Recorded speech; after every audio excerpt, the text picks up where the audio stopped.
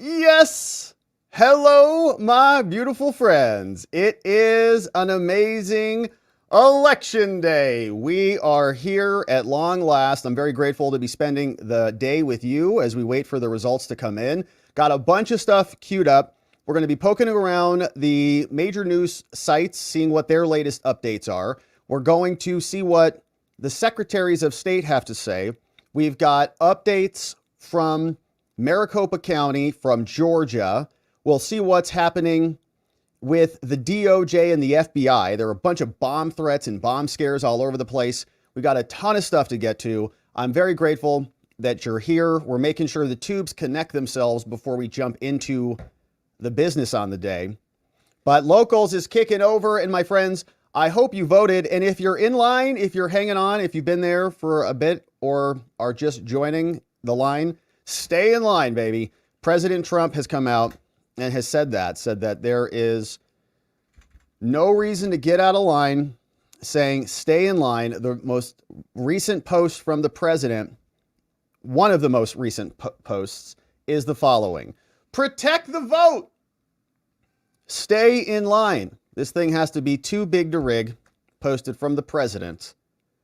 45, hopefully soon to be 47. And so hopefully you're out there, my friends, getting it done. I know you are. We got a bunch of stuff I want to parse through today, and then we'll jump in and we'll just see what these results start looking like. It's 5 o'clock on the East Coast, and the New York Times had an update, as we talked about this morning, on when the polls would close. But here is what they say for 4-minute read, very short read. And so right here, if we're on the East Coast, it is 5 o'clock on the East Coast. In about 48 minutes from now, we'll see some numbers coming in from Indiana and Kentucky. About 2 hours from now, we'll see what's going on in some pretty big states like Georgia, South Carolina, and Virginia. We'll also have New Hampshire's in there, and we'll have a good idea on where this night is going. So about 2 hours from now, we'll start to see some stuff happening, and we're excited about that. So, my friends, we've got other news that's out there. So Kamala Harris, you may have seen this, absolutely hysterical.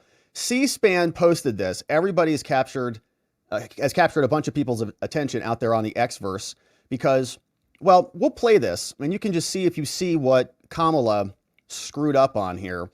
She voted today. We're going to watch her vote. Then we're going to go watch President Trump vote because he just voted in Florida. Then we got some press conferences. There was a bomb scare in D.C., bomb scare in Georgia. The Russians are out there. So we got a bunch of stuff to get to. But here was Kamala voting today.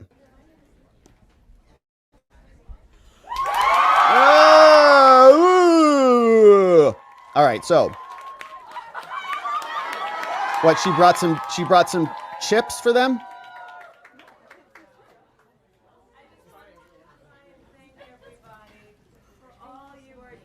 Oh.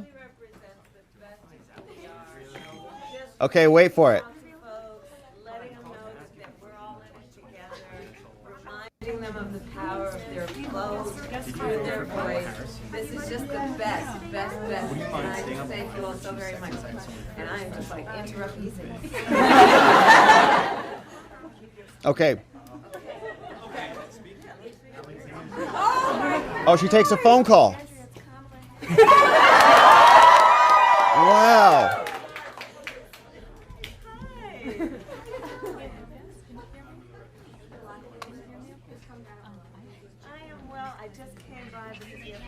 Watch this.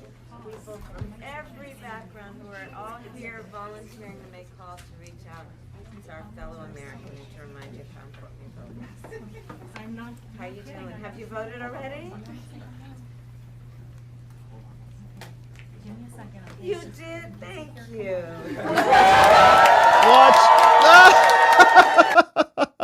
Okay, so there it is. Is she on the phone? I don't think she's on the phone. Hello. It's a camera app. Now, don't you have on an iPhone when you're on a call, doesn't it have, I don't have an iPhone, but when you're on a call, doesn't it have a bar at the top? On the Android, it has a bar on the top that says, you're on the phone. Like, you know, like if you want to return back to the phone call, you click return back to the phone call. So she's not on a call, right? iPhone owners, are you out there? That's an iPhone, right? I think it is. It's got that bar up top. It's a camera. Shouldn't there be a green bar up there? Shows the name or the number. It shows something. Is she on the phone? I don't think so. Is it FaceTime? I don't think so. It looks like a camera app because there's a button there. That definitely looks like a camera app. I don't think it's a FaceTime call. That looks like a camera. She's on a fake call, says everybody. Some people say it's FaceTime. I don't know. I don't have an iPhone, so I don't have an iPhone. Is that a FaceTime or is that a camera? I don't know. Just Rhonda says it's a camera app. All right, here, let's go to the chat. Here you go. It's the camera on the iPhone. We've got Mitch on Facebook. Hey, what's up from Facebook? Says she's got her camera on.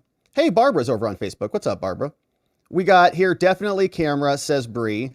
Stephen G says on the phone with her husband, maybe. Maybe she's talking to somebody while she's taking pictures, right? That's what I thought. Maybe she's on the speakerphone. I'm in Kamala's rally. I can't believe it. But wouldn't you see the bar at the top if she switched apps? I don't know. Let's see. Here, Castro Valley says, no, it's not FaceTime. Sir Don Tripp says, no, it's not FaceTime. Okay. Here, Michael Stetson says, that's the camera. No, that's not FaceTime, guys. It's camera. True Neutral says, never mind. It's a camera, but you can still do a call while using the camera. All right. So, yeah, you guys here. I don't know. I don't have an iPhone. I have a MacBook, but I don't have an iPhone. K Bean in the house. I have an iPhone. It's a camera. Was it to her ear, though? Yeah, and if it was a FaceTime, wouldn't you be looking at it like you'd see the person on the other end? Someone says she accidentally swiped the home screen to the camera on her cheek. Yeah, I don't know. She had the phone to her ear for a fake call. Michael Stetson says, no, it's a camera. No, FaceTime would have a small picture, says WV Sniper. Would have a small picture in there, right? So there's Kamala. It's a camera. Oh, that's Kamala. It's just great. Can't zoom in on it any further there, Steve. This is just the raw video. I can't really. That's why we're looking to you guys as the experts. Yeah, it's the photo album in the bottom left, right? That's the photo album right there. And then isn't this where you change the settings? You go to swap it like blurred background or whatever the iPhone settings are. I'm pretty sure it's a camera. All right. Thanks for your help. Thank you so very much. It's so important that everybody participates, and I thank you because I'm sure you got a lot of other things you could be doing, but taking the time to vote really does make a difference. So thank you for that. And you enjoy your day, okay?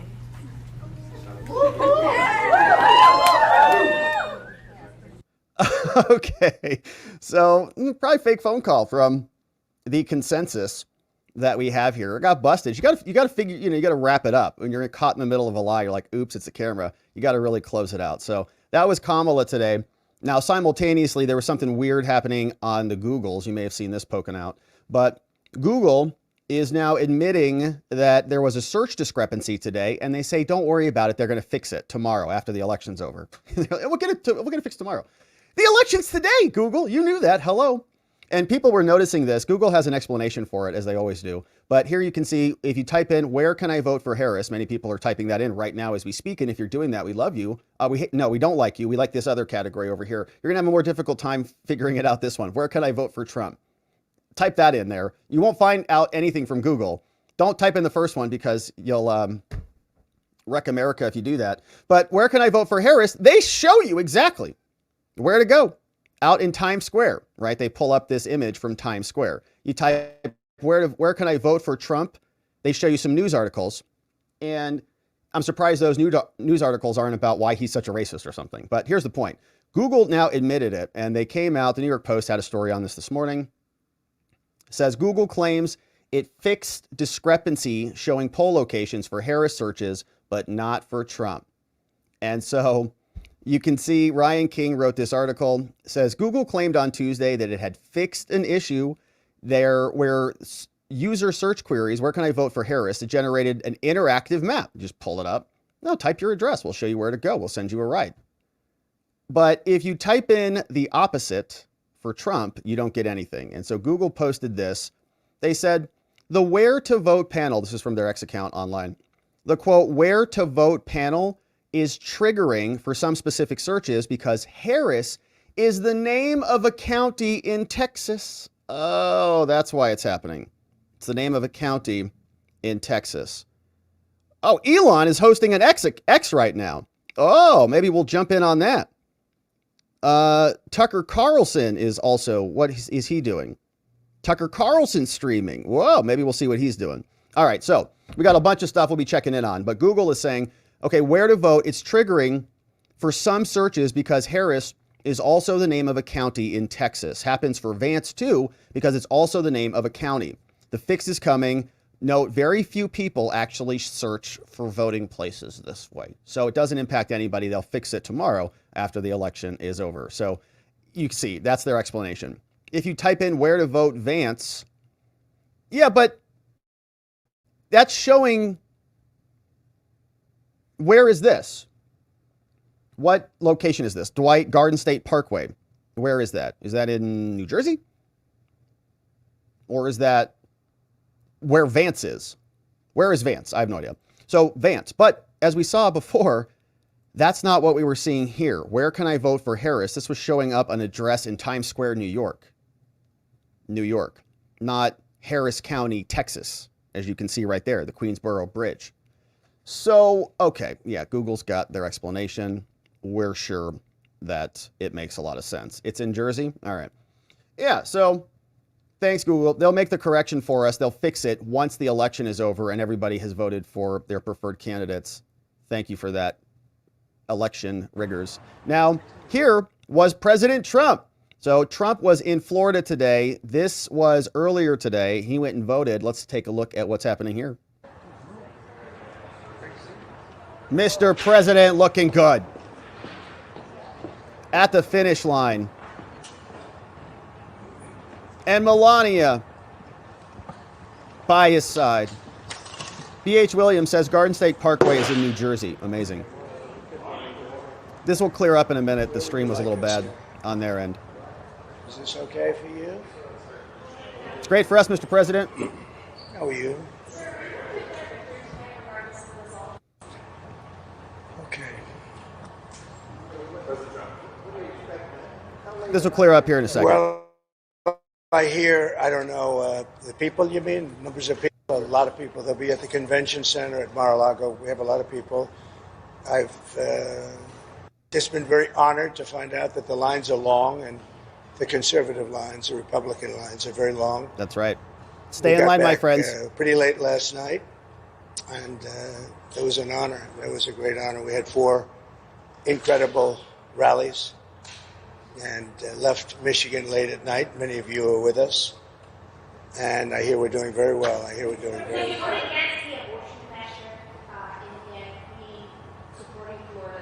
We did a great job in that we brought it back to the states, as you know.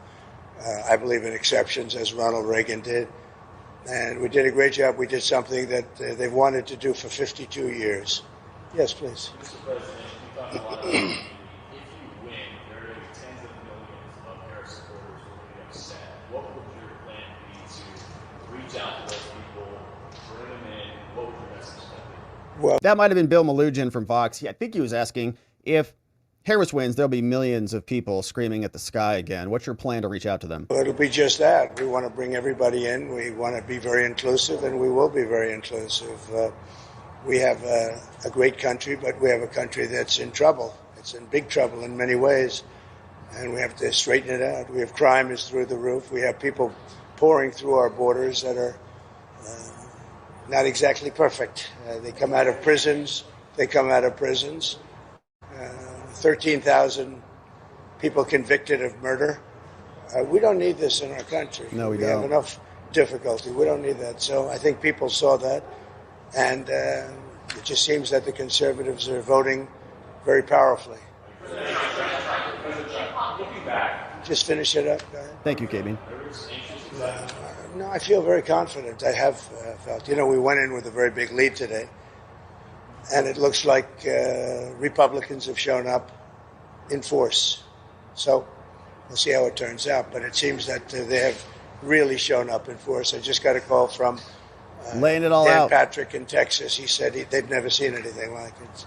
It's been very good. Looking back, is there anything you would do differently about your campaign? Do anything you regret about how you ran this campaign? Look, regrets. You always have regrets. I can't think of any, to be honest, to use her expression. I can't think of any. Look, I ran a great campaign. I think it was maybe the best of the three.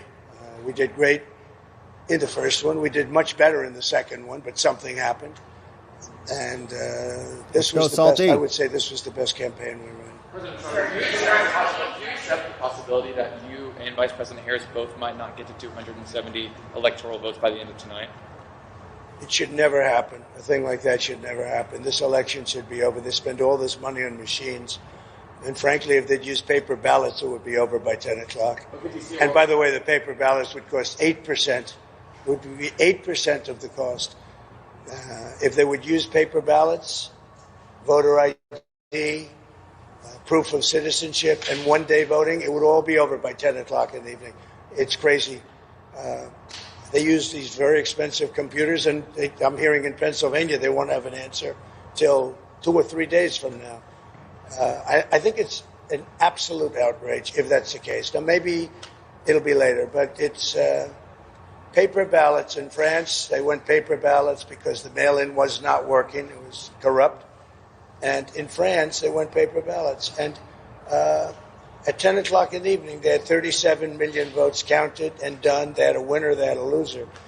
And in this country, I mean, I'm just hearing that in certain states, it's going to be a long time, and it won't even be close. It won't even be that close. They say, I'm going to win the state, but it's going to take a long time to certify it. Could you see a world where you don't declare victory tonight? Yeah, I mean, I'm hearing the same things that you're hearing. I'm hearing states where I'm up by a lot, but they won't have a final number for a long time. What are your plans for the night in terms of watching the results and so forth? So we're going to have a very special group of people, many of whom you know, and they'll be at Mar-a-Lago. In addition, we'll have 4,000 or 5,000 people at the convention center.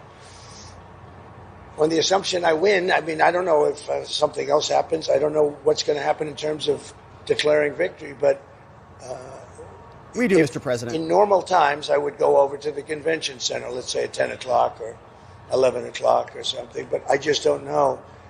It looks like we have a very substantial lead. It looks like we have many more Republicans voting today than Democrats. So if you have a lead and we have a bigger vote, that means you're doing very well. But they have to call a winner. They should. And they should call a winner, yes. Just stop talking about that. Go ahead. Oh, I don't know. I was honored to get Joe Rogan last night. I mean, Definitely. Joe Rogan's a big deal. He's That was a very big. Respected person. And I must tell you, Megan was fantastic. She Yeah, got up and big said time. some things that were really pretty amazing. But before that, I just think we ran a good campaign. I had good policy. We want people to come into our country, but they have to come in legally. You know, we want RFK, strong borders. Elon.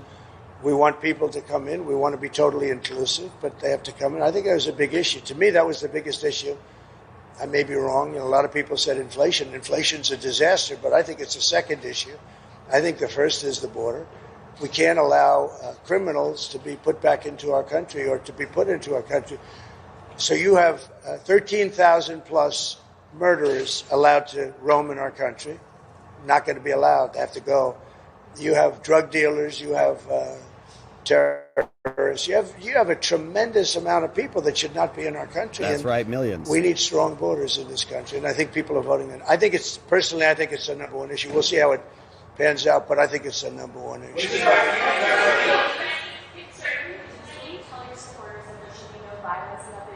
I don't have to tell them that. I don't have to tell. Question: will you tell your supporters not to engage in violence? I don't have to tell.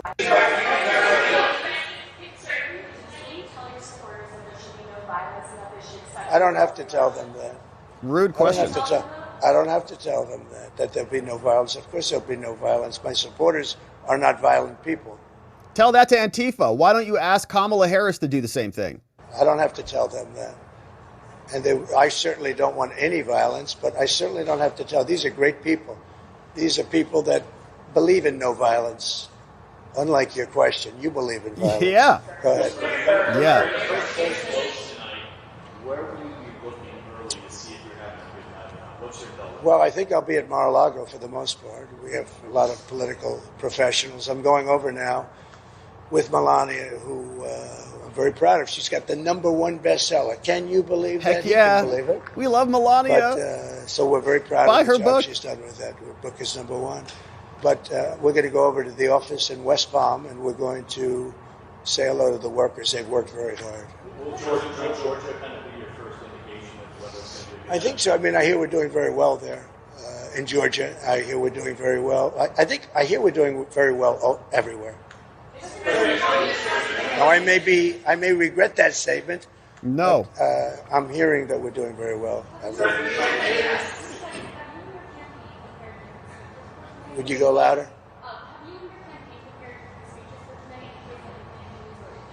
No, I haven't prepared a speech. No, I did speeches last night, all day long, all night long.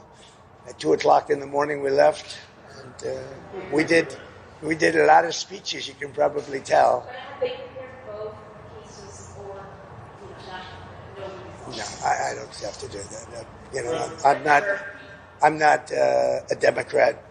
I'm able to make a speech on pretty quick notice. If I win, I know what I'm going to say, and I don't even want to think about the losing part. That's I would right. like to tell all of the people that are online to stay online. Let's go, my friends, if we you're have there. tremendous Republican lines, and I've been asked actually to say it. It takes a while. I'd like to just make the statement that I'd like the Republicans to stay online. Democrats, if they'd like, they can leave. Yeah, but I'd like the it's Republicans late for them. to stay online. additional pressure today, given criminal cases against you that would proceed if you lost or go away from one? I have no pressure whatsoever. I'm winning big cases. Those cases are all being won. The biggest case was the Florida case, and it's been won. I appreciate your nice question. Asked about his criminal cases. Is that putting any pressure on you to make any decisions here, or are you nervous about those? No pressure whatsoever. No pressure. For 9 years. Regardless of what happens tonight, is this your last campaign? Are you done after this? Yeah, I would think so. I would think so. How do you feel about it? Sad How do you feel? and very fulfilled. I think we're going to have a very big victory today. Mrs. How are you feeling? Very good, thank you. Thank you. You win, sir, if you win, do you have a plan in place to start naming staff and cabinet officers? We're already a transition team, but I don't like talking about that until I find out how we do. I mean, So how does the sort of threats from Iran and sort of assassination attempts sort of shape your thinking on stuff, right? well, it doesn't. Look, we're not looking to do damage to Iran, but they can't have a nuclear weapon. So, my terms are very easy. They can't have a nuclear weapon. I'd like them to be a very successful country, but they just can't have a nuclear weapon. Does it change the way you live? All the threats? Well, I think Secret Service has been a little bit tougher, to put it mildly. I see more machine guns than I've ever seen in my life.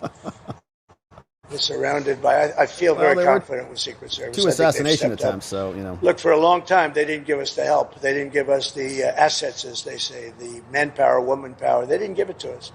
And we'd have rallies. You saw the rallies, 50, 60,000 people. And I'd have less people than Joe Biden, who had 5 people show up. And I'd have 55,000 people show up, and I had fewer people than him.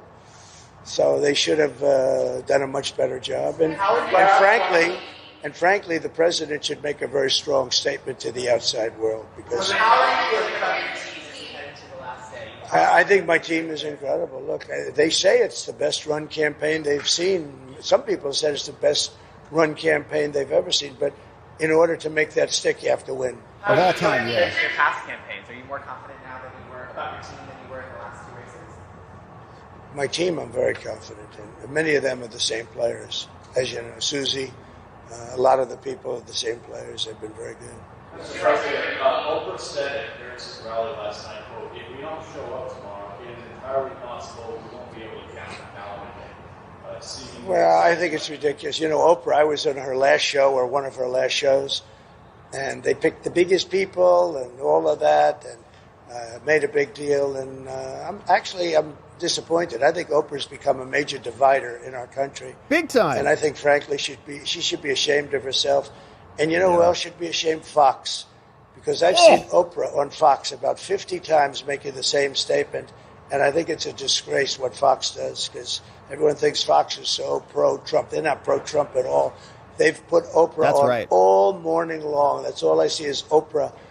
And, I do Oprah very well. She's been in Mar-a-Lago many times. Roger King had his funeral. That's the head of King World, which was Oprah's mentor. And Oprah chose the location. She said, Mar-a-Lago is the most beautiful place. Would it be possible to have Roger's funeral at Mar-a-Lago in the ballroom? We did it. The only time I've ever had a funeral there. And I think Oprah should be ashamed of herself to say that. She should be ashamed. She knows me. She wanted to run with me as a vice president. She was going to be the vice president. She wrote me a letter. It's in the book. Why does that happen? And now she goes and makes statements like that. She's a divider. What happened? And Barack Hussein Obama is a divider too. There are people who are concerned that you didn't concede the election in 2020 when you lost. They're concerned that if you lost this election, you wouldn't concede again. What do you say to those people? I think they're crazy. If I lose an election, if it's a fair election, I'd be the first one to acknowledge it. And I think so far, I think it's been fair. I think there's been a lot of court cases. Both sides are lawyered up. Break at 4 a.m. Thousands of lawyers are involved. Thousands. Can you imagine? And part of that is because we have too complicated a process. If we had a piece of paper, watermarked, you know that paper is more sophisticated now than computers. It's watermarked paper. You cannot. It's physical. It's in the real world. It's unbelievable. Everything else is changeable. There's nothing you can do to cheat, and it costs you practically nothing to run. Think of it. We spend hundreds of millions and billions of dollars on these campaigns. You could do it for 8% of the cost and have accuracy, and we wouldn't have to be worried about when is Pennsylvania going to win. Man, always thinking about costs. It's really a shame. Last question.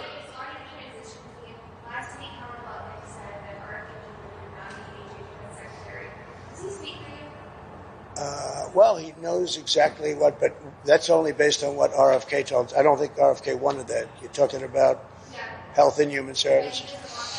Let me tell you, he's a great guy, RFK, and he's going to do pretty much what he wants as far as I'm concerned. He wants health for women, for men, for children, and I happen to agree with a lot of the things he says. The one thing I told him, and I've told you in speeches for the last 2 weeks. No oil. We got to keep them away from the liquid gold, because the liquid gold, we have more than any of it. It's called oil and gas.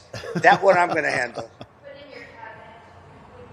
Well, I'd be honored to have him. Now, I haven't spoken to Howard about that, but look, if you think of it, he came in third, in running for president, right? He ran a very good race. He had obstacles. The Democrats just really unfairly put obstacles up. And hence, Kennedy left the Democrat Party for the Republicans. Now, he's a very smart guy. He's a very caring guy. He's very popular, too. We get up and introduce him. The place goes wild. No, we love having him. And you know who else we love having? Elon. He's been great. And everybody. Look, everybody. Getting Joe Rogan last night. Heck yeah. And Megyn Kelly. We just have... Unifying America. Inclusive. This is a movement. This is the greatest political movement in the history of our country. And even you people, and this is in Florida. He voted today in Florida. But it's the greatest movement in the history of our country, and I've made that statement 1,000 times. It has never been challenged. It is the greatest movement, and we're going to make America great again. Thank you all very much. Thank you. Thank you. Nice to see you.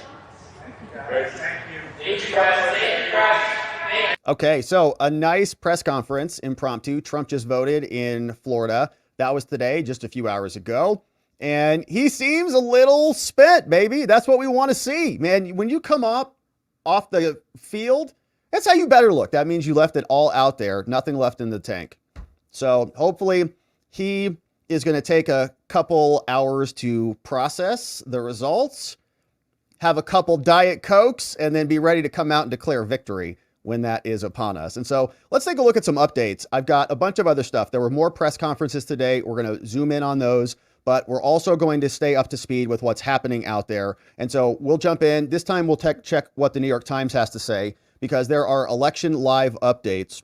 saying voters are deciding a close race between Trump and Harris. Updates as of 7 minutes ago. Says the absentee ballot return rate in Pennsylvania just ticked over 85%, bringing it roughly in line with the same return rate as 2020.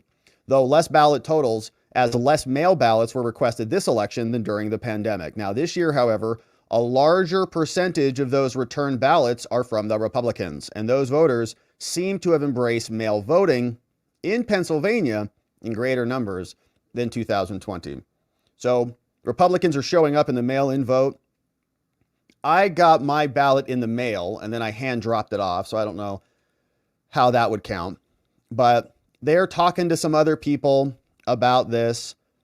They say, for the first time in recent memory, Mayor Eric Adams explicitly named Kamala as his candidate. Okay. Now they say, well, a vast majority of polling places have had a few problems so far. Only a handful of locations have extended voting hours because they opened late or had equipment issues. Okay, we've got some battleground delays, several of them, Pennsylvania, North Carolina, Georgia. We've got bomb threats in Georgia and in Arizona, in Navajo County and elsewhere. So we'll start going through some of this. But yeah, Pennsylvania, they extended Cambria County, which my understanding is it's a pretty red county. So that's going to be extended because they had some problems. So they'll be going there until 10 p.m. tonight. So a court order has extended the polling place in Cambria, and that will be good news for those people who weren't able to vote. Says another judge issues an order in Cobb County. Okay, so in Georgia, we also see this. Judge orders 2 Cobb County precincts to stay open past 7. So not the whole county, just 2 precincts that had problems, right? So their printer problems, whatever, those 2 will be extended out. So Cobb County, we got this one from Emily Cochran, says polls won't close for a while here in North Carolina, but there's already a line of reporters looking to talk to people about some of this. And so I did have some fun clips of some man on the street stuff, and people were very hesitant to talk about who they were voting for. Let me see if I have some of these I can grab real quickly. Out on the streets, we had, what did I do with these? I got so many tabs open, my friends. Bear with me. So many of them. But here was one man on the street conversation, or at least a report about this. Trump, or they had voted for Trump. However, there were many who said that they were planning to vote for Trump, or they had voted for Trump. However, when it came to sharing their views on camera, they didn't want to. One woman saying that she worked in the Army, her coworkers assume she's voting Democrat. She didn't want to be on television saying that she was voting otherwise. Another woman saying she just didn't want her neighbors and friends to know that she had decided to vote Trump. There were many. Oh, so they just don't want to out themselves as being Trump supporters, because there might be consequences for such a betrayal of the expected outcome. This was from Fox earlier today. So they were in the swing state of Georgia, and Charlie Kirk clipped this for us, his crew. So for me, for someone who is about to graduate next year, for me, it's the economy and immigration. I have tons of friends who are still unemployed, who have not landed a job a year later after graduation. One of the things I'm concerned about is how much taxes am I going to be paying next year? What? Listed in the Democratic plan. I mean, what am I going to be paying next year? What about you, sir? The same thing, economy and immigration. Immigration's a record high right now. Our economy is totally in the garbage. It's just everyone's living paycheck to paycheck, no matter how much you make, and it's just crazy. It's absurd. Did you worry about buying your first house? Oh, I'm really afraid that I'll never be able to buy a house if the economy keeps going the way it is. Yeah, because they need those houses for illegal aliens, obviously, so you don't get one. So here's another man on the street conversation. This guy was from MSNBC, running around the polls. I think he was in Pennsylvania or Philly. Let's see. What brings you out today? What's your name? I'm Krista. Philly. I just want to contribure. Hopefully make a difference. You make up your mind? You got an hour and a half to do so if you haven't yet. Yeah, I'm still thinking. Are you really? Who are you voting for? I really don't know yet. Oh, stop it. I don't know. All right, everybody's got the right to privacy, and I'm going to give you yours. Nice to meet you. Thank you very much. Trump She's voting for Trump. Wouldn't say either if somebody put a microphone in my face in line, guys. I doubt that, actually. If you were not, I think you take the mic and I think you give them all your thoughts. Hey, AJ. Maybe they want to say. You guys want to say who you're voting for? No. See, I told you.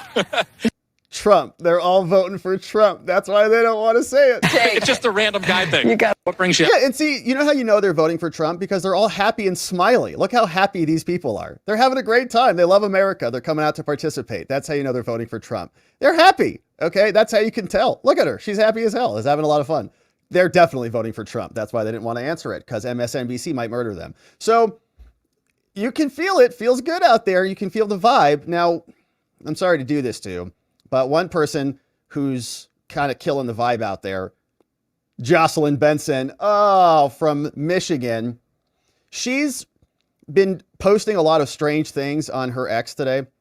And she's the secretary who, in my opinion, is one of the biggest cheaters of all time. All-time gold medalist for cheating is Jocelyn Benson, maybe at the top. And she put out this book, The Purposeful Warrior, standing up for what's right when the stakes are high. Okay, Jocelyn. All right. So here's what she wrote as the Secretary of State. She's got a bunch of stuff. She just posted this interesting news. Turnout is off the charts all across Michigan. She says, that's it. That's the tweet. Thanking Maria Shriver, who's voting for Kamala Harris. So Jocelyn Benson, the referee, the scoreboard keeper of the election in Michigan, is just totally in love with Kamala Harris, loves Maria Shriver. All right. Now, the Michigan Department of State was also posting some stuff. And unfortunately, Jocelyn Benson was also out there today, and she was getting her groove on. She posted this as, it's a party at the polls today. The spirits are high. We're having a great time as we celebrate democracy, as she repeatedly tries to manipulate their election procedures manual, their rule book, in order to make the votes go her way. All right, so here it is. Here's Jocelyn Benson dancing out there. I wish that more people would have seen this like a week ago, because then we would have won Michigan by 50 points. As you can tell. All right, so she's out there. Everybody else who's having a good time is like, who is this weird person who just showed up and started dancing with us? This is weird. All right. This makes me think we might win Michigan tonight, because she's out dancing. You know, it's kind of one of those things. It's like, what are you doing? You're coping a little bit too hard out there. It's like, I don't care. I'm so carefree. I'm not mad that we're going to lose the election. I'm not mad. I'm just going to go dancing. All right, we'll see. We'll see what happens. I could be wrong. We got Dana Nessel. She's the attorney general over there. And there are these bomb threats and notices that we're going to get to from the DC police. The FBI had a notice here coming up. And now Dana Nessel, she's also the attorney general from Michigan, BFFs with Jocelyn Benson and Big Gretch Rona, who colluded to throw innocent men in prison for the Whitmer kidnapping hoax. Anyways, here she is talking about what's going on there. We knew that there was going to be election misinformation and disinformation. And that's unfortunate, but it's an effort to scare people away from exercising their fundamental right to vote. And what I'm asking our citizens to do is this. First of all, don't share misinformation or disinformation. If you see something like that, make sure it's coming from a verified source. Who, like Jocelyn? Don't be deterred from casting your vote. A lot of us have worked very hard for, as you noted, a long time to make sure that people were going to be safe, both in the process of casting their ballot, counting their votes, and making sure that, the will of the people is heard. So it's important that people not fall for efforts to deter them from voting. Because any threat that has been called in has been checked out. It has been safe. Police are, out in the city and throughout the area making sure that everybody has an opportunity to vote safely. Having said all of that, though, we have heard about some election misinformation that's been coming out, correct? What? Yeah, for instance, we've been seeing some text messages that allegedly are coming from campaigns telling people to cast their ballot tomorrow. Right. Can't vote tomorrow. It's too late. Election Okay, day is well, who today. did that? Polls close at 8 p.m. Although if you are in line at 8 p.m., you'll still have to be allowed to cast your ballot. Who did that? Who sent Thank you those? for your time today and for the work that your team and the Secretary of State's team has been doing to get us to this point. We appreciate it very much. All right, so that's Dana from Michigan. So already issuing some alerts out there. This is also what we're talking about in Michigan. Dave Bondi posted this, says, Ann Arbor, Michigan man was arrested after threatening to carry out a shooting attack against Christians if Trump wins the election. Ann Arbor man in Michigan charged with making an online threat. Are they going to gag Jocelyn Benson now over this for her nasty statements about Trump and dangerous to democracy and all that? Maybe she should be gagged permanently. Legally is what I'm talking about. An Ann Arbor, Michigan man was charged in a federal criminal complaint today with sending a threatening communication, announced the U.S. attorney from the DOJ. Well, that's surprising. ISON was joined in the announcement by Chevrolet Gibson, special agent in charge, Chevy Voriea, wow, of the FBI from Detroit. Now, they charged was Isaac Sissel, age 25, currently staying in Ann Arbor. Let's what he said. See what he says. According to court records, on November 2nd, a few days ago, the FBI National Threat Operations Center in West Virginia received an anonymous online threatening submission. Wow. This guy sent a threat to the FBI? Wow. That was, talk about, what's it called? Darwin? Yeah. The threat read in part, he sent this to an FBI. He says, quote, I shall carry out an attack against conservative Christian filth in the event Trump wins the election. Wow. I have stolen an AR-15 and a target I refuse to name so I can continue to get away with my plans. Without a specific victim or ability to find the place I hid the gun, there's not a thing the FBI can do until I complete the attack. They're like, wrong. Wrong. No. Sissel was arrested by the FBI this morning and will be making an appearance in federal court this afternoon. The Detroit field office is investigating the case. All right. Now, was this a real threat? Probably not. Is this person probably unwell mentally? Yeah, probably. Most of these things are like that, but the FBI will make a big deal out of it. And of course, I don't want him to do that or to do any of these things, but is he likely going to do that? I doubt it. But here's the point. People are unwell. People make statements about certain things. And I joke about Dana Nessel and Big Gretch Rona and Jocelyn Benson, but they're the people who say when this stuff happens, that all conservatives need to be silenced, right? And Elon needs to ban everybody when something like this happens the opposite way. They say, hey, somebody made a nasty statement against Big Fannie Willis. Cancel everything. Eliminate the First Amendment. Shut everything down. Right? There are just unwell people who send bad statements and the FBI investigates and they do their due diligence. So how about we just have our free speech? Just leave us the hell alone. There are sick people out there in the world. It's the law of big numbers and it's going to be dealt with. So good news that apparently he just told the FBI about his attack before he was going to do that. It's good for everybody. So they got to take care of it. Now, elsewhere, we've got other updates, including out of DC. But before we go to DC, let's just see what else we had over here. 2 new updates from the Times. Let's see what these are. 1 minute ago, a campaign official for Mark Robinson, and he's running for governor, right? The Republican governor nominee whose campaign was upended by some comments on a site somewhere. The biggest thing is going to be sort of the breakdown of urban versus rural, said the consultant. And now we'll wait for that one too. Control of the U.S. House of Representatives is also up for grabs. Here's how many seats each party needs to win for a majority. Toss-ups, we got 22. Lean Republican are 8. Lean Democrat are 13. Republicans must win 18 to maintain control. And Democrats must win 26 to gain the majority in the House. So that's the latest over there. Let's see what Politico is reporting for us today. If we can get our live updates here. Oh, the Russians.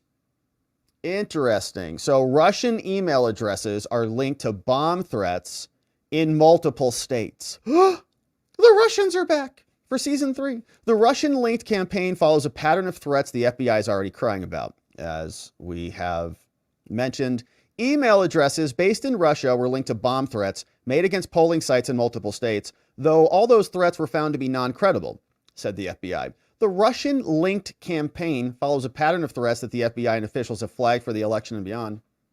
Russia's pattern so far has been to sow fear and chaos, but officials say The election process itself is secure.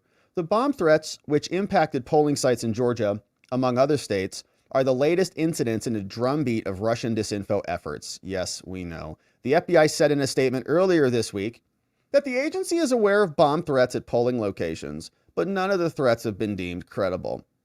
Now, we want to know, it's just an email? Because last time they told us it was a Yoda phone. Remember the cell phones? We will continue to work closely with our state and local partners. Now, while the FBI did not comment on which states it was tracking, Georgia's secretary came out. I think I have his queued up. 2 sites in Fulton County were closed for 30 minutes and investigated and reopened. He said, we've identified the source. It's Russia. Michigan may also have been targeted. Jocelyn Benson told CNN that they got bomb threats earlier this week. Unclear on what those came from. And the FBI came out with a joint statement from the FBI, CSUB, and the DNI. Oh, and we have a Georgia update. So apparently a federal judge denied the Georgia Republicans. Okay, we'll come back on that. Let me see if I can find the filing on that. We'll take a look there. But talking about these bomb threats, we had an arrest as well. And we also have Georgia Secretary of State Brad Raffensperger. He came out. He gave a press conference. So this is from the state of Georgia just about an hour or 2 hours ago, from the Georgia website. Oh, no, this is from the Times and Sunday Times.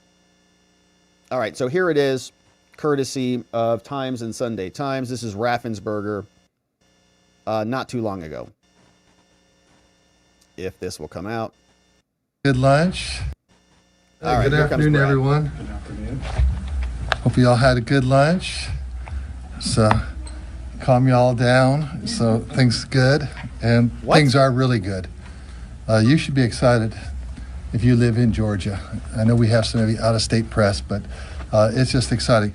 Really, the big news today is we have over 700,000 Georgians who have already voted today. Just kind of prorate that out to the rest of the day. That'd be over 1.1 million, which gets us to probably right now 5,150,000. Now, we don't know if that trend will continue. We don't know if it'll actually come up a little bit. People get off work today. But that's really what the big news should be. Now, I'm not telling you what to print or write. That's your job. But I think that's pretty darn awesome. Then we have a few things that happen you just can't, explain. And one of them, you're in the weeds, but in Peach County this morning, it was a little cold down there. So someone plugged in the space heater that was also serving the county EMS for the election management system. Uh-oh. And so it fried that. So it was replaced this morning. So those are the kind of things you just kind of don't expect. But it's getting very cold minor out. issue. And another really minor issue that so far 2 precincts in Cobb, had a late opening for about 30 minutes each. So they'll extend those. But what's really interesting is that today a lot of people call our call center. So far we've had 1,374 calls on our call center, and they were answered an average of 16 seconds. And the oldest was about 42 seconds. So really responsive, getting back to people, answering their questions. What do they do? Where do they go? Things like that. And then we've actually even gotten some great feedback. Already 40 emails. Instead of being dog-cussed, 40 emails telling us they had a great experience. We want everyone in Georgia to know that I've led on making sure that we lead the nation on having fast, secure, and accurate elections. And when you say fast, so much of that is about the voter experience, the customer, which is the voter today. And we're just really grateful we're getting feedback, but we're so grateful that we're having a check-in time right now under a minute. And we're having line time 2 to 3 minutes. So in 4 minutes or less, average, people are voting in Georgia. And we think that's good news too. So we have a lot to be proud of, and that's what you all have to be proud of, that you live in a great state. Now, I talked a little bit earlier about that Russian hoax and that bomb scare. And I just want to make sure everyone understands this, that Georgia's not going to be intimidated. The Russia has just decided they picked on the wrong Georgia. They need to pick on the other one in the Black Sea, because we're not going to be intimidated. But we're just excited about where we are right now. I didn't know if anyone had any questions. You talked about some precincts in Cobb County that'll be held open late. Are you aware of others? And also Cobb County said equipment issues were the reason for it. I don't know what equipment issues those are. Do you know? No, it wasn't issues. It was just little things. Sometimes people forget keys. Sometimes they don't bring the power cord or connection, things like that. But it's just minor issues. But it's just 2 in Cobb. And there's a few other precincts where they had some of those bomb, the calls for the bomb scares. Sometimes most of the precincts, they just kept on voting. But in a few areas, they just paused while they did a check. And so like a 30-minute, 40-minute kind of wait for there. Not very many. So I think we're right now looking at less than a dozen across the entire state, out of 2,325, I believe it is. So it's, but it's just one of those inconveniences. But, I've said my piece. Obviously, you can see I'm pro-Georgia. Good. And that Peach County issue, will that cause any delays or does it affect voters at all? No, not at all. Didn't affect them at all. Looks like you have large numbers voting early. These day of numbers are going to be a lot smaller. Do you have an idea, with those early votes, we're going to get a lot of numbers really soon. Talk about that and how we're going to see a lot of the results of this election you're hoping pretty early. Absolutely. With SB 189 that we just passed this session, all the early votes that we have for the early voting in person and all the absentees that have come in early and have been accepted, all that has to be uploaded 1 hour after the polls close. And you think about that, that's probably 65% of the total votes, maybe even 70%. That's going to be uploaded. Everyone in Georgia is going to see that. In fact, everyone in the country can see that. So you get a good idea of where this race is going. But I think that's going to build trust in people, confidence, and then kind of see how their team's doing. But then the other balance that's happening today, that's going to come in with continuous feedbacks and uploads from the counties. So we'll be seeing that, and it won't just be a big number here and a big number there. It's going to happen throughout the night. And like I said, we have this all done before the night is out. What are the most common questions, complaints that are coming into the call center today? Really just location. What about this? How do I, where do I find, like my voter page, mvp.sos.ga. You can find out where you're supposed to vote and then just make sure that you go to the right location. Yes. A colleague of mine heard that 2 polling sites in Gwinnett County might have been evacuated because of a bomb threat. Yeah. Is that true, and is it part of the Russia? It's part of the Russian hoax, yes. So do you have a total number of polling places that have been affected by this? By the Russian hoax? Yeah, I could add it up and we'll get that out to you. Okay. Will those Gwinnett County polling places stay open late? Yeah, whenever we have a delay, even if it's like at 7 a.m. we don't start, but whenever you have a delay, an interruption like that, then it's extended by the time of the interruption, and that's just standard, procedure. I know you talked about the Russian interference, the don't mess with Georgia. When it comes to that message that you have for people tonight, as we continue to see some of these hoaxes and non-credible threats come in, what's that message? Well, I would tell everyone, just check with our office. We have a social media presence, and we're going to shoot you straight, give you the facts, and we get it out there as quick as we can. Because we understand how polarized America is, and we know how sometimes people want to take advantage of that, and a lot of that is foreign state actors that don't have our best. No, a lot of this is from our you guys. best outcome in their hearts. And they how badly you run your election mess with each system. other and not get along with each other. But at the end of the day, we are United States of America. Never lose sight of that. Oh, Thank you so gosh. much. Sounds like Talk Joe to you in an hour. Biden. Thank you, sir. For 2. All right. All right, so that's Brad Raffensperger, the Secretary of State of Georgia. Not much from him other than Russia, Russia, Russia again.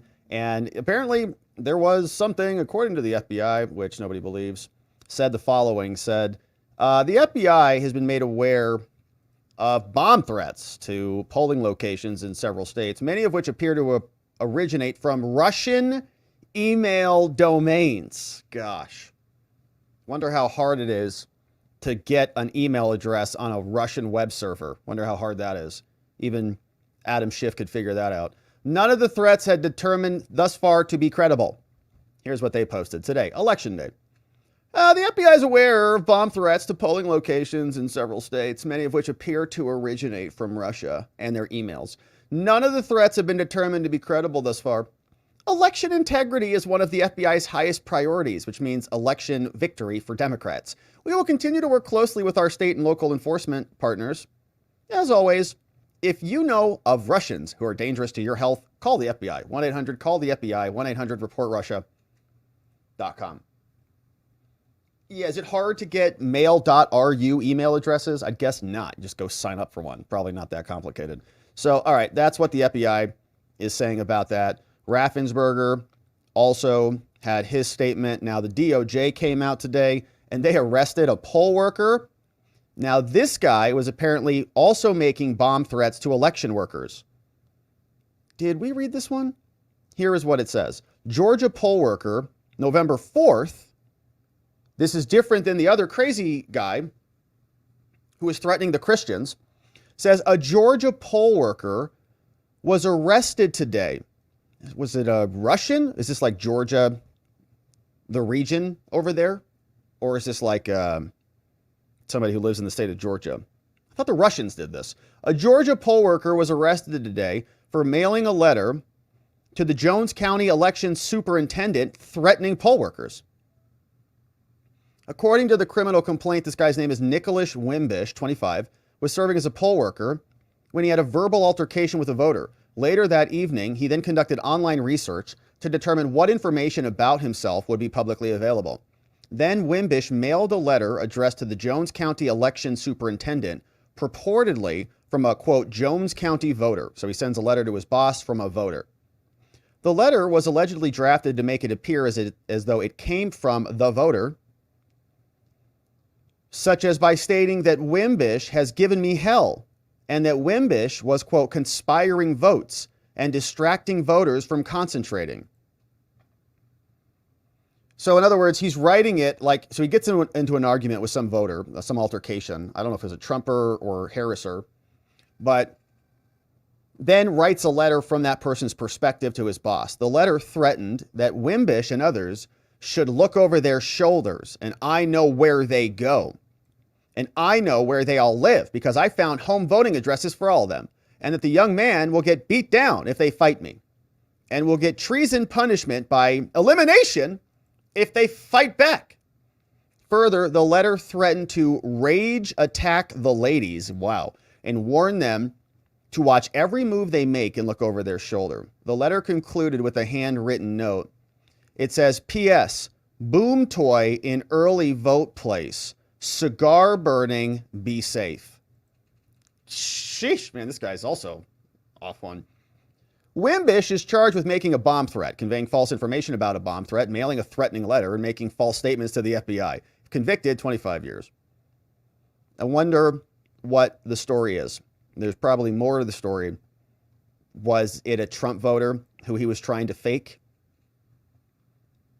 I don't know.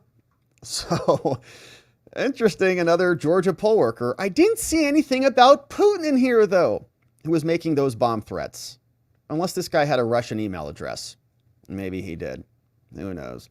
All right, so that's happening in Georgia. We've also got some updates out of Arizona, which we'll come back to. But since we're on this bomb threat stuff, there was also a man arrested today in D.C. for apparently showing up covered in accelerant like gasoline and also armed with a flare gun. So they arrested this dude. This is Thomas Manger, same guy who came in after January 6th. And approached the screening area. He was directed to put his coat and his backpack down for screening.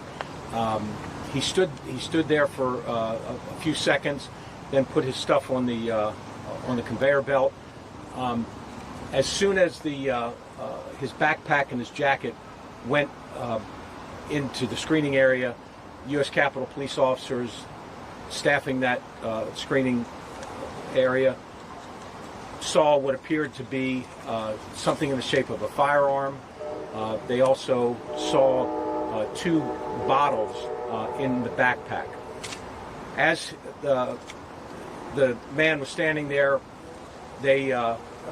one of the officers noticed a faint odor of gasoline, and when they pulled the backpack off the conveyor belt, they noticed a much stronger scent of gasoline. At that point, the subject was detained. He was placed under arrest.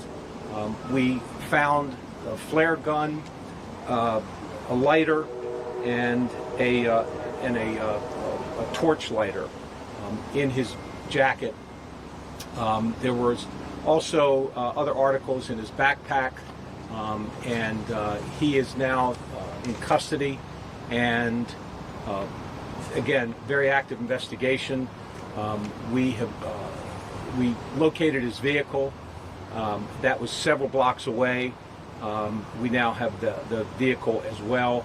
And again, ongoing investigation. Happy to answer any questions you have. It's my understanding that he had a manifesto that was anti-government and had maybe some pro-Palestinian or anti-Israel manifestations in Interesting. That. He driven all night from Michigan. Is that accurate? What can you elaborate?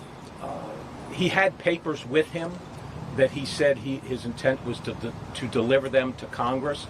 We're still going through all of those papers. It's quite a bit, and we are trying to determine where, in fact, he did come from. And again, active investigation. So there's a lot of follow-up. When we get that information, there'll be additional follow-up. Chief, you said there were what appears to be two bottles in the backpack. Do you know what those bottles are or what they contain yet? So we believe that it was some sort of accelerant. It could have been gasoline, some sort of accelerant. Yikes. I've heard a couple of different things about what may have been in the bottles. And it appeared that at least one of the bottles was leaking, and that's why the backpack smelled so strongly. So we're still trying. I don't know what exactly was in. We believe it's either gasoline or some other accelerant. Did you also say what his demeanor was like when he was asked to put his items down and go through the screen? He was very compliant. Watching the video as he approached the Capitol Visitor Center, he was walking fairly slowly, looking around. When he walked into the CBC, he's observed looking around, looking up, looking to the left, to the right. And it was actually then that one of the officers came up and said, "Sir, you need to put your stuff on the machine." And he hesitated for a moment. The officer told him again. That's when he got closer to the screening area and put his stuff on the conveyor belt. Has he told officers what his intent was? He made a few statements to the officers, but he's being interviewed now by the investigators, and so we haven't gotten the results of that interview yet. Chief, the Capitol Visitor Center was closed to anybody coming in, but I talked to a number of people who were already inside who had no idea what was going on outside. What was the thinking of allowing the people who were already in there to remain in there as opposed to maybe evacuating? Well, he was in custody, and we had Can't let himself on fire there. So we closed the visitor center after he came in, and we determined what we had, so no one else could come in. The people that were inside the visitor center were further inside the visitor center, and were not in any danger. All right, so interesting. Looks like it might have been a Free Gaza, pro-Palestine person over from Michigan who made his way in. Might have lit himself on fire. Cops stopped that from happening, which of course is good news. So FBI's talking about it.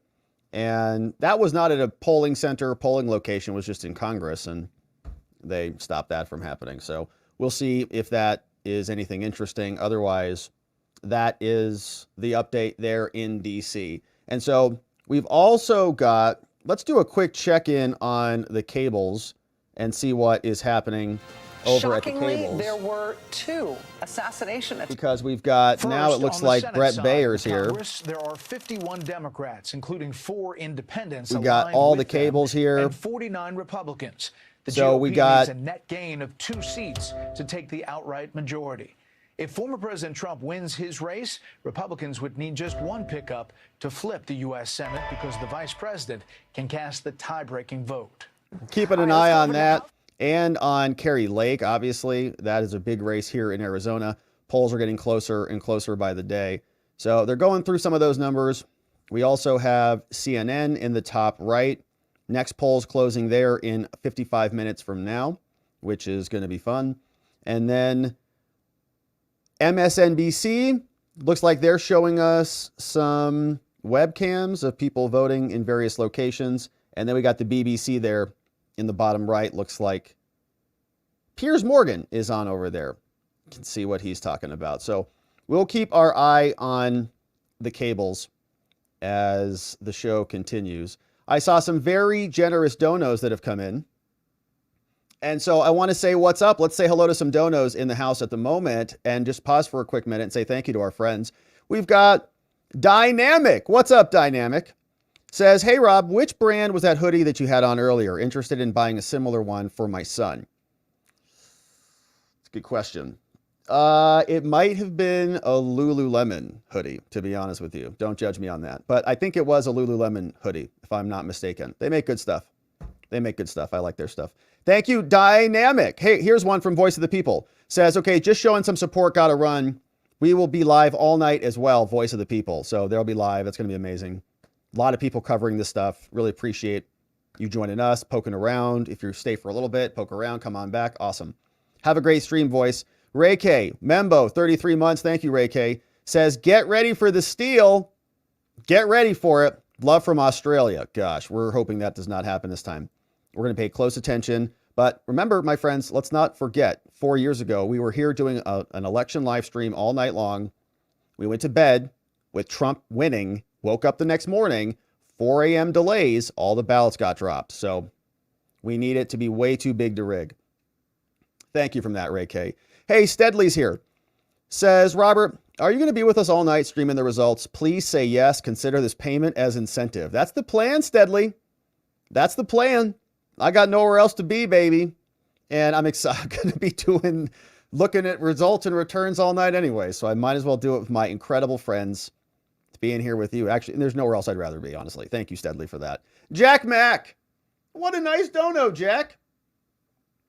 Very nice. Says Election Day dono, baby. It's a special day. Good luck to Trump and his team tonight. Happy to have taken this journey with you, Rob, and Watcher fam. Amazing, Jack. Yeah, we've been through a lot together. A lot. Says, hoping Michigan doesn't let y'all down. Jocelyn Benson is not my people. So Jack Mack is in Michigan. Got her vote in, did her part. Amazing stuff. And thank you for that one. Jack Mack, really generous, really grateful to have you as a member in our community. You're awesome. Well, thank you, Jack. Hey, Spuds is here. Says, my mom has gone downhill due to her Alzheimer's. Any well wishes or prayers are greatly appreciated. We'll send them over to Spuds' mama in the house. Prayers for Mama Spuds and the Spuds household. Thank you, Spuds, for being here, for saying that out. A lot of powerful people out there in this audience, so they'll send some love her way. One old guy's opinions says, Maria Shriver got Arnie's testicles in the divorce, which is why he is a girly man now. Kamala's candidacy is illegitimate and undemocratic. Hey, Sheila Poo, bringing in 10 membos. We'll say hello to those membos here in a second. Thank you, Sheila Poo, for bringing in 10 membos. Very nice of you doing that. The Frog Feeder is here. Says, Rob, can you monitor the Schiff Garvey election also tonight? That's a very important one. Yeah, we'll keep our eyes on that. And I think the New York Times and others will also come in. And we've got some polls. Yeah, so here are some polls close. First polls close as an anxious nation awaits, they say, over on the New York Times. Says, at Villanova University, the wait to vote is more than 2 hours in Pennsylvania. 2 hours to vote. Officials have fought to get a polling site on campus this year, and more than 1,200 votes have been voted there so far. On X Spaces, Elon just confirmed. He said, our reporting party says, I'm heading to Mar-a-Lago tonight. I just voted. Now I'm headed to Florida. I'll be there with President Trump, JD, and a bunch of other cool people. Maricopa County in Arizona is in the process of counting early voting ballots at their election center in Phoenix, which is right down the street from me. The center was fortified with steel fences and barbed wire after being the target of unrest in 2020. Election officials could be seen counting and adjudicating the ballots while party officials walk the aisles and observe the votes. The first batch of results are expected to be released 8 p.m. local time after polls close at 7 p.m. So about 4 hours from now.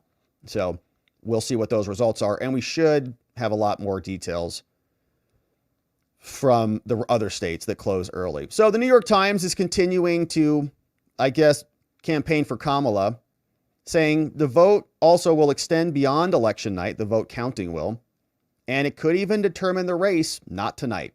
Even in states that count their ballots quickly, if the race is close, it might be days, they say, before a winner can be projected. Don't you do it. Don't do it.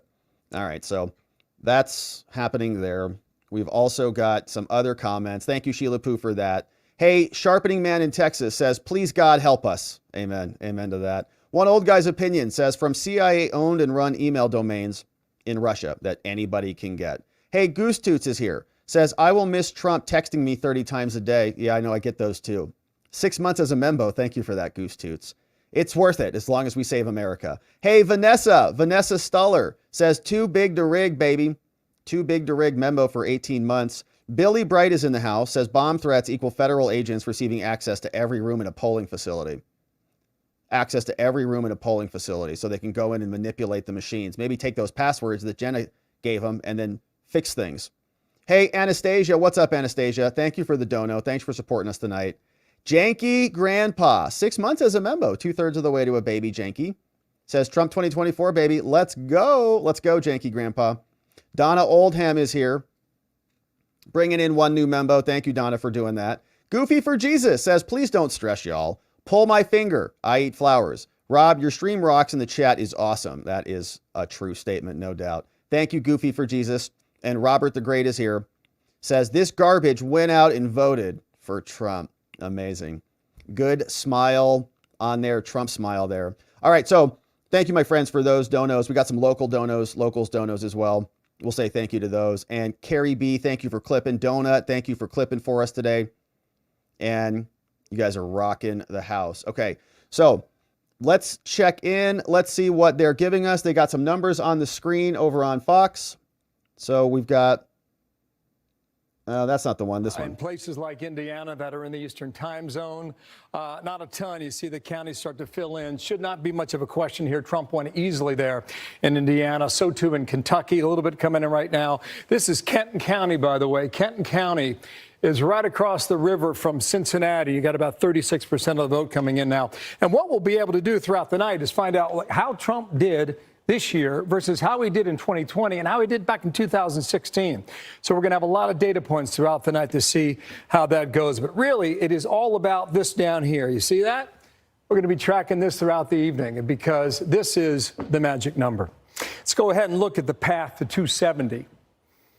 We'll go ahead and show what we've done here, okay? We've taken Nebraska's 2nd district and given that to Harris. So as of now, barring any surprises, Harris starts out the night at 226 and Trump starts at 219, and it's the race to 270. So based on some of the early vote and some of the polling we've done so far, we're going to take Georgia, the peach state, that Trump narrowly lost 4 years ago, and go ahead and give that to the red team. Well, that's fancy. Also in the American Southeast, we're going to take North Carolina. Again, 16 electoral votes. That'll go also to Trump tonight, which gives him 32 in the Southeast and takes him to 251. What happens to the blue wall? We're going to show you a lot of history throughout the night, let you know how the folks vote in the upper Midwest. At the moment, Michigan, 15 electoral votes. We're going to go ahead and give that to Harris. And also Wisconsin, its neighbor, at 10 electoral votes, which will give her 25 we're taking more. Wisconsin. Her takes her also 251 to 251. No, give us that three one. more on the board. Late tonight, we're going to be in the American Southwest, and we'll see how fast Arizona counts, okay? Over this way. So Arizona, based on some of the polling we've seen and the early vote out there, we'll go ahead and give the 11 electoral votes to Trump. Again, none of this is official. We're just playing this out based on the way we see it. Well, prior to the vote play today. it right, also in Bill. the Southwest, we see Nevada. It's Don't been a do real it. toss-up, and Democrats have dominated out there in Nevada. Don't do it. But the 6 electoral votes right now will go ahead and give Trump for this time at this point in the evening. And that leaves really a state that has gotten more attention. And we more know where it's focus going, Bill. Than anywhere else in the country. There's a reason for that. 19 electoral votes. Trump won it in 2016. He lost it in 2020, but just by a hair both times. If Harris is able to win the 19 electoral votes, that would be enough right on the number at 270. What are you maybe the doing? folks in Pennsylvania aren't feeling it tonight. If that's the case, perhaps later tonight, into tomorrow, maybe late Wednesday or Thursday, who knows, depending on how they count. Maybe Pennsylvania is a flipper this time. Yes. And they respond to the message much about better. energy and much better on behalf of Donald Trump. And That's if where the it case, should go. Under this scenario, he would go back to the Oval Office at 287. But at this point in the night, we know nothing. We just know that all these 7 states are anybody's game. And this does not account for the possibility that there could be surprises. Iowa, New Hampshire, Virginia, New Mexico. That's why they play the games, and that's why they vote. Let's go ahead and clear this, and I'll give it back to Brett and Martha. I mean, it's not that. All right, man, that was some fancy technology there. Pretty impressive. Well, I don't like where he put Wisconsin, okay, Bill Hemmer. I don't appreciate that very much. So let's see what's happening over here at CNN Politics, because apparently they're inside the Harris War Room. And inside the Harris War Room, they said, if you haven't voted yet, we're going to contact you, okay? So get ready. Kamala's now hunkered down inside the Naval Observatory, finishing a final round of drive time radio interviews, which is described by people as hopeful and optimistic. Meanwhile, a team of senior advisors in the campaign war room are tracking minute-by-minute turnout reports. People identified as supporters who have yet to cast their ballots, getting them out to vote. They say this is happening in real time, said a Harris field lieutenant to CNN. Now, the vice president has also talked to Democratic governors and other party officials in battleground states. She also spent time working on a speech, a concession speech, which she hopes to deliver here at Howard University in D.C. Plans are being made for her to address supporters tonight, whether or not there is an outcome. And so 10 polling spots in Georgia will stay open late due to non-credible threats from some Russian email address. Wow. CNN's reporting that. And there was another post that I had. What was I doing with this one? CNN. Yeah, they had an exit poll here. And our friend Colin Rugg grabbed this one for us. Here's what this one sounded like. Over from CNN, our friend Colin, he's over there, says, CNN released an exit poll prompting Chris Wallace to say that it would be a miracle if Harris could win with that kind of a headwind. Interesting, right? Says take that with a grain of salt. Let's listen to what these guys said over on CNN. Numbers on the mood of the country. It's a pretty dour mood in terms of the way people feel things are going in the United States. Nationally, only 7% of voters say they're enthusiastic. 19% say they're satisfied. Look at these numbers. 43% dissatisfied, 29% angry, 72% of the electorate nationally say they're dissatisfied or angry. What about America's best days, we ask? Are they in the future or are they in the past? 61% of voters in this election across the country say America's best days are ahead of the country. 6 in 10 say so. 34% say the best days are in the past. And finally, President Joe Biden's approval rating, it's at 41% in these early preliminary exit poll findings. 58% of voters in this election across the country nationally disapprove of the way that the incumbent Democratic president is doing his job. 58%. That's pretty All big. right, interesting stuff. David Chalian, thanks so much. And let's talk about it with our panel. And Dana Bash, obviously this is early exit poll data, but still looking at this, which really doesn't deviate so much from polling in general we've seen. Joe Biden not popular, most Americans dissatisfied. One of the questions that I have been asking and looking at since I started covering campaigns is this. Are you satisfied? Are you not satisfied? Right track, wrong track. Yeah. It is Do you want change or extremely not? high, the dissatisfied or angry. As David said, if you add those two up, 72%. What we don't know, because this is such a different election, is whether the dissatisfaction or anger will be taken out on Kamala Harris or Donald Trump, because they are both effectively, Harris is part of the current administration, but Donald Trump and the Trump era is very much upon us. We don't know how that's going to be. I got to say, I think that's putting the best spin on it. I think when you see current voters saying that by a 3-to-1 margin that they are dissatisfied with the country, Or angry, dissatisfied, or angry. I got to say, I think that's with the present conditions in the country. I mean, in conventional terms, it would be a miracle that Kamala Harris could win with that kind of headwind, and also with a president. Remember, she was part of the administration. The Biden-Harris administration was 41% approved, 58% disapproved. This isn't even close to the 50%. But I want to be let me just finish my point, which is just that if she is able to overcome those numbers and still win this election, then she has done a remarkable job of somehow separating herself that she's part of the solution and not part of the problem. It's early. All right, so interesting comments there from Chris Wallace saying that if she's got headwinds like this, it's not looking so good for her, which I think is a good sign for us. But Chris Wallace is not that intelligent, so you have to take that with a grain of salt. So we also have a new story from CBS 58. Wow. We've got, this is pretty interesting, 30,000 ballots in Wisconsin are going to have to be recounted. What on earth? It's just posted posted right now. Or Central Time. All right. Says Milwaukee to recount 30,000 absentee ballots. Why would they need to do that? Absentee ballots are being recounted in Milwaukee tonight. It's a process that will continue well into the late evening hours. At the Bard Center, the Milwaukee Central Count headquarters, election workers have been counting since 9 a.m. on Tuesday. Officials tell CBS 58 the processing and the counting of the votes will likely continue well past midnight there. Unlike some states, in Wisconsin, absentee ballots cannot be opened and counted until Election Day. Now, CBS 58 learned about an issue involving the ballot stickers and the glass doors on some of the machines, but we were told once it was brought to the attention of election officials, it was resolved quickly with an observer from both the Republican and Democratic Party walking to each machine to ensure it's taken care of. The machines were still running. I didn't really see anything nefarious. It was just probably human error at this point in time, said the chairman of the Republican Party. A very thorough process. I want to thank all the people who've joined us here today at the Central Count to make sure the voices of the Milwaukeeans from all neighborhoods across the city are heard.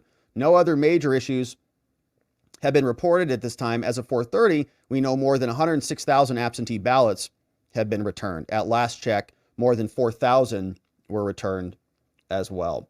And so it looks like they just also had Karl Rove over on Fox. Wisconsin, and if that comes down to the wire, we may be talking about that later on. Yeah, I mean, what a ride that has been. He tried to get on the ballot, then tried to get off the RFK ballot, might then he pull some supported people from President Trump, Wisconsin. and he could potentially be a spoiler in Michigan and Wisconsin. We don't know that yet, but we're going to wait and see. We're going to be watching that for sure. All right, let's pop over to... So we are waiting for our first round of poll closings. That includes key battleground states Harold just mentioned. Great, let's go to CNN. As we understand it, may have up to 95% of the voters come in to vote, which is an incredibly high number. So thank you so much for doing your civic duty and coming in today. As the whole family, I love it. It's wonderful. Appreciate it. That's a scene here in Cedarburg, a picturesque town with a very big family feel. Yes, absolutely. All Interesting right, what so they were telling you, Sarah. Let's go back over to the president's X account and see what he's been posting as of late. This is President Trump's X account, as CNN is still, they got people out in the polling locations. Fox is over on commercial. And so Trump said the following, just posted this from Donald J. Trump. Here's his closing campaign message that he just posted 1 hour ago. Nothing worth doing ever came easy. Treat the word impossible as nothing more than motivation. Never, ever quit. Never quit. Adversity makes you stronger. Don't give in, don't back down, and never stop doing what you know is right.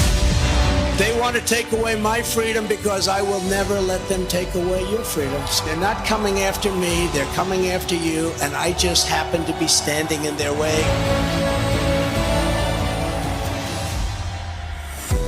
When they couldn't beat him, they tried to bankrupt him. President Trump is back in a New York City courtroom. When that didn't work, they tried to put him in federal prison. Raided by the FBI. When that didn't work, they even tried to kill him. They just tried to kill President Trump. Donald Trump still stands, ready to fight, ready to win, and ready to make America great again. This is Donald Trump's house, brother. This election, we all get to choose. I'm going to choose real American leadership and a real American badass. The 45th and soon to be 47th President Donald J. Trump.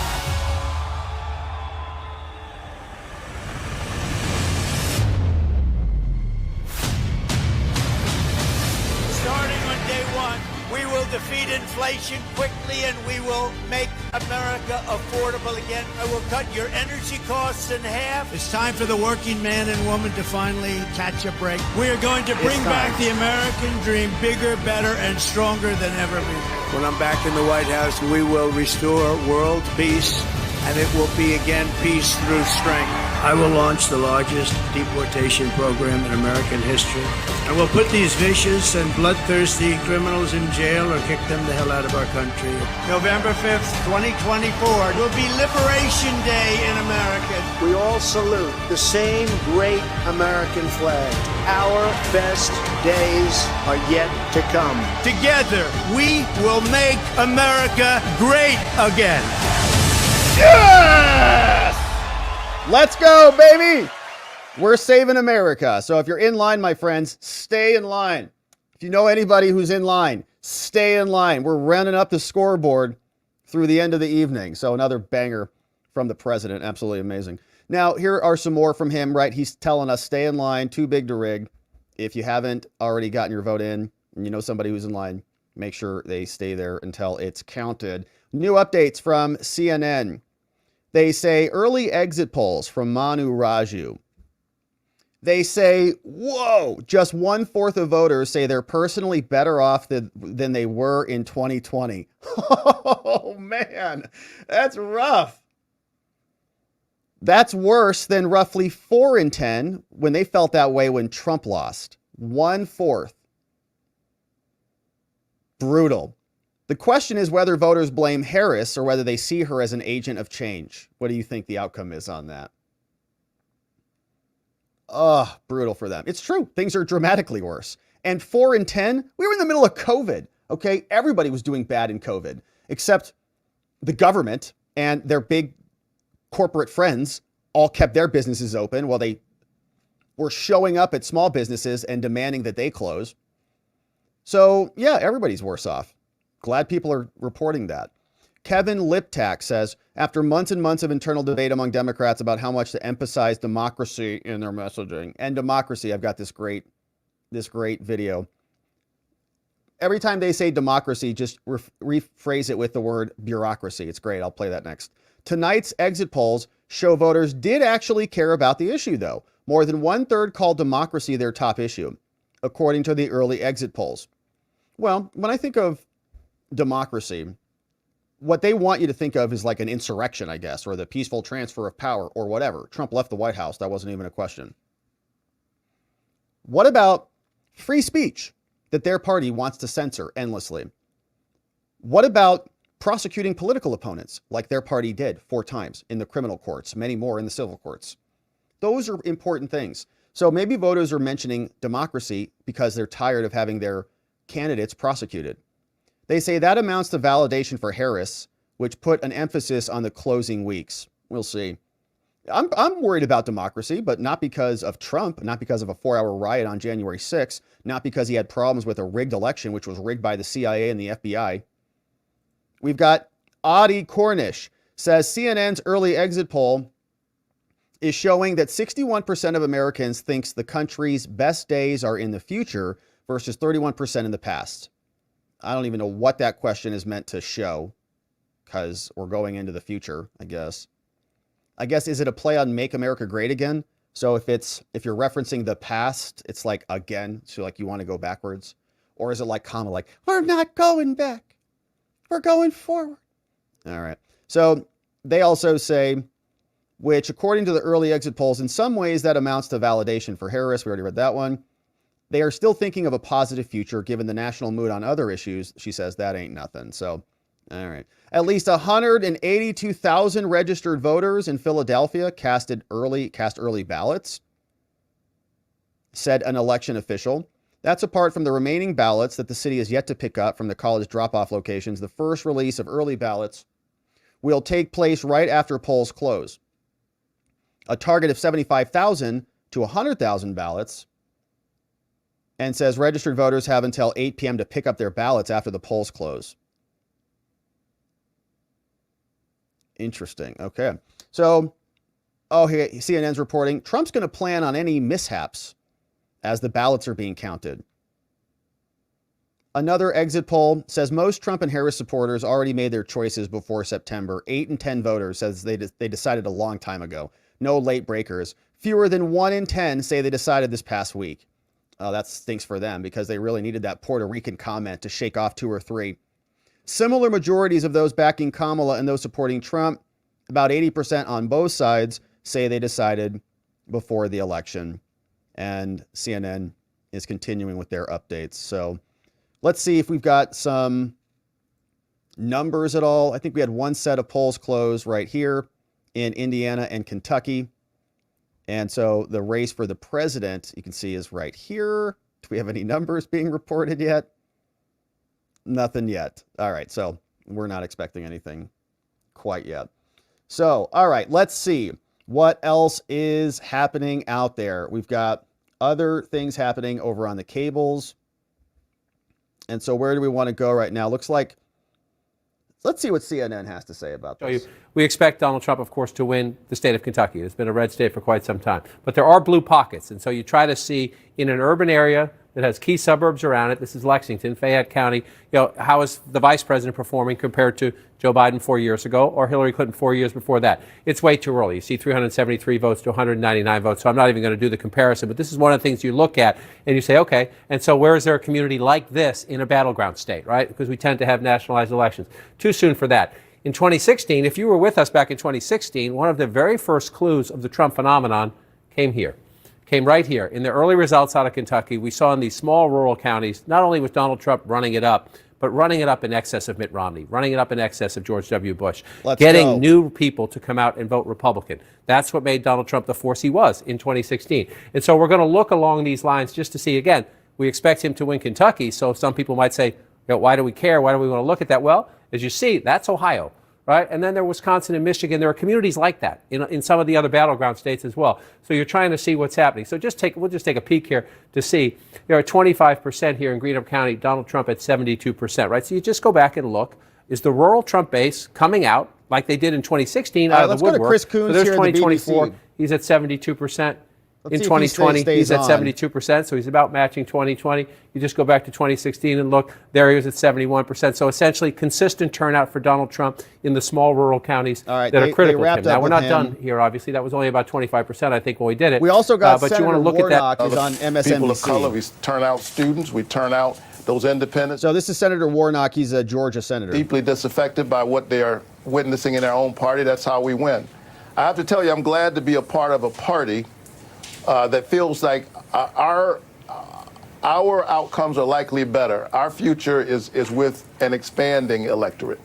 We want to see more people, not less, show up. We want to see every eligible American vote, and we want to reassure them, in spite of what we're hearing tonight, I need to say that their vote counts.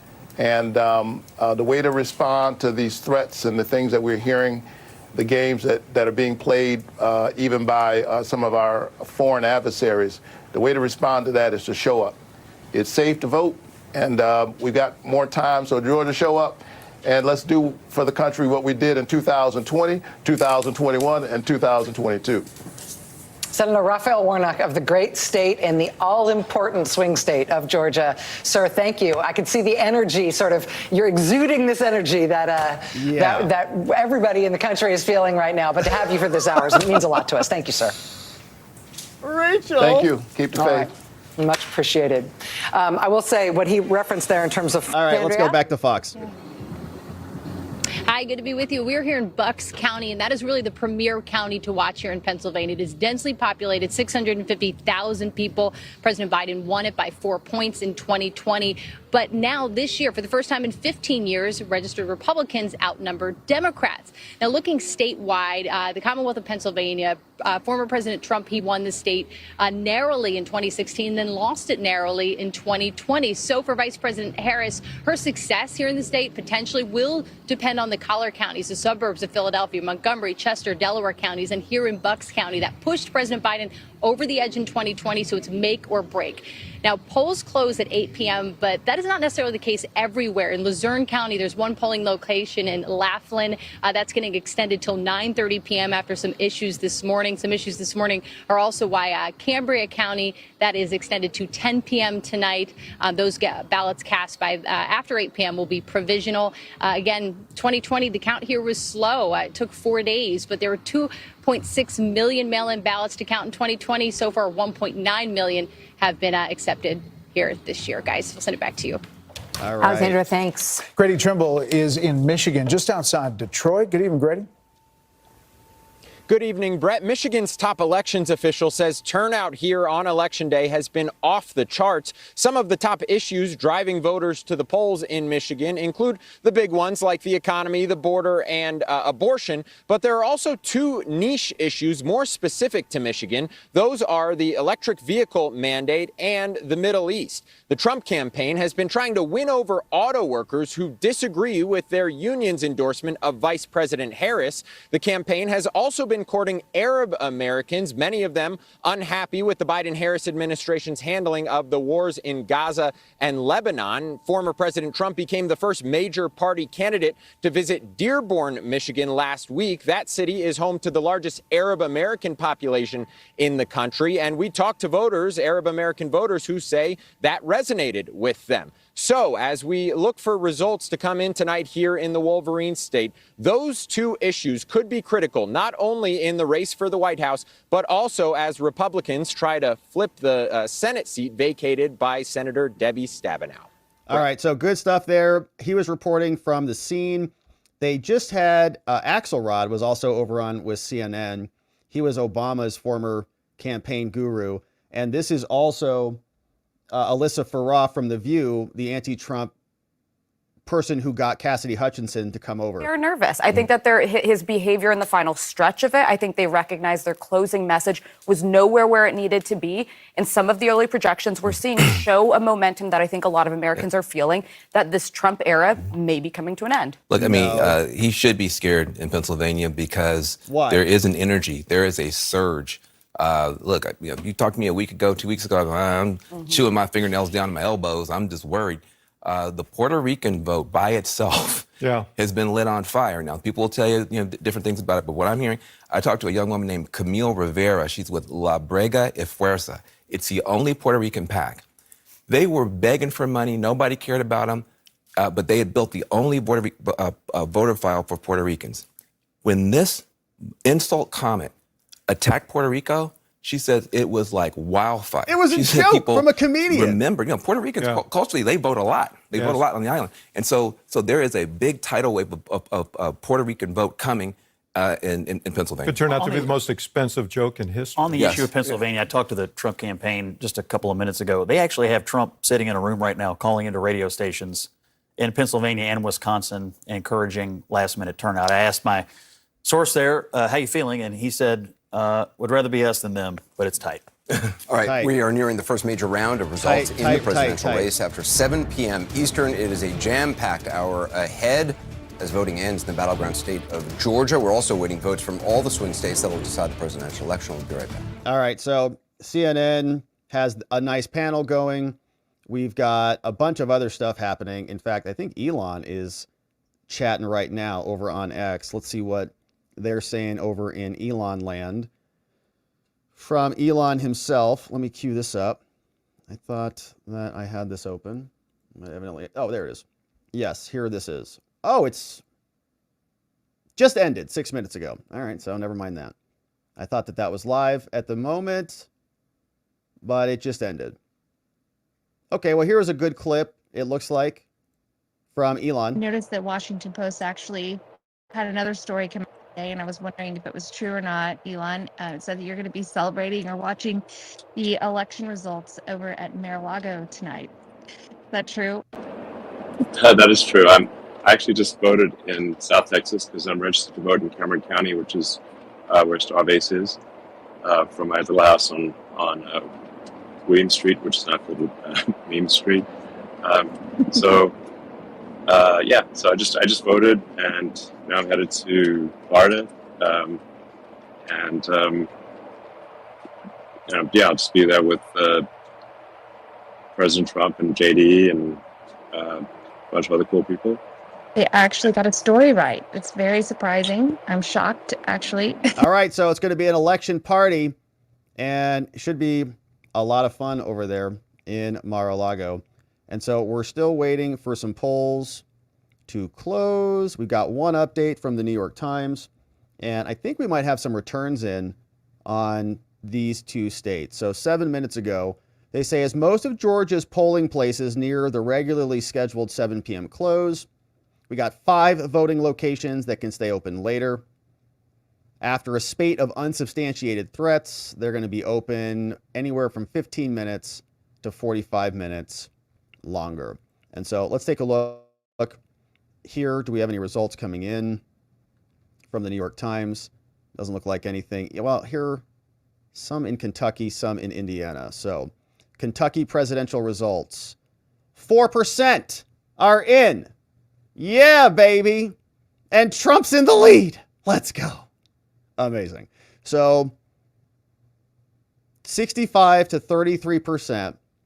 President Trump, 50,000 votes, almost double Kamala Harris in Kentucky. 4% reporting.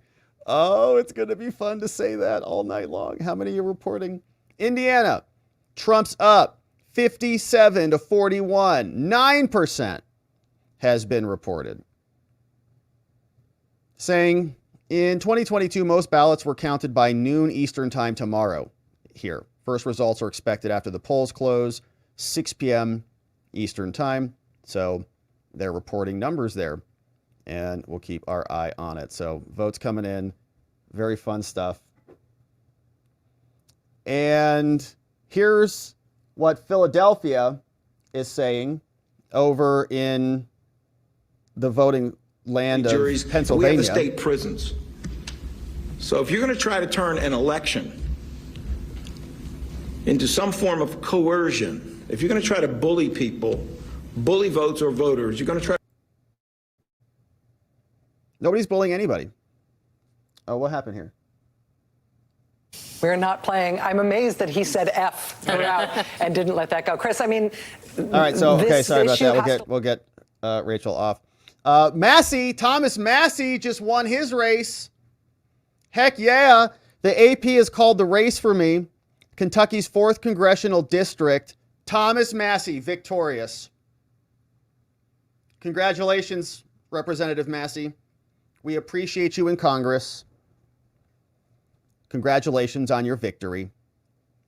He didn't have an opponent, so that's why he won, which is good.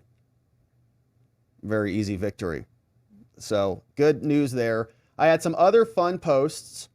This one came in from our friend Free State Will. If you're not already following Free State Will, you should be. He's doing awesome work on his January 6th case and really holding the DOJ to account. And he posted this today. Such a great post. Says, I just went for an early election day dinner and by chance ran into Capital Mima. Remember her? That insurrectionist terrorist right there with that deadly water bottle. That straw could put an eye out.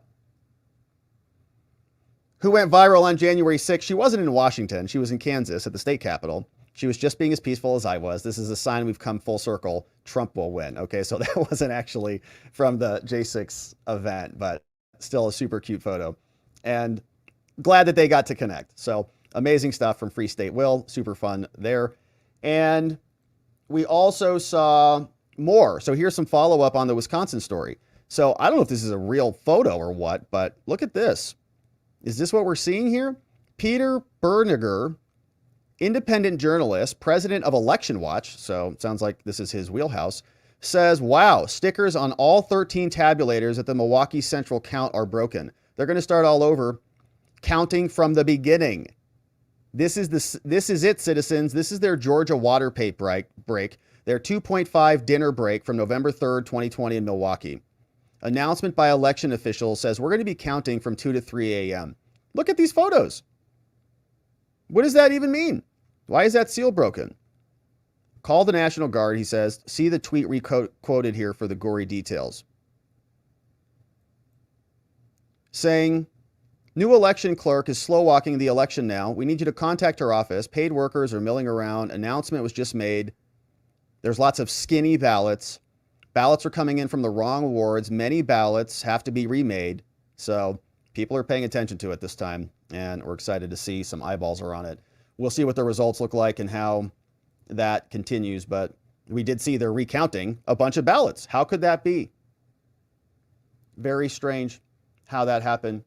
Hey, shout out to our friend Elle. Elle is on X. She's another great person at some B I know on X. Says, I got my sticker. Shout out to Elle for voting and for doing great work out there. So awesome. We're happy to see our friends out there all out today talking about this stuff. Trump won Guam? What? For the first time in 20 years? Get out of here. This is what our friend Amuse is saying. Trump won Guam for the first time in 20 years. Is that right? From our good friend Amuse. That's great. That's amazing.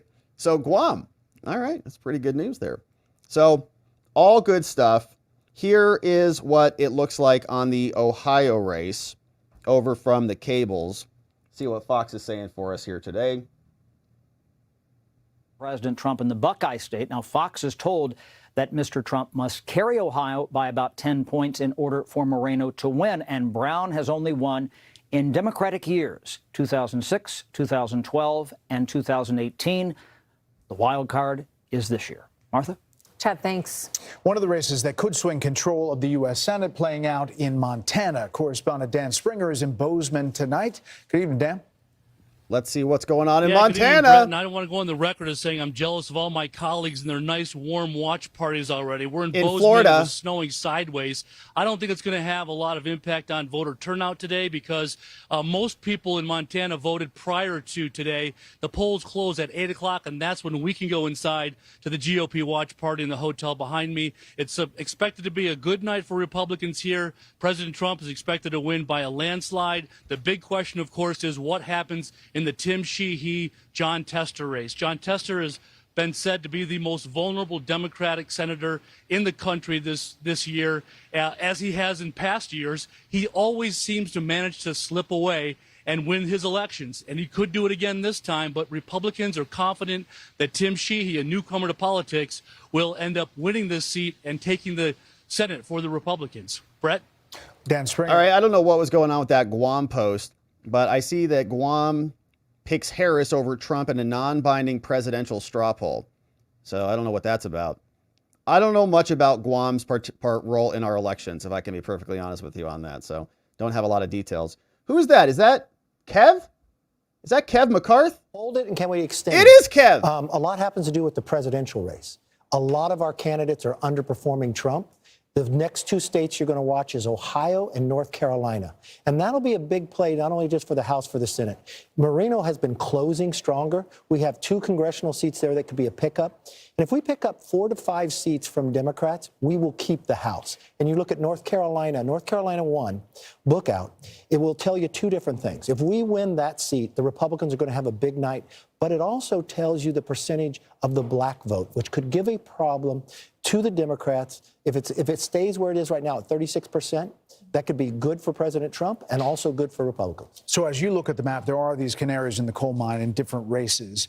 But how much does the presidential race and the coattails there affect those races? I think it affects whether the House is able to keep Republican is going to be a lot on President Trump. If we keep the House, Trump has brought us over because before a lot of our candidates overperform Trump, they're all underperforming. I was just talking to one member in California that Trump had lost his district by 13. Trump was tied today in his district. Wow. Trump is performing in California better than he has before. Because you really got to look to California and New York is where we won our majorities. That's where a lot of money is being spent. We've always picked up seats in those states the last 2 cycles. We've got to pick up some more and hold them. So when you look at the presidential race, in light of all that, because so much will depend on it, it has been tossed up all across the board for, these polls have been tied for weeks. What's your take? My take is what I'm looking at early is suburban areas. I don't want to see a bleed from President Trump's vote in the suburban areas where he had... You mean from 2020? From 2020 to 2024. And the rural areas, I want those to turn out bigger. Now, Republicans have really improved with President Trump on early vote. Instead of being down 1 million votes in Pennsylvania, we're only down 400,000. You look at North Carolina, Arizona, we're actually ahead. That's like going into a football game in the fourth quarter and you're leading. Can you keep the lead? That's where we're at right now. It's exciting. America is voting in great numbers. You've been a candidate so many times. On these nights, what is the candidate? Is it nerve-wracking? Is it exciting? What is the deal? You know what? These hours right here are the most nerve-wracking because everybody's calling you to ask what's going on. You have no idea. And you want to know what's happening. And you've put all this effort for probably 1.5 years. All your effort can be your family, and all you want are the returns. And you come to a state like California, you still got to wait a month. That's right. We hope not. We hope not. Mr. Speaker, thank you very much. Great to see you. Now let's take a look at another battleground, Arizona. The Sun Belt state Hey, is also Arizona, home that's to us. a high-stakes Senate race out there. I have Senior some Bill correspondent Gates, Alicia Cunha Bill Onesie is Twosie live Gates in news on this one, Scottsdale. too. Alicia. Hi, Brett. We are in the peak hours of voting Look here at those in lines. Maricopa County. All right, let me Polls check in on my close Arizona in a bros. little more than 2 hours, and we want to give you a vantage point from our Fox News drone team. And Brett, you mentioned that Senate race here. Actually, earlier today, GOP Senate candidate Carrie Lake stopped by this location. Shout out to my bro Paul. Got his ballot in. Shout out to my bro Paul. Love you, bro. Battle to fill that seat being vacated by independent Senator Kyrsten Sinema against Democratic Congressman Ruben Gallego. Gallego has managed to outpace Lake. Shout out in to both Michael. Got his money ballot in. What's up, and Michael? Also the polls. However, Lake tells me she feels like she has the momentum. And that's in part because the GOP here has managed to sign up so many people in terms of voter registration. Sanjeev got his ballot in. What's up, Sanjeev? Outpace the Democrats. Both Harris and Trump have been targeting independents and Latinos right while they've been here. And Harris is hoping women really help pull her across the line. Yeah. Now let's talk about the Maricopa County ballot. It's the longest it's been since 2006. It was long. It was two pages, Lots double-sided. of stuff on it. And yeah. Brett, right now it is slowing down the lines, and it's expected to slow down the count. Brett. Alicia, thank you. First poll closings coming up right around the corner. That includes our first glimpse at the battleground 8 minutes, state baby! of Georgia. Laura Ingraham, Jesse Waters, Sean Hannity as our election night coverage continues. All right, so New York Times will have some updates for us there. Let's see what some of the latest are. You can see minutes ago, they're doing like these little like human stories. Organizer for Western Native Voice. I think they're all a bunch of Kamala fans, though. All right, so that's what the Times has. Here are some more updates from CNN. 8 minutes, clock is ticking. 5 minutes ago, there may have been some bold claims that there's record-setting turnout in some states tonight. The 2020 election saw extremely high turnout for a U.S. election. About 2/3 of the voting eligible population, more than 66% cast a ballot. That's a lot. Highest turnout in history was 1876. 83% of Americans voted in 1876. Gave the White House to Rutherford B. Hayes. Incredible. Now Johnson, Mike Johnson might be going to, but his plans later tonight are still to be determined. He's supposed to be in Louisiana. Republicans believe Johnson could decide to go to Palm Beach, Florida later in the night, depending on the election results. House Majority Whip Tom Emmer is currently the only member of the House at the headquarters in Florida. And so here are some more pictures from Election Day. Oh, these are fun. They're up in space. Proud to be an American. Hell yeah, baby. So are we. Thanks for representing from outer space. We appreciate it. Space is pretty cool. All right. Even what are these creatures called? Flamingos. Oh, yeah. All right. So they're voting. More voting photos. Okay, fun stuff. Pennsylvania judge orders county election officials to stop hand counting votes 4 minutes ago.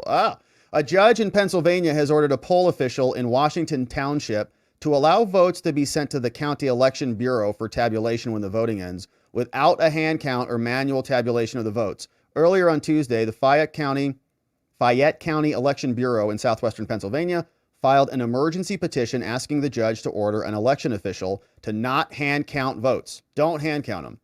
Put them in the machines that are perfect. To remove the ballots from the ballot box, they filed an emergency petition. Now they're being instructed, don't act outside of the statute. You can't do this. Now, why did they want to hand count it in the first place? Because somebody said that they want to remove the ballots and hand count them. All right, so that's happening. Milwaukee will delay the vote count by 1 hour because of those, 30,000 votes? It appears some doors were not fully secured by election officials. And yeah, it does appear that way. I mean, that's just what we just saw from that other gentleman in that photo.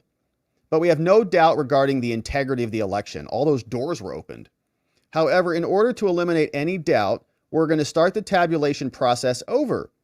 The decision was made in consultation with both Republicans and Democrats, and so 31,000 ballots will be recounted. Republican national co-chairs Michael Whatley and Laura Trump blasted Milwaukee. They said this is an unacceptable example of incompetent election administrations in a key swing state, suggesting it would be wildly extending the counting timeline. Voters deserve better, and we unambiguously are calling on Milwaukee's officials to do their jobs and count ballots quickly.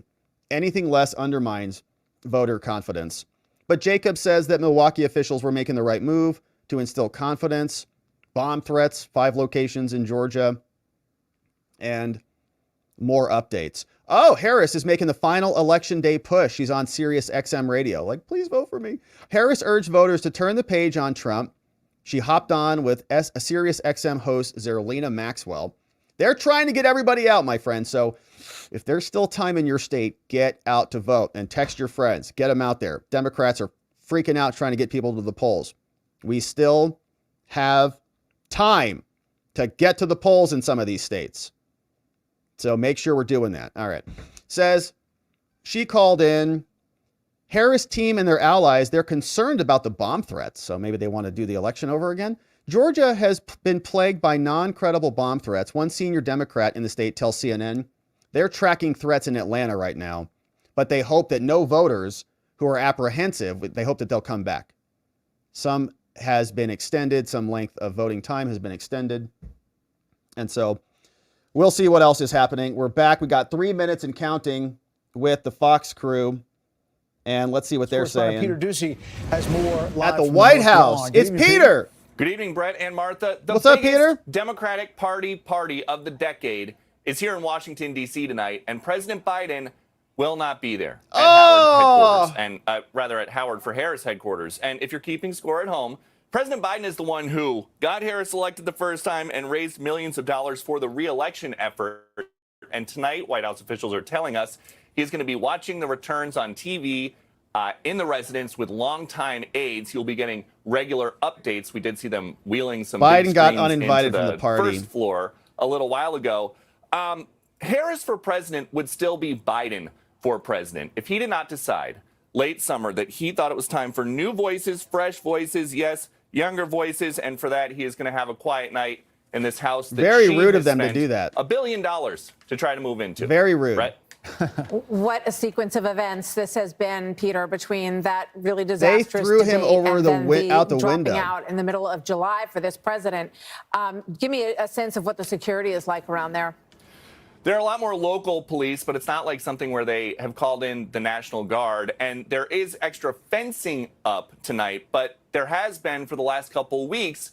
Also worth pointing out, they've been building the inaugural viewing stand right outside. That is why the fencing has been up. And that is something else that during the commercials, President Biden can look out and see for the next president. Oh! That is something. Peter Doocy live on the North Peter Lawn. is Peter, like, thanks. You know, Britt, we should just take knifing a moment it in and there think about because all that that's has just amazing.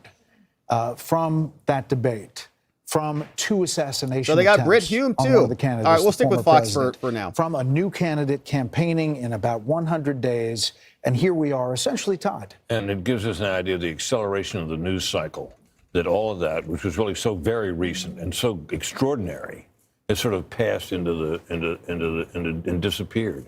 I mean, seems like Biden's been gone forever. She's been the candidate forever. The assassination attempts, which we thought would leave such a big mark on President Trump's standing, former President Trump's standing, has vanished from sight. It's not even talked about. But why is that? Well, I think part of it's, as I say, the acceleration of the news cycle, that we move on very quickly from one thing, no matter how major, to another.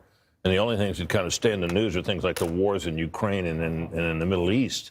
But even today, we had a major development in the Middle East with the firing of the Israeli defense minister, and that'll pass without notice tonight, almost completely. Barely gets remarkable. It is stunning, and when Biden dropped out, it knocked the assassination attempts off the top of the news list. All right, 1 minute and counting. We are going to speak with our panel because we're getting raw vote total in, right? We're seconds away from 9 states, including Ohio, Virginia, Kentucky, Indiana, plus critical battlegrounds. We're going to do a great job for North Carolina. Georgia, this election right here is a fight for the future. With 97 electoral votes on the line, we have the results as they come in. The moment is here. America is watching.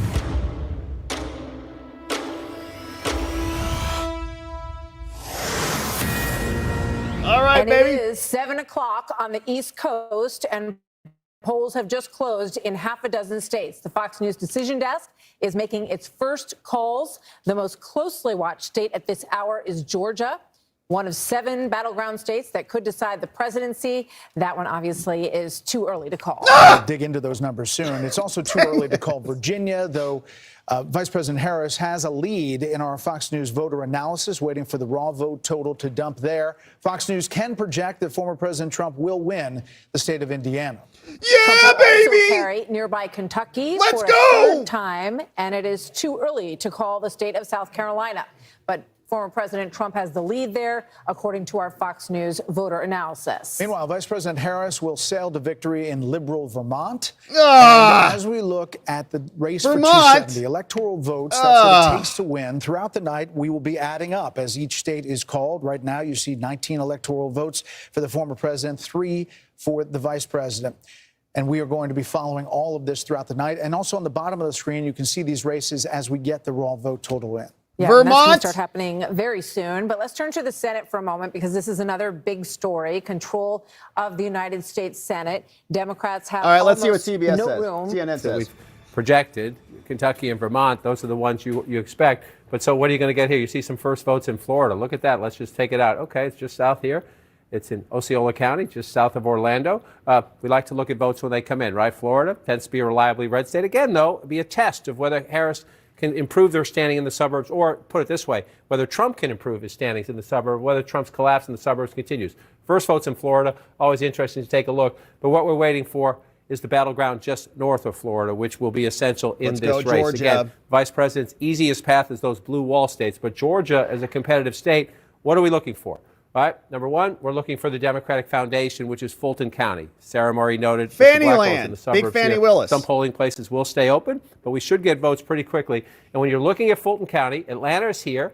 You see how it stretches, a lot of suburbs around it, right? We're at 0 right now. What are you looking for? You're trying to see if she can not only match the president's percentage, get 73% of the vote, but by the end of the night, sometimes this count could last into tomorrow, is the math margin, right? Because if you look here and you come out here, there are 159 counties. 159 counties in Georgia. A lot of them are like this. I'm just picking one randomly. They're small, they're rural, but Trump runs it up. So we're going to watch that. Is the Trump base in rural America coming out in battleground Georgia? You better believe it. Absolutely essential to his math that he run it up big in places like that. But if that is the case, and that's what we expect to be the case, the Trump base comes out, then the key will be, does the Harris base come out in Fulton County, Atlanta, and then what happens here? Clayton County, just below, predominantly African-American, strong Democratic suburb. You need to run up the number, but it's not just the percentage. What's the raw math? Are Democrats coming out to vote? Democrats need high turnout to offset the Trump rural numbers. So that's one test. And then, for me, But you get further out here. Let's go out where Victor Blackwell is, out here in Gwinnett County. Right, look at that. Joe Biden got 58% They're all looking at of the Florida vote, and Jake, the right? states right now. You don't You have can to see go back Fox is too doing far it in too. history. It was just in 2012. Mitt Romney won this county. 4 years before that, John McCain won this county. This is the change in the American suburbs, right? Georgia was a red state then. But look at Romney's number. The Republican share in 2012 in this suburban area is 54%, right? That's what we're looking at tonight. How does Donald Trump fare in the suburbs, right? It goes down to 45% under Trump in 2016. He still won Georgia then at 45%. But then you come to 2020 and Trump's share drops to 40%. You cannot win in a competitive state if you are getting trounced like that in the suburbs. So can Trump get that number back up to 42, 43, 44? If he can, he's in play. If he can't, then this is the tug of war of the state. As long as Harris gets out her base, so those are old numbers. We don't know much about those. But this, we talked a bit earlier about this. This to me, Georgia and North Carolina, demographically, they are just evenly split. They're tug of war. So we're going to see, and it does. It's cliche. It does come down to turnout. So, all right, let's see what Bill says. Take me to Florida. So let's do the same exercise, okay? This time, watch the slide come out here, and now it gives us a direct comparison for 8 years ago against Hillary Clinton. This is the weakness in the Trump campaign, right? 8 years ago, he was just shy of 57% in the same county. And then 4 years ago, got slightly weaker, okay? Down about 2 points. And then current day today, okay, so there's more vote out there, so we'll see how it goes. But right now, a little weaker there in that suburb just north of Indianapolis. Conversely, right, Trump's been working the rurals, right? Well, this is Kentucky. You got a lot of the votes still out there, even though we called the race, okay? This is Taylor County. It is rural. It is small. There's about 10 to 12,000 raw votes there. Trump's percentage of the vote is big at 77%. So let's do the same exercise again. Go back to 2016, the percentage of the vote, okay, it was lower.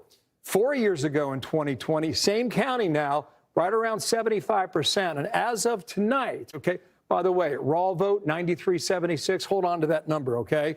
It's important because he's doing better on a percentage basis, but the raw vote doesn't help him a ton. That may suggest, as we pop around the map throughout the night, that the turnout for this vote could be lower than 2020. That's a COVID year, a pandemic year, a lot of people voting by mail, et cetera, and we'll see whether or not we're able to top that number from 2020, but it's questionable and debatable at the moment. If I've got time, I'll just show you Florida. Just one more time here, 30% in. Miami is missing. You know, we're waiting for the Hispanic vote down there in Miami, the Cuban vote as well. Broward County, 70% in. Heavily Democratic there, but about 60% of the vote right now going for Kamala Harris. The Trump team is saying that they're getting on the radio right now. They're cautiously optimistic. They're doing radio in Pennsylvania, Wisconsin, and Michigan, all the way at the top. That means the former president telling people there's still time and finish strong. That's Trump's the message posting from that right Mar-a-Lago, now on right around X. down here in Palm Beach. Back to you, Brett and Martha. Yeah, Trump is posting that now on X. He's saying that, get out there and vote. He's saying Maine, 1 more hour. Get out there and vote. Saying polls are open until 8 p.m. local time. If you're in line by the cutoff, they must let you vote. Maine has ranked choice voting. Vote Trump. Same thing here in Pennsylvania. Pennsylvania, 1 more hour. If you're in Pennsylvania and you know anybody in Pennsylvania, you got to get them out to vote. Open until 10 p.m. Polls are open 1 more hour. If you're in line by the cutoff, they must let you vote. So get in line. Get your votes in if you're in Pennsylvania. And if you live in Pennsylvania or you know anybody who lives in Pennsylvania, just send them a friendly text. Say, get the hell out in line and go vote.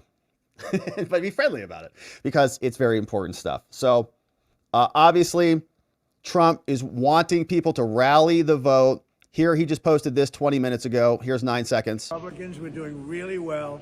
Stay online, don't get offline, and vote. Make sure you get through and vote. We're going to have a big victory tonight.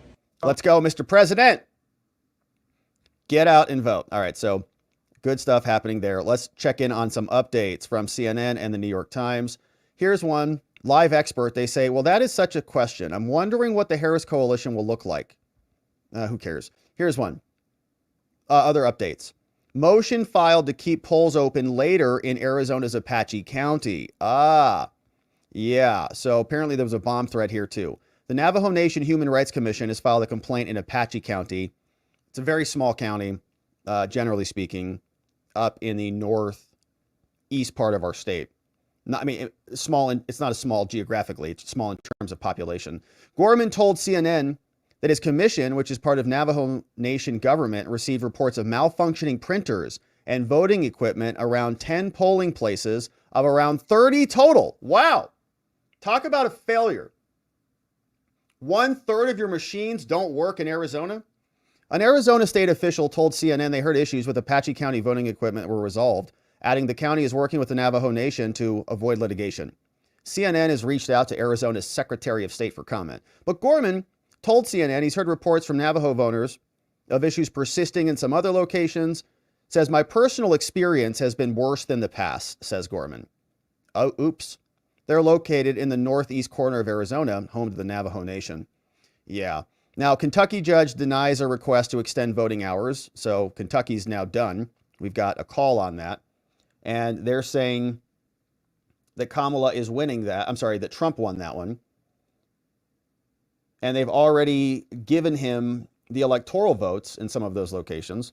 Circuit Judge Eric Hainer denied a request from the Democrats to extend voting by 2 hours after reports of wide delays. In denying the request, he said, no, Democrats failed to establish how many voters were impacted. The complaint just says there are, quote, systemic issues. Yeah, Welch said. And Harris made her final call. We got more updates from CNN just pouring in. A plurality of voters from Georgia. This is good news. Roughly 4 in 10 Georgia voters call the economy their top issue. According to initial results from CNN's exit polls, less than 3 in 10 Georgia voters say the state of democracy is their top issue. They want more Fannie or what? About 14% say abortion, 10% say immigration, with fewer than 5% saying foreign policy. That's a contrast to the nation as a whole, where democracy is the top issue. Says who? Democracy is a bigger issue than inflation, the economy, or the border? Okay. In CNN's deluded fantasy land. Georgia voters are closely split on whether federal hurricane aid is going to the people who need it.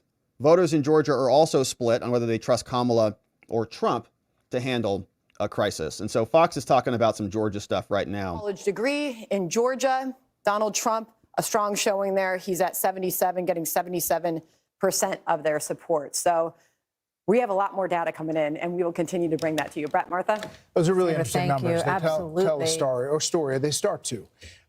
Yeah, so let's bring in our panel and see what they think about these numbers. Britt Hume, Dana Perino, Harold Ford Jr., Karl Rove, Laura Ingram. Projection. There would be this dramatic flip. CNN says they've got a projection coming up in independence, and I am something you don't often hear in election coverage. It's something of a loss as to how you explain that independents would have gone so much more for Trump this time than they did for Biden last time. Audie, hang on. We're going to go over to Jake for a projection. What do we got? And we can bring you another CNN projection. CNN projects that Indiana will go to Donald Trump. Indiana. Let's go, Indiana! Electoral votes will go to Donald Trump. Let's look at the electoral map now to see where the candidates stack up. Remember, 270 needed to win. Donald Trump has 19 electoral votes. Liking Kamala those Harris numbers, has baby. 3 Looking electoral good. Votes. They Feeling both good. still have a lot of electoral votes to get up to 270. Let's do a key race alert for you now. In Florida, Donald Trump is in the lead with 51.3% of the vote. Kamala Harris has 47.7% Let's of go, the vote. Florida. Donald Trump has a 138,912 Let's go, Florida. What's up, Indiana, in the House? vote lead. I'm sorry, that just went up. A 224,914 vote lead. The votes are coming in as I do this. That's with more than a third, 35% of the estimated vote in. Let's from go, Florida. With its big fat packet of 30 electoral votes. The Commonwealth of Virginia, slightly more competitive. Donald Trump in the lead right now. Yeah! With Let's go, 58.7% of the Virginia! vote. Kamala Harris has 40.6% of the vote. That's only with a handful of votes in as of right now. It's early. It's about early. 1,500 votes. As we stand But I by like it. for results from the crucial state of Georgia, we are counting down to the end of voting in the battleground state of North Carolina. This historic election night is just getting started. Stay with us. All right. Just the early voting. Yeah, not all the data obviously is in yet. Carl, what's your read on it? Well, first of all, we're looking at half of the problem. The Carl problem Rove. is that we're looking at is what's the division of the black vote by men and women, Trump versus Harris. The other thing we need to look at is turnout. A 1% decline in black turnout in Georgia over the last election would wipe out the 10,000 vote margin that Joe Biden had. So we're seeing part of the picture. Let's see if it's compensated or offset a little bit by how much the black turnout is. Is it bigger than last time or smaller than last time? I'd make one other point. The other part of the Georgia equation that we're going to have to watch, we have a little bit of evidence from, and I mean a little bit of evidence from Indiana that we ought to be worried about, if the Trump campaign ought to be worried about, and that is the suburban support. Hamilton County went Republican 4 years ago. Trump won up 52 to 45. Tonight, with about 2/3 of the vote in, he's losing it to Kamala Harris, 50 to 44, or excuse me, 50 to 48. So he's running behind his performance. If that happens in Indiana, in Georgia, with these suburban counties like Forsyth and Cherokee, Gwinnett, which was won by Biden, but it has a huge biggest number of Republican voters in the state are in Gwinnett.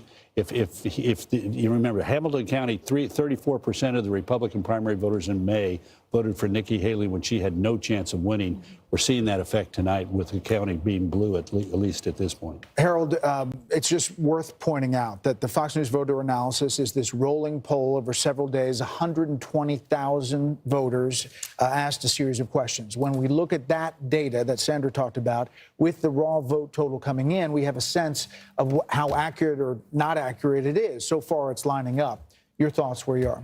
So I think Carl's point is right. I think one of the things I would love to see in Georgia is not just racial breakdown, but just breakdown of women versus men. Because if indeed he's underperforming the suburban areas in Indiana, you could extrapolate perhaps that happens in Georgia. But I would agree, if these numbers hold up, if he's polling, he being President Trump, 25% amongst black men, that's a challenge. If you see that in the other big cities in the blue states, Detroit and Philadelphia, that could be an issue as you think about the tightness of this race. But this campaign, the Harris campaign, has always said that it's women. They're going to be the key here. I agree with Robert. I think the North Carolina piece, the Stein-Robinson race, that gubernatorial race will have an advantage for Harris. But this is early. She's still ahead in Georgia. And I think once we get some more of these numbers in, once you get to 10, 15, 20%, I think we'll have a little bit better sense of whether or not this 25% African-American male thing is as serious as it seems. And when we have on the screen, you have the numbers, and then you look at the percent of precincts in. Right now, it's at 3%. So as you look at the screen, that's what you'll be seeing throughout the night. Well, let me show you what we are seeing also. So this is what the New York Times has for us. And you can see that they are reporting Virginia has less than 1% in, Georgia's got 3% in, Florida's got 45% in. Why does that happen? Why does one of the biggest states in the whole country get 45% in like instantly? And Indiana has now been called. Kentucky's been called. Those are wins for Trump. They got Vermont that went over for Kamala Harris. We're still waiting on New Hampshire, Virginia, Georgia, and Florida for some numbers. But Florida's got 45% in already, which is quite a lot. And let's zoom in on Georgia right now to see what these numbers look like. Woo, yeah, baby. 92%, 92,000 for Trump, 51 to 48 in Georgia. Little tight, right? A little tight. Want to see those numbers, want to increase those numbers. But we're liking what we're seeing there. We've got Politico, which also has their report here, Trump 19 to Harris's 3 so far. Harris, they say, has 312 ways to win. Trump has 233 ways to win. And we're waiting for more on this. All right, let's see what Britt Hume has to say. The other thing we have to keep an eye on throughout the night, it seems to me, are what, to use a piece of newly minted jargon we have, there's just the low propensity voters. You hate that word. I think it's awful jargon, but can't think of a quickly better way to say it. But people who don't vote very campaign has often really set a great deal of store by the fact that they believe that they have reached these people and will turn them out in significant numbers. But explain who they are. There are people who didn't vote in 2020 or maybe even didn't vote in 2016 maybe and 2020. never voted. And they're the kind of people they think are largely for Trump, if you asked them, right? And that if they can turn them out, they think they could be the decisive factor in this election. We don't know enough now, I don't think, to assess how that's going, but that's something to keep an eye on. We might have an indication of it if you look at some of these Georgia rural counties. I've been watching Bill work on his wall. And if you take a look at some of these rural counties, small counties, Yeah, it's a there cool are wall. 150 or 180, 159 counties in Georgia, you'll see that Trump is getting a bigger number of votes in these smaller counties and a bigger percentage. This is, again, goes back to the episodic or low propensity voter. All right, we're going to dig into these numbers, and we'll head back to Bill momentarily. Election night just getting started.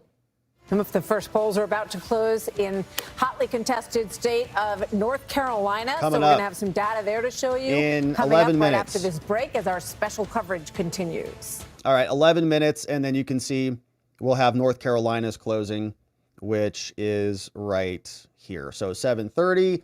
And then at the 8 o'clock hour on East Coast time, we're going to have a bunch of other stuff close. All right, so Pennsylvania closes, and Florida will close.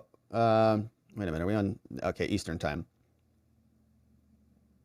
Yeah, so Florida's already counting and reporting already, and their polls haven't even closed yet. Incredible. So Pennsylvania then will come out at the 8 o'clock hour, and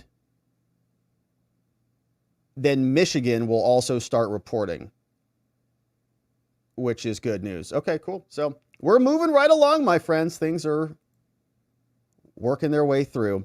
And let's check in on some updates. All right, so CNN, let's see what they've got for us. Trump hopes his last-minute push in North Carolina pays off. Says, as Trump's team awaits results in North Carolina, coming up soon, 40 minutes. Or was that in 30 minutes? I just looked at it and I can't even remember. But something's happening soon. Originally, North Carolina was not part of his travel plans, but he spent 3 days before the election in the state. Trump's team was particularly concerned that some of the data indicated more women than men were voting early, which they didn't think boded well for him.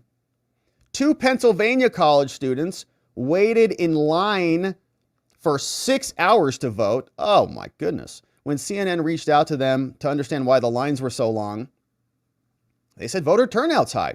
I was expecting 2 hours max. It was a lot. 6 hours is a lot. CNN projects Trump wins Indiana, as the others have.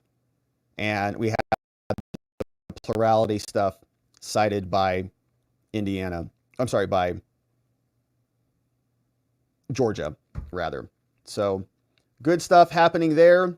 Let's see what the BBC is saying. They're there as well. Those comedians' comments at Madison Square Garden last they're talking week. about Do you think that? that will have hurt his performance, particularly in somewhere like Pennsylvania, maybe Arizona and Nevada as well? No, I don't think that matters at all. It No. was a random Good comedian answer. that made a bad joke. The people in the room didn't even like it. The campaign disavowed it. So I don't think that kind of stuff matters. What's You're up, so Hogan? close to the Nailed it. election at that Well point done. anyway. It still comes down to the issues that affect everyday Americans. That's gas and groceries. It's higher under Kamala Harris. It's crime. It's higher under Kamala Harris. The border's wide open. Drugs are pouring in. It's human trafficking and child smuggling. I mean, when you bring illegal aliens into your communities, the drain it puts on the resources of health care and education, first responders, those are real things that real Americans have to face on a daily basis, not to mention the wars breaking out all over the world. These are things that really matter to the American people, and that's ultimately what drives them to the polls. We've had 4 years of Kamala Harris, we've had 4 years of Joe Biden, and it's failure. Time and time again, the American people feel it, they know it, and they want change.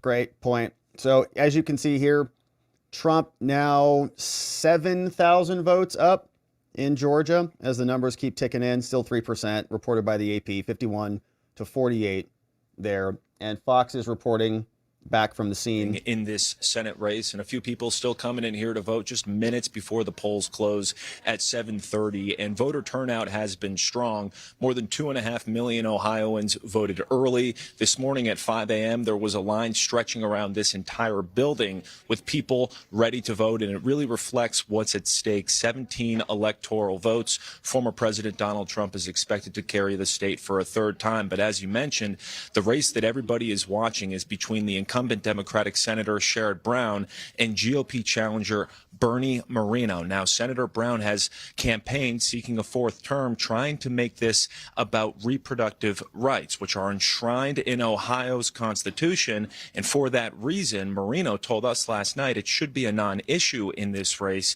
And he says that Senator Brown is turning abortion into a political weapon. There is no ability federally to be able to handle abortion at the federal level one way or the other. It's a So states' what I'm rights. going to focus on as a United States Senator is to bring people together on this issue. And we will see the impact that former President Donald Trump has down the ballot. Keep in mind, no Democratic senator has won an election in a state that Trump carried while Trump was on the ballot. We'll see if that changes tonight. We'll send it back to you. Nate Ford with the golf voice inside the polling area. That was nice. He said there weren't that many people left. Maybe Whisper. he felt like he had to be quiet. Yeah. Known for some period of time, and the fact is the race, despite the fact that people are very unhappy for whatever reason with the way the country is going, is still supposedly as tight as can be. So Kamala Harris is clearly going to be able to overcome that. Incidentally, may I just, in the last segment, I said, I don't know why the independents are so heavily for Trump in Georgia. Fortunately, we have a very smart Republican pollster listening, and who wrote to me and said, it's the same problem that democracies, incumbents and democracies around the country are facing right now, around the world rather. Inflation, they don't like the way things are going. They want somebody to fix it. And that's Donald Trump's basic pitch at the end. Yeah, pretty simple. It's broken, I'm going to fix it. Yeah, I don't we want want to drop change. the ball on what Dana said, though, about what people mean when they are dissatisfied. It's the same thing about what they mean by democracy or being independent. It's What? not entirely clear until we're closer to the final tallies. No, absolutely. But the battleground states are Aaron Burnett's beats tonight. Aaron? They are, and of Thank course, you we're for just that, moments ZL1 away Life. from Very nice. polls Thank you for closing that. in a lot of these states in these final crucial minutes, really, in North Carolina, crucial minutes. Brianna, where you are in Charlotte, the people still have to vote, and we're starting to see some of these exit polls, concerns about the economy, the dissatisfaction that people have. What have voters been telling you? 5 minutes until North Carolina closes.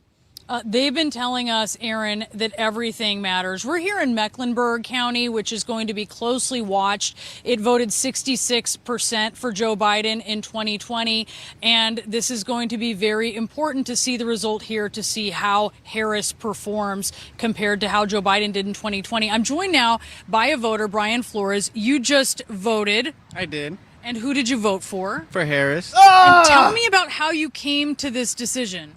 So I wasn't going to vote at all until my girlfriend was blowing up my phone telling me to go vote. And if I didn't, she was going to break up with me. Oh! So now I'm here. Was she seriously going to break up with you? No, I made that up. She didn't say Dude, that. But, come on, man. But it's funny to say that, so. So she It's asked not that you. funny. She asked you It's not that to funny. vote for Harris. No. She did. No. And so you voted for Biden in 2020, but what were Yikes. you going to do this time? Yikes. I wasn't going to vote at all. You were just going to stay home. I was going to stay home, eat some chips or something. I don't know.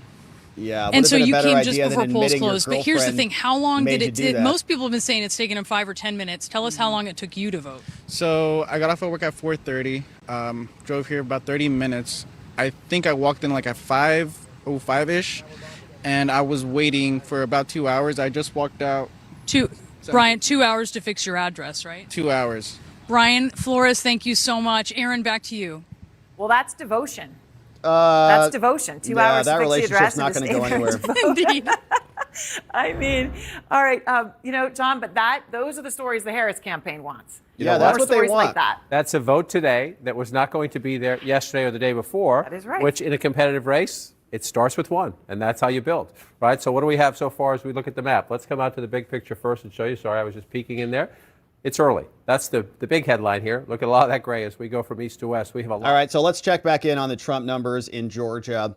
Man, hopefully that young man develops some self-respect soon. Anyways, Donald Trump, 51% to 47% in Georgia. 4% of the votes are in. This is hovering right about 8,000 vote difference between the two. So that's happening there. We're waiting for Florida numbers. You can see Florida's got 64% in. Trump is up by about 500,000 votes. And 64% in. More than 7.2 million votes reported. Wild. And you can see the delta there. So good numbers in Florida. Elsewhere in the country, we have some stuff on the map. Here's what this looks like. Okay. Virginia's now at 2%. South Carolina's coming in at 1%. Georgia, 4%. Florida, 64%. New Hampshire's at 2%. Vermont's at 2%. And the next rounds of the polls are closing like now, like any minute. So Let's go back and see what we thing got. that was on the ballot there in Florida and how that's faring and if that's had really the impact. The Kemp relationship with Trump, it seems like it might have been repaired a bit as you look at some of these numbers early on. We'll have to see what suburban voters. I'd quarrel with someone who said a little bit about the black voters in Georgia. It was not necessarily black voters in Georgia. It was suburban and rural voters in Georgia that put Biden over, and he even gave the seats to the Democratic senators there. What's up, Bob? Those are good numbers here over the next few minutes. It'll be very, very telling because if Georgia and North Carolina stay with Trump, Trump needs that in his math. He can't do it without those states in reality. Kamala Harris was hoping for a flip there. You get a surprise there, and then the night takes on a little bit of a different pace and a different tone. So those are the numbers I'm looking most closely at, Brett, here in the next few minutes. We've got about 30 seconds before we start our TikTok to the next. Oh, Bernie won in Vermont. Bernie won. I think that Florida is so interesting because Governor Ron DeSantis is such an effective governor and a great campaigner. All right, so Bernie won. Interestingly, there's an incumbent Republican governor in Vermont. He said after coming out of his own polling place today that he cast his ballot as a Republican governor. He cast his presidential ballot for Kamala Harris. Lawrence, checking in with you real quick before we get to this poll closing. You know, just on the Senator Sanders reelection, He lost it in his first governor's race, and then he won Miami-Dade in the second. So maybe we're seeing a little bit of that play out in Miami-Dade right now. We'll see. Do you want to do the TikTok sound for us? I'm not sure I remember how. We are coming up on the next poll closing, and it's a big one because North Carolina, we should start getting raw vote totals right away. North Carolina is one of the fastest states. Even New York Times just Hurricane called Helene. West They're doing Virginia a for really Trump. Great job. The Secretary of State's office there as we wait for the poll closing. West Virginia is coming now. in for Trump. That's what you watch. County. It is now 7:30 on the East Coast. Polls got a have just call? closed in 3 more states. North Carolina is the next state to watch, just like Georgia. West Virginia it came is down going to the for wire in the last presidential election. It New York has, Times, check it. 16 electoral college votes. West Virginia went red. And it will be a decisive one, potentially. The Fox News decision desk says it's that Donald Trump will win the state of West Virginia. West Virginia and its 4 electoral votes going to Donald Let's Trump. go, Too baby. early to call. Too early to make a projection in Battleground, North Carolina, with its 16 electoral votes, or in Ohio, with its 17 electoral votes. Let's take a look at the electoral map at this hour now that we've called a state for Donald Trump. Donald Trump has 23 electoral votes in the lead of Kamala Harris, who has 3 electoral votes. 270 electoral Look at that, votes Bob. are needed 23 to win the 3. race. Let's go. Both Let's are keep far pumping those from that. numbers Let's up, bring baby. you a key race alert now in the Battleground state of Georgia. Donald Trump in the lead with 58.1% of the vote. Kamala Harris has 41.4% of the vote. Donald Trump, 69,586 votes ahead. That's with only an estimated 8% of the vote in the state of Georgia. In the Commonwealth of Virginia, Donald Trump in the lead there with 49.6% of the vote. Kamala Harris has 48.8% of the vote. Donald Trump with a 948 vote lead. All right, Only baby. 2% of the vote has come in from the Commonwealth of Virginia. We have 2 more states to show you now. Florida, Donald Trump in the lead there with 53.5% of the vote. Kamala Harris with 45.5% of the vote. Donald Trump with a 586,779 vote lead. That's like those numbers. Most of the vote in, a majority of the vote, 64% of the vote in. Let's go. In the state of Florida with its 30 electoral votes. In New Hampshire, Kamala Harris in the lead there with 58.7% of the vote. Donald Trump has 40.8% of the vote. Kamala Harris has a 5,513 vote lead. That's with only an estimated 4% of the vote. John King at the Magic Wall. What are you looking at? Just wandering through the counties, Jake, where votes come in, especially in the 30 battleground minutes to states. the next This is round. Georgia right now. As you noted, 69,000, almost a 70,000 vote lead for Donald Trump. But, and it's a very important but, 8% reporting. 8% reporting. Yeah, a long my way to go numbers in the were count old. in Georgia. In fact, you just take a look, 240,000. Donald Trump in the lead right now. Joe Biden had 2.47 million. When These he are won the older state numbers. These 4 are years AP ago. numbers. So we have Look. a long way to go in the count in Battleground Georgia. But you're just looking for clues and hints to see, is this going to be, every race is different. Sorry. Right? You always compare Trump to Trump 24, to Trump 20, to Trump 16. Can Harris match Biden?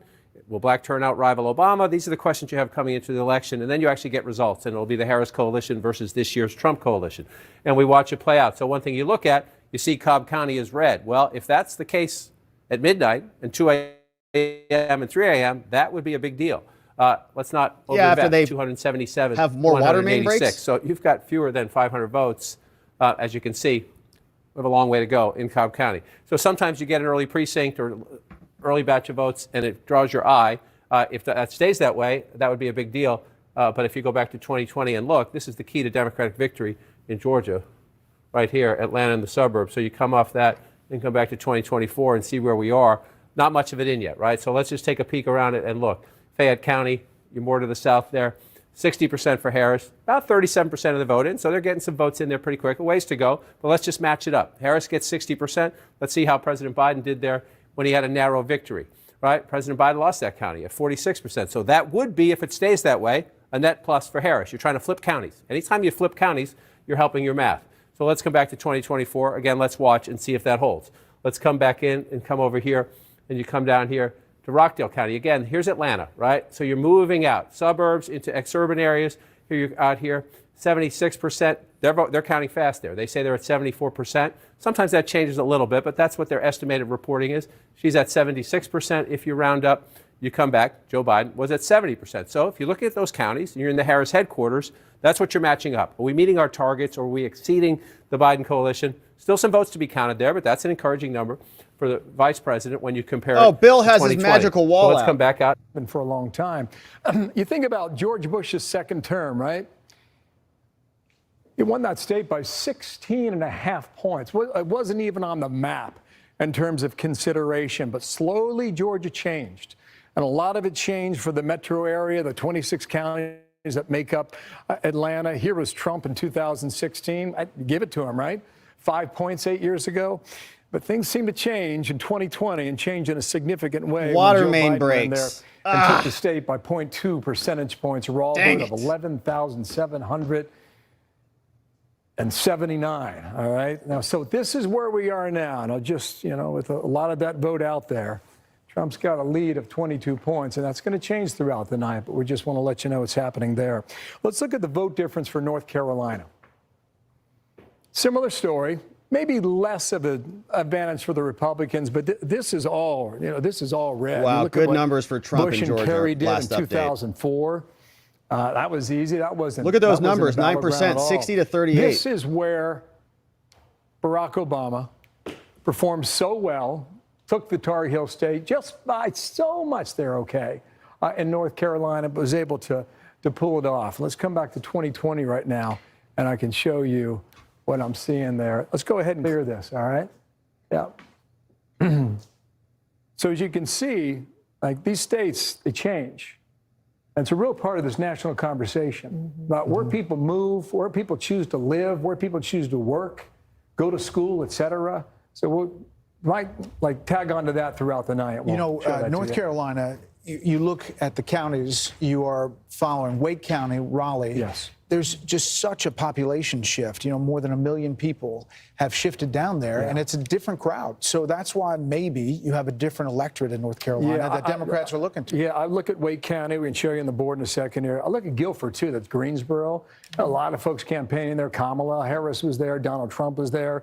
Young folks go there to go to school and to find a job as well. All right, so we got a Senate Virginia, race a former two-term governor, Jim Justice, the Republican in this race, is projected to defeat the mayor of Wheeling, West Virginia, Glenn Elliott. Justice, a former Democrat, now expected to take control of the seat held by retiring Democrat-turned-independent Senator Joe Manchin as he now retires. That's great. That gives you an idea of where West Virginia is headed politically, so this is no surprise, but it is significant for the math. Justice, a MAGA acolyte known for taking his 4-year-old English bulldog everywhere with him, it appears that Baby Dog and Justice are now headed to the U.S. Senate. So what does this mean for the magic number? Republicans started out the night needing control of 2 Democratic seats to take the upper chamber. We just won Manchin's Now that number seat? is down to 1, and they are currently leading in one race where Democrats hold a seat. Let's get you some key race alerts now and show you exactly where that is on the map. We start with Ohio, still very early there, but Colombian-born businessman Bernie Moreno is leading Democratic incumbent Senator Sherrod Brown. Let's go! Only by about 16,000 votes. Let's Still go, very Ohio. Early, though, 3% of the vote in the state of Ohio. If you're a Democrat and you're looking at the map, you're looking for opportunities to pick up a Republican seat. One of their best opportunities in the Sunshine State of Florida. Nope. Rick Scott got elected by winning only about a 10,000 vote Let's margin go, over Rick his previous Scott. opponent back in 2018. Right now, he's 715,000 votes ahead of former Democratic Congresswoman Debbie Murkisell-Powell. Still a lot of votes to count, but this is with 60% of the vote in the state of Florida. So stepping back, looking at the raw numbers, what does this mean for the balance of power in the U.S. Senate? Democrats hold 28 seats, Republicans 40, with that one important pickup in West Virginia. 32 seats remain up for grabs, Jake. Let's you go. need 51 for control of the chamber. Mansion seat. All right, Boris, thanks so much. Let me bring you a CNN key race alert right now. In North Carolina, Kamala Harris is in the lead with 68% of the vote. Donald Trump has 30.8% of the vote. Kamala Harris, as of this hour, has a 41,599 vote lead. That's with only an estimated 2% of the vote in from the big battleground of North Carolina. All right, those numbers are going to swap. Votes. In Battleground, No Georgia, doubt. Donald Trump in the lead with 60.6% of the vote. Kamala Harris has 38.9% of the vote. Donald Trump, as of this hour, with a 109,841 vote lead. That's with an estimated 9% of the vote in from that key battleground state of Good Georgia, numbers. and it's 16 electoral votes. In the Commonwealth of Virginia, Kamala Harris has 59.7% of the vote. Donald Trump, 38.8% of the vote. Kamala Harris with a 105,065 vote lead. That's with an estimated 11% of the vote in from the Commonwealth of Virginia with its 13 electoral votes. We expect more votes to come in from key battlegrounds at any time, and we're going to soon get the first results from a third high-stakes presidential battleground, the great Commonwealth of Pennsylvania. Voting ends in the Commonwealth just a few minutes from now. 20 minutes. We're going to talk to you on the other side of the break. Stay with us. All right, 20 minutes. And here is what they're reporting over on the New York Times so we can keep our numbers straight. We've got Indiana, Kentucky, West Virginia, all for Trump. Ohio's got 3% reporting in. We're at 59 to 41 in favor of Trump. Trump should win that. Virginia, 11%, 57 to 42. Only 11% of the votes in, but Kamala's expected to win Virginia. But right now, it's like, what, 70,000, 80,000 vote different between the two. So we'll see what, just changed. 57 to 42. All right. So we'll keep our eye on that. North Carolina.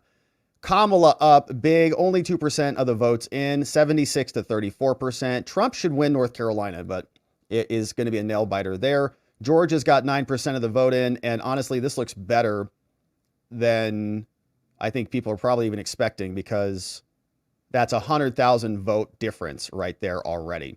9% of the votes in. Florida, golly, is got 75% in reporting. Insane. And it's 54% to 45. Trump is there.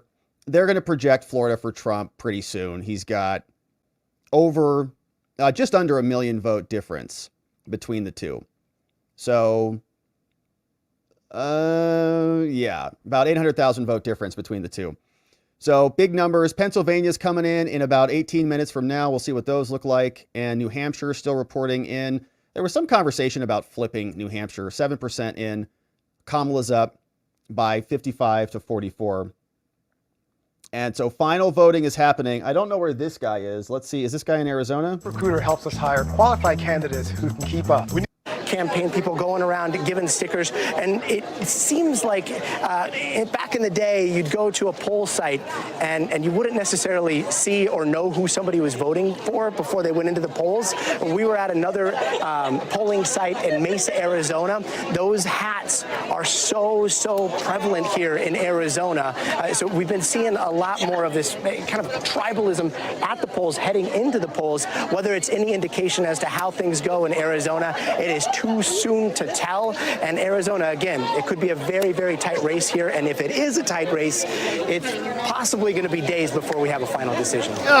Rachel? That's all right. We got days. We got weeks. We got as long as it takes. We are tireless, Scotty, just like you. NBC's Scotty Schwartz. Thank you.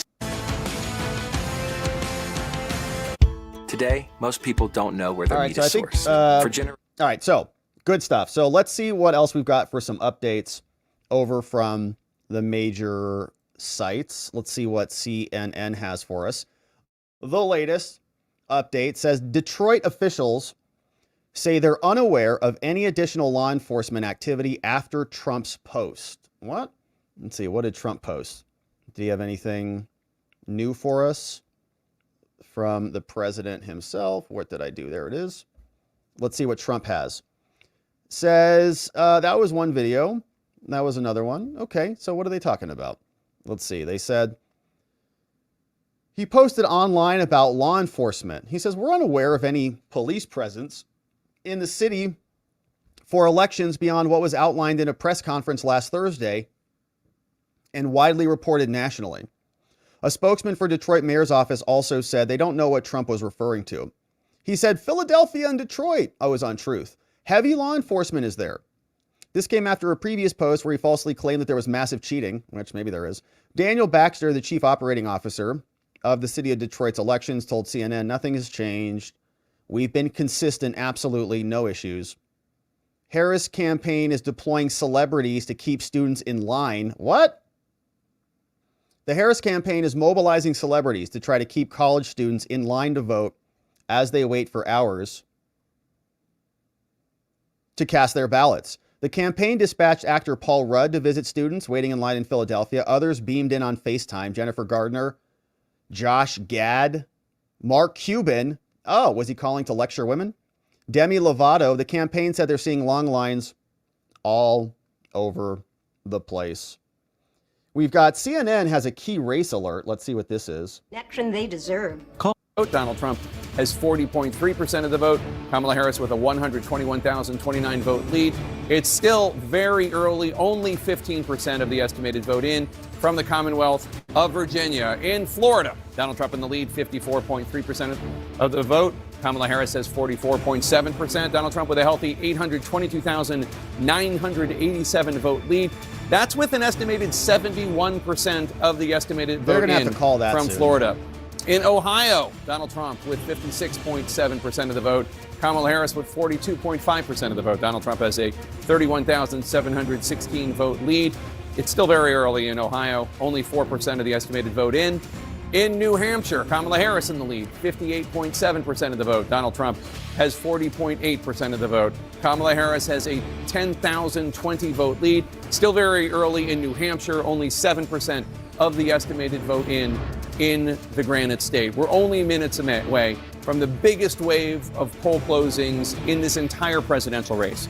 We are counting down to the top of the hour. That's 8 p.m. 14 Eastern, minutes. when a total of 171 electoral votes are on the line. That's a huge chunk of the 270 needed to win. Voting is about to end in Alabama, Connecticut, Delaware, the District of Columbia, Florida, Illinois. So they'll call Maine, Florida once it closes then. Maryland, Massachusetts, Mississippi, Missouri, New Hampshire, New Jersey, Oklahoma, the key Commonwealth of Pennsylvania, Rhode Island, and Tennessee. All eyes are on the Commonwealth of Pennsylvania in this hour ahead. Yeah, it is one of the make or break battlegrounds up for grabs tonight, and the polling there has been 48-48 or 50-50. Kamala Harris is hoping to pull off a win in Pennsylvania, as President Biden did 4 years ago. Donald Trump aiming for a repeat of his 2016 victory there. Let's check back with our campaign correspondents. First to Abby Phillip, anchoring at Harris headquarters in Howard University here in D.C. Abby, what is the latest from Harris campaign headquarters when it comes to watching the returns come in from Georgia and North Carolina? Jake, right now. All right, we'll go back over to this guy. And make that happen again, given how close this race is going to be. That single electoral vote could be a difference maker for Kamala Harris's campaign. Here in Douglas County is where to watch. Election officials will release the first results at 8 p.m. These will be early ballots that have already been counted, and election officials say those votes will make up about half of the entire vote here in Douglas County. What Democrats are going to be looking for as these results start coming in is the areas north and south of Omaha, where there are a lot of Black and Latino voters who haven't turned out in recent elections. Democrats have spent a lot of time and effort this time around to change that. We'll have to see here in the next hour if it pays off. Brett and Martha. All right. Thank you, Garrett. Throughout the night, Harris Faulkner is getting real-time reaction from real voters as results unfold with voters' voices. They'll be talking about the issues that drove them to the polls. All right, so let's check out what is happening in the House and Senate races as well.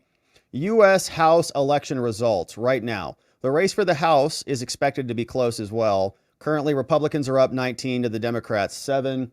We can see they've picked up seats in Indiana, or they've got seats, victories in Indiana, 2 seats there. Kentucky, we got 2 out of the 6 there. We've got in Florida, bunch of Republican victories. You can see it looks like mostly red. We've got 1, 2, 3, 4, 5, maybe 6 seats that are outstanding. Otherwise, nice send from Florida. Shout out to our friends in Florida. So 2 in Indiana, remainder still ongoing. The Senate looks like the Republicans have picked up Jim Justice in West Virginia. So Indiana, Jim Banks wins. I think that was probably a pretty obvious one. He's the incumbent. Jim Justice is going to be picking up Manchin's seat, which is just great. Vermont, Bernie Sanders, the independent so-called, is winning there. And so still a long way to go on those. But other updates, let's see what the New York Times had. Anything else that they're reporting in their updates section says, as polls begin to close in North Carolina, there's about 36 people gathered here in Raleigh for Mark Robinson, the embattled Republican candidate for governor. Many are wearing red clothes and Robinson hats, watching Fox News coverage. Phil Scott, a Republican re-elected governor of Vermont. Shout out to Phil Scott. That's good. A Vermont Republican won. Mark Messmer, a Republican of Indiana, won his race in Indiana, the first new member to be elected at the House. He replaces Representative Larry Bucshon, a Republican as well. Justice wins in West Virginia. The Republican governor of West Virginia, popular governor, easily won the election, captured the seat held by Joe Manchin III. Wow. An independent who caucused with the Democrats, who declined to run again. Justice defeated Glenn Elliott. That's good, man. That's huge. It was a sign of how rural voters in the Appalachian state have once again shifted dramatically to the Republican Party. The state that once voted for Jimmy Carter over Ronald Reagan is now reliable for the GOP. So good news there. Race called. Trump wins West Virginia. They only have 4 electoral votes. What? The Republican wins the governor's race in West Virginia as well. And North Carolina polls close at 7:30. All right, so a lot happening out there, my friends. Let's check back in on the cables. Even more unstable and more unhinged. And now he wants unchecked power. And this time, there will be no one there to stop him. Not even the Supreme Court, which months ago told the former president that he is essentially immune. That's not what they said. No matter what he would do in the White House. That's not what they said, you liar. I'm watching the gray line because we've been told so much about independents and how important they are. What did you learn with this? So you could really see Democrats responded favorably, but independents gave this a D while Republicans gave it an F. And one of the things that we heard from independent voters is that Kamala was supposed to be this joyful candidate. She positioned herself right off the bat as somebody who was going to be different, bring us together. She said we have more in common than divides us. And the more negative she got, the more negative independent voters got towards her. And I think we saw that happen in the polls. She had a surge in the beginning and things sort of flatlined once she sort of turned very negative. All right, here's one from former President Trump. She's running on a campaign of demoralization. It's a campaign of hate. Her lies and her slanders are very shameful and really inexcusable. Today we're going to talk about the real character of Kamala, and a person who has no remorse for the anguish she's inflicted upon families. It's true. All across America. Kamala intends to conflict and keep this misery going, and she's going to keep it going as long as she can, because that's the only way she can get elected. Now, you can see very different reaction here than we had with the other voters. Democrats, not surprisingly, gave this an F. Independents kind of flatlined it, gave it a C. Republicans gave it an A. I think this kind of rhetoric is priced into Donald Trump. They want to see him be tough. They want to see him be a fighter. And a lot of the things that he talked about were things that people agreed with. So I think people give him more of a pass on the tough rhetoric than they do on Kamala. All right, let's talk to some voters. I can't wait for this part. Okay, so Steve, you are a Democrat, and I understand you voted for Trump, and you live in the all-important battleground of Pennsylvania. So tell me about your journey and what it's been like and why you made that decision as a Democrat. Well, Harris, for me, it was very simple. The issues for me are fighting anti-Semitism, being strong on our greatest ally, Israel, economic strength, fighting the border, and peace through strength. And Donald Trump, we have a 4-year history of Donald Trump as president, and he demonstrated all of that. And it was a no-brainer. It was been a very interesting reaction for people to see me demonstrably promote my rapport for Donald Trump, but I also have supported Dave McCormick. So that was sort of a double-edged whammy for me, but it was a no-brainer. And supporting Donald Trump was an easy decision. Yeah, as a Democrat, you said, people were reacting to that. I appreciate your answer. I appreciate everybody's time. We will hear more from our voters' voices throughout the night. Let's go back to Brett and Martha. All right, Harris. Thank you, Harris. Thanks, Lee. So the clock is ticking down to one of the biggest poll closings of the night. Pennsylvania is about to finish the voting process. Our special coverage continues with Jesse Waters and Sean Hannity coming up.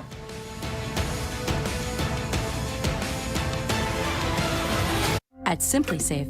Or in the context of those numbers that Kate just shared with us. So you have the early votes that are about to be reported shortly after 8 o'clock, and then you have the overall turnout. And sources I'm speaking with there in Pennsylvania and on the ground in Philly say that turnout in Philadelphia and some other places across the Commonwealth have exceeded expectations. So let's talk about that Democratic stronghold of Philadelphia and what I'm being told there. An official there tells me at Temple University, the line was around the block today. I'm told they had to bring in extra machines to tabulate the votes, 6 total compared to the 2 that is typical per this official.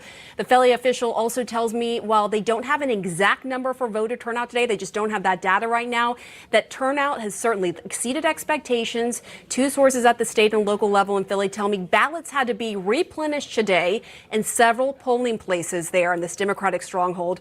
Overall, one state source speaking to election officials in Philly said it seems the turnout there was, quote, quite high and seems through the roof. Interesting. Let's look at the swing county Whose turnout here of Northampton. The state official also tells me at Lehigh University their lines were up to 4 hours long. I'm told this is not because of any glitches in the system or issues, just that the turnout there was stronger than they had anticipated at this university where there are a lot more younger voters. Now, I'm told right now, as it stands across the Commonwealth, there are 600,000 fewer mail-in ballots compared to 2020, but officials aren't done counting the total number. And they tell me it's actually more mail-in ballots than they were expecting. So we're about to get our first big look at those mail-in ballot numbers right there in the Commonwealth of Pennsylvania at 8 p.m. A lot coming our way this hour, Aaron. That's right. Absolutely. As Kate said, more than 100,000 of them, could be more than 50% of the outstanding for Philadelphia. John King, amazing, though, when you hear about 4 hours of lines. And we have heard that from Pennsylvania to Nevada, that young people have turned out. Hopefully everyone's turning out. I just want to say quickly, seeing Kate Baldwin in that spot in Philadelphia, you want to trigger some Johnny 2020 PTSD. Say that's real PTSD. Yeah, that is the spot. I remember that spot oh too well from 2020. Let's look through what we have.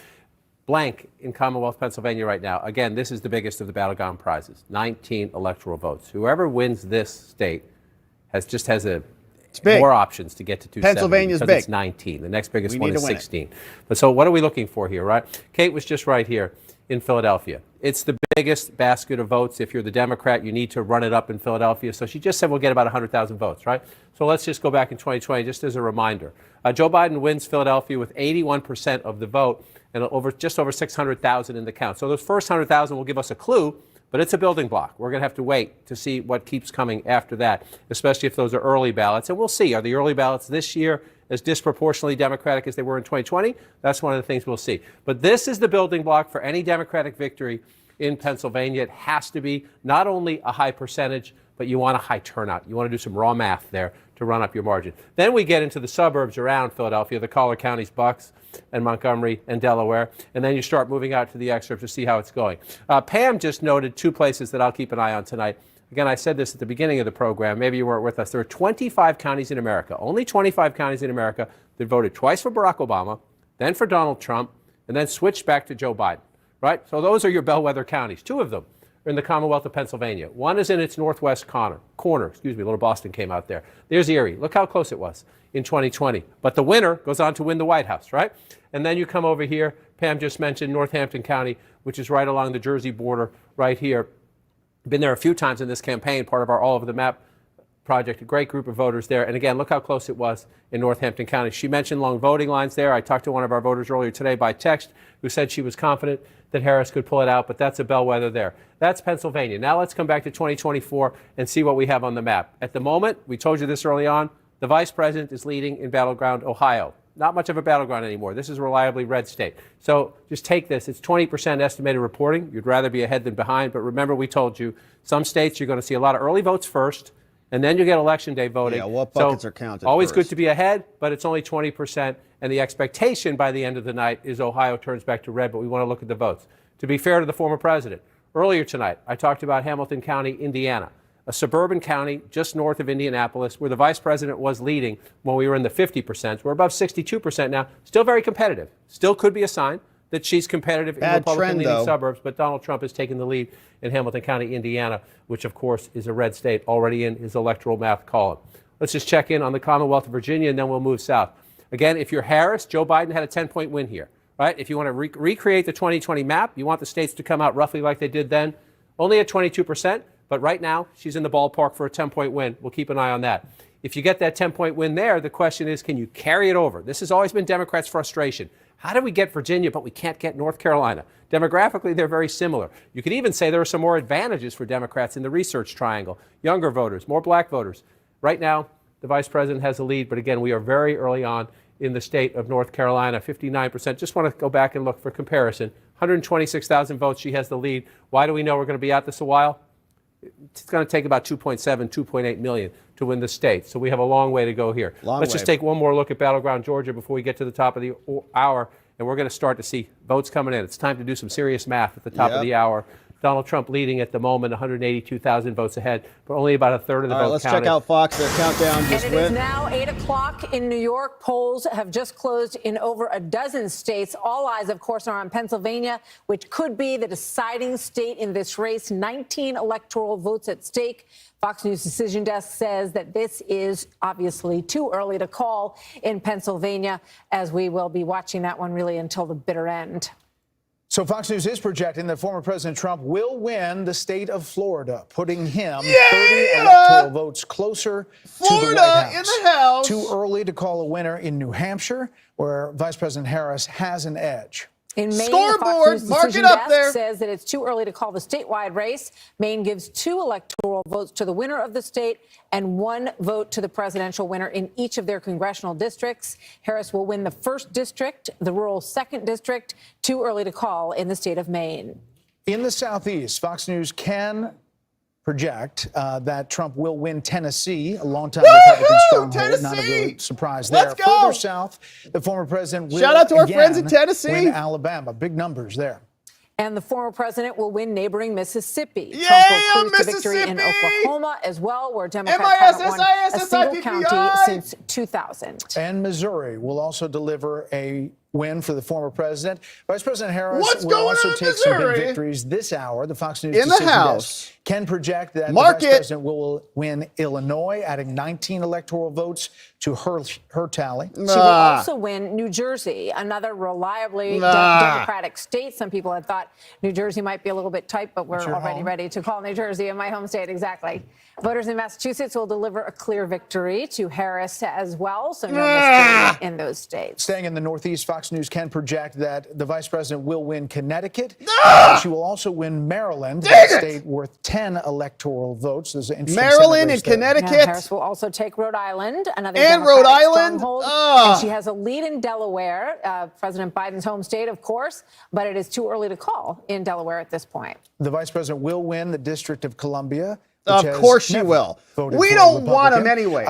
We don't want the District of Columbia. We don't want their 3 crap votes anyway. Get out. It obviously changes with all of these numbers. It is in the corner of your screen, 105 to Harris 72. And there you see it full screen. As we start to fill in this map, little by little, we're going to get closer to 270. Remember, there's some big states, including California, all the way out in the West, that'll adjust this number for the vice president. Well, we know how they're going to go Jessica, there. Jesse, and Kellyanne, we added you. Jesse, thoughts? Are we sure about New Jersey? All right, so here we got some other reports. So Trump wins in Florida. Donald Trump wins Florida 55 to 43. Good numbers there. Big pickup, almost 1 million votes. Obviously, we needed that. 85% of the votes are in, so that's not changing. That counts. Mark it up. Florida's done. New Hampshire, still reporting 14% of the votes in. Kamala's up by 14,000, 55 to 43. Bunch of additional votes need to be counted. So a lot remains. And I wish they told us like what that number is. Why don't they just tell us what the number is? All right, so you can see the bar chart, the bar graph. There's a ways to go. Virginia, those numbers are shifting. Trump went up 0.1%, 52 to 45, 27% in there, and that's another 80,000 votes. So we weren't expecting, Virginia's not a must win. It would be nice to pick it up. Some people were thinking that maybe Trump would pick it up. Let's see what this change looks like. All right, 549, numbers haven't really moved. Votes are still piling in there.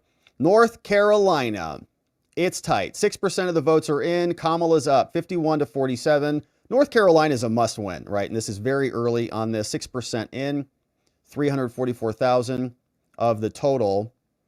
And they've given us some more details here. But all right, so we'll keep our eye on that one. Florida's good. The U.S. Senate now. Ooh, we got some changes here. We got some pickups. So U.S. Senate, or let me say some, not pickups, but some closures. We've got Florida. Rick Scott wins in Florida. That's good news. So I think he's retaining that seat. Mississippi, Roger Wicker they haven't even counted a single vote yet, and that one's done. Tennessee, Marsha Blackburn. Shout out to Marsha Blackburn. We love Marsha. She's done a good job. 81% there, so she retains her seat. Ohio, Sherrod Brown is up there. She's the incumbent against Bernie Moreno. We got 20% in on the Senate. Sherrod is currently up by about 50,000 votes, so 51 to 47%. Pennsylvania is now reporting in. Bob Casey coming in hot, 3% of the votes. He's the incumbent Democrat, 71% to 28% for Dave McCormick. And so that is now coming in. We've got New Jersey. Andy Kim won that one. Looks like that was an open seat. So Andy Kim beat Curtis Bashaw, a Republican, 71 to 27%. Blowout over there. Golly. Then Delaware. Another open seat, it looks like. Lisa Blunt, Rochester. Not even reporting any votes. They're giving that to her. Chris Murphy was the incumbent. We know who he is. He won again. That's, again, no votes even reported. Sheldon Whitehouse, who I think he's a member of a racist club that only allows white people in. So it's like his name is Whitehouse, and he's a member of a club that is only for whites. I'm pretty sure it's him.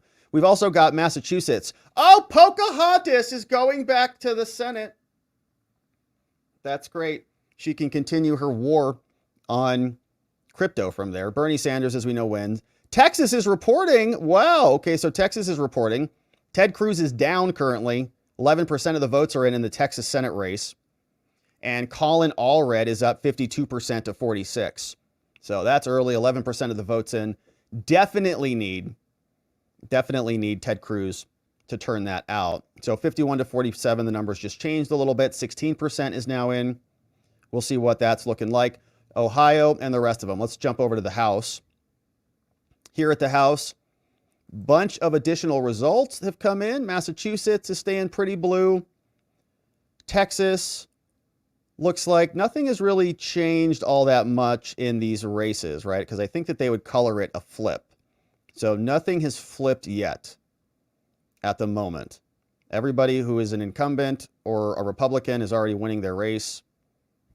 And that's that. All right, so 36 there. Let's check back in with the cables. Bill Hemmer is back up.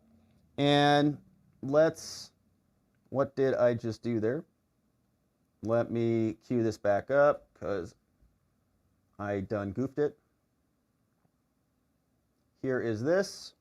Let's check the cables. The issues in the schools. Maybe it is the transgender issue that the Trump team pushed so much during this campaign, and maybe that's having an impact on that. Let's move away from Virginia. There's a couple interesting stories I just want to bring our viewers up to date on. Just punching around this map here. You can find a little good news for Kamala Harris. You can find good news for Donald Trump, and I'm going to show you why here. Down in Florida, just looking at Duval County and Jacksonville, okay? This is advantage Trump from where he was 4 years ago in Duval County. You see that? You see that swap? Flipped it by 5 points there. Now I want to go up to Georgia here. And in the rurals, east of Atlanta and to the south, now the Fox Insight here, right? Okay? That's Baldwin County. The county seat in Baldwin County is Milledgeville. It was the Confederate capital of Georgia during the Civil War. Now, our Fox Insights tell us right now, look at this, okay? It has 2 colleges in this county. The African-American population is about 44% countywide. Trump right now, at this moment, with 84% of the vote reported in Baldwin County, he's up 7.5 points from where he was in 2020. You know, the Trump team's going to take that. Yeah, that's good news. Likewise, okay, the metro area of Atlanta. Let me pop out here. You got 26 counties to concentrate on. But the Harris folks are telling us in Douglas County is that she's performing better than Biden did 4 years ago. Okay, These are suburban voters all over the Atlanta metro area. So she's a net gain of 18,267 right now. All right, you got about a quarter of the vote still out there. Biden finished in Douglas County with a net gain of 17,360. That would be good news for the Harris campaign if this number holds there in Douglas County. Let me pop out here a moment and show you another thing here that we were looking at. Wait, can you stay in Georgia for 1 second? I can.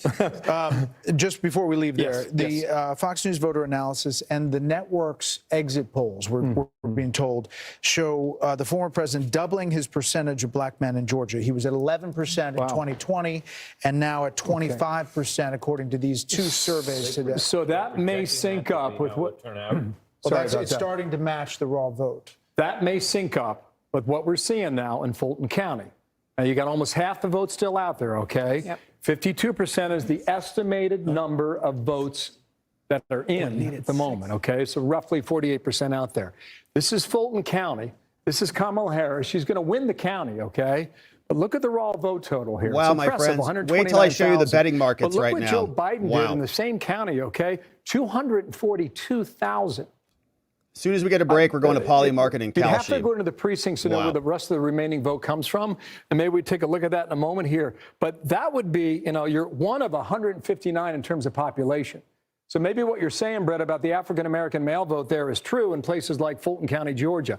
Just want to caution you, there's still a lot of vote out there, but we're going to keep a very close eye on Fulton County starting right now into the night here. Fannyland, center of attention. Any indication that turnout is a bit lower than 2020, because that would... Okay, my friends, wow. Let me show you these betting markets. You're not even going to believe it. All right, so here's what Poly Market looks like. You can see it's changing in real time, and the numbers have shifted dramatically. This is the one-day window. So as of, you can see a big break happened right there. 61.9, 38.3. People are thinking that Trump's going to win this thing, you know, pretty nicely. You can see a shift there. Now, it's changing, right? It's changing. This is also gambling, so people are trying to win money and come in at certain times. But this is what Poly Market looks like after, these are some polls that are closing, right? They're just watching the night unfold. This is matching what we're seeing over at Calshi, which is showing the same. They had a big spike here, right at the 7 p.m. hour.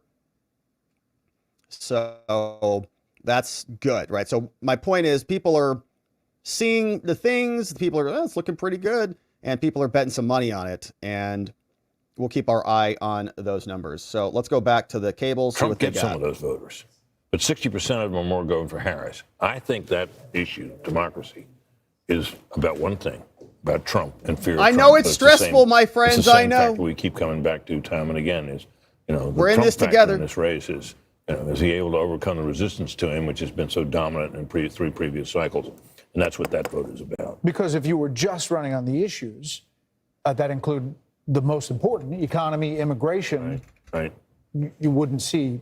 Wouldn't see that, but you got half of people thinking that's important. And that's a Trump. That's a Trump. A huge issue for 2020, and it also resurfaced a bit with candidate selection in 2022. Certainly did. That he got blamed for. So the question is, are we going to see the increase in his approval numbers translate into something positive for him tonight? And if you work your way back to what that's about January 6th. Can I clarify and the price he paid politically for January 6th is still being paid. And it also was hammered over and over again by current President Biden, the former candidate. The threat to democracy was really on his lips pretty much every minute. And Vice President Harris didn't take that ball for a lot, but she did come back to it towards the end of the campaign. The other thing about it I think is striking is it shows you the power of the media, because in many ways, it's a BS issue when you think about it. I mean, think about it, go back to January 6th, which was supposed to be the moment when we all thought we should fear this, that our democracy was fragile. It was the premise of the January 6th special committee that we, as the co-chairman of the committee put it, we came critically close to losing our democracy.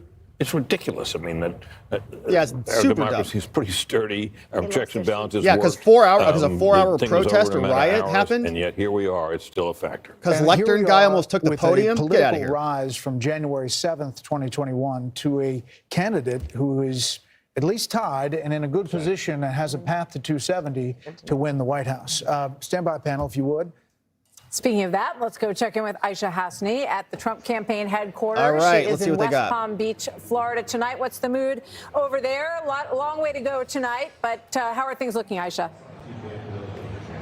Things are looking good here. The crowd behind me still hasn't really filled up the convention center, and that's because I'm told that there's a long security line. Apparently, a lot of folks are at the Hilton partying right next door and still haven't made their way over, and that's because there's a really long security line. They got to go through the max before they get in here. So that is what's holding up the people, the spaces that you see behind me, and why that hasn't filled up just yet. I want to just talk about, you guys were on the big screen when you called Florida in here, and everybody erupted into a cheer. I was just talking to Congressman Mike Waltz of Florida, of the great state of Florida, and he was telling me how for the incumbent party. Let's start with the Sunshine State of Florida. There, incumbent Senator Rick Scott, the Republican, will defeat Democratic Congresswoman, former Congresswoman Debbie Merkersell-Powell. Scott winning a second term in the Sunshine State.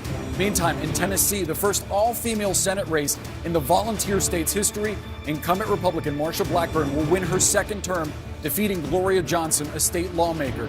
Meantime, in Indiana, Congressman Jim Banks, he will defeat Democrat Valerie McRae, a clinical psychologist. This is for the open seat left by retiring Senator Mike Braun, who's now running for governor.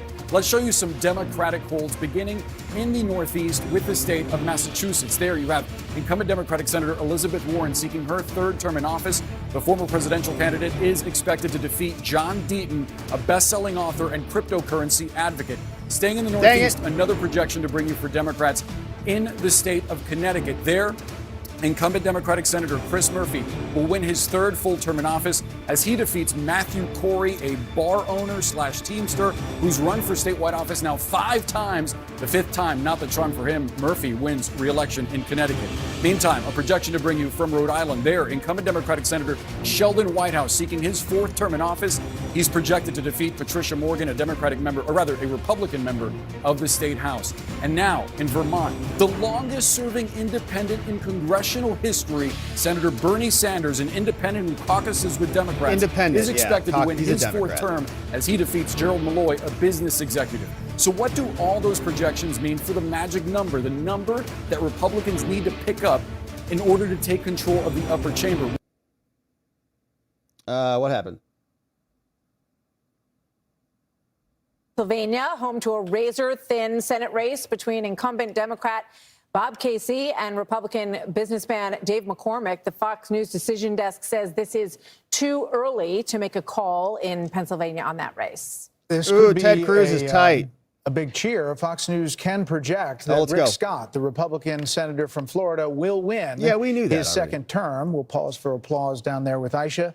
He did that in like 10 Maryland, minutes ago. It's too early to call the race between Democratic County Executive Angela Alsobrooks and former Republican Governor Larry Hogan. Alsobrooks has a lead, however, in our Fox News voter analysis. Fox News going to call Arizona already? Come in.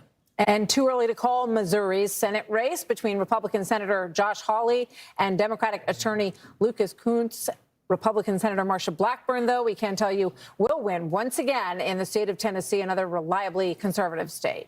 In Mississippi, longtime GOP Senator Roger Wicker will take home another victory. The Fox News decision desk can project that in Massachusetts, Democratic Senator Elizabeth Warren will win her third Pocahontas. term. Connecticut's Democratic Senator Chris Murphy will also win a third term. Not enough data to project the main Senate race quite yet. And in New Jersey, current Democratic House Rep Andy Kim will win his Senate race, putting him in the upper chamber for the first time. This is the Bob Menendez seat. In Delaware, Democratic House Representative Lisa Blunt Rochester will win her first Senate race. In Rhode Island, Democratic Senator Sheldon Whitehouse will return for a fourth term. And let's take a look at the balance of power and how it shapes up. At this point in the evening, 8:18 on the East Coast, you have 43 Republicans securing their seat. One seat was flipped. That is West Virginia. The former governor will now be Senator Jim Justice in West Virginia. 34 Democrats have secured their seats in the Senate, and a long way to go in the upper chamber as well. We have a lot of raw vote totals starting to dump in from those early states. More Democracy 24 coverage ahead as we await the next round. All right, they're talking Arizona on CNN. They're going to break. Let's see what Pulling short of that MSNBC number again. Democrats says. would like to chip away, get that down to 60, 59, something like that. There's a number of big suburbs in the state. There are some of them, are outside Raleigh, where that's the story. It's a core Republican, but does it get a little bit less Trump's so? numbers in Virginia again, are tightening statewide up. now in North Carolina, it's sort of scattered, as you can see, in these different counties. But statewide right now, 4 points. And again, we talk about this. Let's just take a look, because we've got some. I'm checking these to see one thing that I'm looking for here. We've got Anson County has let's take a look and put this in some perspective here. Significant black population. It is one of the stories in North Carolina. The Democrats in counties with large black populations think they can improve the turnout, think they can improve Democratic margins in some cases, maybe flip some of them. So we do have 3/4. It's very small, but this is the kind of county we're going to be looking at. There's a lot of them in rural eastern North Carolina. Not much to show you right now, but with large black populations. Barack Obama was the last Democrat to carry North Carolina. He carried some of those counties. The Democrats have kind of fallen off dramatically in them. We want to see it's in this eastern North Carolina area here. We want to see as these fill in, our Democrats taking strides forward there. They think they can with Kamala Harris as the nominee. They think they've improved their ground game. That'll be a test for it. So again, sitting there at about 9% statewide in North Carolina and returning to Georgia, where we now have about half of the vote in. And again, just going to take a quick look. I have struck out on this every time, but this is going to be very big when we get votes from Gwinnett. And we don't have many more from Gwinnett, but you're starting to take shape here again. That's that core Democratic area. Just see if we have any more from Fayette. I'm going to go back and take a look right here. But again, now almost half the vote in Georgia, and I think starting to see a little bit in the way of patterns, just in terms of the rurals, at least in Georgia, Rachel. That's looking good. All right, so we also got some breaking news. Glocky McGlock, you know who he is over on our locals, shared this story with us from the Daily Mail, saying that apparently there was a polling location that got ransacked. Pennsylvania voting site was evacuated as disruptors try to upset the election result. What? Posted 7:51 Eastern, so not long ago. A voting site in a key swing state of Pennsylvania has been evacuated after being stormed by disruptors. Multiple people burst into the center shortly before 7 p.m. Eastern on Tuesday. That triggered an evacuation by local police. Polls don't close until 8 p.m. Eastern, just like 22 minutes ago. The identities of the disruptors have not been shared. No further details have been released. It's also unclear if they're supporting Trump or Kamala. And apparently, here's a report. Hi, everyone. It's Haley with the Center County Report. We are currently up, at Haley? the Willow Bank building where we are setting up to go live when police told us we need to exit the building because they said people are trying to disrupt the election. Now you can see back behind me that there are police flashing lights, residents, people. We are all gathered here at the lower parking lot of the building. We'll keep you updated with what's going on at 8. Okay. Wow. Center County reporter, journalist Haley Jacobs shared the clip. Belafonte sits in central Pennsylvania. Center County voted Democrat in the most recent election. Joe Biden won it 51-46.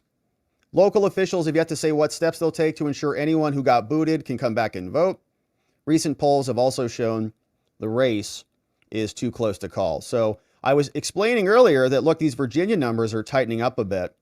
So now it's about 47,000 votes in Virginia, 50.3 to 48.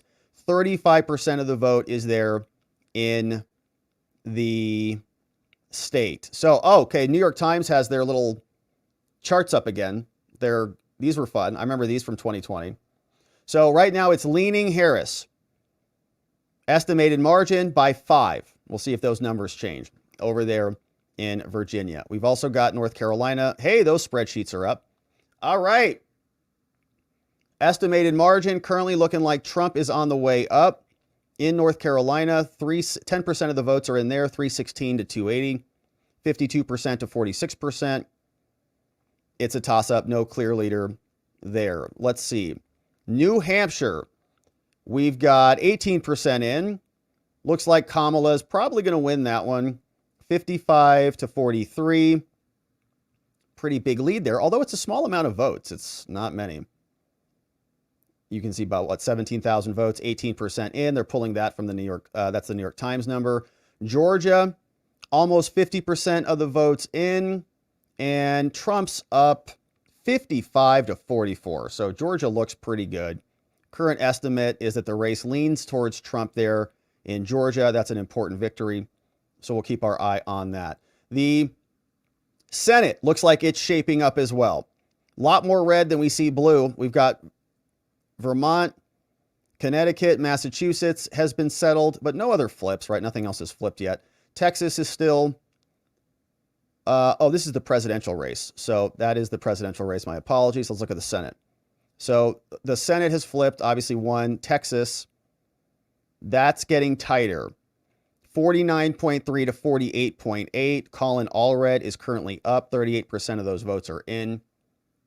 So the questions on those will be, where are they coming from, right? Where are those votes coming in? Let's check the House race. Then we'll see what the cables have for us once again. But no pickups thus far. Nothing has flipped yet, either for Democrats or for the Republicans as it stands. We're coming up on the half hour. I don't think that there are any other polls that close on this half hour. Could be wrong about that. But we'll see what else is coming up. So we've got, looks like a panel is over on with the Fox crew. Let's see what they've got for us. And test our own tools and sell them directly to you. No middleman. Party. You know, it started with him in 2015, 2016. It's ebbed and flowed. I think it's closed in high tide.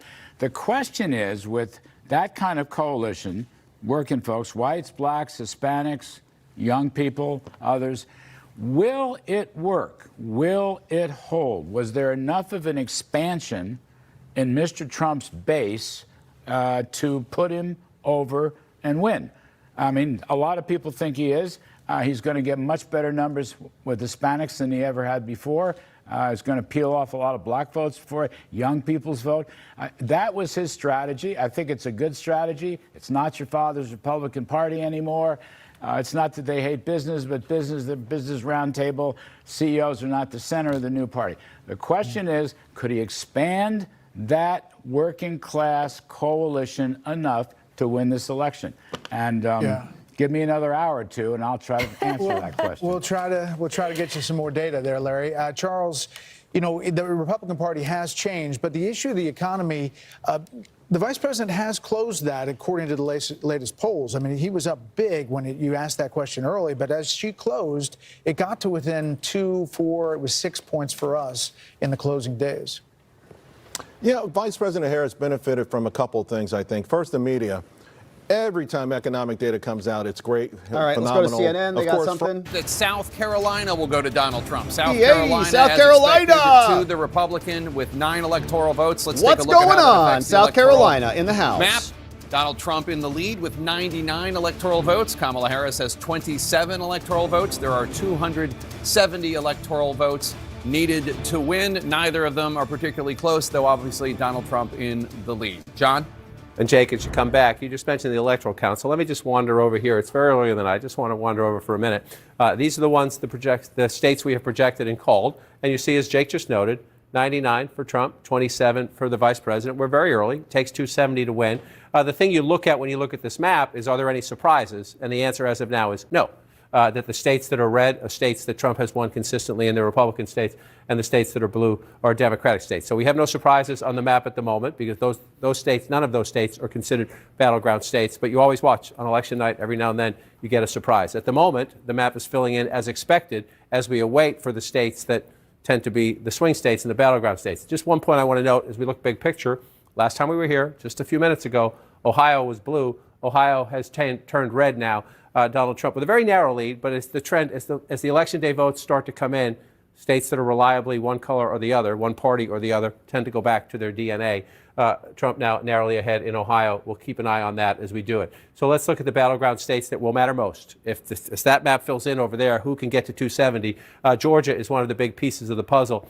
And again, in a state decided by 11,779 votes, I believe, 4 years ago, Donald Trump ahead by more than 300,000 votes, or about half the count. Half the count is good, but there's still a long way to go. Just want to check. This is where the Democrats have to run it up. Remember, Cobb County, last time we checked, Trump was winning.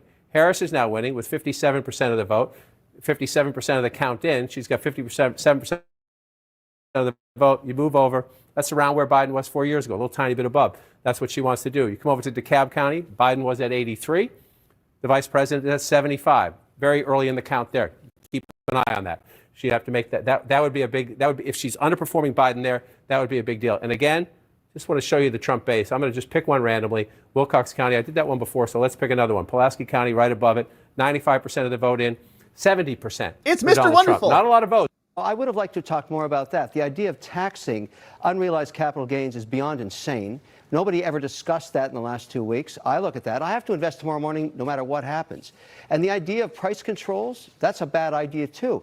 We left those alone, and they are very, very dangerous ideas. But don't you think, I mean, with all due respect, Trump hammered away on every single thing you just talked about. He completely opposes the corporate tax. All I remember was Nazi hunters. All right, guys, and I remember firing squads. Well, then you need to read the stories you more guys carefully. continue the argument.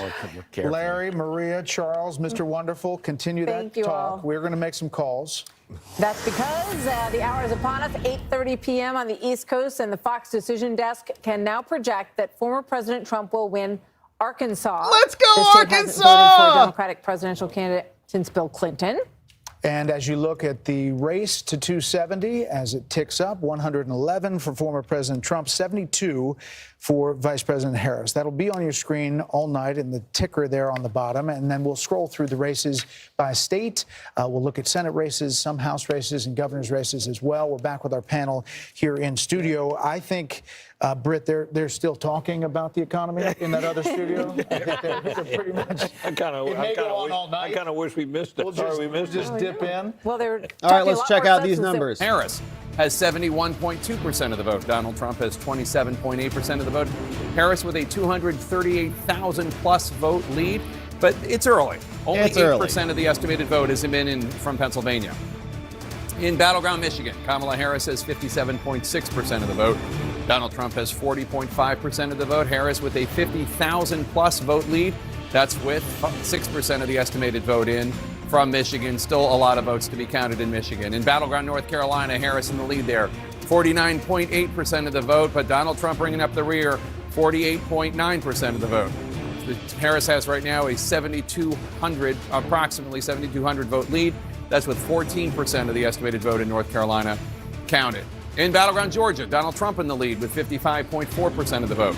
Kamala Harris bringing up the rear with 44% of the vote. Donald Trump with a healthy 322,000 plus vote lead. That's with more than half of the vote counted in Georgia. 53% of the estimated vote in Georgia counted. In the Commonwealth of Virginia, Kamala Harris in the lead with 50% of the vote. Donald Trump with 48.2% of the vote. Harris with a 30,000 plus vote lead. That's with more than a third, 39% of the estimated vote in from Virginia counted. In the state of New Hampshire, Kamala Harris in the lead, 54.1% of the vote. Donald Trump with 45.3% of the vote. Harris with a 13,000 plus vote lead. That's with an estimated 18% of the estimated vote out of New Hampshire counted. In Ohio, Donald Trump in the lead, 50.3% of the vote. Kamala Harris with 48.9% of the vote. Donald Trump with a 36,000 plus vote lead. That's with an estimated 41% of the estimated vote in from Ohio. And now we can make a projection in a closely watched race for governor. CNN can project that Democrat Josh Stein will be elected governor of North Carolina. Stein is the current attorney general. We are projecting that he will defeat his Republican opponent, Lieutenant Governor Mark Robinson, who had Donald Trump's endorsement. Robinson's history of controversy became a major issue in the race, including he's going to beat Robinson, uncovered, shall we call that them, stinks. inflammatory posts on a porn website from more than a decade ago. Again, CNN projects the Democrats will hold on to the governor's office in North Carolina, with Attorney General Josh Stein replacing the term-limited Governor Roy Cooper. John? And Jake, one of the big questions in North Carolina, as you know, is Democrats were somewhat hopeful that maybe the scandal in the governor's race might help them. They just gave Delaware to Kamala on that with the Republican MSNBC. candidate Robinson in trouble. Kamala Would Trump picks be up impacted Delaware. by that? So let's just take a quick look at it. You see North Carolina, this is the presidential race, very close at the moment. We're only at about 15% of the statewide vote counted, so a long way to go in a state we expect to be tight. It is tight from the get-go in the early count. I just want to switch over and look at the governor's race. Excuse me, it's down here. Look at the governor's race. So you have the Democrat here at 49.4, the Democratic candidate for president. If you look at the governor's race, Josh Stein winning 56% of the vote. So you have a lot of ticket splitting happening in North Carolina right now. People who are voting for Donald Trump. We hope that doesn't happen here in Arizona. For Mark Robinson for governor. And so at least at the moment, not the benefit that the Harris campaign was hoping for, at least no evidence of a giant benefit that the Harris campaign was hoping for in North Carolina from the scandal around the Republican gubernatorial candidate. So what do we have here in the key Sun Belt battleground? North Carolina, Georgia, and then we go west, Arizona and Nevada,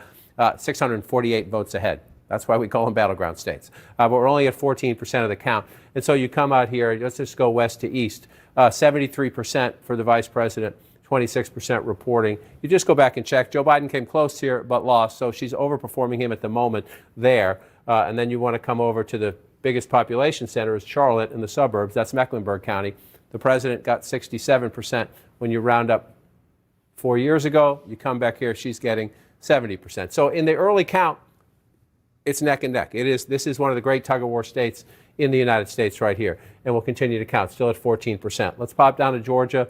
We're at 53%. We were at 50% last time, so we're moving up, but moving up slowly. And again, it's trademark Trump, just running it up in the rural areas. And so we pick one randomly. Baby. Let's run up those numbers. Here, Pump those Bacon numbers County, up. 95% in, so we're close to the full count here. But look at that, 87% of the vote, right? This is how he does it. It's 4,000 votes to 600 votes. In a state this big, you say, oh, that's not such a big deal. When you do it in county after county after county, that adds up. So just go back and take a look, 86%. So Donald Trump is at least matching his performance in most of these rural counties of 4 years ago when Georgia was incredibly close. So if he matches in the rural areas, all he has to do is improve a little smidgen in the suburbs or in the urban areas, and you're more North competitive Carolina. in the state. So Trump let's just goes into the lead around Atlanta because this is in North Carolina. Trump just jumped into the lead in North Carolina. You can see I just watched it change. 400,475 to 400,459. 49.5, 49.5. So the numbers just changed in real time. All right, we're 14% in. This is a big one. We got to pick this one up for sure. Obviously, Pennsylvania is pretty important too. But here they're saying, looks like it's a toss-up, but it's leaning right. Let's go North Carolina. All right.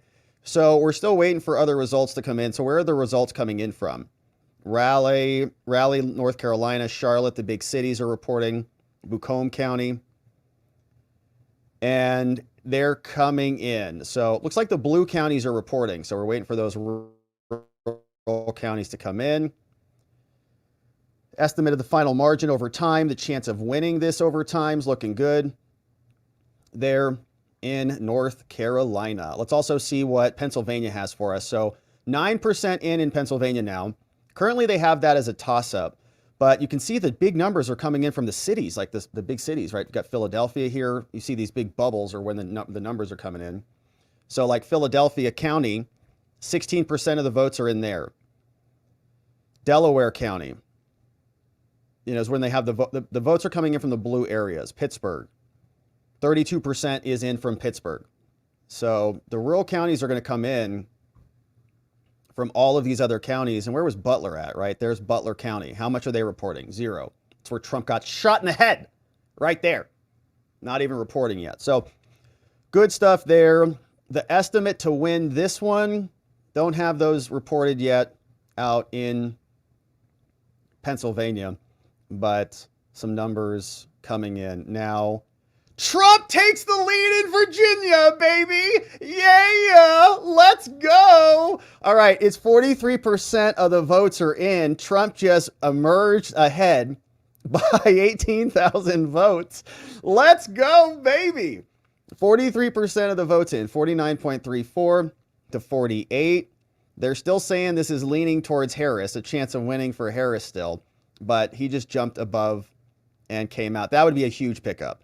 If Trump picks up Virginia, that's going to really shatter a lot of things. So he just jumped ahead, 43% of the votes, baby. Look, and the numbers just changed again. He went up 0.02%. Let's go. Let's go. Love it. All right, so keeping our eyes on that one. And what else do we got? New Hampshire is here. I think have they declared this one yet? Not yet. So New Hampshire still coming in. They got 26% reporting, which is great news. We've got Georgia still looking solid. Votes are coming in, 55%. Looks like they just projected Kamala to win Illinois, which is to be expected. Boo on that one. So still 55% of the votes in. They're finding that Trump picks up Georgia this time. 19 electoral votes from Illinois go over to Kamala. They reported that with 9% of the votes in, 56% to 43. We expected that. That's not a big one either. We were supposed to lose that, expecting to lose that. Pennsylvania, 11% in. Those numbers are still not really reportable. Ohio, Michigan, Kansas is reporting. Very likely are Missouri, very likely are Texas. Let's check the Senate Texas race. What's going on there? Ted Cruz takes the lead in Texas, in the great state of Texas, baby. Y'all did great there right now. Let's make sure we keep this going. Ted Cruz, 3.12 million. Those numbers are looking much better as 50% of the votes reporting are here. 3.1 to 3.08 million. Looking pretty good there. Fun stuff. All right, Mississippi, Tennessee, Missouri's reporting. Lots of good stuff. Hey, Bill's got his TV back. Let's check in with Bill. Let's see what Bill's doing because his TV's back. Man, this is cool. The more Republican the vote is. If you see shades of blue, that means the margin in that county is 10% or less. If you see a shade of red, like a rosé, it's happy hour somewhere. If you see a shade of rosé, that's 10% or less too. So those are counties that we want to watch. Let's look at the vote margin now for Georgia. This is interesting, right? So we just went over there on the board and we showed you the metro counties throughout Atlanta. Let's find out where the outstanding vote for Georgia is at the moment. So what we want to do here, the deeper the purple, the more outstanding votes. So you can go to the more populated counties, perhaps like DeKalb County. You can look at DeKalb on the map, 0% in the upper right-hand corner. Can't know anything from DeKalb. What about Fulton? Fannyland. Fulton.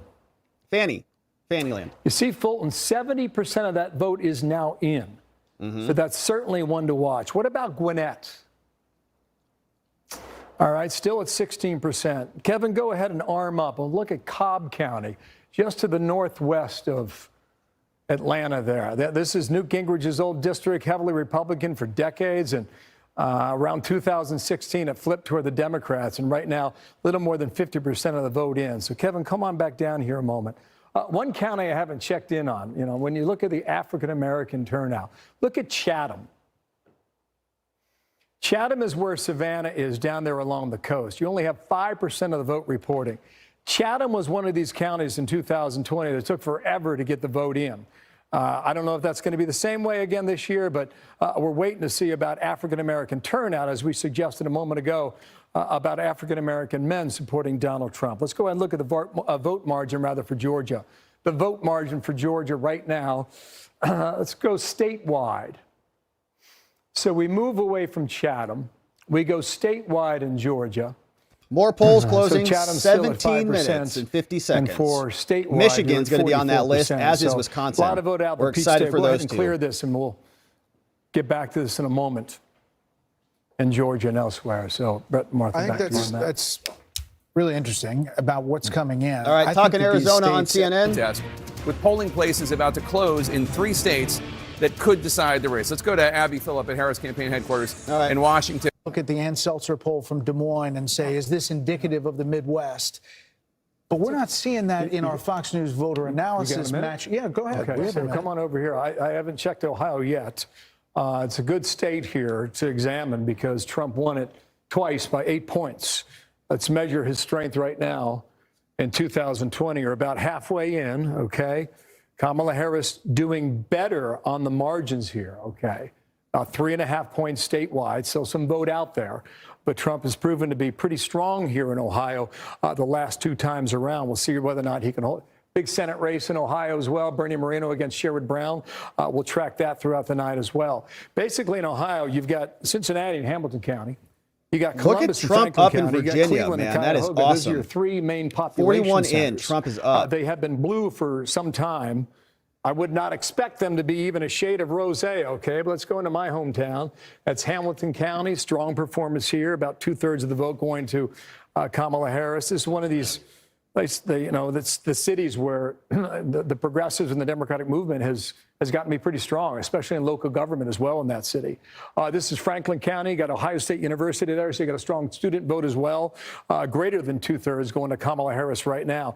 In 2020, the final vote in Franklin County, which is Columbus, you had 65% of the vote for Joe Biden there. So a little bit of the vote still out there, but she is overperforming Biden's number from 4 years ago. And this, I'll just finish up here, guys. Cuyahoga, to check this. Heavily Democratic, 3-1 Democratic votes in Cleveland, Ohio. Cuyahoga, just about 1/3 of the vote right now is in. And Kamala Harris, 71%. And Biden was at 66. So that'd be a good number for Kamala Harris if indeed that holds up. And I think that kind of tells us a little bit about why this number is closer than it's been the last 2 times around. You want to talk to your co-anchor, Dana? Well, one of the things I think is pretty interesting is especially when you're looking at or considering the political realignment that we're living in and also the population changes, right? So post-COVID, people leaving the North and the Midwest and going South. That's one of the things that, as somebody from Colorado will say, all these people moved in from California, and Colorado was reliably red. When I was a kid, it is now reliably blue. And so you get South Park making fun of California all the time and being very frustrated that they moved there. That's not happening in... All right, so we'll take a look at some numbers. So updates out of Texas. Right now, Ted Cruz looking good, 50 to 48. Looks like he's pulling away there. That is tremendous news. So Colin Allred, 3.3 million to 3.15 million. Looking pretty solid there. Happy that that is happening. 52% of the votes in there. Missouri's coming in. Michigan is now reporting some votes on the Senate race. So it looks like an open seat. Alyssa Slotkin is up in the lead there on the Senate. Even North Dakota's reporting. Ohio's reporting. Sherrod Brown. Ooh, that's close, my friends. That's good. Sherrod Brown, the incumbent, 50 to 48. 1.28 to 1.23. About 50,000 votes there. And 43% reporting. Pennsylvania, Bob Casey, the incumbent's winning on that Senate race. Timothy Kaine, Clinton's VP candidate, is going to win there. He's going to the Senate. And the rest of everything. Well, Maine is still reporting. Maine is reporting less than 1%. And the Republican is up by 48 votes. How about that? All right, so good stuff there. Let's turn back to Virginia because, oh my goodness, this is huge. Look at this. Wow. 46% of the votes in. Trump is up not much, 49.5 to 48.83. That's big. And let's see. Okay, so not much is reporting from Richmond yet, right? Like, look at those.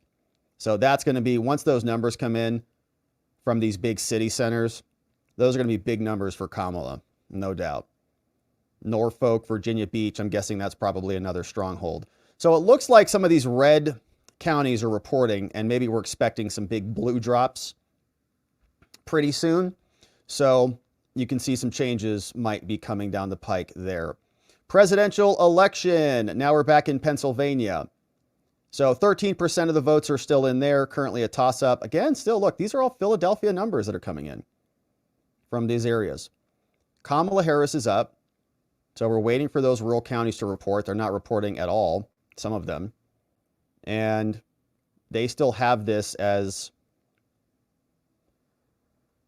leaning towards Trump. Now, look at this. This is their total outcome.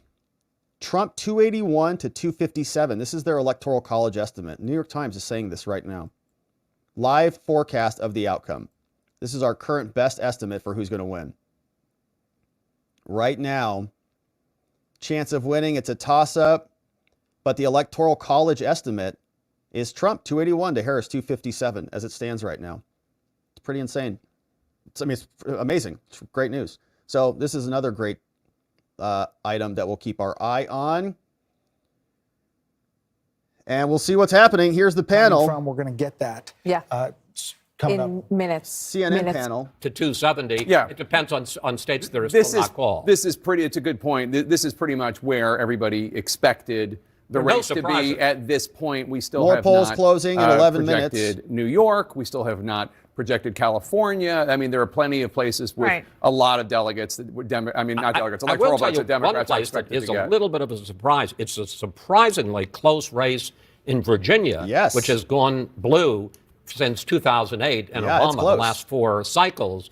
And if you remember, Trump in late October, had a rally there, and people went, "What's he doing in Virginia? That's a blue state." He's running. That's very true, close but there. there's only half of the I understand, voting. Yeah. but it's 49-49 right now. But John King set the table on that earlier when he said, "Is this assuming she wins Virginia? Is she going to win it the way Hillary Clinton won it with 5 points in 2016, or is she going to win it the way that Joe Biden won it with 10 points in 2020?" And I think that there can be something discerned from her victory. And how narrow it is. Yeah, one and way or the Virginia other. seems like there's And still a just bunch going in back those to rural the big areas, picture, in the which I city think is areas really that haven't hit important, yet. Chris. And now we're looking at Virginia, which we were talking about before, but just earlier we were looking at the returns coming in from the blue wall states, from Michigan and from Pennsylvania, because we're actually finally seeing numbers. It is early, but they are important. Pennsylvania, we cannot stress enough how critical Pennsylvania is that you're looking at right now is to Kamala Harris. Donald Trump, if things go the way that they traditionally go for a Republican, unlike 2020, he could win the White House without Pennsylvania. It is hard to see in most of these paths, Kamala Harris winning the White House without Pennsylvania. And you see there 68%. It's going to be very hard to do that. That's what she has now. It is still extremely early, only 13% in. Right, and this is the point that Chris is making about the larger electoral map. It also applies to the vote that we see in Virginia and the vote that we see in Pennsylvania. If Kamala Harris wins Pennsylvania, and who knows, she's not going to win it with more than 60% of the vote. That's crazy. No. Like it is anticipated to be razor thin. We're still waiting for all the votes to come in. So brew a pot of coffee. Sit Many back. pots. We got a lot of votes to look at. Let's go back to Aaron Burnett. And Aaron, voting's about to end in 3 of the crucial battleground states that we are watching and that you are in charge of at your Battleground Command Center. The command center, Michigan, Wisconsin, Arizona. Now, when you're talking about 60%, obviously it's not going to end up that way in Pennsylvania. You look at that blue wall, you look at Michigan. Jim Sciutto is in Detroit. And Jim, where you are now, this is the nuts and bolts that I think everybody wants to hear about, which is how the counting is actually happening. So tell us about where you are. This is an absentee ballot counting center? That's right, in Detroit, and they were expecting about 100,000 absentee ballots in Detroit, but this is key. Because of changes in Michigan state election laws in 2022, they were able to begin counting those absentee ballots received before election day. All right, my friends, I think we're going to order some election dinner day. So at tonight this over point, here. They've already counted, And for some reason, of about 100,000 your boy, expected I think, has a hankering ballots, and they for expect that when for those some 8,000 come in over the next couple hours, it's not going to take them long some of the to finish up America's that count. finest In fact, food. we heard a short time I ago think that what here we're in going to be Detroit, ordering they tonight expect that by midnight tonight or perhaps a bit is after, inspired from they this will have election, counted not just the and absentee it's going ballots to in be Detroit, delicious but early voting as soon as it is ballots, delivered from and voting that took place McDonald's. today as well. So Yeah, yeah, I'm feeling it. I'm looking at the app right now. I think we might need to get some Big Macs in here. one more note, and this is What do you think? Aaron, because Some Big Macs? site in downtown Detroit, What's everybody having tonight? the scene of protests and What's everybody having? Should we have some pizza? midst of that frantic What do we want? ballot I think McDonald's feels pretty on point tonight, you know? Haven't had it in a long time. any of those protests here now. But yeah, And there's baby. a truck arriving in the next Let's do couple it. hours, gonna pull up at that door there with absentee ballots collected from drop boxes around the city. What should we as well. get? French Again, fries? That's not fraud. MAGA that's not fries? vote dumping. That's part of the process. All right, I'm gonna of fill up my counting these menu, votes my here. We order. expect it to move very quickly tonight. We're going to get a bunch of Very stuff. It's quickly, going to be we'll great. see. And they have said they expect to be overall for the state of Michigan faster than last year, which of course was the day after midday. Secretary said she hoped it would be a little bit earlier than that. John says that's disgusting, but definitely do Young it. Law Go is for at it, for sure. Maricopa County Sounds great. facility. Maricopa County, biggest All right, in Big Phoenix, Macs. fastest growing in the country, as they say. What do we think? Kyung, one of the most important counties for the entire election. Nuggets. Well, we're doing it For the because we're entire honoring election. That's why the. you have so many reporters here. That's why we're watching Maricopa County Hey, so it's Arizona. closely. And let's take a look at the clock. We only have a few more minutes, about 7 more minutes before polls close here in Arizona. I want you to Let's take go, a Arizona. look at what we are watching, though, here at the county. What's happening here on that split screen, that other video that you're looking at, that's the inside of the vote count, the tabulation center. They are looking at the ballots. They are processing ballots. All of this is with the early vote. After the polls close, about an hour after polls close here in Arizona, we are anticipating to get the first Freedom results fries, out milkshake. of Arizona. That will be only the early vote, the ballots that have been processed up until Election Day. And then, as the night moves on, Aaron, those ballots that are out at the vote centers will be processed, they're Oh, it's counted, gonna be great. separated in there, and then brought over here Some barbecue to sauce. the tabulation center to be processed, and that information is going to start to come out as well. So it is a multi-step process. It takes time. There has to be signature verification. The ballots have to be cured here in Maricopa County. But something I want to address very quickly, because this is something that's happening right here in Arizona as we watch this clock wind down before polls close. Oh, the is McFlurry that machine's there's still broken. long lines at some of the spots that we are watching at some of these vote centers. At Mesa Community College, where we were at, and then you're going to check. I've never real used quick, this app before. it's This is still pretty convenient, an I'll tell you. hour-long line. If you are in line when polls close at 7 o'clock local time, Aaron, you will still be allowed to vote.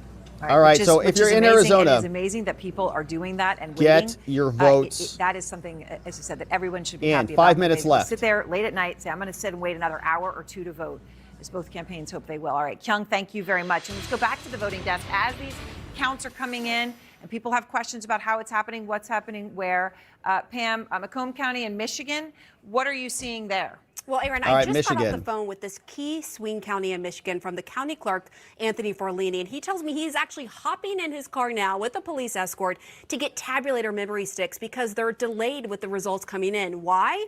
Well, he says it's because there were very long lines when the polls were supposed to close at 8 p.m. Eastern time, so they had to delay closing and stay open until everyone had the opportunity to cast their votes. Officials are tabulating the results right now, but those first results from Macomb were supposed to be reported around 9 p.m., just 5 minutes from now. I'm told by the clerk it's going to be later than that due to the long lines. According to the clerk, there were over 122,000 early votes cast in person there and 182,000 mail-in ballots as of yesterday. They're on track to have more than 200,000 mail-in ballots, he says. But given the high early voting turnout, he told me that the expectation there was that there would be lackluster turnout today. That is not the case in that key county. Overall in Michigan, let's look at the numbers here. The Michigan Secretary of State says more than 3.4 million voters cast their ballots early or by mail. That's nearly 47% of registered voters. And listen to this. Another 85,000 absentee ballots returned to polling centers today. Let's go over to Milwaukee. They've had some issues over there in Milwaukee today. They're going to have to retabulate about 30,000 ballots after problems with the counting machines were discovered. All 13 tabulating machines are being set to zero. The ballots will be put through again. It's going to take time. They had initially estimated there the ballot count from the 3 minutes until would be done Wisconsin around closes. midnight. Now it's more likely around 2 Michigan. or 3 a.m. And then in Arizona, I spoke to a source there in Maricopa County, the largest county, that it's taking longer than expected to process early ballots. The first release of 1.1 to 1.2 million ballots of those early ballots. New York Times at about just 10 p.m. revised Eastern down their tonight Trump will Electoral only College account estimate. for early votes See what through that looks last like. Tuesday, October 29th. That is less than the initial estimate that the first drop would be comprised of ballots through at least Friday, they thought. So it's going more slowly there. One more thing I want to note, I'm told they're going to keep up 24-hour shifts in Maricopa to keep things moving. They understand how important it is to get those results out, those accurate results out as quickly as possible. All right, Pam, thank you very much. You take all of that together, look at where we are. What do you see, John King? That tells me to tell the people at home either slow down on the popcorn or make some more. Because We're gonna ordering be at this for a McDonald's, while. I may John. brew an extra pot. I just want to start in Michigan because Pam was just talking about Macomb County, Michigan. You see Detroit right here. This is Wayne County. We have no votes. The reason we can't say much about Michigan right now is we have 0 votes from the largest population center. And then she mentioned Macomb County, which is right here, blue collar. Back in the late 80s, early 90s, this is where they were studying Reagan Democrats, right? Why were union auto workers voting for Ronald Reagan for president? That debate continues out there right now. It was out there just about a month ago. It's a huge test out there, but it's very early in Michigan, only 8%. So let's come back out to the battlegrounds where we have more votes. Let's check here. We're only up to 15% in the Commonwealth of Pennsylvania. The vice president with a big lead. Pennsylvania's not going to end. No matter who wins Pennsylvania, it's not going to end a 30-point race. We just know that as we count more votes. So we'll wait and try to get more in Pennsylvania. This is one of the surprises. A lot of surprises on the map right now. Unlikely to end this way. But you see the vice president leading in Kansas, the vice president leading in Missouri, the vice president, even though we've already projected Arkansas, that's just early votes. The votes will come in. We'll see. We'll keep an eye on it. We're open to surprises here, but we'll keep a look at it. A surprise that has a lot of votes counted so far is Virginia. They're almost up to the halfway mark here, and Donald Trump Let's is ahead go, in the state. Virginia. Joe Biden carried 4 years ago by 10 points. That's huge. By 10 points. Huge. So let's see. One of the things we do at this point when you get up to almost half of the vote is what's missing. Right? This is live outstanding votes. The larger the circle, the more votes are out in an area. The color of that circle tells you how the voting is going so far. So you see these big circles in Richmond and the suburbs, huge circles, and then smaller circles within them in the Washington, D.C. suburbs. So there are a lot of Democratic votes still to be counted. Vice President can't like that right now. You do not like being tied in Battleground, Virginia right now, but there are a lot of votes still to be counted, and you can tell from that a lot of them are Democratic, so we'll see. Same test in North Carolina, up to 38% of the vote. Trump with a narrow lead there. Let's just bring it up and look. Live outstanding votes again. Okay, the orders biggest placed, baby. outstanding McDonald's votes is are en the route. Democratic areas: Charlotte, Raleigh-Durham, Winston-Salem, Asheville, and Wilmington down there. So you have a very competitive race right there right now. 6 seconds You'd rather until be Donald polls Trump, you'd rather close. be Let's go to ahead, but Fox. there's a lot O'clock in New York, another 15 states have just finished voting. This is the heat of the matter here. The Fox News decision desk says it's too early to call Michigan one of the 2 battlegrounds in the Rust Belt that just finished voting, part of that blue wall that we hear about all the time. The other is Wisconsin, where Vice President Harris. I got everybody a President Big Trump Mac, all appear to be right? Locked in a very tight race. And again, this is too early, not too close, but too early to call many of these races. Arizona also too early to call. Oh, as the is it? polls are Fox? closing there. Oh, that's Fox News nice can this time. project The former President Trump will win Texas. That locks Let's 4 go, more Texas, electoral baby! votes into his Yeah! party. Former President also great has a state of lead in Texas. Iowa. There's no call at the top of the Let's hour. go, You remember Texas, that Iowa baby! poll had people scrambling there at the Des Moines Register saying it was Harris lead by 3. Yeah, the same day Emerson had him up by 10, but that got a lot of people's attention because Ann Seltzer is such a well-known Yeah, baby. and, It's usually Texas. correct pollster. So we'll see how We're from Iowa Texas plays out tonight. In tonight. Nebraska, The Fox News Decision Desk can project that Trump will win the statewide vote. Nebraska gives 2 electoral votes to the winner of the state and 1 vote to the presidential winner in each of their districts. Nebraska! Let's go! And 3rd districts, the more suburban 2nd district, Omaha, which is the blue dot that we have talked so much about. That is too early to call, but Harris has a lead there. The Fox News Decision Desk can project that Vice President Harris will win New York, giving the Vice President 28 New York votes. She also has a lead in Minnesota. Too early to call the state of Minnesota, which closed in recent days, according to the polling. Obviously, the vice presidential candidate, Tim Walz, from Minnesota, and now Fox News. Colorado. Harris victory in Colorado. Rigged. Well. She gets 10 more electoral. Jenna's leaky passwords. New Mexico, too early to call, but Harris has a lead, according to our Fox News voter analysis in New Mexico. Former President Trump will win Louisiana, which has voted for a Republican. Let's go, Louisiana! Pretty sure we were going to. We love you, Louisiana. Trump also wins Kansas, adding another. We love you, 6 Kansas. electoral votes to his tally. The former president will win. We love you, North Kansas. Dakota, a longtime conservative. What's up, state North as well. Dakota? He will also take South Dakota, which often mirrors. The What's vote up, South to the north. Dakota? And Fox News can project that the former president will win Wyoming, with 3 electoral votes. So there you see the tally on your screen: 178 electoral votes to 113. That map of the U.S. is slowly filling in, and we will continue to bring that looks to nice you and throughout red the night as we make more calls. So moving to the Senate and back to the Rust Belt as well. The Fox News Decision Desk say it is too early to call this race, which we've been watching between incumbent Democratic Senator Tammy Baldwin, who is in a close race now with Republican banker and entrepreneur Eric Hovde. Michigan Senate race also too early to call. Former GOP Congressman Mike Rogers competing against current Democratic House Representative Alyssa Slotkin. In Arizona, Democratic House Representative Ruben Gallego has a lead on Republican candidate Kari Lake. Also too early to call out there. Let's go to Nebraska, and there are 2 Senate races on the ballot today, and the race between incumbent Deb Fischer and independent Dan Osborne is close to call, and too early to call, I should say, according to our decision desk. Fox News can project that Republican Pete Ricketts will continue to serve as a Nebraska senator. What's up, Pete Ricketts? In Texas, 2-term Senator Ted Cruz is locked in a close race against current Democratic Congressman Colin Allred. Looking good there, too. Too early to call that race, according to the decision desk, but they can project that Minnesota's Democratic Senator Amy Klobuchar will sail to a 4th term.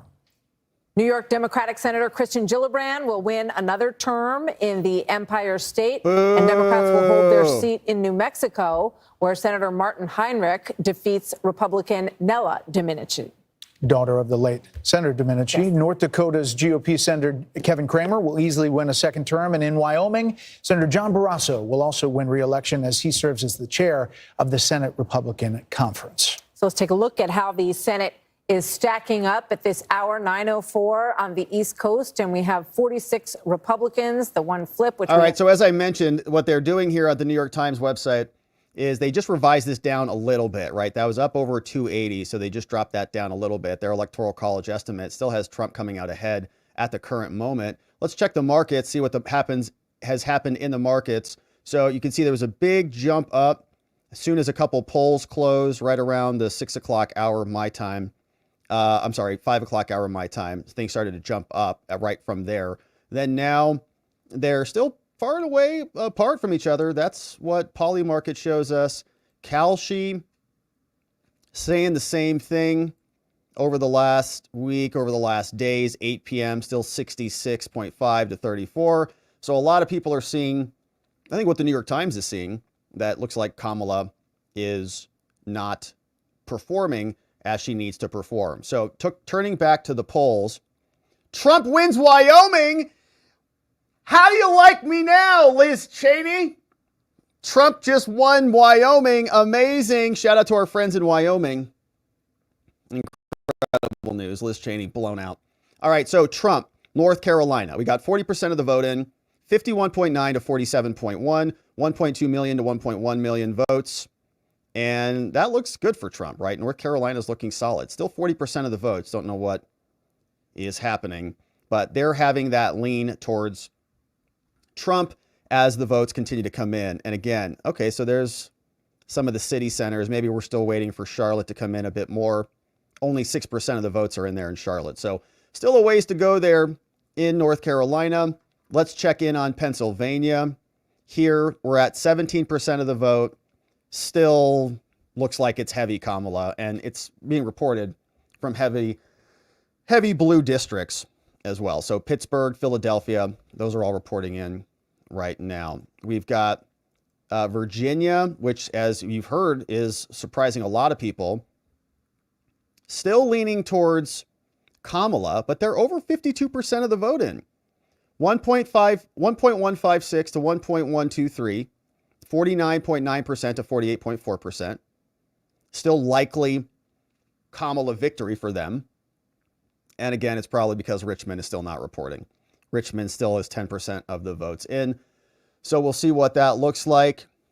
New Hampshire, still about where we expect it to be. New Hampshire, Kamala up 54 to 44. And Georgia is looking very good for Trump, although that tightened up a little bit, 52 to 46. I mean, not much, but it was, I think, 11 points. So now a little bit tighter, 69% of the votes in from Georgia.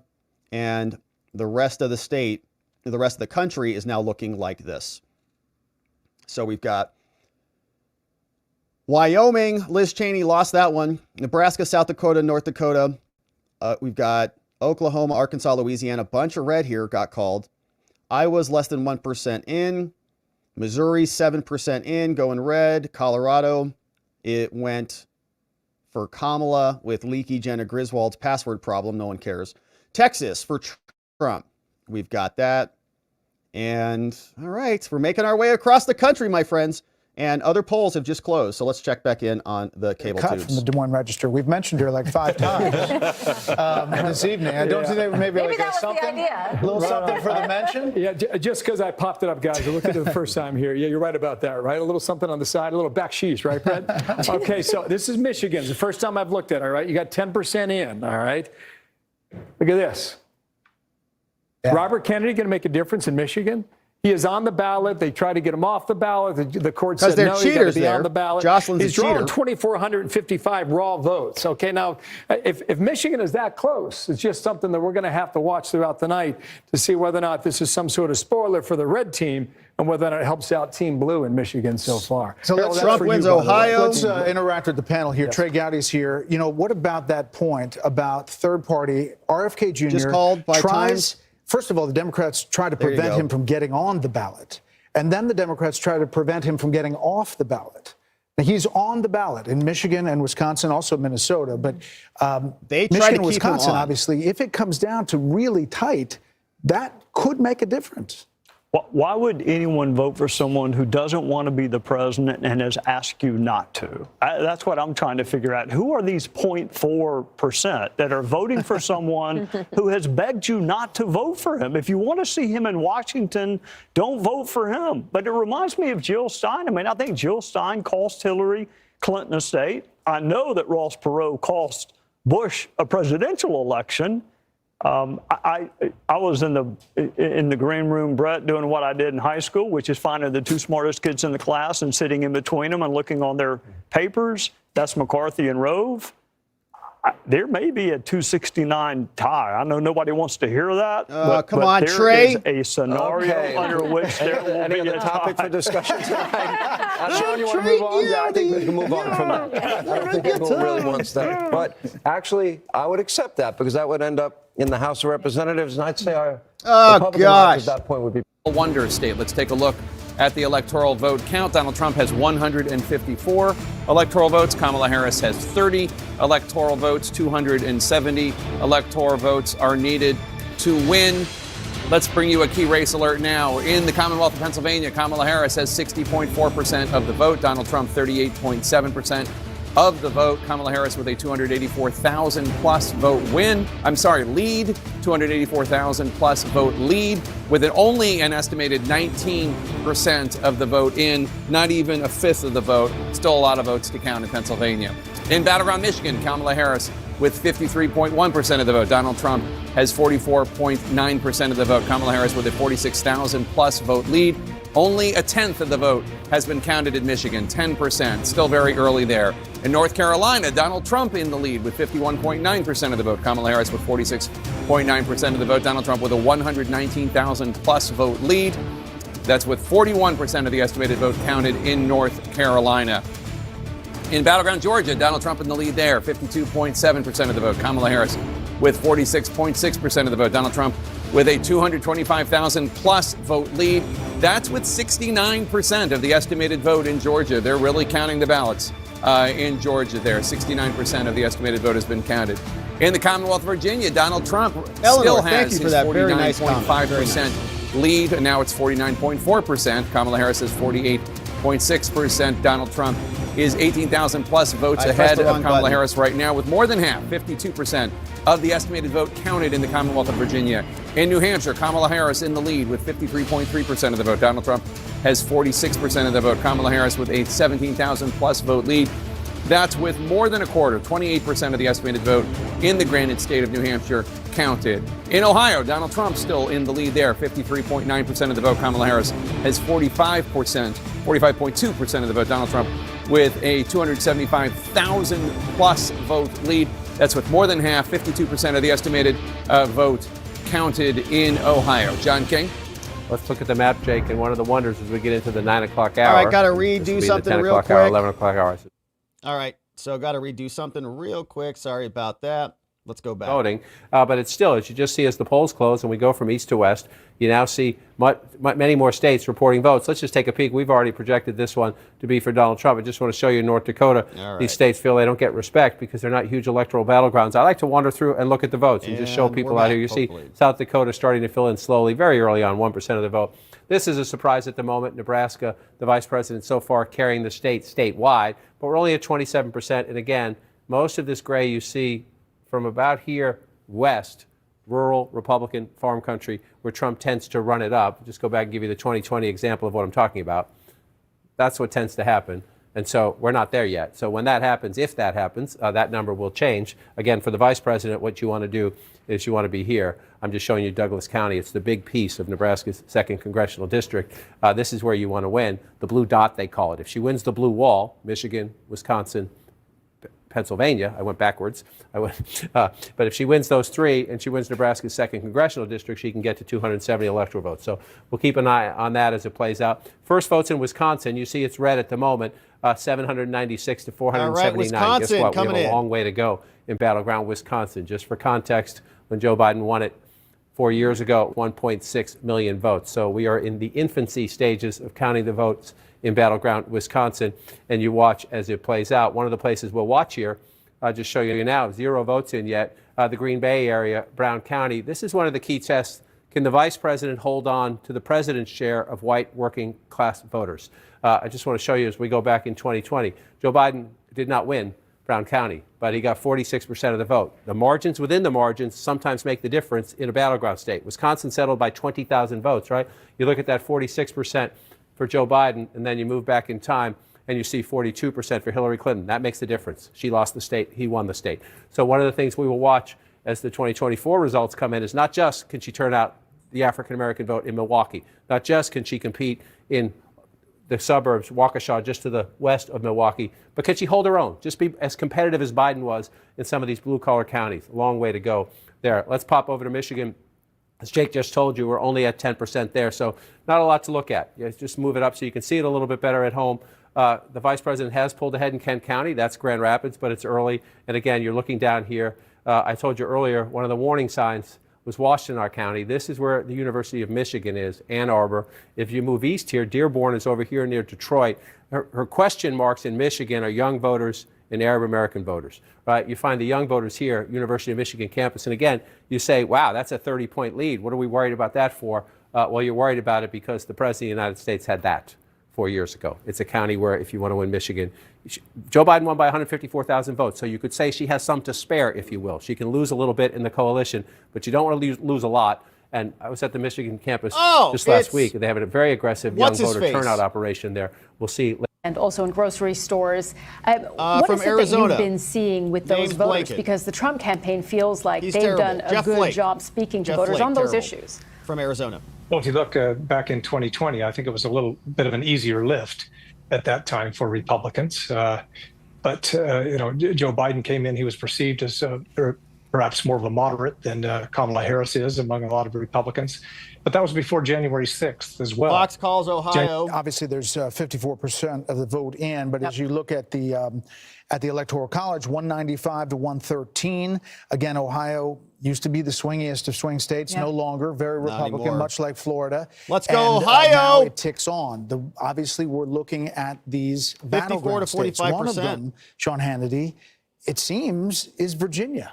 You just got a message from the governor? I've been communicating with Governor Youngkin, and the last text, at one point I said, so it's not in reach. He just said, hold on, really tight. Yeah. Exact quote from Glenn Youngkin. Here's what's interesting. All Wow, night I've been in looking Virginia. for an answer to the question about turnout in Philly and the suburbs of Philly. We talked earlier All right, about so let's the go university. over to Virginia and see what they've got then for us. So Trump wins Texas. AP just gave him that. Virginia says, Youngkin says, hold on in Virginia. Hold on in Virginia. Says Trump's up 49.57. Looks like we got like a 20,000 vote margin there. Extremely tight. 56% of the votes are in. They have that still likely Kamala.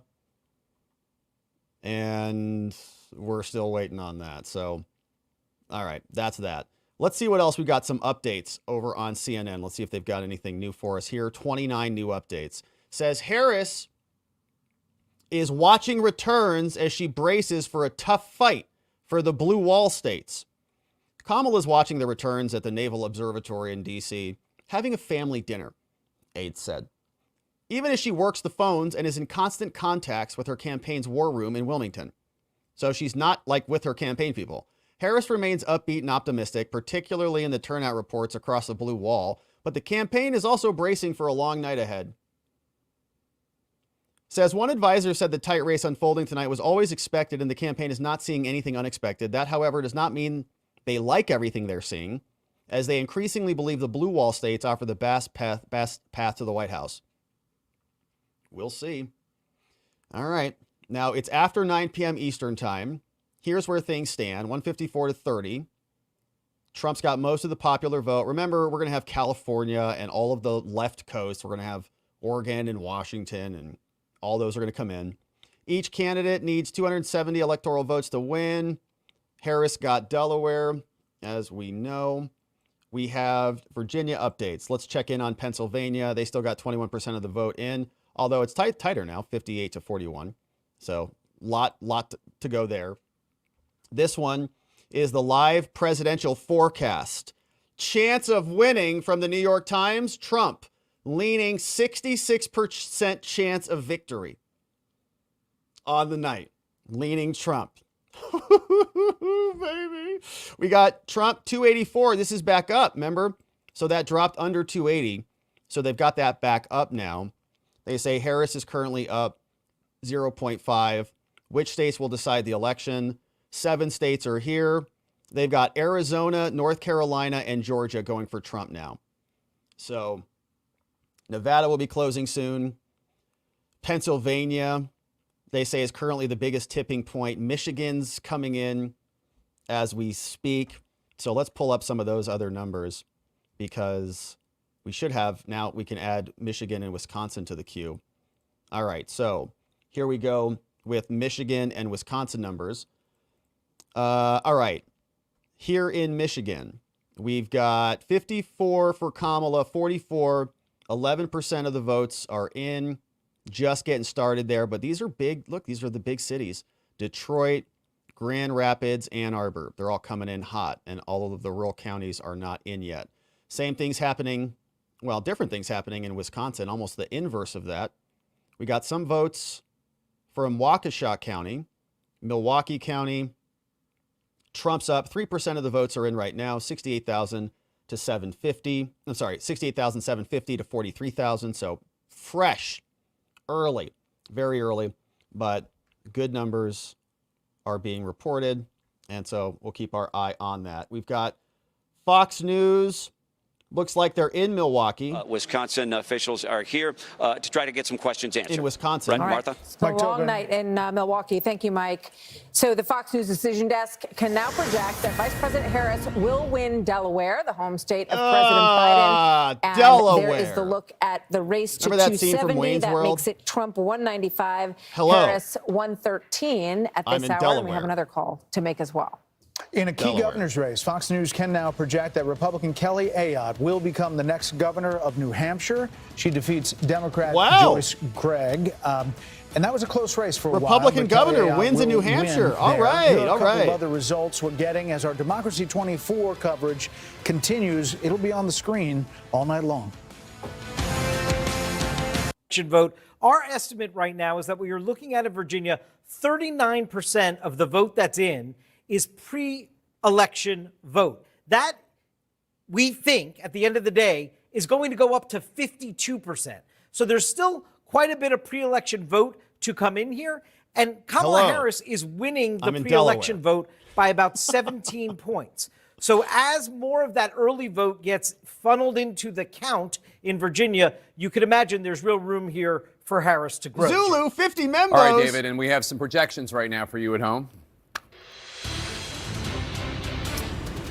CNN can project that Illinois will go to Kamala Harris. Kamala Harris, as expected, will win Illinois in its 19 electoral votes. CNN can also project that Rhode Island will go to Kamala Harris, as expected. Kamala Harris will get the 4 electoral votes from Rhode Louisiana, Island. So where projected are we by on the electoral map MSNBC, as goes of for right Trump. now? Donald Trump has 154 electoral votes. Kamala Harris has 53 electoral votes. 270 are needed to win. Neither of them is within spitting distance of that. Let's take a look at the actual votes coming in from the battlegrounds that we have not projected. In Battleground, Pennsylvania, Kamala Harris in the lead, 57.5% of the vote. Donald Trump, 41.5% of the vote. Kamala Harris with a 258,000 plus vote lead. Yeah, that's forgot with about about a quarter, 23% of the estimated vote in Pennsylvania. What are the lefty counted channels as saying of now? out In there? Battleground, Let's check on Michigan, them. Kamala Harris with That's fun. 53.7% of the vote. Donald Trump with 44.3% of the vote. Harris with a 64,000 plus vote lead. That's with an estimated 12% of the vote counted in Michigan. Still very early in Michigan. In Battleground, North Carolina, Donald Trump in the lead. 50.7% of the vote. Harris with 48.1% of the vote. Donald Trump with a 75,000 plus vote lead. That's with more than half, 51% of the estimated vote counted in Battleground, North Carolina. In Battleground, Georgia, Donald Trump still holding on to his lead, 52.9% of the vote. Harris has 46.4% of the vote.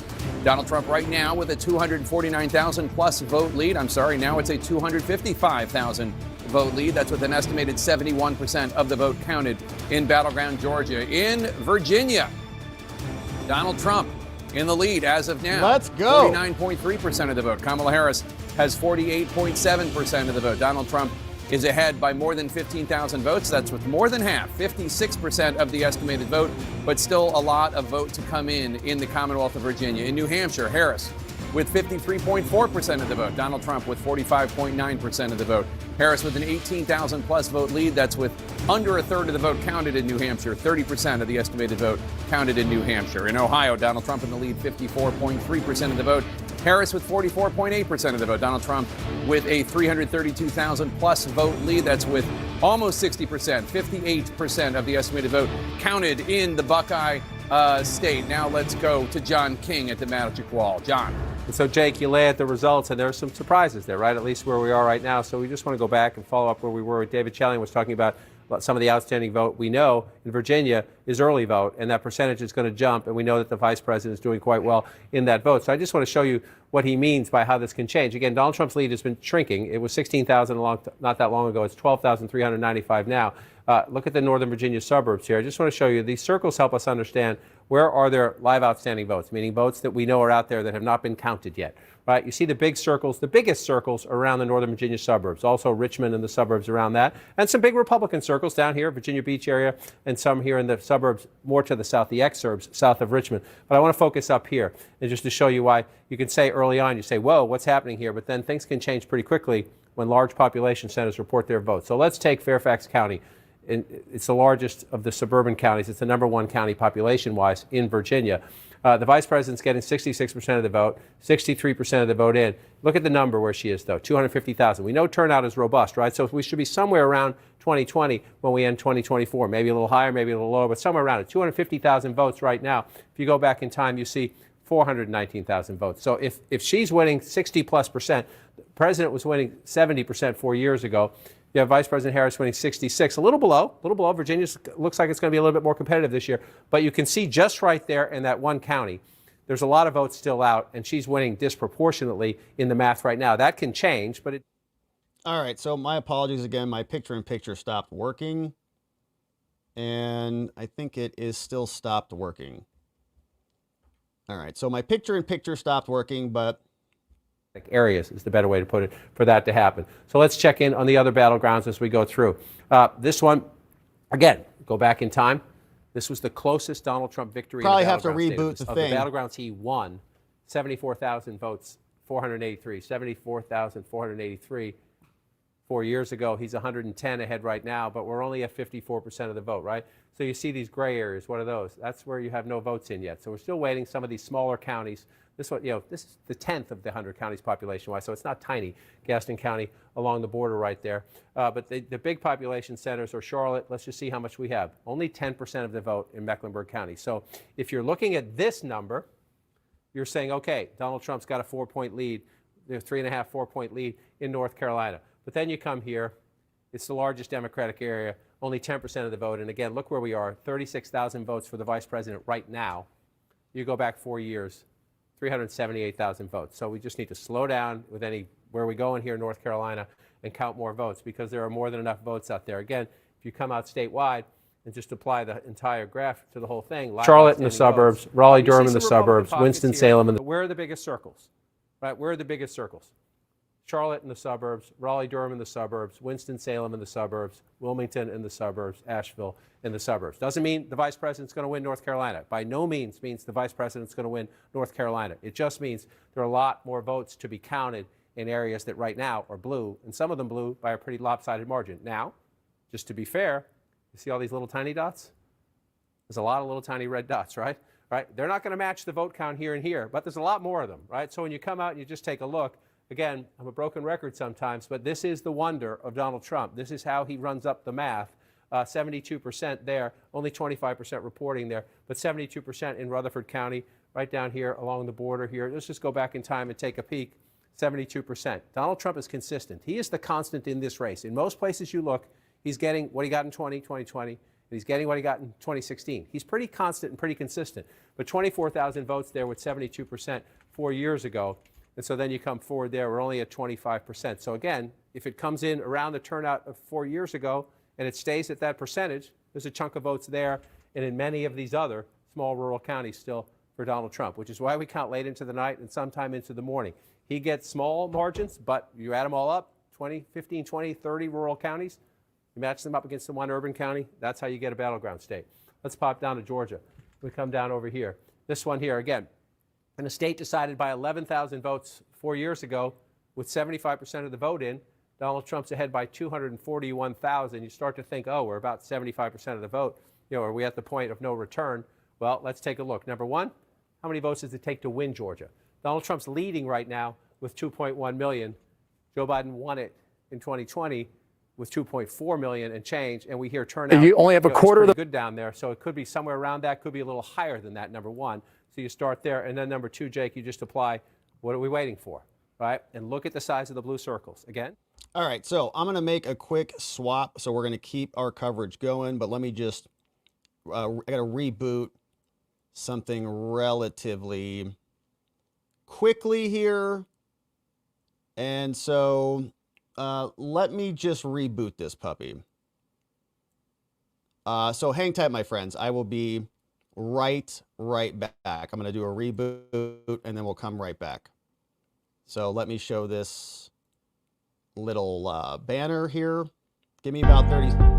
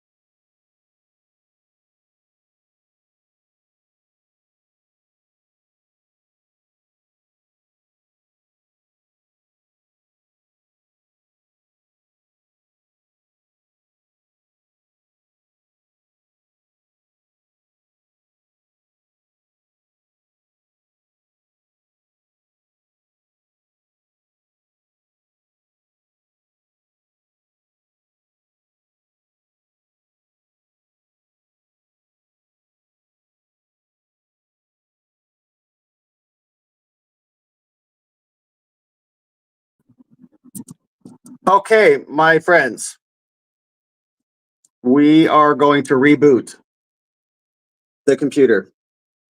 My apologies. We are trying to figure out what happened here, but we're just going to do a quick reboot. We'll be right back. Thanks for hanging tight. Are we still on the screen here? All right, let me reboot.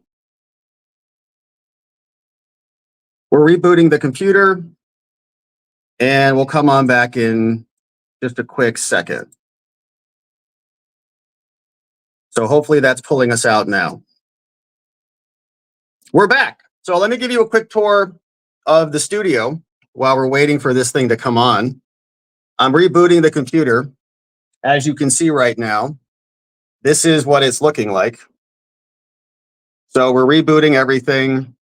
My picture-in-picture went dead. My apologies on that, but this is the election shenanigans.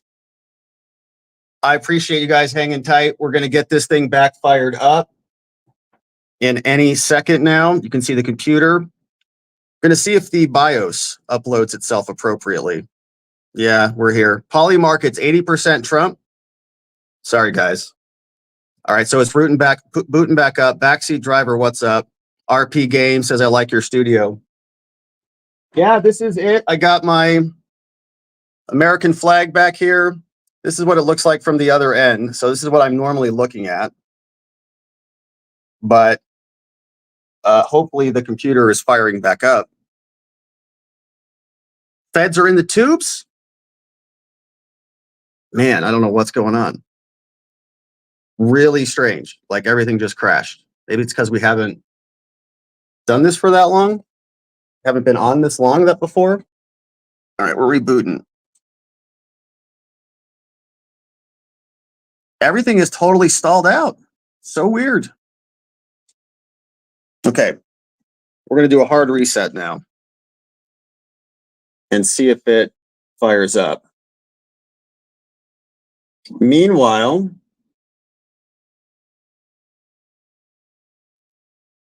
let's see. So New Hampshire called for Harris. Ah, dang it. All right, so the BIOS is booting up. I can see it on the screen. You think it was overheating? I have no idea. But it's loading up right now. Might need to upgrade my gear. All right, so we're on the screen. Password has been entered. Picture-in-picture is working. We're firing back up the computer here. We're entering the studio. Let's see if it picks up there it is. It picked it up. All right, so we're back here. Let's wait for the computer to boot up. We're coming back.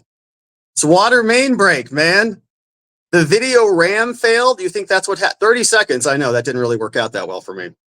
So apologies on the 30 seconds promise. All right, so let's get the audio video back up. We're entering the studio.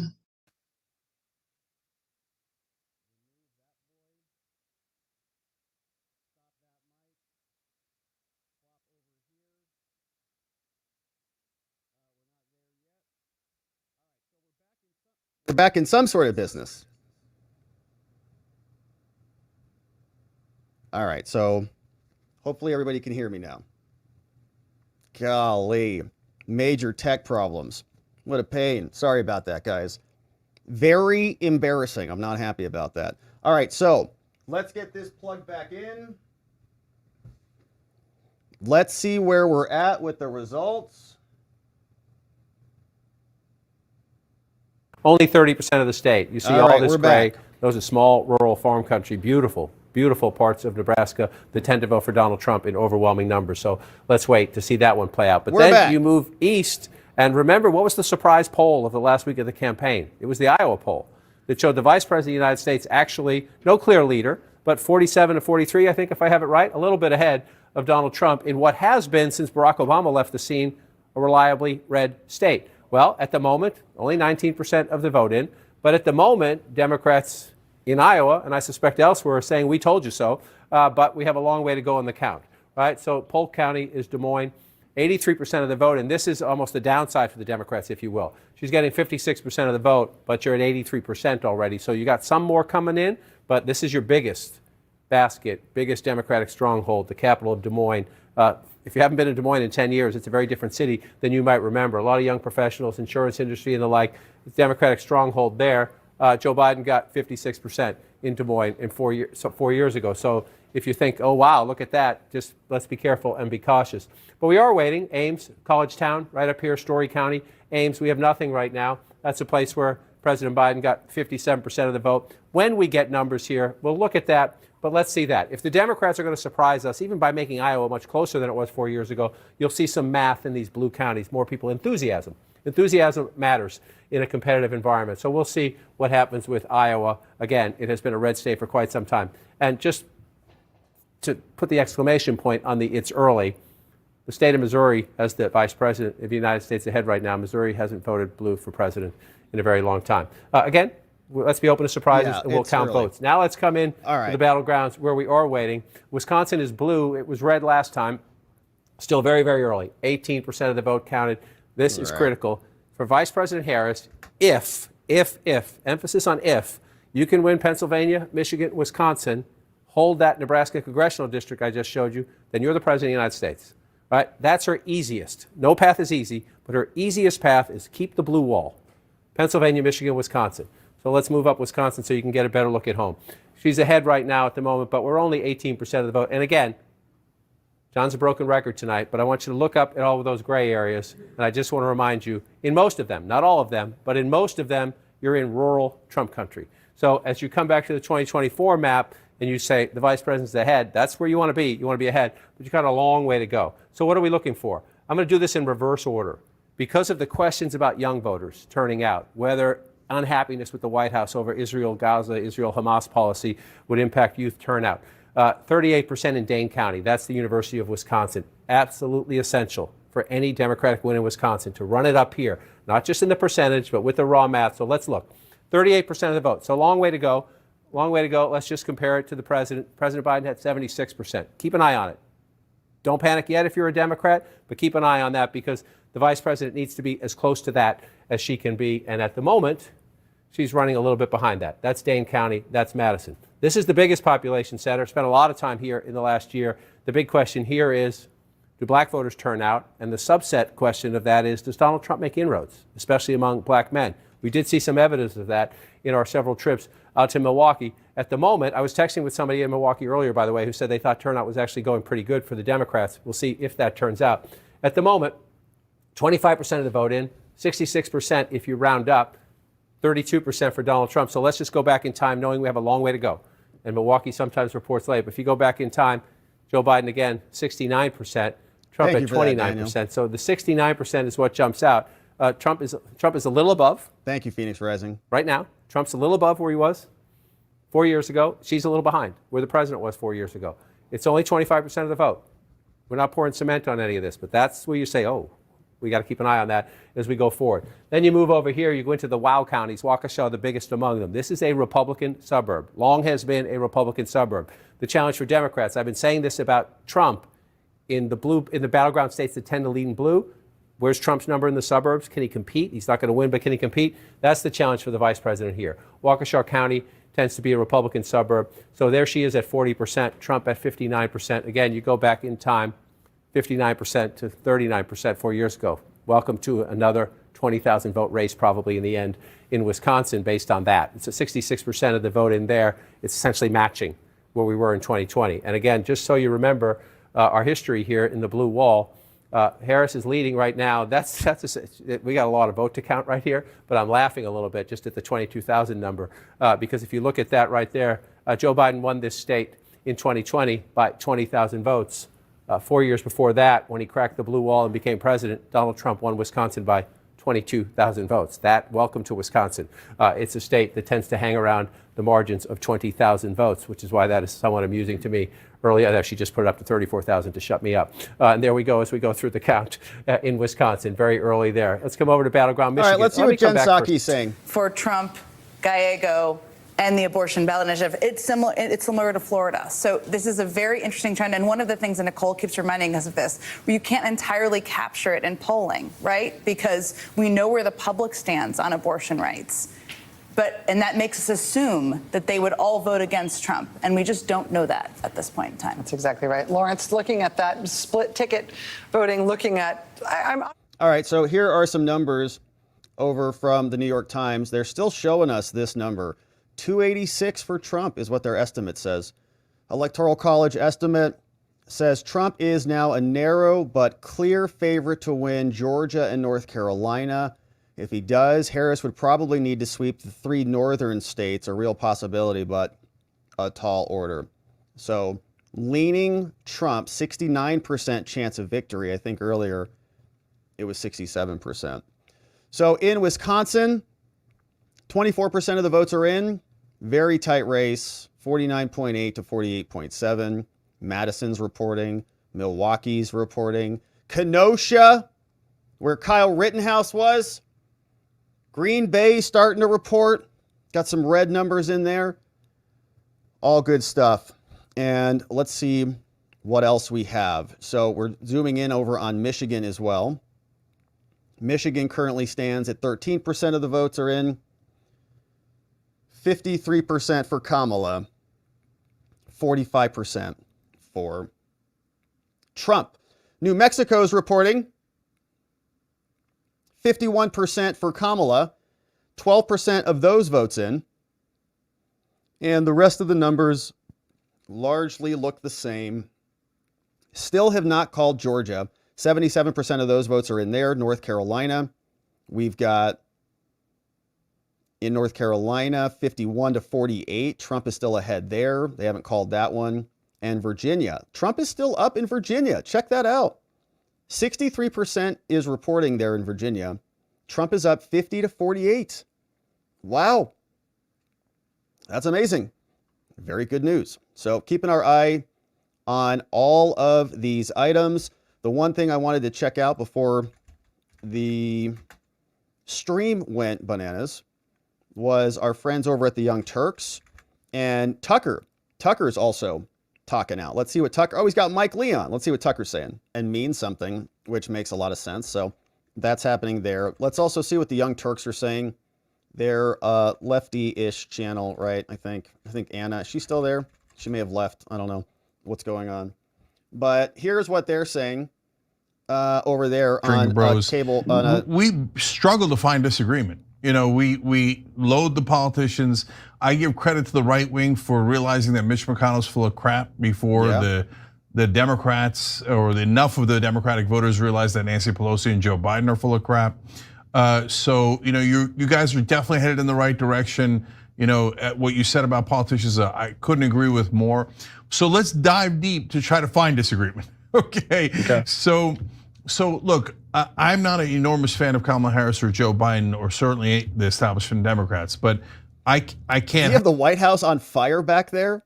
Have Trump, and Trump said to terminate the Constitution after he won. He did this fake elector plot to try to overturn the election, and I can go on and on. So tell me what it is that you like about Trump that makes you go in that direction rather than the other one. Well, we had a secure border, no wars, we had a sound economy, we had a bunch of things. All right, so that's what they're talking about over there, not actually what I thought it was going to be. So they're doing, I guess, now they're still talking about the election. They're still talking about the candidates. Like, you picked your players. We know who we voted for. Now let's talk about the results. All right, anyway, so we'll go back to the results. So let's see, what are the hey, Bill's back with his wall. All right, here's Bill. Previously been described this Wisconsin Senate race as this was not even a battleground. It was heavily Democratic. When you think about what Barack Obama did in 2008, look at that. I mean, that's 10 points. It's off the map. Romney was able to cut it in half, and so the state came back a little bit toward the Republican Party. It really wasn't until 2016 when Donald Trump won the state by just less than a point. Let's look at the vote difference now for Michigan. Very similar, maybe not as extended, okay? Some would argue more Democratic in Michigan. Trump took that. But that was the difference in 2016 winning for Trump. 0.2 percentage points, you know, and you see where Obama was. Georgia loves Fannie. That was not contested. Fulton loves Look at the vote Fannie. difference now in Wisconsin. very similar. Blue, but not nearly as extreme. In fact, if you take out the Obama years in 08 and 2012, you find Wisconsin is, I find, guys, this to be the swingiest state you find out there, all right? Back in 2000, when we were looking at Florida, look what happened in Wisconsin. 4 years later, John Kerry, look what happened. You see Donald Trump in 2016, it's just by a nose he was able to win. And then when it went back to Biden in 2020, again, it was super tight, okay? All those races, 4 out of 6 over the past 20 years have been decided by less than a point. And it might well be the case again tonight in the land of cheeseheads. Let's go ahead and clear this right now, okay? Bill, can Let's we clear go that. to Wisconsin? Yeah, we sure can. Because, go ahead. You want to see how this is shaping up? All right, here, let's go to CNN. 51.4% of the vote. Donald Trump has 47.7% of the vote. Kamala Harris has 88,000 plus votes of a lead, but it's about 35% of the vote that's been counted in Pennsylvania, about a third. Still a lot of vote to count in Pennsylvania. Michigan, Kamala Harris has 52% of the vote. Donald Trump has 46.1% of the vote. Kamala Harris with a 49,000 plus vote lead. That's with only an estimated 15% of the vote counted in the battleground of Michigan. In Wisconsin, another battleground, Kamala Harris 52.2% of the vote. Donald Trump 46.1% of the vote. Harris with a 52,000 plus vote lead, but only 27% of the vote counted in Wisconsin, still very early in Wisconsin. Battleground North Carolina, Donald Trump still in the lead there with 52.1% of the vote. Kamala Harris has 46.7% of the vote. Donald Trump with a 201,000 plus vote lead as of now. That's with 64% of the estimated vote counted in the battleground of North Carolina. In battleground Georgia, Donald Trump in the lead, 51.9% of the vote. Kamala Harris, 47.1% of the vote. Donald Trump with a 208,000 plus vote lead. That's with 79% of the estimated vote in Georgia counted. Still a lot of votes to count there, but a lot of votes have already counted. In the Commonwealth of Virginia, Donald Trump. In the Commonwealth of Virginia, Donald Trump has 49.5% of the vote. Kamala Harris, 48.6% of the vote. That is a 28,000 now vote lead with 63% of the vote counted. I am going to now bring you a projection.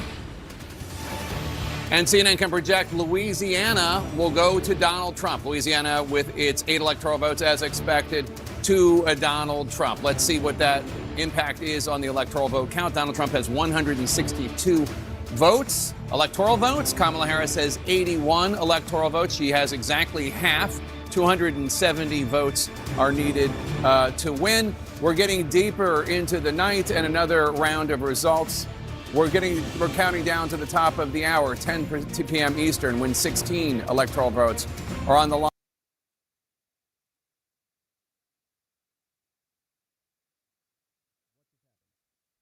What just happened again? I think my switcher just died again. All right, let's see.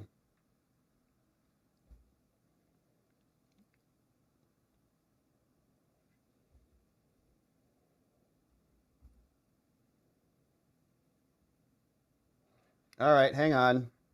I think things must be overheating or something, man. Lost in 2020 and in 2016. As we await the end of voting in Nevada, let's check in with Jim Acosta, who's at a polling place in Las Vegas. And Jim, you have new information from the Nevada Secretary of State. Yeah.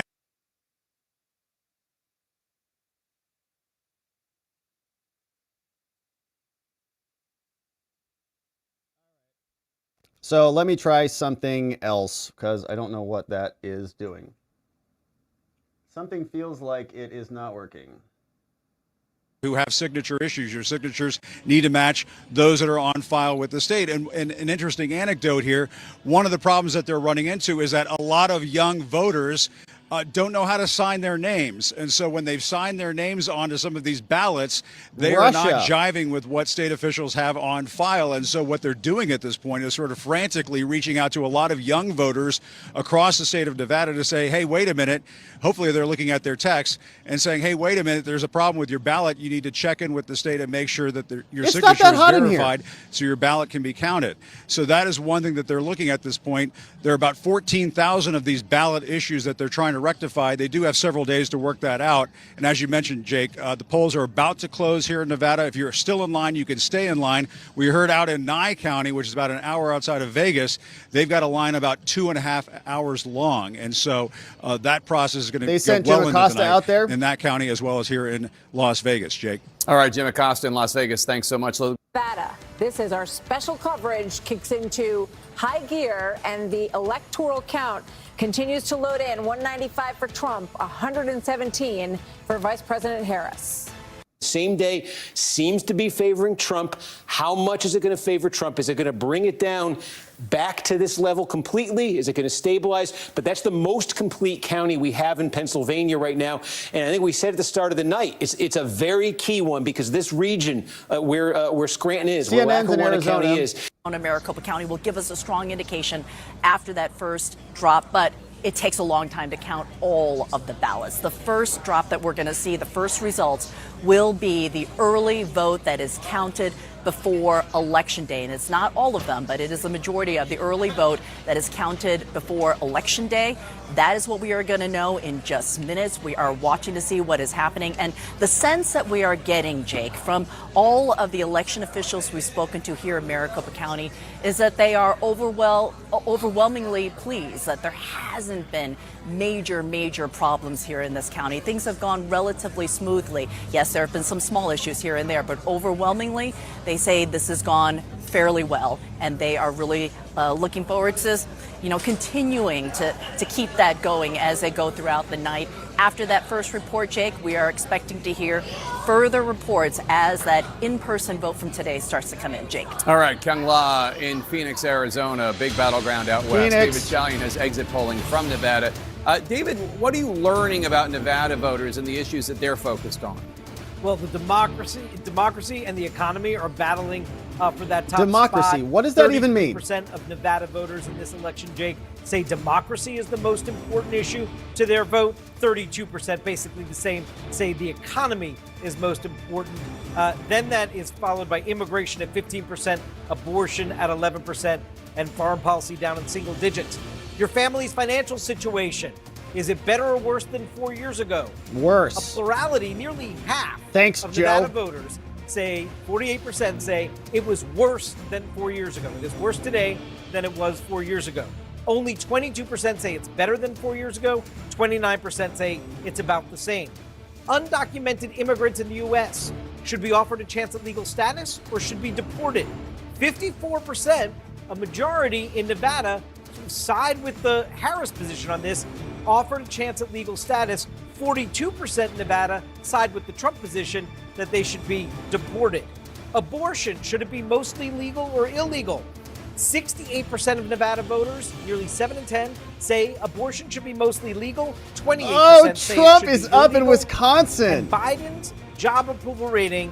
Trump just went up in Wisconsin. Oh my gosh. Okay, look, I just watched it flip.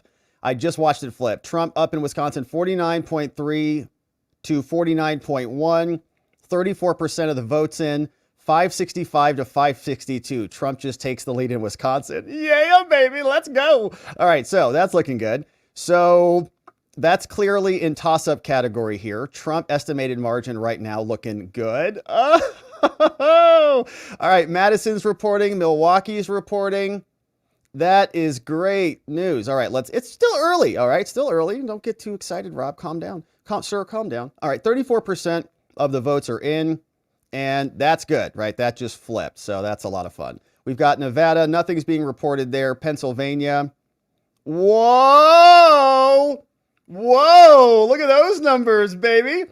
Pennsylvania is neck and neck, 1.433 to 1.422. 49.74% to 49.35%.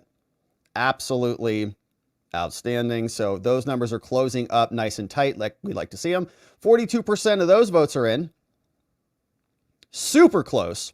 And they're pushing that one over towards Trump as well. This is starting to feel like, I don't want to say it, but it's starting to remind me of 2016. I'm not going to say it though. All right, presidential election results. We see here, I remember back in 2016, remember all of the needles in 2016 were all in favor of Hillary, and they just started slowly creeping back this way towards Trump in 2016. Super fun. All right, so nothing being reported yet in Arizona. Obviously, we've got Bill Onesie Twosie Gates, who's in charge over there with Stephen Richer. Let's take a look at the Senate and the House races, because Josh Hawley looks like he was pretty close. Wow, this is pretty interesting. So Josh Hawley, of course, senator from Missouri, 19% of the votes in. He's down pretty sizably, about 70,000 votes there, 55 to 43. Only 19% of those votes are in. Remember, Lucas Kuntz was the guy who shot that guy. They were out at the shooting range and shot that guy. Not ideal. So Lucas Kuntz, hopefully that flips around.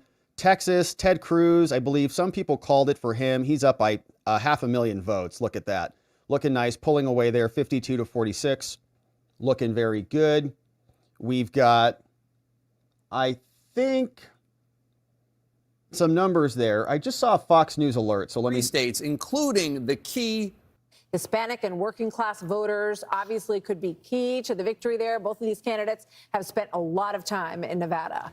Fox News can project that former President Trump will win the state of Utah, adding another 6 votes. What's up, electoral Utah? votes to his column. Good He'll to see also you guys. win Hello. Montana's presidential election. We're looking closely at that Senate race out there. Ad lib. Oh. Ooh, Carrie Lake takes the lead. All right, so let's take a look at some of the places that are too early to call, and let's get you an update on the total count. All right, so actually, no. Let's go talk about Carrie Lake. Carrie Lake is in Arizona. We got 4% of the votes in here on the Senate race. This would be amazing. Let's go Carrie Lake, baby. Let's go. All right, Ruben Gallego down 10 points right now. Super early. 4% of the votes are in, but that's a good start. We got 19% reporting in New Mexico. Looks like their Democratic candidate, their Democrat Senate candidate is neck and neck, my friends. Look at that. 2,000 vote difference between the Democrat and the Republican there in New Mexico. 50.5 to 49. A Democrat gets elected to the Senate in, where did that just say, Delaware? I don't even know where that just said. Maine is still counting. So Nebraska, Deb Fischer, 35% of the votes are in there. She's the incumbent. She's down right now to Dan. Amy Klobuchar is down. Good. To Royce White. He's up by 1,000 votes in Minnesota, 2% in. So that'll change. Wisconsin, 35% of the vote in. Very close there. Tammy Baldwin, the Democrat incumbent, up by 9,000 votes. That's it. 35% of the votes are in. Tammy Baldwin and Eric Hovde neck and neck there. Ohio, oh my gosh, great news.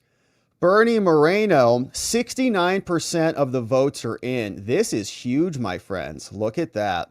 Hey, shout out to our friends in Montana. Shout out to our friends in Montana. Trump wins Montana, projected from the AP here. Sherrod Brown, Democrat incumbent from Ohio, is down right now, 51 to 46. Look at those numbers. Move my fat head out of the way. 51 to 46%. Amazing. That would be a number 2 in the Senate because they just won next door in West Virginia, picking up Manchin's seat. That is great. Let's go. Bernie Moreno. Let's go. Pennsylvania, Bob Casey is up by about 70,000 votes, 50 to 48. 43% is reporting there. So Moreno's looking good. Now we're concerned about Hawley over here. Whoa! Scratch that. Back that up. Back that up. Beep, beep, beep. Josh Hawley takes the lead, 49% to 48%. Now up by about 11,000 votes. All right, so we like the trend on that one as well. Very nice trajectory happening here. And so what does the House look like? Anything has flipped? Doesn't look like anything has flipped. Do you see anything on this list that has flipped? I don't think so. Not one. That's interesting. So not a single flip yet in the House. All right. Well, we'll keep our eye on that one. All right, let's see what the cables are saying. Slowing vote reporting down in the blue wall states. It happened last time in 2020. And if by midnight, it looks like County, Breonna Keeler as the Board of Elections in Charlotte. Breonna, what can you tell us?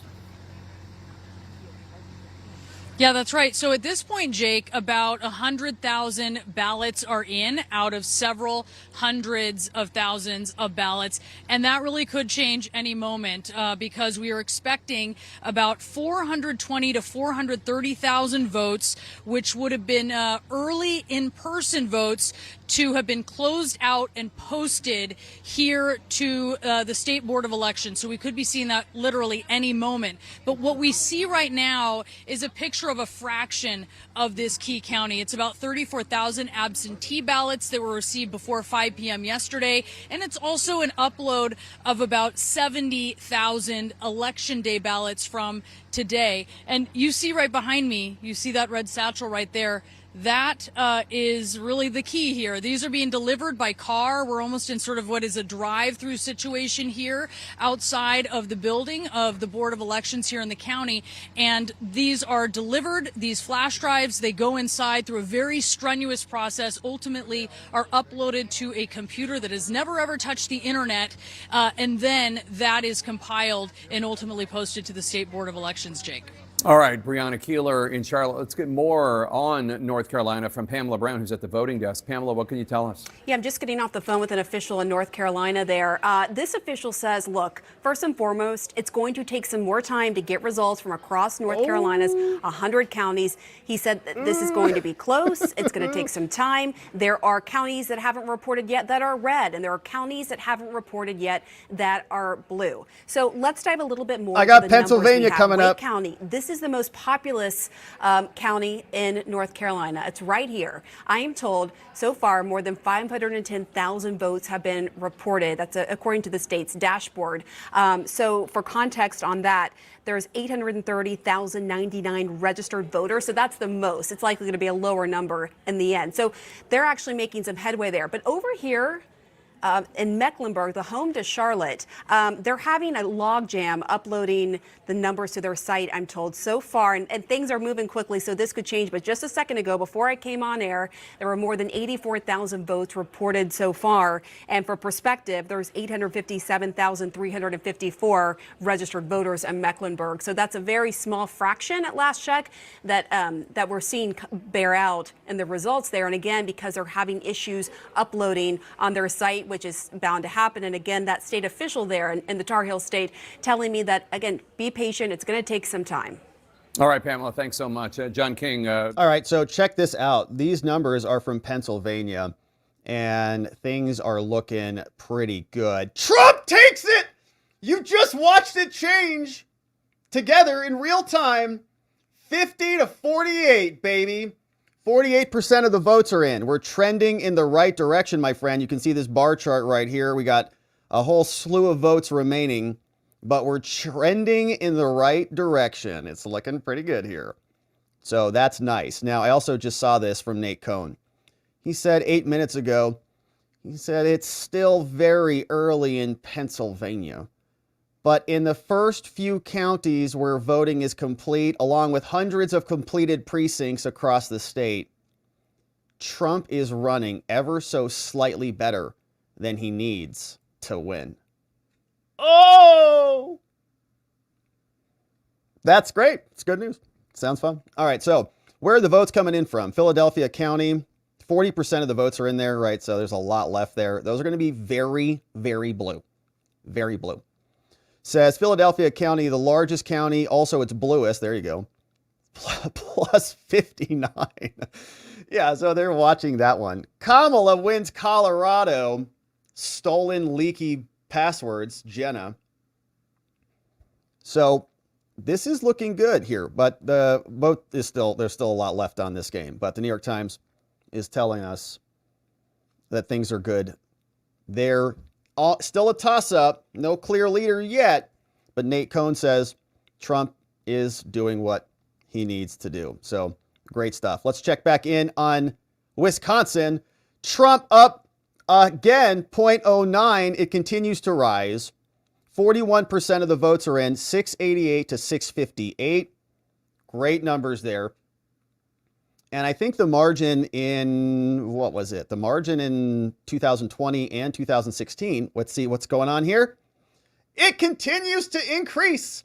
0.1% for Mr. Trump, the president. So good stuff. Continue to watch that increase. Good numbers. Trump's over 50% there. Wow. And that's great because they had RFK on that list. Look, RFK was on the ballot there, and Jill Stein was on the ballot. So between them, still is not enough to close the gap for either candidate or for Kamala.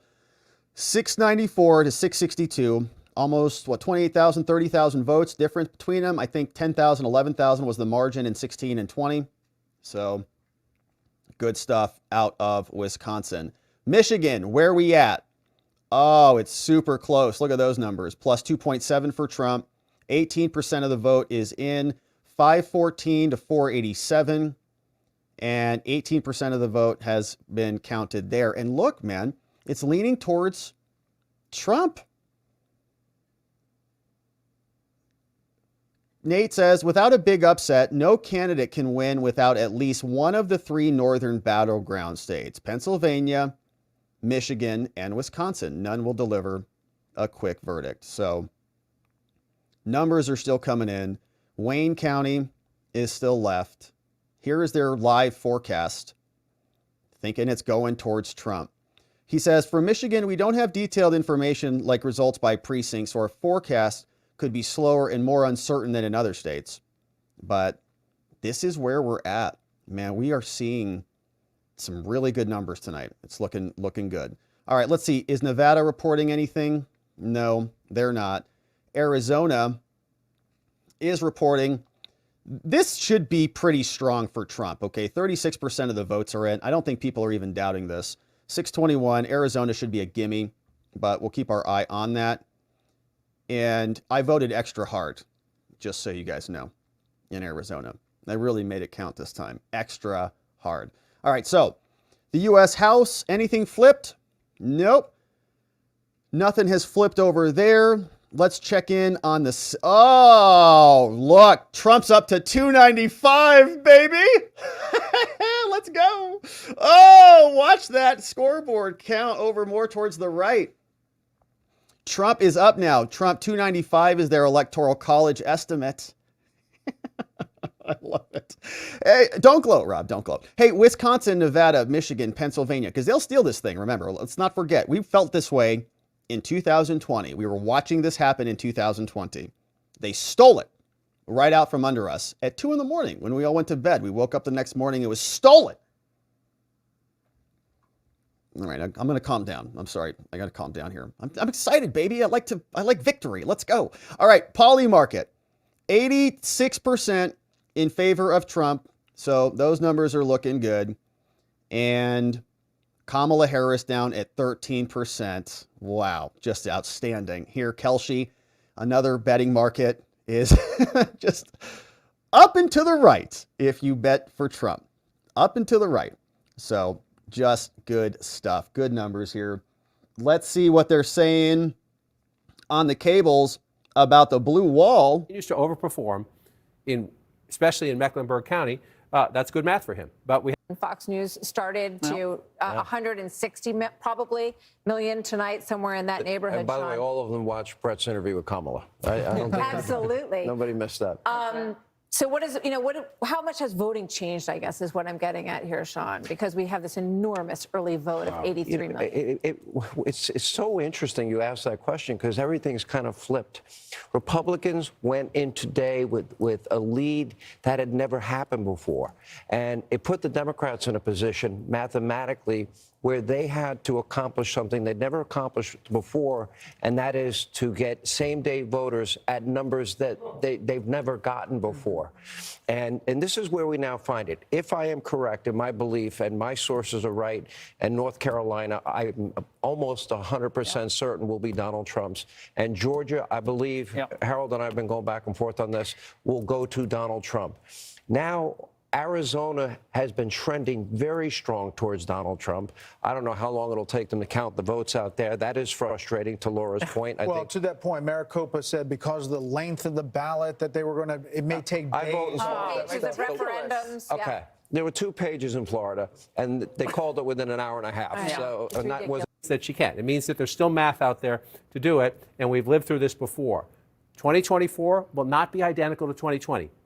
States will count most votes faster. It's unlikely we're going to wait till Saturday. I say that with some hope as we go through this. But look at all the blue. Look at all those big blue bubbles. The question is, with Donald Trump 204,000 votes ahead, it's a healthy lead, right? Especially in a state settled by 11,000 last time. So you look at that number and you say, oh, wow, Republicans, Donald Trump's going to win Georgia. Hang on. 81%. Hang on, Fannie's going to steal a lot of the vote, especially when 2 a.m. what you're looking for, the votes that are outstanding. Larger the circle, if you're just joining us, the more live outstanding votes, the color of the circle, the way the votes inside those circles are coming in. So, Jake, you can look at this and you could say you'd rather be Donald Trump and you'd be ahead, but there's plenty of opportunity for the vice president to make up that ground in Battleground, Georgia, Jake. All right, John, and we have some projections for you now. CNN can project that Kamala Harris will win the state of Colorado. Colorado, as expected, will go Democratic with its 10 electoral votes. CNN can also project that Donald Trump will be the winner of Mississippi. As expected, Mississippi and its 6 electoral votes go to the Republican. Let's bring in the electoral map right now. Donald Trump in the lead, 178 electoral votes. Kamala Harris has 91 electoral votes, 270 electoral votes, as always, needed to win. Let's take a look at the outstanding races right now. Arizona joins the map of key race Let's alerts. go, Arizona! Has 50% of the vote. Donald Trump has 49.2% of the vote. That is a 15,478 vote lead for Kamala Harris, with 49% of the estimated vote counted. Kamala Harris in Wisconsin, 49.9% of the vote.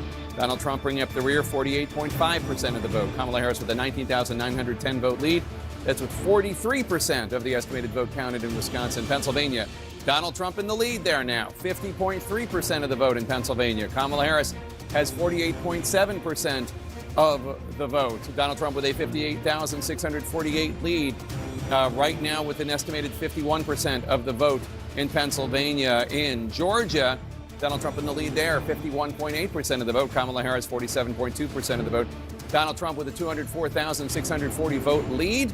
That's with 81% of the estimated vote in Georgia. Yeah, Georgia's looking good. I'm looking at it right now. In Battleground, Michigan, Kamala Harris in the lead, 51.1% of the vote. Donald Trump with 47% of the vote. Oh, that's Kamala Harris with a 43,307 vote lead. That's with an estimated 19% of the vote in Battleground, Michigan. In Battleground, North Carolina, Donald Trump in the lead, 52.4% of the vote. Yeah, Kamala Harris with 46.4% of the vote. Donald Trump with 253,752 more votes as of right now than Kamala Harris. That's with 72% of the estimated vote in. In New Mexico, Kamala Harris in the lead, 50.7% of the vote. Donald Trump with 47.6% of the vote. That means Harris has an 8,592 vote lead over Trump. That's with less than a third, 31% of the estimated vote in from New Mexico, still early in New Mexico. Kamala Harris takes the lead again in Virginia with 49.1% of the vote. Donald Trump with 49% of the vote. Kamala Harris with a 1,118 vote lead. That's with 68% of the estimated votes in from Virginia. John, what do you want to talk about? We have a changing map. We can talk about it all. We'll walk through it. Let's just take a quick look at Virginia and what happened there. Right, so last time I was here in Fairfax, there's what happened. Last time I was in Fairfax, it was a much lower number. Now you get a big... All right, so we'll check in on our numbers. The Big Macs have arrived, but now I'm afraid to get up because I don't want to technically explode the computer. All right, so we'll deal with the Big Macs later. But they're here. They arrived. I got up to get them and I sat back down and everything exploded. So now I'm freaked out about it. Feds are infecting the tubes. All right, so let's run through some numbers because we've got some out there. You can see Wisconsin, man, neck and neck. We're within 0.3 percentage points, all right? 47% in. Trump is up by like 6,000 votes. Super close. And it's as tight as we can basically have it at the moment. 47% in. It will continue to come in. Same thing's happening in Michigan. Kamala is up 50.1 to 48.2. Only 21% are in there, so still got a long way to go on that. But even based on this, they're still saying it looks like it's a toss-up, but kind of leaning towards Trump, which is just amazing. So Detroit looks like basically almost nothing is reported there. So long way to go on Michigan. Don't know that we'll even really get clarity on that tonight. Nevada, nothing much happening here. Pennsylvania, we see this one is still looking good for Trump. 1.844 to 1.775. 50.5%, 48 for Kamala, and 53% of the votes in. So over the halfway mark there. Arizona, hey, we're over halfway. Wow, okay, so it's pretty tight here. 876 to 860 in Arizona. 50.04 to 49.15. They still have Trump. This is leaning Trump, and I think that is right. Let's see. All right, Pima County is very liberal. So it looks like most of the vote, well, which is interesting because Yavapai is very conservative, as is Mojave. And all right, so we have basically nothing being reported yet from Maricopa. Reported margin, D+2, R+2 in the House. And it's great. So we'll keep our eyes on Maricopa. The House, has anything flipped in the House yet? Nothing has flipped in the House. It looks like it is just status quo all around the country. Let's keep our eye on what's happening in the Senate now. Turn our attention over there. And Republicans are all the way up to 47 right now. They flipped one seat so far. We've got Hawley is still in the lead. He's up by about 30,000 votes. We've got Texas. Ted Cruz is up. And so he's definitely, that looks really solid. So he's almost up 1 million votes in Texas. Shout out to our friends in Texas. We appreciate you voting to send Ted Cruz back there. Very good stuff. All right, so we got that. We've got Nebraska, Wisconsin, Tammy Baldwin. Let's check in on Sherrod Brown. Oh my gosh. Sherrod Brown is still down and out. Look at that. That is so fun. Bernie Moreno, 2.34 to 2.1, 51 to 46 out there in Ohio. That would be another pickup. That would be another Senate pickup. So that is great numbers. 78% of the votes are in on that one. And that's looking good. In Pennsylvania, look at this. Dave McCormick is beating Bob Casey, another Democrat senator, 49.2 to 48.3. So that might be 2 additional pickups there if those numbers continue on that trend. Super close there. Like, like 24,000 votes. Whatever the numbers are, can't math right now. Anyways, close. Arizona's reporting. Oh, man. All right. So Ruben Gallego has taken the lead over Kerry Lake. Those numbers don't look great. Ruben Gallego, 920 to 786. He's up 53 to 45. 48% of the votes are in on that one. So those don't look great. Because I think what we're seeing on that is that people are splitting their tickets. So people are voting for Trump and not for Kerry Lake, is what those Arizona numbers seem to say. All right, so we'll keep our eyes on that one. Now, huge batch of votes is going to be posted in Georgia. The cables are telling us this. Room we're showing you, this is where these memory cards are removed. We start to see them uploaded. So that's what's happening here in Fulton County, and hopefully we'll have more for you around 11. Sarah Murray reporting on the count as you look around the Atlanta suburbs. As she's noted, she's in Fulton County, which is here. But this is where the big outstanding vote is. So let's just come back statewide first, just to put it into context. The Trump lead now 170,000 votes. It was over 200,000 not that long ago. So it has come down some as more votes come in. So let's just walk through what we just heard real quickly.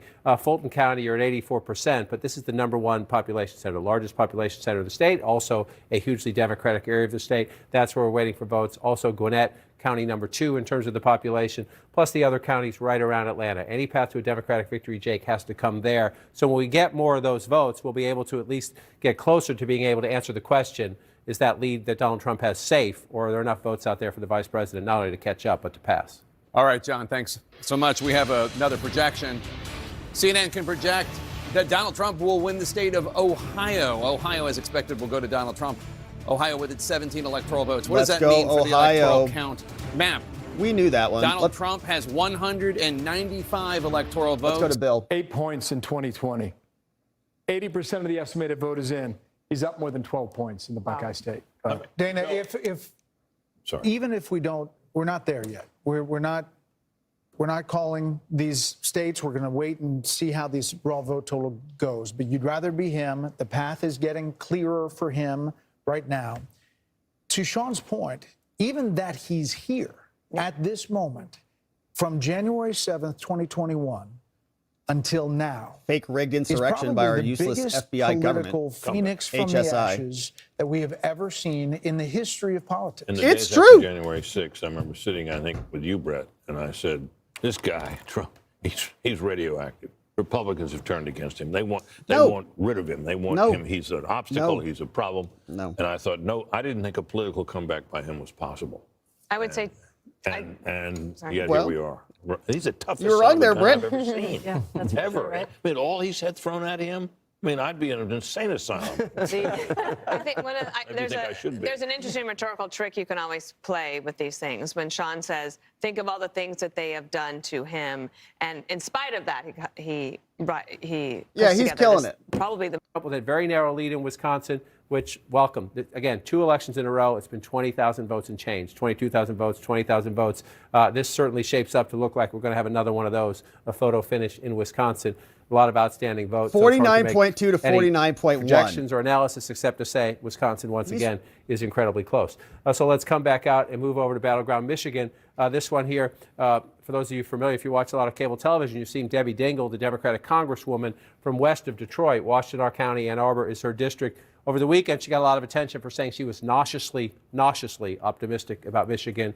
I was texting with her a little while ago. She says she's cautiously optimistic now, and I had to check. That's an upgrade. Cautiously optimistic is nauseous better than nauseously optimistic, according to the Congresswoman. This is her district right here. This is one of the things I highlighted earlier. Washtenaw County is the home of Ann Arbor, home of the University of Michigan, home of a campus, been there several times, where they have a remarkable voting operation, encouraging young people to vote, encouraging students who live out of state to switch their registration to Michigan so they vote in a battleground state if you're from a state that's not a battleground state. So this is very important to the Democratic coalition. Those Bitcoin numbers looking right good, now, baby. if you round that up for the vice president, with 60% of the vote reporting, and again, 73% for Vice President Biden. If it ends up that way, that's a problem. Doesn't mean you can't make it up somewhere else, but if you're losing votes in one key county, losing percentages in one key county, you better make them up somewhere else and track below. Now, Bitcoin's Michigan crushing, is the one my state, friends. to come back to the 2020 example, where you could argue the vice president has a little bit to lose. Oh, it's going to break if you will. 74. It's not Has it Wisconsin, broken 74 today? votes. It's not It's gonna Georgia, break 11,000 74. votes. It's not Arizona, 10,000 votes. It's 154,000 votes. So if you want to argue a 2020 replay, the vice president has a little bit more to lose in a state Joe Biden won relatively comfortably when it comes to the battlegrounds. But still, if you're the vice president of the United States, you don't like the fact that Washtenaw County is so close. So now we come up to Ingham County. This is where you find Michigan State University, Lansing, the state capital. The combination of those two things, the state capital and a big university, normally says that's a Democratic area. And it is. It's at 59% if you round up for the vice president. But again, go back in time, danger zone. 65% for the president 4 years ago. How much can she give up will become the question if you find more counties like that where she's underperforming the president of the United States. So another way to look at it is come back to 2024 and bring it up, and let's just ask that question. Is she overperforming the president anywhere? In a couple of places she is, and that's it. If you're losing in one place, the question is, can you make up the math somewhere else? So where is she overperforming at the moment? Kent County. That's Grand Rapids and the suburbs around it. How many 15 people? years ago, even in 2016, Donald Trump won this county. 15 years ago, reliably Republican, Western Michigan. You see right now with 27% of the vote in, Trump is at 32%. The vice president is 66. You go back, you see the difference right there. But the emphasis on the but, we're early in the count.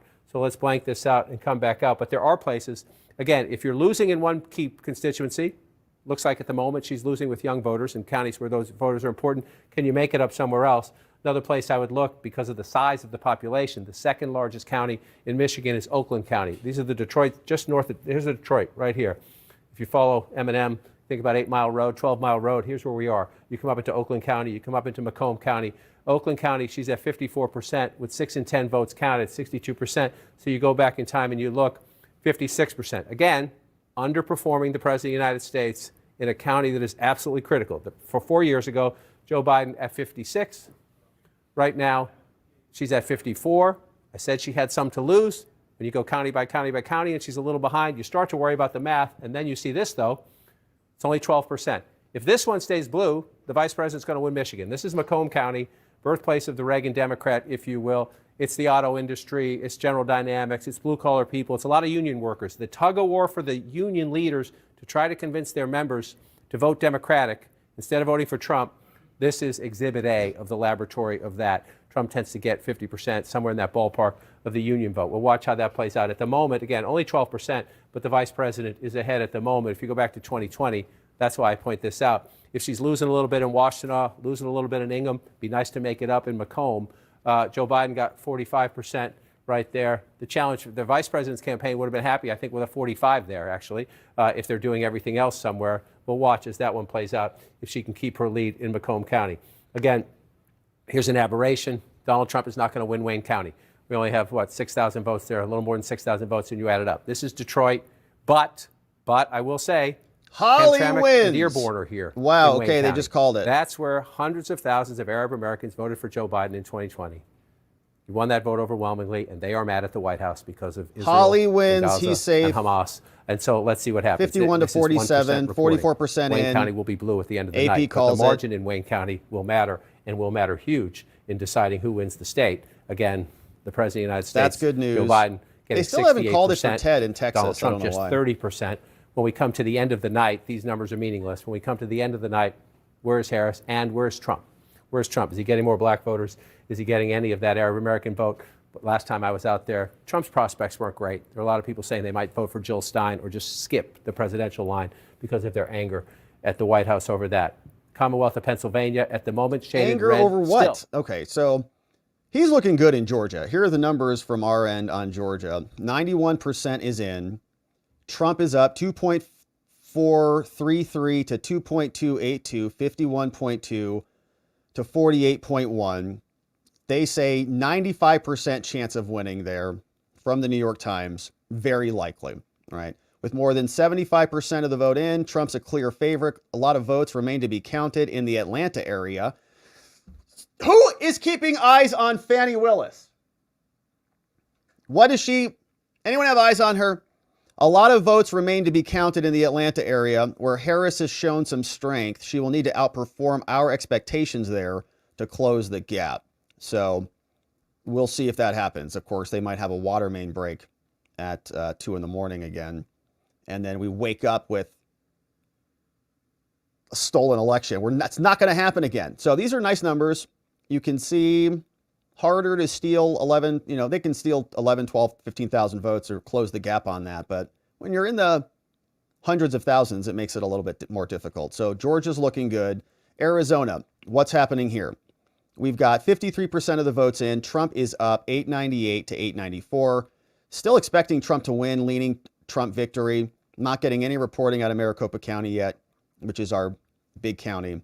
And so very limited numbers there. Latest results 3 minutes ago. 53% of the results in. It's 8:30 here.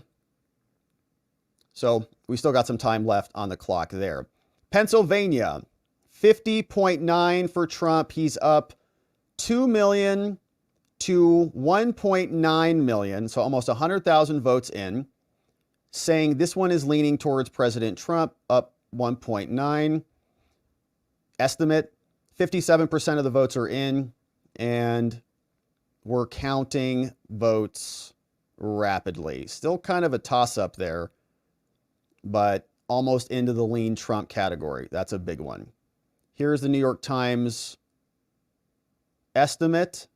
Looks like they're leaning towards Trump. Chance of winning Trump at the moment is 61 to 39. 57% of the votes are in. And so big. Pennsylvania's big. So we'll keep watching that one. What's in Nevada? Nothing still reporting out of Nevada. Isn't that curious? Were they the state that said it would take like 10 to 13 days? Arizona certainly said that. Okay, Trump's up in Wisconsin. 53% of the votes are in. He's up by 10,000 votes. 49.52 to 48.99. Very good numbers there in Wisconsin. We've also got Michigan, which is reporting the following. Kamala Harris dropped almost a full percentage point. Look at these numbers, 24% in. 650 to 649 there in Michigan. So it's right on the border between toss-up and lean, inching its way into the lean category. And it looks like we're still waiting for Detroit to report that location. So super close. Kelly Oyette wins in New Hampshire. She's going to be the new governor of New Hampshire. That's fun. And here is what the needle says now. So Trump and his estimate in the Electoral College from the New York Times is Trump 296, Harris lagging at 242. Which states will decide the election? Georgia looks like they've got that in the category at over 95% Republican, which is safe. North Carolina just jumped up a point to 89 in North Carolina, so that's looking strong. Arizona, they've got it 77%, and I think that feels right, which is why I'm looking to see if those Kerry Lake numbers tighten up a bit. And the rest of these, they're all estimating they're leaning R. Look, it's like, are we reading the right webpage? You better believe it. Says Nevada, 62, Pennsylvania, 63, 64. All the models are pushing towards Republicans. So we'll just keep our eyes on it. Poly market, meanwhile, is up at 86.5% at the Poly market. Amazing. Kamala's down to 13. And 87 now over on Kalshi. And so let's take a look at the cables and see what's happening over here from this fella. Election. And all we're seeing right now is the Trump forces seem to be pulling that rope just a little bit more. What you see is that he's doing a little bit better with minority voters. This suburban wave for Harris did not materialize, and Trump is doing very well in the rural areas. So there's just infinitesimal change. Whoever wins, we're going to have a very divided country. The polls were right. We will be divided between the elites and the working class and what they think the direction of America is. It's really kind of the government and the bureaucrats versus the rest of us. Trump's forces seem to be pulling a little stronger. And the elites appear to be on, at least the way it's shaping up tonight, on the blue side, and the working class. What does elites mean? Is on the red side. This like Elon's pretty elite, but he's kind of a bro. He's just down to earth, hangs with the rest of us. 3 nights in a row. Who do you want to be? Right now, at 10:36 p.m., who do you want to be? Well, right now, I want to be Donald Trump. Of course. These votes are coming in. You take a look at Philadelphia. Philadelphia, he had 12%. Then he had 18%, the same as he had last time. Now he's got 21%. He's got 3 points better than he had last time. That's what he needs to pull Pennsylvania. Mark, she still has a path, but it relies entirely at this stage, I think, on winning the 3 big blue wall states. What do you think her chances are? Well, that's what I'm saying. I think her chances are diminishing the more this vote is coming in. There's no question that I think this race now is going to be down to those 3 blue wall states. I think he's got, let's call it a 55% chance of winning 1 or more of those states. We've got more information, I think, on Pennsylvania than the others. I think that is, I think, pulling more in his direction the more these votes are being counted. I just have one more question for you in this round, Mark, and then we'll get to more, I'm sure. You early on questioned the strategy that had led to inflation. What's this in Nevada? 3-hour voting lines? We won't know any of the data until the last person in Nevada has voted, which means we won't know anything, 0.0% reporting until at least 3 hours from now, because we're also hearing this is happening in other places around the state. So not good news if you like sleep, great news if you're a fan of coffee. Rachel. Steve, just to be clear, the long lines there, if we are still looking, as you said, at 3 hours, we're already more than a half an hour past when polls are supposed to close in Nevada. If we're looking at 3 hour plus lines, just to totally underscore what you're saying, the state will not report a single vote. They will not report any data at all until the last person has voted. So even if they've got a lot of stuff tallied, they've been working all day, they've got all that stuff banked essentially in terms of knowing who's cast votes, we won't hear anything from the state at all until the last person's out of line.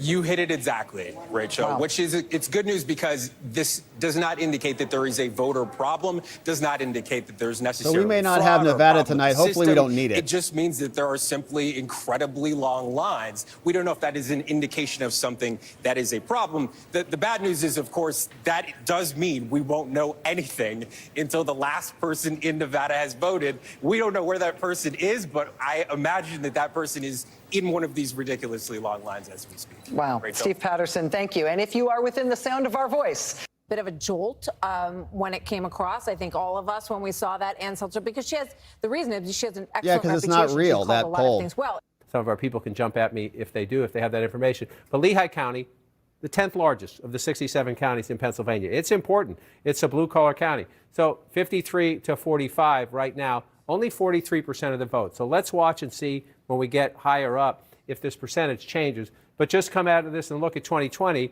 right? Joe Biden, she's about matching Joe Biden. Trump's at 46. I'm going to focus on him. So you come here, he's at 45. And then Berks County here, I come down to. I spent a lot of time in Berks County in this campaign, and it's gone back to being Republican. It was blue earlier, and we're at 92%. So maybe a little bit there, Jake. We'll study a little bit more closely as we go through this. All right, we have some projections right now. CNN can project that Iowa will go to Donald Trump as expected. Iowa and 6 electoral votes will go to Donald Trump, CNN can project. CNN can also project that Kansas will go to Donald Trump. Kansas and its 6 electoral votes will go to Donald Trump. So that's 12 additional electoral votes for Donald Trump, who now has 207 electoral votes. Kamala Harris has 91 electoral votes. There are 270 electoral votes needed to win. Donald Trump holding a sizable lead in the electoral vote as of now, but we are expecting more votes to drop in Democratic strongholds in key battleground states. We're also counting down to the next round of poll closings at 11 p.m. Eastern, when Democrats are expecting to claim a gold mine of electoral votes out west in California. That's all ahead. All right. We'll get to Virginia. Okay, gotcha. Eventually. I'll give you a little run up to Georgia, still looking good. They're still not calling it. 88% in by their numbers. Why can't you call it? There's still some vote out there. The question is, where is the vote and what's going to come in? Trump's up 3.2 points statewide. So you come in here to the greater Atlanta area, and this is Fulton. Our Fox Insights tell us, okay, this is different. It's just changed from a moment ago, all right? At this point in the night, with 82% of the vote reporting, in Fulton County, the largest of 159, Trump's up 0.6 points from where he was 4 years ago. All right, I'll clear that. Let's come back out statewide. This is Cobb County. We talked about that earlier. Trump's at all-time highs on Polymarket, 86%. Our Fox Insights tell us that Harris is up 1.3 points better than where Biden was at this point from 4 years ago. We'll clear that. We'll also go to Douglas 2 here, okay? At this point, this is all greater Atlanta, a lot of population throughout the area. At this point, 90% reporting here in Douglas County, Harris is doing 2.9 points better than what Biden did 4 years ago. So there's still a vote out there, too. And I mentioned Chatham County about 2 hours ago. That's Savannah. They counted slow 4 years ago. They're counting slow yet again. But you get a lot of Democratic votes out of Chatham down here on the Atlantic coast. A lot of folks live there, too, 5 out of 159. So we'll see how that shakes out. Okay, let's run up the coast here and let you know what we're seeing here in North Carolina. then I'll hit Virginia, then I'll hit Pennsylvania, all right? Trump up 2.5 in North Carolina. Why can't we call it? I was looking at Mecklenburg County with Charlotte. Okay, so they've had a lot of votes come in since the last time I checked. There was a lot of outstanding votes. So you have to ask yourself, where are the votes, right? If they're in the most populated places, you can't make a call. But now you're getting a lot more from Charlotte. This is Wake County, Raleigh. It's number one.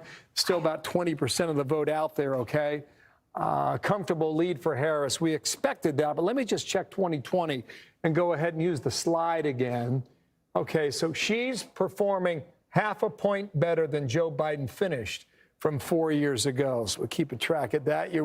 Yeah, you went to Virginia. I'm getting there, guys. Hang on 1 second here. Just got to move the meter, and we'll see what's happening here in the Commonwealth. Relax on the headphone. I'm getting there. Charlie Hurt's from Virginia. Yeah.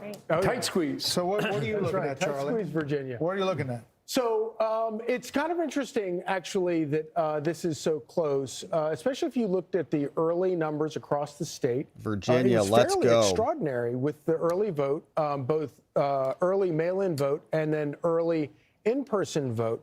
All of the big D-plus counties in the state were significantly down from 4 years ago, including the big counties like Fairfax, Richmond.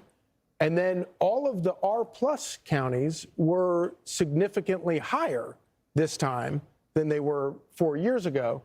And so if you had just looked at those early numbers and then look at this, it's actually not that surprising that it's this close, even though Virginia is, for all intents and purposes, a blue state now and has been since George W. Bush.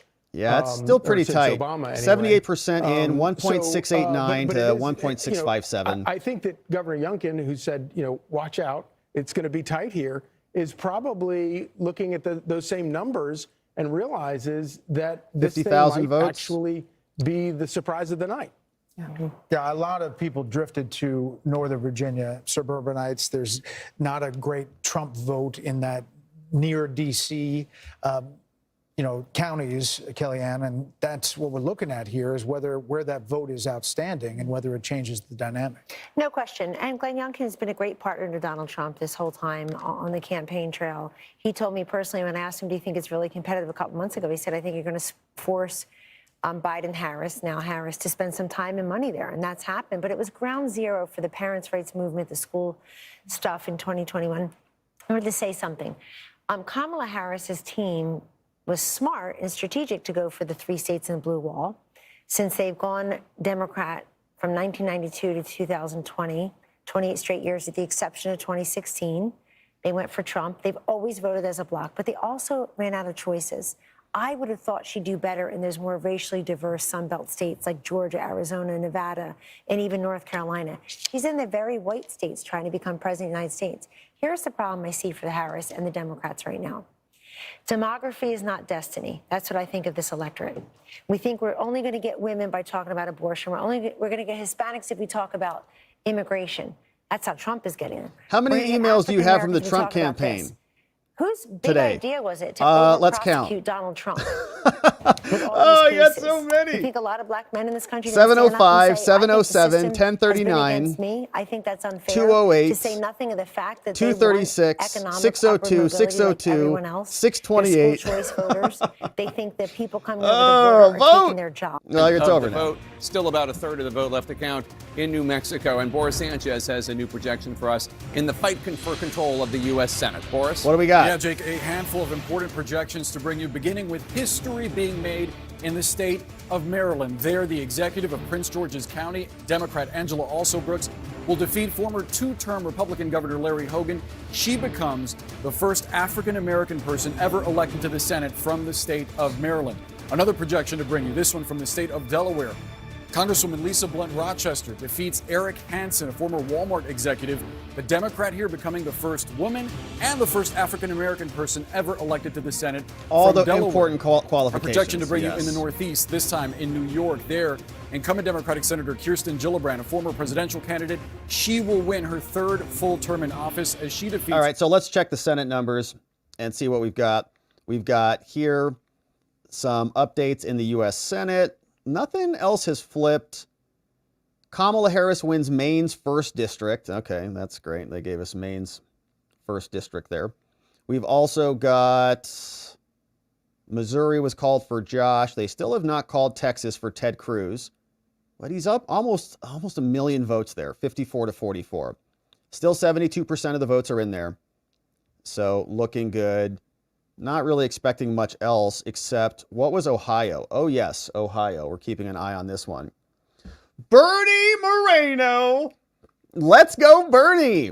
Hey, we're going to have our own Senator Bernie. How about that? Can have some Bernie bros out there for Bernie Moreno. Sherrod Brown is losing, baby, by almost 250,000 votes. Woo! 51 to 46, 84% of the votes are in. That might be a second pickup. And Dave McCormick is beating Bob Casey too. They have to be so nervous out there. 49.3 to 48.2%. Dave McCormick beating Bob Casey, 62% in Pennsylvania. Republicans up in Michigan too right now. 25% of the votes in. Mike Rogers beating Alyssa Slotkin. Looks like that's an open race. Wisconsin, Tammy Baldwin neck and neck by 2,000 votes with challenger Eric Hovde, Republican. It's close. We got Minnesota's reporting. Amy Klobuchar, 9% of the votes are in, and she's losing. Sorry, Amy. It's 9% of the votes are in, but it's still fun. As hopefully that happens. Could you imagine Amy Klobuchar loses? That'd be great. Royce White. Let's go, Royce White from Minnesota. All right, Arizona's reporting. 49% of the votes are in. Ruben Gallego pulling ahead of Kerry Lake. I don't know what the heck is going on with that one. But 49% of the votes are in Arizona. Let's zoom in on that one and see where we're at with the presidential race. What's reporting? Yeah, Trump still 904 to 901, 3,000 votes, but we don't have probably Maricopa at all. Oh, there we do. Why is it over here? That's kind of strange. Okay, so that makes me feel a little bit better. A lot of it better, actually. So 54% of the votes have come in from Maricopa. Like, this is Maricopa County right here. It's not all the way over there. You start getting into, I'm drawing a blank. Quartzites over there. What county is that called? Anyways, on the way to Quartzsite. Then we've got Pima County, which is very blue. 52% of those votes are in. So Yavapai is red, Mojave is red, but much smaller locations. Pinal has 67% in. Navajo, 48% in. All right, so we'll keep our eye on it, but they seem to think Arizona is pretty leany towards Trump, and I think that's what most of the polls have said as well. So that's Arizona. Zooming back in on Virginia, super close there, 50 to 48. We did an update on that one. Michigan is here. Trump is up over 50%. Look at this. In Michigan, 27% of the votes are in. 765 to 725. It was in 2020. This was a margin of 100 and I think almost 200,000 votes in 2020. They have this just merged into the leaning Trump category. You're going to have to get out your monocle to look at where that gauge is. But it's right at the border between toss-up and lean. Very close. So Trump's looking safe there. Wisconsin, same thing. Trump just crossed 50. Look at that. 960 to 929. 57% of the votes reporting in. Whew, Nevada's not going to report anything. Trump continues to pull ahead or to tighten up in Pennsylvania, 2.3 to 2.23, 2.34 to 2.234. All right, see that on the screen. And then, again, Arizona. So those votes are coming in very, very slowly. But Georgia looks good. Still haven't seen anybody call anything for Georgia yet. Senate, let's check the House, see what the House has for us. See if anything has flipped in the House of Representatives. But no. Man, it's so good to be an incumbent in America. It's so good to be an incumbent. You just basically get in your government position and you never leave. Very nice. All right, so here is what the latest presidential forecast looks like until they steal it, because the steal doesn't happen until 2 in the morning. So likely Trump victory, 87% chance of victory in favor of Trump. Trump, 298 in the Electoral College estimate. All the states leaning towards him now. Trump in Georgia, over 95%. Trump in North Carolina, over 95% likelihood. Arizona, they're calling 77%. Wisconsin, 67. Michigan, 65. Others are a little bit closer. Pennsylvania at 64. Nevada at 62. And so let's go check in with the cable tubes. Yeah, this is my 7th presidential election.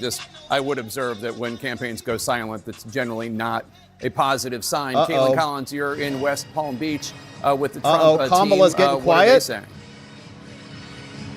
All right, so we'll just Charlotte we'll bounce around because the music will get us gypped. For these numbers, it's the so they're there. It sounds like they're saying the Kamala campaign's pretty quiet. Trump campaign is looking pretty good. You can see them dancing there. Young man. Dun, dun, da, da, da, da, da, da, da, da, da, da. It's amazing. So they're having a great time because that's what you do when you're winning. But Kamala campaign not looking so good, apparently, is what we heard there. The Hispanic vote is no longer going to be so segmented. It's just the vote, the American vote. And there's a traditional, not to overgeneralize about any group, but, the traditional faith-based in many ways Hispanic family that is not responding to what Kamala Harris is talking about and focusing on. Gender and race, we talked about the outset, would emerge as big themes because Democrats have enjoyed great advantages with certain groups of people. The numbers didn't show up tonight. They show politics may be a dead end. Well, what it shows is that we're going to. You think I'll get a strike for that YMCA I just sang? Reformulate and reconstitute I don't know. I how could. we think about I might get a going strike. after voters. Donut's if these worried votes for me. hold up. Thank you, Donut. And even if they don't, the numbers. It was are very narrowing. accurate. I know. So you have to rethink this and consider some different strategies because as we sit here tonight, Democrats have to be surprised. When what we were told over the last several days about how her numbers were coming home, how people were coming home, this is a very different race. Hold on one second. David Plouffe said yesterday that she could win all 7 battleground states and said that she could do it. Now, maybe if it turned and she could win 6 of 7, but he said 7 of 7. He said the other day. He did. He said there was a confidence from him that. And Democrats I've seen a lot of that. Have you seen some of the charts out there? All the polling said like that it could go 370 either for way. Kamala. You're like, are you drunk? What's wrong with you? A lot of votes to count still, and we are covering all of them for you. Our special coverage continues. Stay with us. We'll be right back. A lot of red on that map, and that tells you right now. Yeah, right there now, is. with a lot of votes to be counted, this map looks a lot more like 2016 than it does like 2020. And you can know at home what happened in those 2 elections. Let's go. But we're not done with the count, so let's look in Georgia right now. Georgia looks good for Trump. Leading in Georgia by 136,000 votes in Let's change. go to Wisconsin. 9,000 right now. 182 was the number back in 2020. This is the county Democrats rely on here. Also in the WOW counties, the question coming into tonight, the WOW counties being the big suburban bedroom communities right outside Milwaukee. Coming into the night, they're red now. They've consistently been red. How much less red would they get? We keyed in on Ozaukee County. Okay, this is now 60% of the vote is in Ozaukee County. Significance here is Trump lost in 2016. He won the county, but he lost so much ground that this was the worst Republican performance in Ozaukee County since 1964. This fits the profile demographically of exactly where Democrats thought they could knock it out of the park tonight. Knock it out of the park in Ozaukee County means get this down to single digits, something like that. Instead, 60% of the vote in. We'll see what happens the rest of the way. But so far, Trump has stopped the losses in Ozaukee County, which had been considerable. The decline in Ozaukee County, which had been considerable since he became the Republican candidate in 2016, and now leading by more than 14 points here. So those are some big counties, significant counties, politically significant counties, where we now have a giant chunk of the vote, and we can start to see some patterns developing. Again, just checking in statewide, close to 60%. It is very close there statewide, but that is a county, a few counties where we have that much vote in that size. That's very significant, potentially, what we just saw in Dane County. Steve, as we head toward the 11 o'clock poll closings in the West, I want to quickly jump to Georgia. Blaine Alexander is in Fulton County. What, with Fannie? At the elections hub there, where the votes in Georgia's most populous county are being tabulated. What can you tell us? All right, look out for Fannie and Nathan Wade. Well, Rachel, I have an update on timing for you. I just spoke with a spokesperson from Georgia's Secretary of State, Brad Raffensperger's office. He tells me that they expect to see the vast majority of Georgia votes uploaded by midnight tonight. Now, that's certainly notable 1 hour when you from talk now. about the timing, when you talk about what Georgia's going to look like. But he does say that they believe that the state is on track to have most of those results uploaded. So let's look inside here in Fulton County. As you mentioned, the state's most populous county.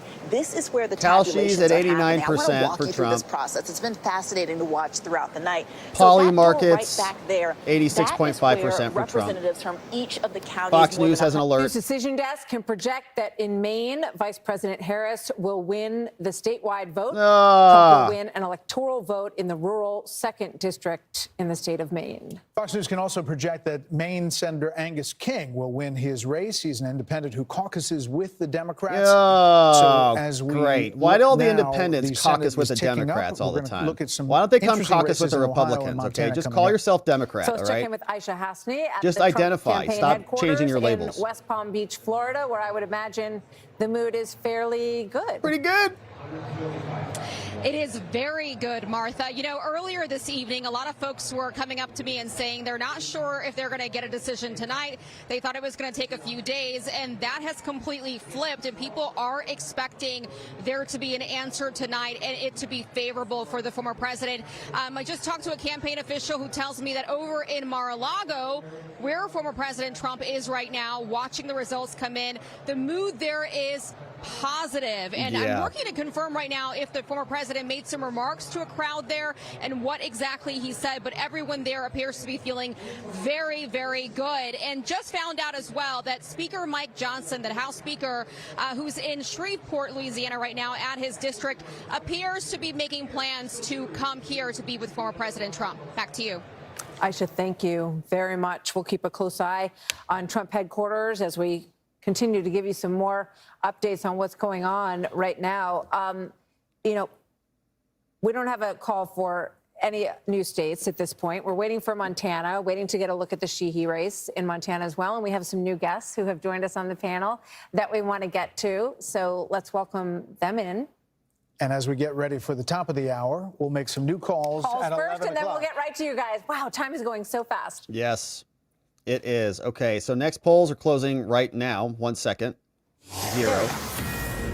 It is now 11 p.m. in New York, and 4 West Coast states have just finished voting. The Fox News Decision Desk can project that Vice President Harris will win California, the Golden State. 54 gross. electoral votes, biggest prize, more than any other state in the country. And Fox News can also project that Harris will win Oregon, adding 8 more votes to her Electoral College vote. Harris will also win Washington, another reliably Democratic Northwestern Washington. state. Gross. But the former president will win Idaho's 4 electoral votes. So as we see the race to 270, it's now 216 to 193. The left coast comes race is in. changing quickly. I am Very getting, reliable. some word from the Democrats who have We need to now break put California out, up, all right? kind of a sense of the race. We need to liberate saying that in Pennsylvania, our they say they're conservative friends from overperforming California. Turnout expectations This is a joke, in Philadelphia, FBI. Relax, all right? And Relax. the early vote expectations in Bucks County. They go into state by state of where they feel like they are going to see more votes in these states. These are the blue wall states, because that is the path that we're looking at. In Wisconsin, they say we know there's significant amount of vote remaining in Dane and Milwaukee counties, and we are seeing signs of strong performance in the WOW counties. We just have partial data. We don't expect complete results from Wisconsin until tomorrow morning between 3 a.m. and 5 a.m. We shall see. We shall see. California Senate race, as we talked about, can project that the current Democratic Congressman, Adam Schiff, will win his race against former Major League Baseball player Steve Garvey. He got censured, you know. Washington's incumbent Democratic Californians. Senator Maria Cantwell will win her 5th term. Not big surprises on that front Schiff this is going evening to the either. Senate. So here's the balance of power. In the Senate, 49 for Republicans. The majority is Gross. 51. They have flipped 1 seat, 42 for the Democrats as we wait for a California, number of these what big is going Senate on over there? races to be called. Ohio, Montana, Pennsylvania, all will really dictate the future of the Senate. And Michigan. Let's bring in our panel. Britt Hume, Dana Perino, Harold Ford Jr. They've been here for a while. Kevin O'Leary, Jessica Tarlow. Hey, it's and Mr. Ben Wonderful. He's Domenech. back. Jessica, are you surprised? Surprised is a very generous term for how I'm feeling in this particular moment. No, Jessica. It is in Democrats' nature to be anxious, and we are certainly at true. anxiousness. I Hysterical. think the conversation that you were Hysterical is the having word. in the last panel about the Latino vote is really interesting. Some of these numbers are a little bit jaw-dropping, looking at, potentially 45% for Donald Trump in some states. Yeah, they don't want their that is gonna kids having their cause genitals a chopped real off. reckoning within the party and how we talk about, message to, and integrate, a huge part of our base typically in all of this. I would say, though, that the campaign and people that I've been speaking to have said nothing has been called.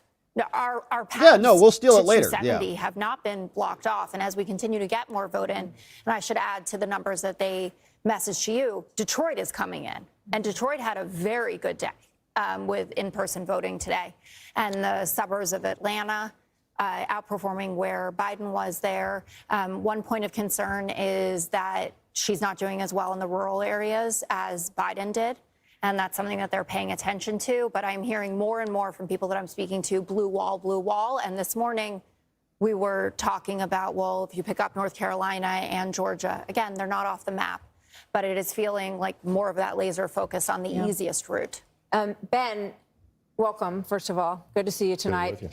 I'm sitting here thinking about the rethink that Republicans went through after Mitt Romney lost. And they did this huge analysis of what was going wrong with the Republican Party and why they weren't reaching Hispanic voters, why they couldn't reach working class voters, why they weren't bringing in more women.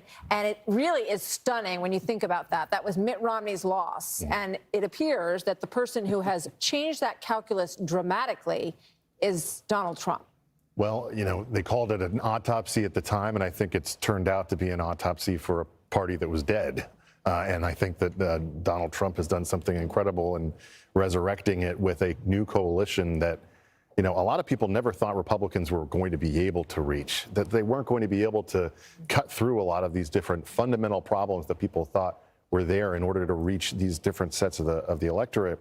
And look, I think the big question they have to be asking is how much of that is tied to Donald Trump himself and how much of it is something that the Republican Party going forward can build on. And regardless of whatever ends up happening here tonight and tomorrow morning in terms of these blue wall states and the things that we take away from it, certainly we can take away.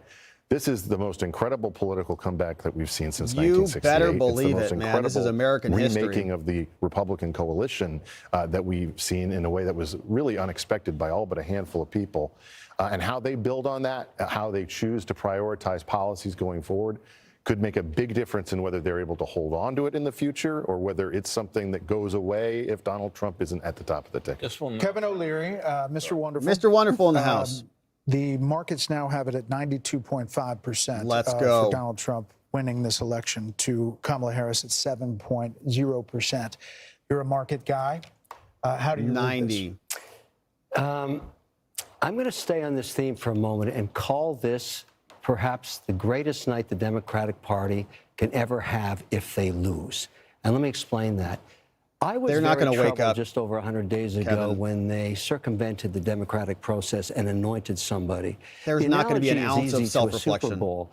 You arrive at the Super Bowl game, and by any measure, this is the Super Bowl of global politics, the presidential race. Your quarterback, Biden, is injured. He's taken out of the game. You don't bring a quarterback in that's never, ever, ever won any game anywhere. You run a process. And they missed that opportunity. This is a chance for them to, I'm not saying they're going to lose, but I'm going to those percentages and saying they get to reboot. They get to go back to the center. They get to scratch this whole thing. They're not going to do that. And the influences of a Schumer or a Pelosi or a movie star or an Obama deciding to anoint somebody, those guys are gone in 4 years. They won't have that kind of influence. This could be great for America because I'm an investor. I have to work with who's ever in the White House in January. But I care about policy. And when I hear policies coming out of a party that are so twisted against the American way of life, like basically taxing capital gains that are unrealized, that's not America. Or price controls, that's not America. 28% tax rate takes us to the bottom quartile of competition. That's bad. We can't do that. That would hurt the country. And all I do is work with entrepreneurs that want to build businesses. There's a reason people come here under barbed wire and drown in rivers to get into America. It's the American dream. It's the only thing the president has to do is to maintain it. Those policies are against the American dream. And I have nothing against Harris. I mean, look, she did a masterful job in getting to where she is. It would be good for them to lose tonight. It would reset and reboot and get that party back to the center. They will it would not. Be good for them. They may not want to hear that. Yeah, they will we not. Don't. But they may have to. They don't. Kevin, you may have to deal with it. They're going to blame. Kevin, I would love to win and do the reboot. We could still do those things. We'd bring you right into the party to help us do it. We're going to take a pause right here because we have a big call to make right now. We do indeed. What do you got? The Fox News decision desk can now project that Republican businessman Bernie Moreno, who started his entrepreneurial career in the car company and buying auto shops in Ohio, has won and unseated incumbent Democratic Senator Sherrod Brown, who has been That's an Ohio a pickup. institution for a lot of years. This is an important flip Huge. for Republicans. Huge. The party is edging closer to an outright Senate majority tonight. Let's and go. There's still a couple of places yet to be heard from. Right. Now, think Senate about races. this. Now, if the Democrats would somehow hold on to the John Tester seat, that would be a different math. But as you look at the balance of power in the U.S. Senate, is this Moreno speaking right now? Can we go in there? Let's listen in for a couple minutes here. That was big. So we got West Virginia and Ohio Today now. starts a new wave. You know, we talked about wanting a red wave. I think what we have tonight is a red, white, and blue wave in this country. Yeah, Bernie, let's go, Bernie! Because what we need in the United States of America is leaders in Washington, D.C. that actually put the interests of American citizens above all else. All right, let's see what this guy's saying about Pennsylvania. Some more returns in Pennsylvania. As I gather my train of thought here, I wanted to update you on 3 key counties here, again, in Northeast Pennsylvania. We started the night saying, and we've said it a few times, that there are only 2 counties in Pennsylvania that are true swing counties. That is to say, they backed Donald Trump in 2016 when he won the state. Then they flipped over and they backed Joe Biden when he won the state in 2020. One of them is Erie County, where you see right now about half the vote is in. Harris is ahead here. This is primarily on the strength of the vote by mail. The question is, as the rest of the vote comes in, which we know is Republican friendly, is Trump going to catch Harris there? Put a pin in that one, because the other one, we pretty much have all the vote in right now, and it's flipping. Northampton County, this is where Easton, Pennsylvania is. This is the other county that flipped to Joe Biden in 2020 when he won the state.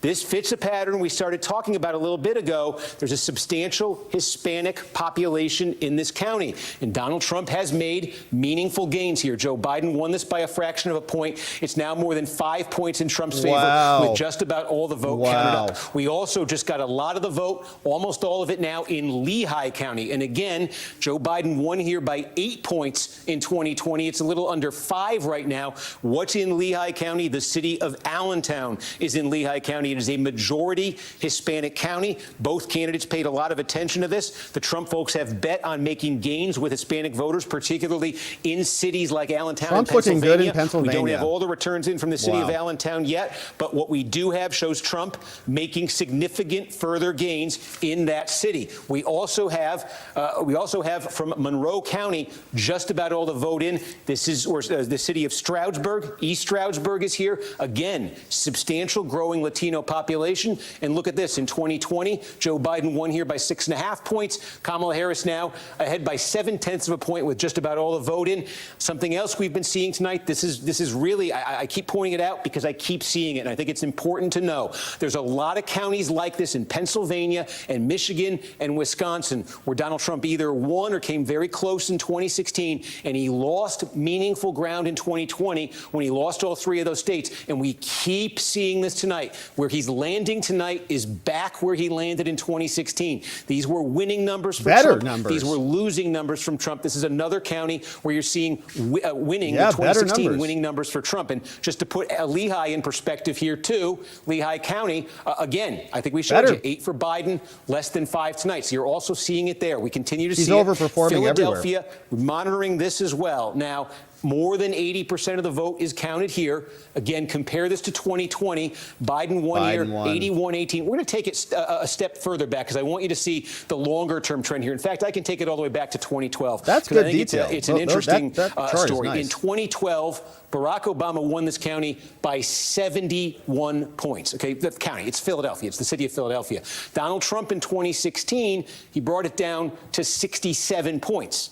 In 2020, Trump lost ground in the state. Trump lost the entire state of Pennsylvania. But look at this. He basically brought it down to 63 points from 71, 67, 63. And tonight, right now, this is down to 56 points. From 71 in 2012 down to 56. Again, what are we seeing here? What we saw in 2020, the Hispanic precincts of Philadelphia, we saw meaningful improvement for Donald Trump. We're not talking about 10, 20, 30 points here. We're talking about enough, though, to bring 67-point gap down to 63, and tonight, currently 56. The margin for Kamala Harris in Philadelphia right now is just about 300,000 votes. Democrats would love to see that land tonight at 500,000. Boy, they got a long way to go to get there. The one thing Democrats have to hope for in Philadelphia right now is there is a large number of vote by mail ballots that are going to be released. Looking at my clock here, we think in the next 45 minutes or so. That should boost the Harris number in Philadelphia.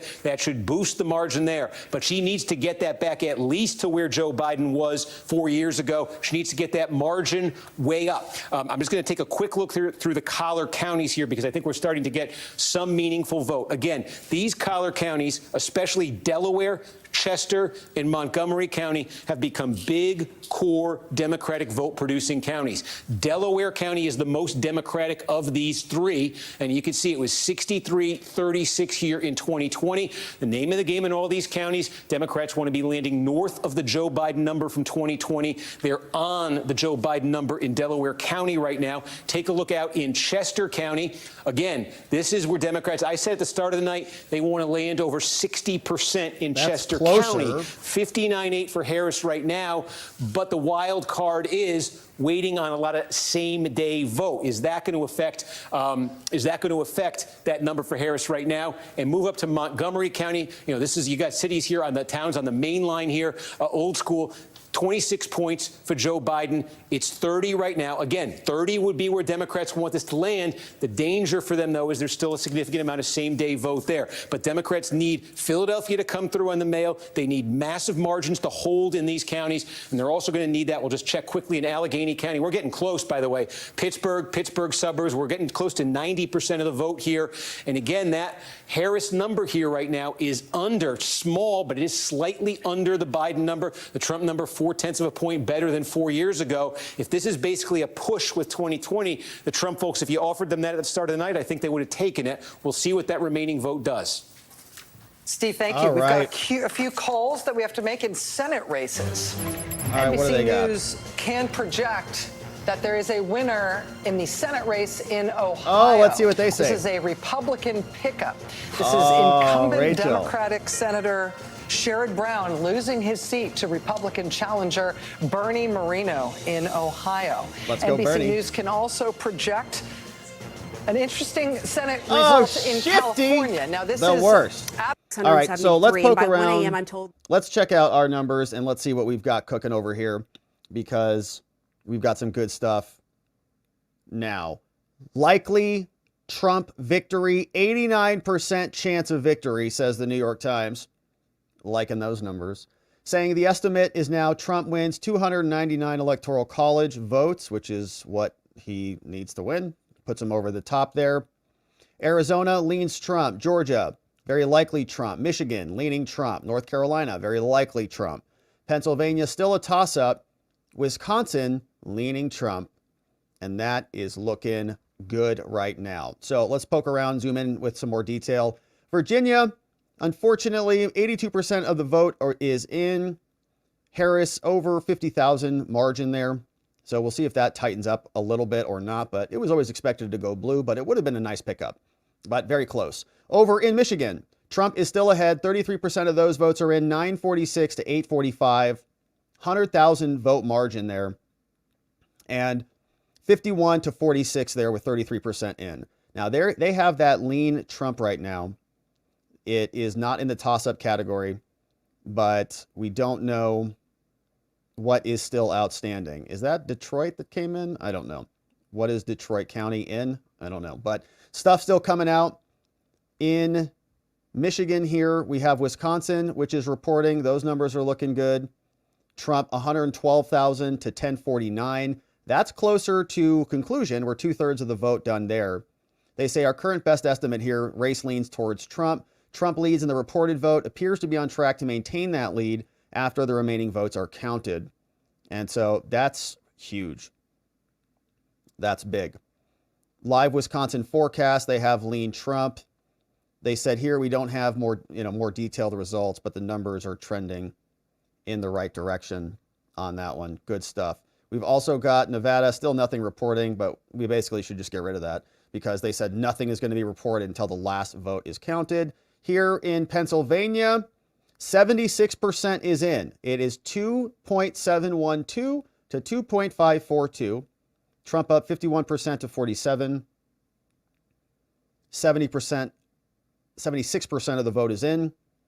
And it's still right on the margin between toss-up and lean towards Trump. So very close there. It looks like a lot of the Philly votes have come in. A lot of the Montgomery County. Pittsburgh, 93% is in.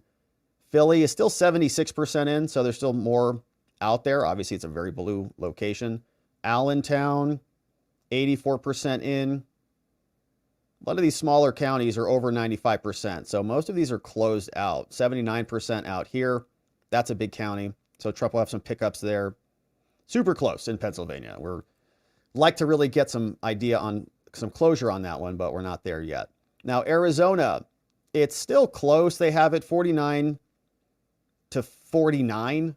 It's a little too close for comfort, but they still have this in the lean category, so they must know that there's outstanding votes from somewhere else that we're missing. So Maricopa County went for Trump in 2016 and Biden in 2020. We'll see. They say there's about 1 million votes left. Reported margin, D+2. Latest estimate of final margin. So they think Maricopa's coming in at R+3, which is great because that's 1 million votes left. So that is good news. Here are the different counties. Look at Mojave and Yavapai. Shout out to our friends in Prescott and Kingman. Pinal County, Coconino, and Maricopa are all there.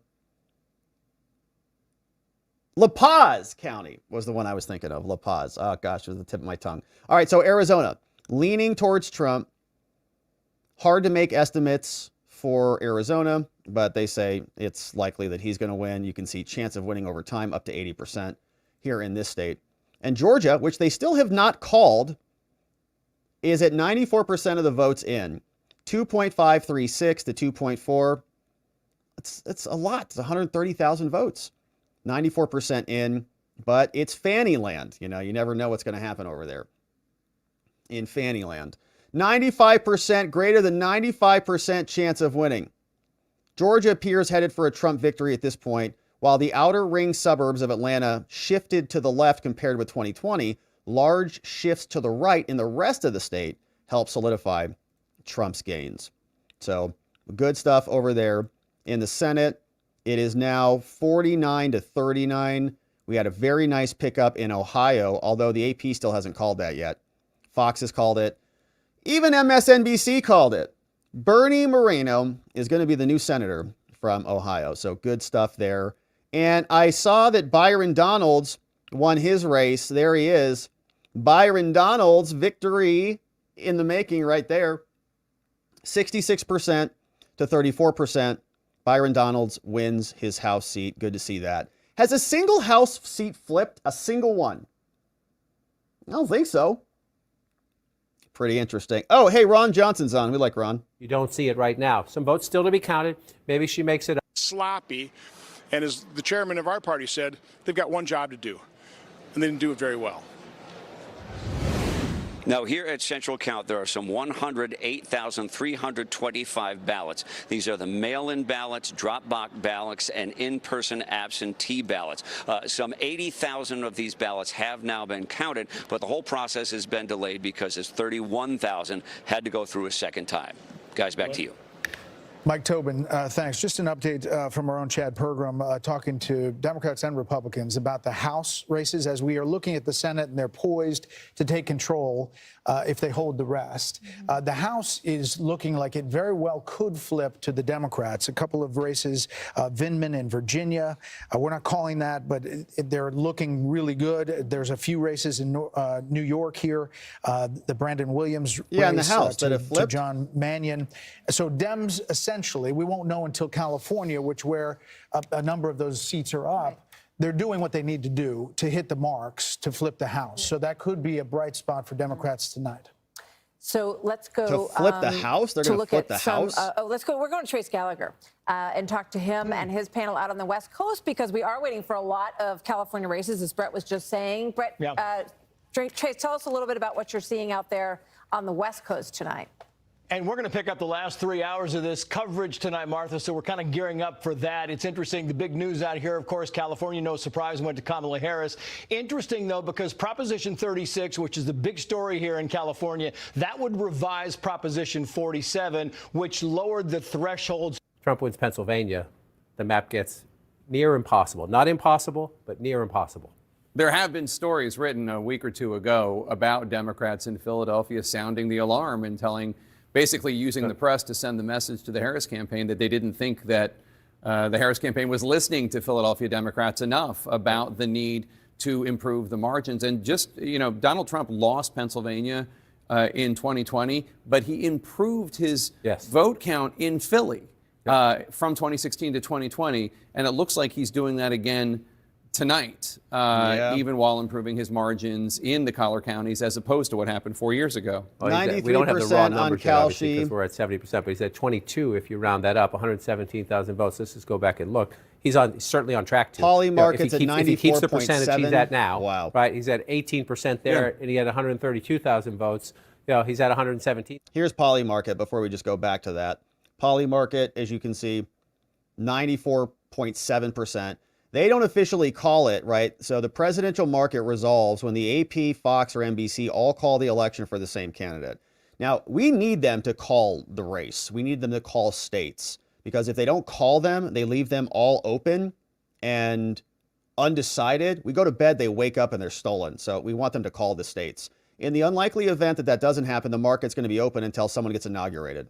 So right now, 94.7%, looking pretty solid there. We've got the Kalshi markets, 94% there, 6% for Kamala, not looking good. We've got the needle for Trump continues to emerge to the right, 89% chance of victory. They're now estimating 302 Electoral College ballots. And here are the most recent numbers. They gave North Carolina to Trump, so boom, there you go. North Carolina, they have checked off for Trump. Absolutely outstanding. Big win. Georgia's coming in next, followed by Arizona. Then we've got great news in all of these other states so far. Wisconsin's looking good. Pennsylvania's looking good. Michigan looking great. Apparently, this is live at the Harris HQ. In two presidential elections, Donald Trump has lost the popular vote both times. A lot of progressive prosecutors funded by George Soros, people like George Gascon, who people are fed up with, and that's why Nathan Hochman, who's running for district attorney of Los Angeles County, is Let's see what Psaki says. Vote goals in these counties and what you're trying to achieve, right? So in these counties, in Philly, they're trying to run up the vote numbers by a great deal, higher than Biden did. And they're looking at, what the percentages were then. And Biden did about 2 percentage points is better than Clinton in a lot of the key parts of Pennsylvania. So they're looking at that. But they're also looking at the rural counties and where they're doing there and how they can do. So as the information comes in the boiler room, they're recalculating where they need to do better in certain states, in addition to looking at the path.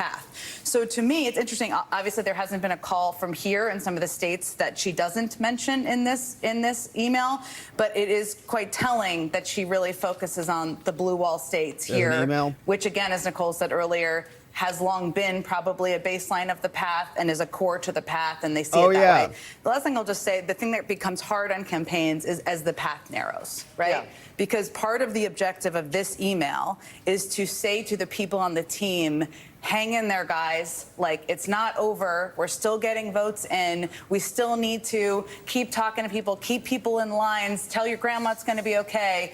That's part of the objective of an email like that, too. Yeah. All right, not looking good for them. So here's the email. I just grabbed it. It says, okay, team. So apparently this came out from Jen O'Malley, who was coping hard a lot.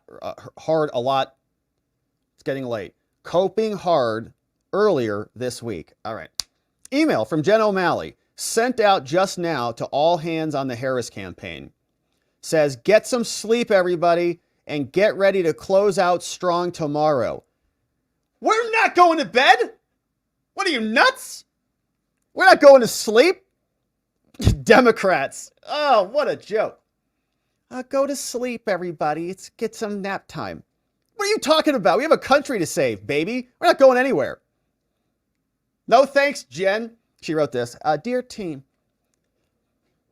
Z, Zim, and Zers. As polls close across the country, I wanted to give everyone an update on what we're seeing here.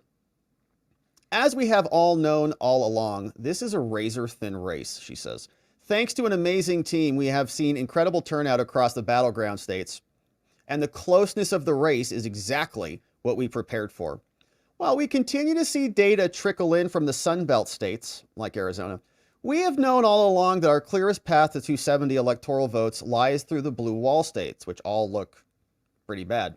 And we feel good about what we're seeing. You do? You sure? Because Trump is up right now. In CNN, here's the poll. 50.7 to 47.7 in Wisconsin is what we're seeing there. Well, we see different numbers there. Now, Fox News has different numbers. What is that? Oh, that's a specific county. All right, they're looking at specific county data. All right, but here's the email. Data's trickling in.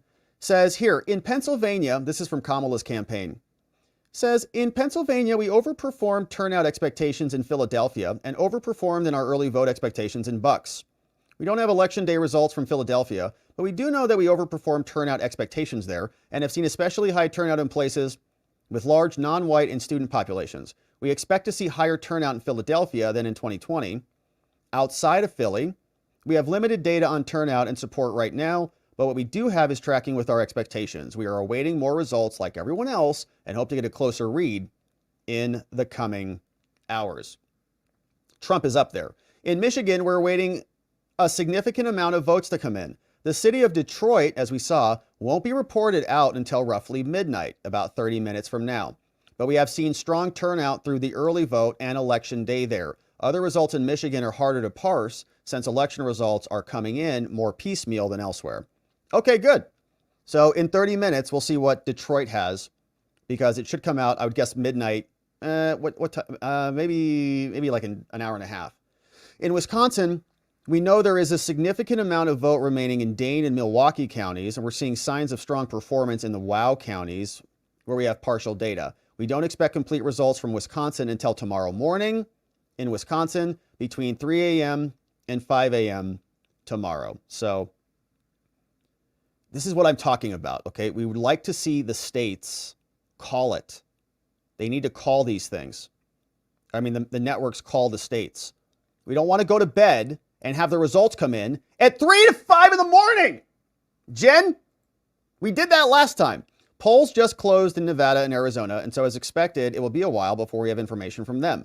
We've been saying for weeks this race might not be called tonight. Those of you who were around in 2020 know this well. It takes time for all those votes to be counted. And all those votes will be counted, including the ones that are delivered late at night. That's how our system works. What we do know is this race is not going to come into focus until the early morning hours. It's looking pretty clear to us. We'll continue to keep you all updated as we get more information. This is what we've been built for, so let's finish up what we have in front of us tonight. Get some sleep. Get ready to close out strong tomorrow. So I think that's waving the white flag, right? Should I go to bed, everybody? Yeah, not good. All right, here. Hey, this is a good little chart here. Jersey has from 85% the BBC. of the vote tallied. We have not yet. Waiting there, and we're always waiting in Nevada. It's largely a mail-in ballot in Nevada, but if they receive ballots 3 or 4 days after voting day and they are postmarked on the day of voting, then they will be counted. So it always takes longer in Nevada. But that's the state of the race at the moment. You can see there's a lot of red. 100,000 votes. Right, Christian, thank you so much. A lot of red on the board indeed, but again, we're waiting for more of those votes to come in. Let's go back to the critical swing state of Michigan now, where Ione Wells is standing by for us. And Ione, we were just talking about some of your reporting there. You've been speaking to Democrat strategists who are saying, they're telling you privately that they're feeling pessimistic at this point. Pessimistic. I spent a bit of time just on the floor of this watch party in Detroit, and all right, so the music makes it hard. This works out, and everyone else was saying New Jersey, the Democratic Party relies on. That's a massive, massive shift. And again, that speaks to Trump's gains, it really would seem, with Hispanic voters. So again, those are some of the states here that have bearing on the national popular vote. We saw the polls nationally much tighter than before. We wondered if Trump was going to narrow the margin in some of those big states. That is what we're seeing. I did want to follow up on Wisconsin, too, now getting close to 70% of the vote in. And yes, we were just talking about Dane and the question of what was left and could the Democrats here hit that margin that they got out of 2020. And it's true. OK, well, here we go. Now we're up to 95%. So we just, since I checked in a few minutes ago, we got more. We're getting close to all of the vote in Dane County. 163,000. That's the Harris margin in Dane County, 163,000. In 2020, that was about 182,000. 182, 163. We'll see if there's any more votes to come. But when that hits 95%, there usually aren't. So again, if anything like that holds, boy, Democrats want to be at that number. This is where they've improved their performance every time for 4 years. Where Democrats have improved tonight, where Harris has improved, or it looks like she will, not much to come in Waukesha. Big county, 400,000 Oh, it's Stinky Eric Swalwell. One of those wow. 2020, so, it's tight. In 2020, we went late into the evening, and voter intensity is high, and you're going to see a red mirage, you're going to see a blue mirage. I just encourage people, don't freak out. We worked hard here. We had a candidate who got into this race just under 100 days ago and was pitch perfect in her delivery and execution. So a long night ahead for us. I should ask you, there in California, there are some very important House races as well for Democrats and Republicans. Can you give us a sense of how things look so far? They're tight. We're tight everywhere. And in those, 4 to 5 House races, except in your they're all too flatulence. close to call right now. And look, the goal is for Kamala Harris, to be the next president. But, we do have a backstop insurance policy, which is to win the House and to really fence in Donald Trump and his worst instincts if we have to. And so we can do that with 3 to 4 seats in California. We've already won a seat in New York. And so we're on our way. Okay, and one more question before we let you go, Congressman. We mentioned the fact that, our correspondent has been talking to some strategists in Michigan who are a bit nervous or feeling a bit pessimistic at this point. Where do you think Kamala Harris still has a very good chance? Where do you think that she's really gotten turnout to drive up in areas maybe she can still win Iowa. Yeah. Yeah, it's Philadelphia. It's also, Detroit. It's Macomb County to see if she can flip that county, which Donald Trump narrowly won in 2020. Obviously, it's Milwaukee in Wisconsin. And look, Wisconsin comes through. Ben Wickler, the state party chair, he knows how to organize. I just talked to him. He told me this is exactly what they expected as far as how the night would go, and they expect a narrow win. So, Amy Klobuchar won. Buckle up. Get the popcorn out, find an espresso, and they want to steal it. He wants to steal it again. It's going to be a wild ride. Yeah, we're working on the espresso here in the studio. All right, Congressman, thank you so much for joining us tonight. Appreciate it. Jen O'Malley said go to bed. Caddy, I want to pick that up with you because we're hearing. We'll see another U-Haul truck come in with the remaining absentee ballots that they've collected in from Detroit. Drop boxes so around 30 the minutes city till here. midnight there in They've Detroit. been counting as they've been going. Remember, because they started counting last Monday. They didn't have to wait till Election Day. So those numbers will be done soon.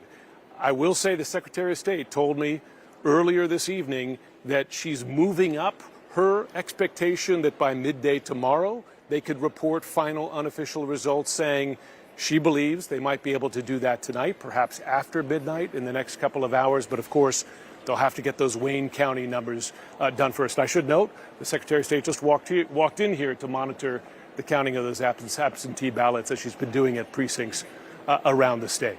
All right, look at Jim Harris Sciutto, HQ. Thank you so much, Jim Sciutto in Detroit. I mean, John, I mean, it's 2024. They only have 16% reported in Wayne County, home of Detroit. You know, one of the things you look for in life are consistency. Yeah. Death taxes, Wayne County comes to life. Wayne County, Gary, Indiana. Yeah, they're consistent. This is my 10th presidential election, and it's the 10th time you've been counting late in the night, and you're saying, hello, Detroit, hello. Yeah. It's the way it is. But, you know, you see the Secretary of State's there, Jim is there. Again, that's nothing nefarious. It's just inefficiency, you know, to your point about that we live in the technological age. And Jim just said, you know, they changed the law in Michigan so you could count some of the early votes, you know, beforehand and then release them after the polls close. So it adds to the why. But right Trump's now, up by let's focus on the 100,000 what, votes in which is Michigan an right now. 86,000 vote, almost 87,000 vote lead for the former president, again, in one of the states he flipped in. I just want to pull that out to make sure I'm right. Yes, he's leading in all three of them now. Oh, wait, that changed while we were talking. Changed while we were talking. She was ahead she in was Michigan. ahead. And now she is no longer ahead. Now Donald Trump is in the lead. Right now, not all the votes are counted. But right now he's leading in all three blue wall states. Let's Plus go, baby. North Carolina, plus Georgia, plus Arizona, plus Nevada.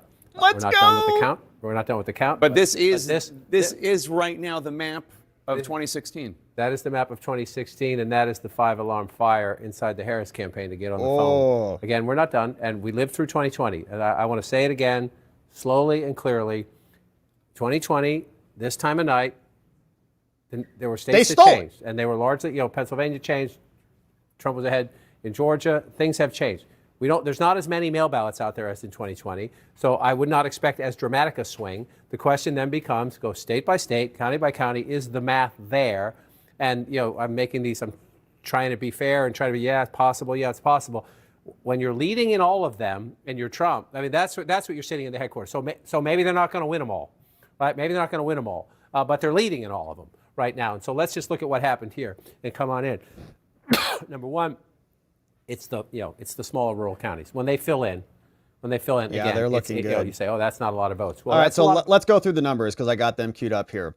And they're looking good. I just saw that flip right about the same time they did. So Michigan, Trump now 52 to 47. They said there's going to be a big dump of votes in 20 minutes in Detroit. So we're going to keep our eye on that.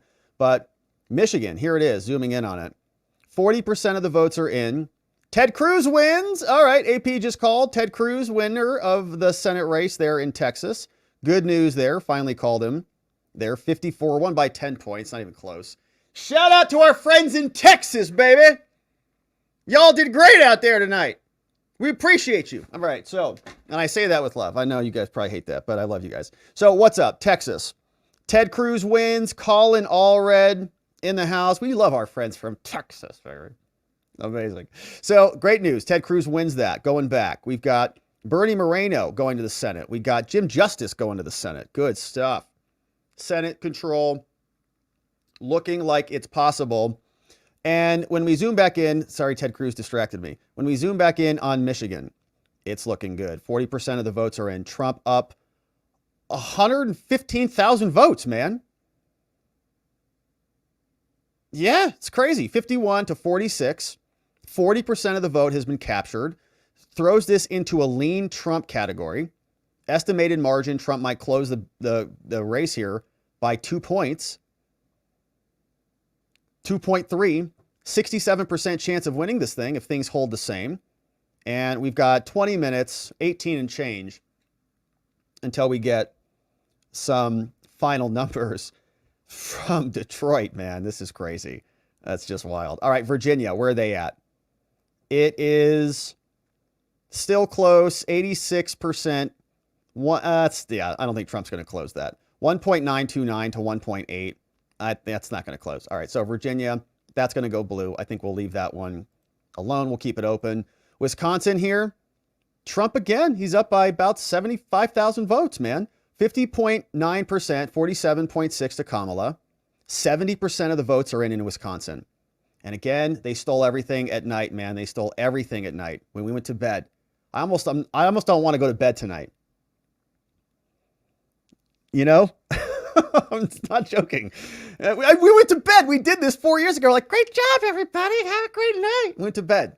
I don't know what time it was, like 10 o'clock at night. We streamed late like back then. And we woke up. What the hell's going on? In fact, no, I actually woke up at like 3 in the morning. I'm like, these mother, you know, why do I remember it? It's like deja vu. But here, Donald Trump, now 1.94 to 1.115, 51% there in Wisconsin. It's like, gosh, all right. No results in Nevada yet because who knows what they're doing over there. Kamala wins Virginia. All right, so we just said that, right? He's not going to close that. And so they gave her Virginia, about what we expected. It's a fair time to call that. Why aren't they calling Georgia? Hello, 87% of the votes are in. 195 for Kamala. That's like, what, 140,000 vote margin. What is it in Georgia? Why don't you guys call Georgia? What's the vote? Yeah, it's about the same margin, 51. 95% of the votes are in. So why are they not calling Georgia? Huh? Just call it. Is Fannie causing some ruckus over there? Look, even Fulton County is 95% in. All right, it's 95% in. Call it. We want Georgia called because they have water main breaks at 2 in the morning. If they can call Virginia with that margin, why aren't they calling Georgia? All right. Arizona, where are we at? Going back to the top, still leans Trump, and the numbers are still neck and neck, but this has not changed. It's been 53% this entire time. What the heck is Stephen Richer doing? And Bill Onesie Twosie Gates? What are you guys doing? All right, count them faster. All right, so that's there. Pennsylvania, I think we looked at already. And 82% of the votes are in there, 2.9 to 2.719. Very tight. And Fox just called New Mexico for Kamala. So here's that one. Fox just called that. And 198 for Vice President Harris. That makes North Carolina. Trump wins North Carolina, says CNN. That Trump has won 3 times. It was the only battleground state that he locked down in 2020. So obviously a relief at the Trump campaign that he has kept that one in his column as well tonight as we continue to move on. Peter Doocy is live at the White House. What he's hearing from the Harris campaign and the Harris path tonight. Peter. What do you got, Peter? We'll start with what we're hearing here at the White House, and that is nothing. Oh. They told us that President Biden and some longtime advisors were inside watching the results come in on TV, but we have been here outside, and we have been noticing that a lot of lights that were on within the White House, at least from the part that we can see, have been turning off. Joe went to bed at 7, seems like, okay? Some folks around here may be taking the campaign co-chair, Jen O'Malley Dillon's advice in that memo that they should get some sleep and prepare for some results in the morning. Lame. There have been 3 big changes, though, in the way that the Harris team has been presenting their case to us in the last couple hours. As results started coming in, they were telling us where they saw silver lining in all of the battleground states. They were also telling us that they thought they had a plausible case to win in all 7 battleground states, and something over the last 36 hours they've been pushing a lot is that they thought Trump could come out and declare victory early. We're not hearing much of any of that anymore. The memo that the campaign co-chair put out is pretty broad and just something that they've been telling us since the summer. Are we going to even hear from Kamala tonight? Like, we're expecting to hear from Trump, right? Victory. That is not new information. That is just what they have got right now. Vice President Harris remains at the Naval Observatory right now. We don't know if she's going to show up at her campaign headquarters, but they took the press pool and they told them just to stand by. And if Joe Biden is giving anybody watching an indication of how he feels about all these races that he has really not been a part of, he's made 6 congratulatory calls. 4 of the 6 are to people who just won in Delaware, where he is heading next. Peter Doocy, live on the North Lawn. Peter, thank you. Joe Biden got snubbed by the Democrats. Now let you know that the Fox Decision Desk can project that Vice President Harris will indeed win the state of Virginia. Will you guys call this Georgia? Was much closer. It was a state that the Trump team said 83%, 150,000 margin. He did better than he did in Great. the prior Call elections. Georgia. But this has just been called for Vice President Harris. And President Trump did better with non-married men than he did 4 years ago in Virginia, which seems to be a theme that we're seeing in a lot of these states. That all according to the Fox News voter analysis. I want to bring back our panel, but I want to read from an email that came from Jackie Heinrich moments ago. I'll just read from it. 3 sources close to Harris are expressing concern that Harris's path to victory may be too narrow to overcome. One source at the Harris Friends and Family Party says, quote, her path is so narrow and she is not doing what she needs to do in Pennsylvania, Michigan, and Wisconsin. The exit polls I saw hours ago are all accurate. They need to suddenly outperform those. I don't believe it will happen. Asked about this, a second source close to Harris told me I 100% agree. The path to victory is very difficult. His numbers are higher than expected in counties where he should be losing by larger margins in Pennsylvania and Michigan. A third source saying, close to the campaign, I think we're losing this. I think we're losing this. Hearing word that Vice President Harris may come to Howard University soon, but not for another hour. Harold Ford Jr.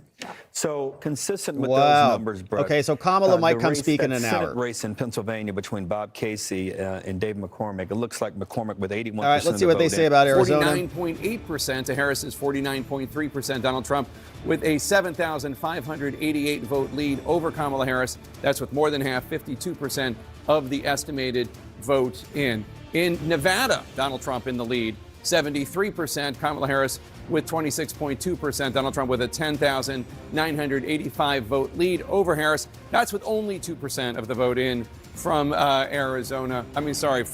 Nevada, only 2%. Boris Sanchez now has some new projections in the fight for control of the U.S. Senate.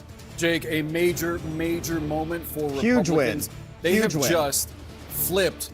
They are expected to flip their second Democratic seat of the night, this one coming in Ohio. There, Republican Bernie Moreno defeating incumbent Democrat Sherrod Brown. Moreno, the owner of some luxury car dealerships who invested early in blockchain technology, fought to attach Brown to the Biden administration more broadly, specifically on issues like immigration.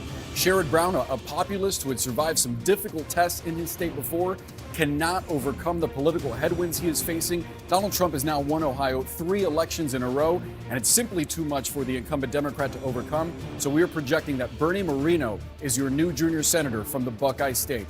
Meantime, 4 Democratic holds. The first one, a historic one in New Jersey. There, Congressman Andy Kim is set to become the first Korean American ever to serve in the U.S. Senate.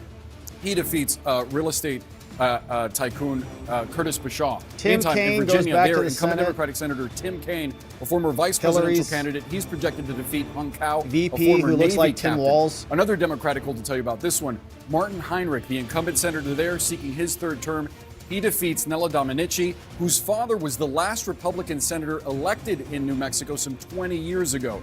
Another Democratic hold to project for you, this one coming in the state of Washington. There, Democratic incumbent Senator Maria Cantwell wins her 5th term as she defeats Raul Garcia, an ER doctor. Now, what does that pickup in Ohio mean for the magic number? We started out the night with Republicans needing to pick up 2 Democratic seats to take control of the chamber. With West Virginia and Ohio, they have hit 2, and now they're seeking to pad those numbers. Currently, as we speak, Republicans are leading in 4 seats currently held by Democrats. Let's get you an update on where those are right now with some key race alerts. These are Fox live News results coming in. projecting something. He Whoa! projects that the Republicans will take control of the United States Senate. The party will hold at least 51 seats, which is enough for an outright majority. The tipping point for this is Nebraska, where Fox News can now project that Republican incumbent Senator Debbie Fisher will defeat independent challenger Dan Osborne. Now, this was a very, very tight race. The incumbent Republican pulling this out.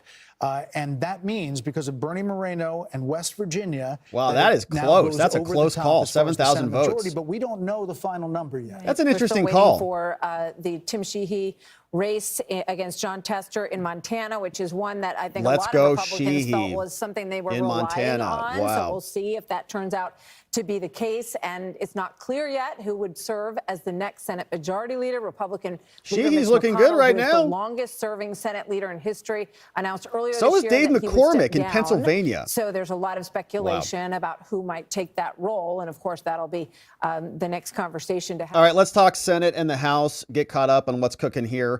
Arizona still reporting 50%, and this has not changed. So Kari Lake still down 52 to 46 in Arizona, which we'd like to see that closer, but it's not being reported, obviously, right now.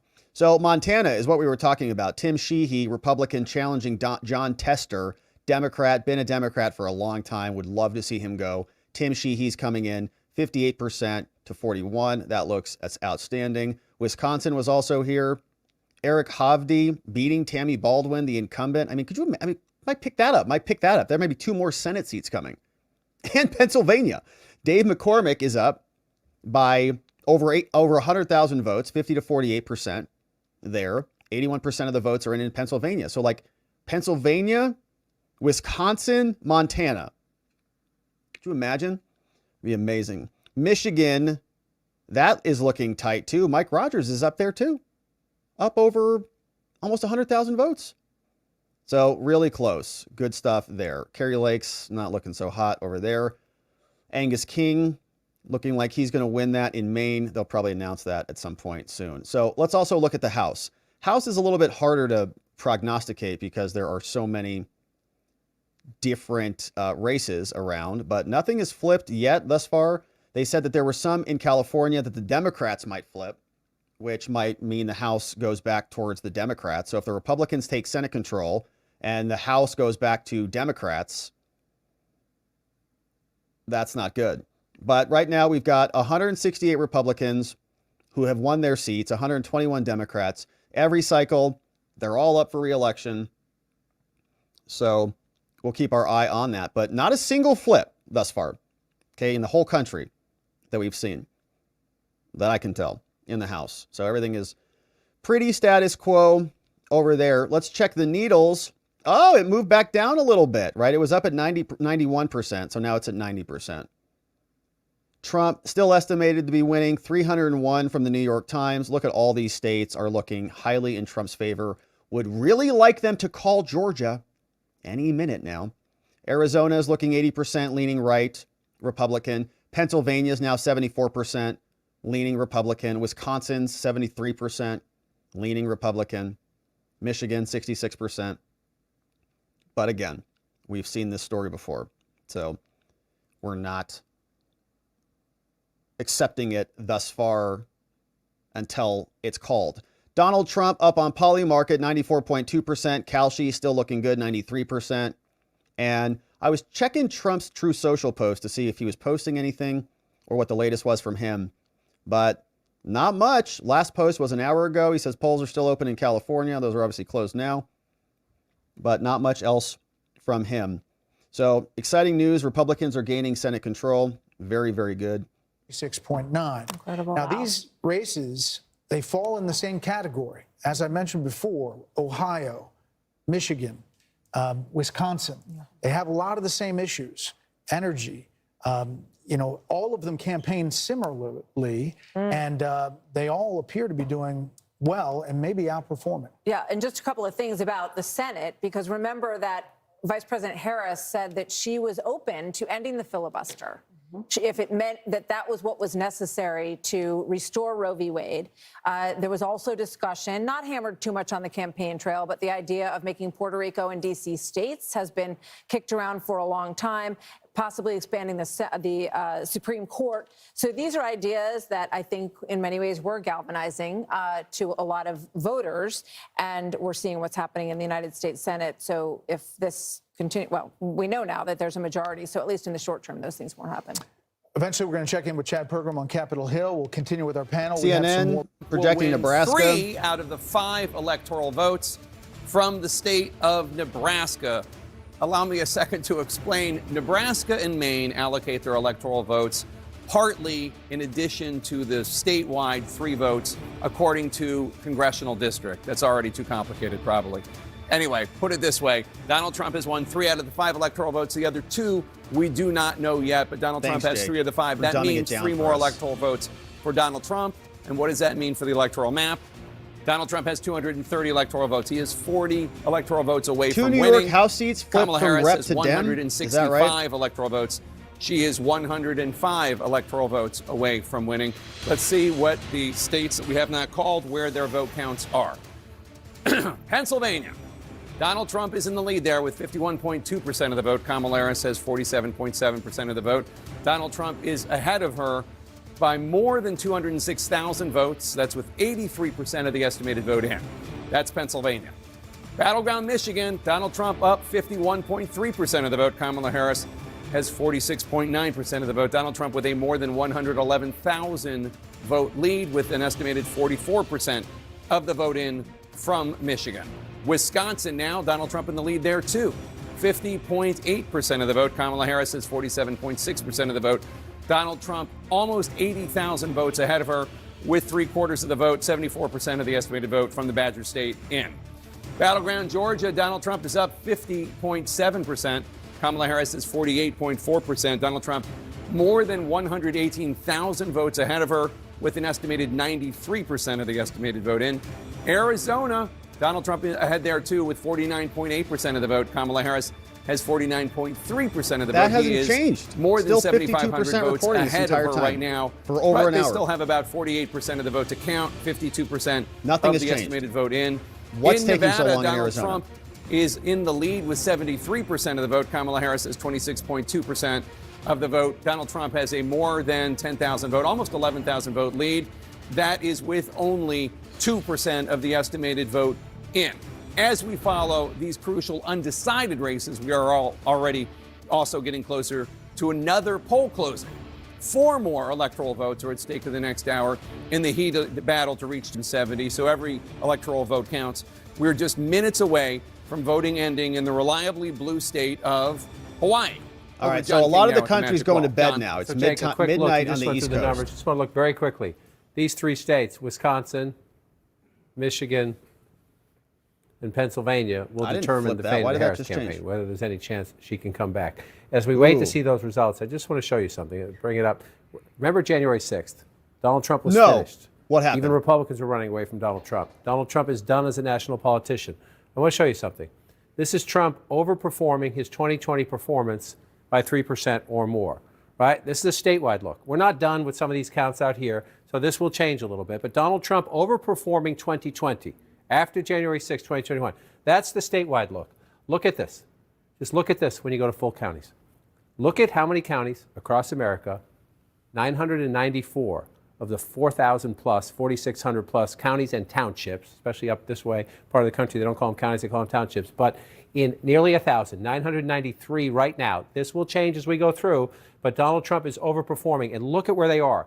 He's mostly performing in red areas. His vote is getting higher in the areas where he wins elections. So it's Yes, like there are people some were blue unhappy places with where January 6th? He's overperforming. Or But with look the at just look at prosecution of Battleground, January Pennsylvania. 6th? Look at all these red counties, places that Trump wins, where he's overperforming by 3% or more what he did in 2020. Then you come out here, let's go up to Battleground, Michigan. These are the decisive states left on the board right now. Look at in the areas, those are his base areas. He's getting more. The same over here in Battleground, Wisconsin.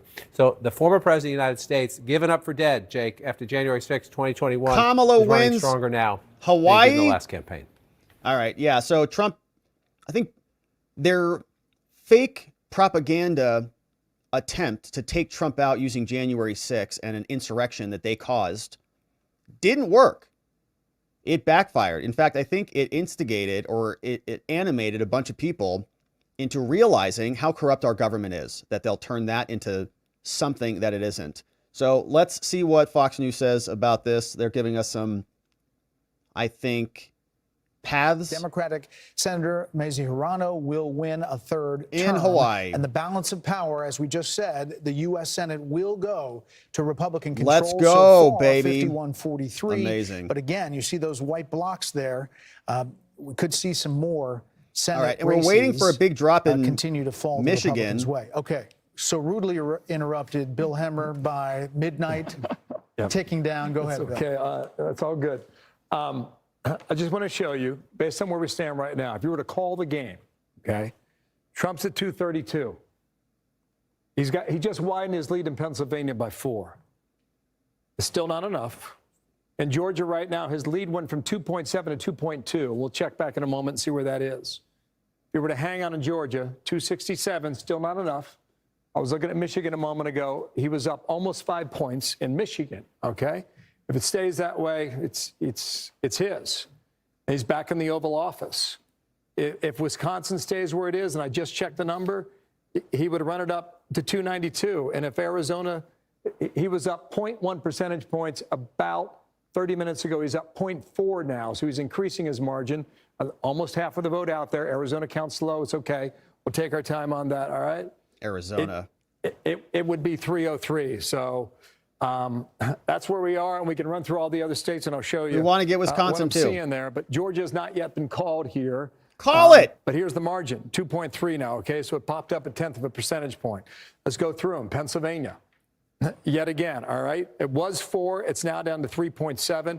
Watch Philadelphia. There's still some outstanding vote there as well. Let's come over to Michigan. I said it was 5. What is it right now? It is exactly 5.0. And while we have you guys, Man, let's Bill do can 2 do math more. on the fly. It's Wisconsin, good. where does it stand right Can't do now? that. At midnight on the East Coast, 3.9 now in Wisconsin. I see a lot of red on this map, guys. A lot of red. Looks Normally you good. see a I little like more it. trickles of blue there. Now Arizona in the southwest, as of now, okay, that's where it is. 0.4 percentage points, a Trump lead in Arizona. You got about half the vote in right now, estimated. Too soon to call. So that's where we are. We'll see if we get a call in a moment here on some of the other stuff. You know, let's more go. and more as the night goes on, Sean Hannity and that T-shirt seems a far distant thing. We could be looking at a real tilt here, something that goes a long way. Not only the coattails, we don't know about the House, but the Senate, and we could be looking at something that is historic. Which means that, based on what Bill is describing here, there's a lot better chance that he runs all 3 of those states than there is that Vice President Harris does. Yeah. Which shows you, just illustrates how long the odds are now. Until they steal them. I mean, it could happen. She could do it. It could happen. Based on And if our it calls. did happen, it would look something like It's a long shot. 1980. I mean, it would be, you would be in landslide territory. No, it would be. He ends up taking all And of course, that's how the Electoral College Battleground was designed, to take small margins and turn them into Electoral College landslides to make the outcome convincing. But it's an if. Of The course blue it is. wall not only has cracks, it has a lot of breakage. It's leaking. On the inside, on Worse the than side. Jenna's passwords. And there's a lot of stuff happening here. Let's check in with Aisha Hasni at Trump campaign headquarters. That has to be getting. How they feeling, baby? They coming out? Yeah, really fired up. Really exciting mood here. A lot of moving parts right now. So behind me, bigger crowd now, and that's because a lot of folks from Mar-a-Lago who were partying over with the former president are now starting to trickle in. We just saw Senator Mark Rubio a few moments ago. I just saw a TikTok video of the former president walking around his celebration party in Mar-a-Lago. I don't know what time that was taken, but he looked to be in a very good mood. I'm told by folks in Mar-a-Lago that the mood is very positive.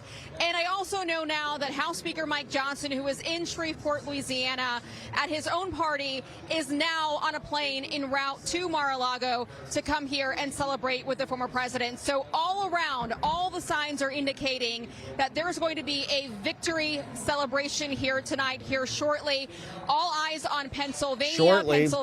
Pennsylvania. That is the only state We need that them to anybody call here it. wants to Call talk some about. stuff, please. That's what they're waiting for to be called, and that's when this place is going to get lit, guys. It's going to be lit. As they say. I hear they say that. They do say that. They do. The kids say that. All right, let's go to Jackie Heinrich, who is at the Harris campaign headquarters in Washington. And, Jackie, we spoke about your reporting just a short time ago of some pretty dour moods of at least 3 people very close to Vice President Harris. Yes, and there were some more colorful words than that even that I wouldn't ever dare send over email. Wow. All right. So the music so really screws it up. 78%, 477,000 votes. If you go back 4 years ago, it's 81%, and it's 603,000 votes. Remember that. 81 and 603, 78 and 477. Can she move both numbers up when we get the final quarter of the vote? That's the challenge, because you need that math.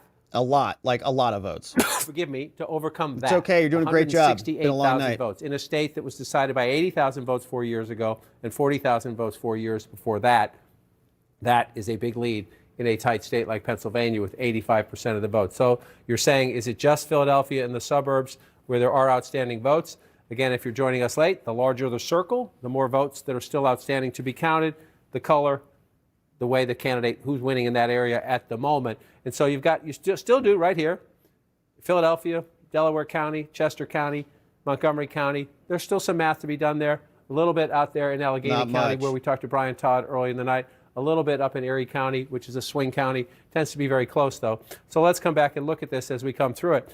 Number one, there are bellwether counties in Pennsylvania. Northampton is one of them, and Trump is winning with 52% of the vote right now. This county usually picks the winner in the state. As I say that, I'll say its twin is Erie, way over here. It's not twin geographically. It's twin in that they voted twice for Obama, then for Trump, then for Biden. Erie and Northampton, 2 of the 25 counties that did that.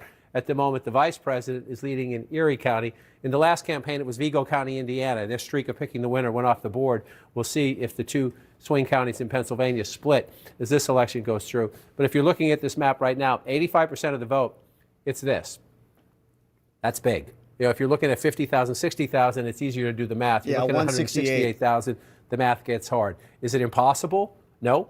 But the question is, when you start coming in here, Chester County's at 81%, large suburban counties where if you get 20 or 30% of the votes still out, you can do some big math. Montgomery County at 68%. As you can see, this is a much more populous county, so you're waiting for the 30% to come in there. The vice president would have to win it gangbusters, probably higher than the percentage she's getting so far. I just want to check it against President Biden. She's a little below President Biden, which seems pretty consistent when you go through some of these areas across these states. Bucks County is this one here. Yes, I'm in the right place. So they're outside the Kamala rally. Bucks has turned red. That's why I couldn't find outside the Naval Observatory. Because Bucks has turned red. Only 55% of the vote in. But if this is red at the end of the night, Donald Trump's going to win the Commonwealth of Pennsylvania. This is the more blue collar, the more competitive of the 3 collar counties. It's Bucks, Delaware, and Montgomery. Used to be this was solidly Democratic, and the others were Republican. The education divide has flipped that one. Montgomery and Delaware are reliably blue. But look at this. Donald Trump, only 55% of the vote in. But look at that, 50 to 49. If you do it there, you go back in time, 51, 48, 47. So Trump was competitive here. It was a 4-point race, a little more than that 4 years ago. But again, in a close battleground state, you want to move the margins, you flip a county. So let's see if that one holds as we go. If you're in the Harris campaign, that particularly makes What's you the nervous. holdup in Georgia? And then you come out here. Individually small, but I could just take you through dozens of counties that you see in red here where it's a Trump gain of 2 points, of 3 points, of 2 points, of 3 points, and you add those all together and put them together. That's a big reason why Trump has amassed this lead statewide. We've also got a little bit more in now out of DeKalb County. You know, some of this county here is inside the perimeter, large black population. Maybe that's why there's only large 19% population of college-educated white 11% voters. left. Not quite, Harris, hitting that number that Biden hit here in 2020. Massive win for here, but not quite hitting it. Still some votes to come, though. Democrats want to get more, desperately need They're more not gonna out of there. close They that. would desperately need more out of, this is this is as core Democratic a county as you get. 92% And again, Harris in. basically level, but a tick under where Joe Biden was in 2020. Not much to come. Democrats need every vote they gotta could be getting possibly close to get calling out of there. Georgia. So again, you reset it statewide, seeing if anything changed. 118,000 votes. That's the Trump margin right now. And I'll just check to see if anything changed dramatically in Pennsylvania. 166,000, 85%. And you see what the lay of the land looks like there right now. Steve, thank you. We'll be checking back in with you. We've been periodically updating you over the course of the night about a few House races.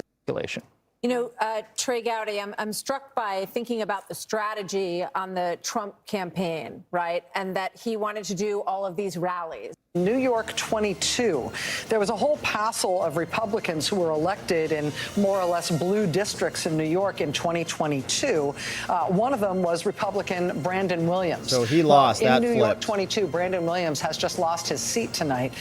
Democrat John Mannion, who's a state senator in New York, will be will be taking that seat in Congress from that New York congressional district. Interesting result there. The only other flip that I know about at this point, it's a gain, is in Alabama's 2nd district, which is a gain for the Democrats. This is essentially because of redistricting. Shamari Figures there defeating Alabama Republican Caroline Dodson. So this is a race that is in a district that was created because of a big redistricting fight that went all the way up through the very top of the court system. And Shamari Figures will be joining the Alabama congressional delegation from that 2nd congressional district there. One other race to update you on, and this is a ballot measure. The AP hasn't called that one yet on my map yet. This is interesting. Missouri called very early on for Donald Trump today, and Missouri's Republican incumbent U.S. Senator will also be returning to the U.S. Senate, Josh Hawley. But on that same ballot, Missouri voters voted to increase the minimum wage and have paid sick time. And it looks like 50% this is winning by a is in significant Michigan. margin. Look at this, more than 80% of the vote in, 59-41. I mean, hate to say it, but like you're looking at this and like that's the best of the 3 blue wall states. Let's go to Wayne County right now. Let's it. go to Detroit, where we find Jim Sciutto, who has an update on the vote count there. Jim? Waiting for this one.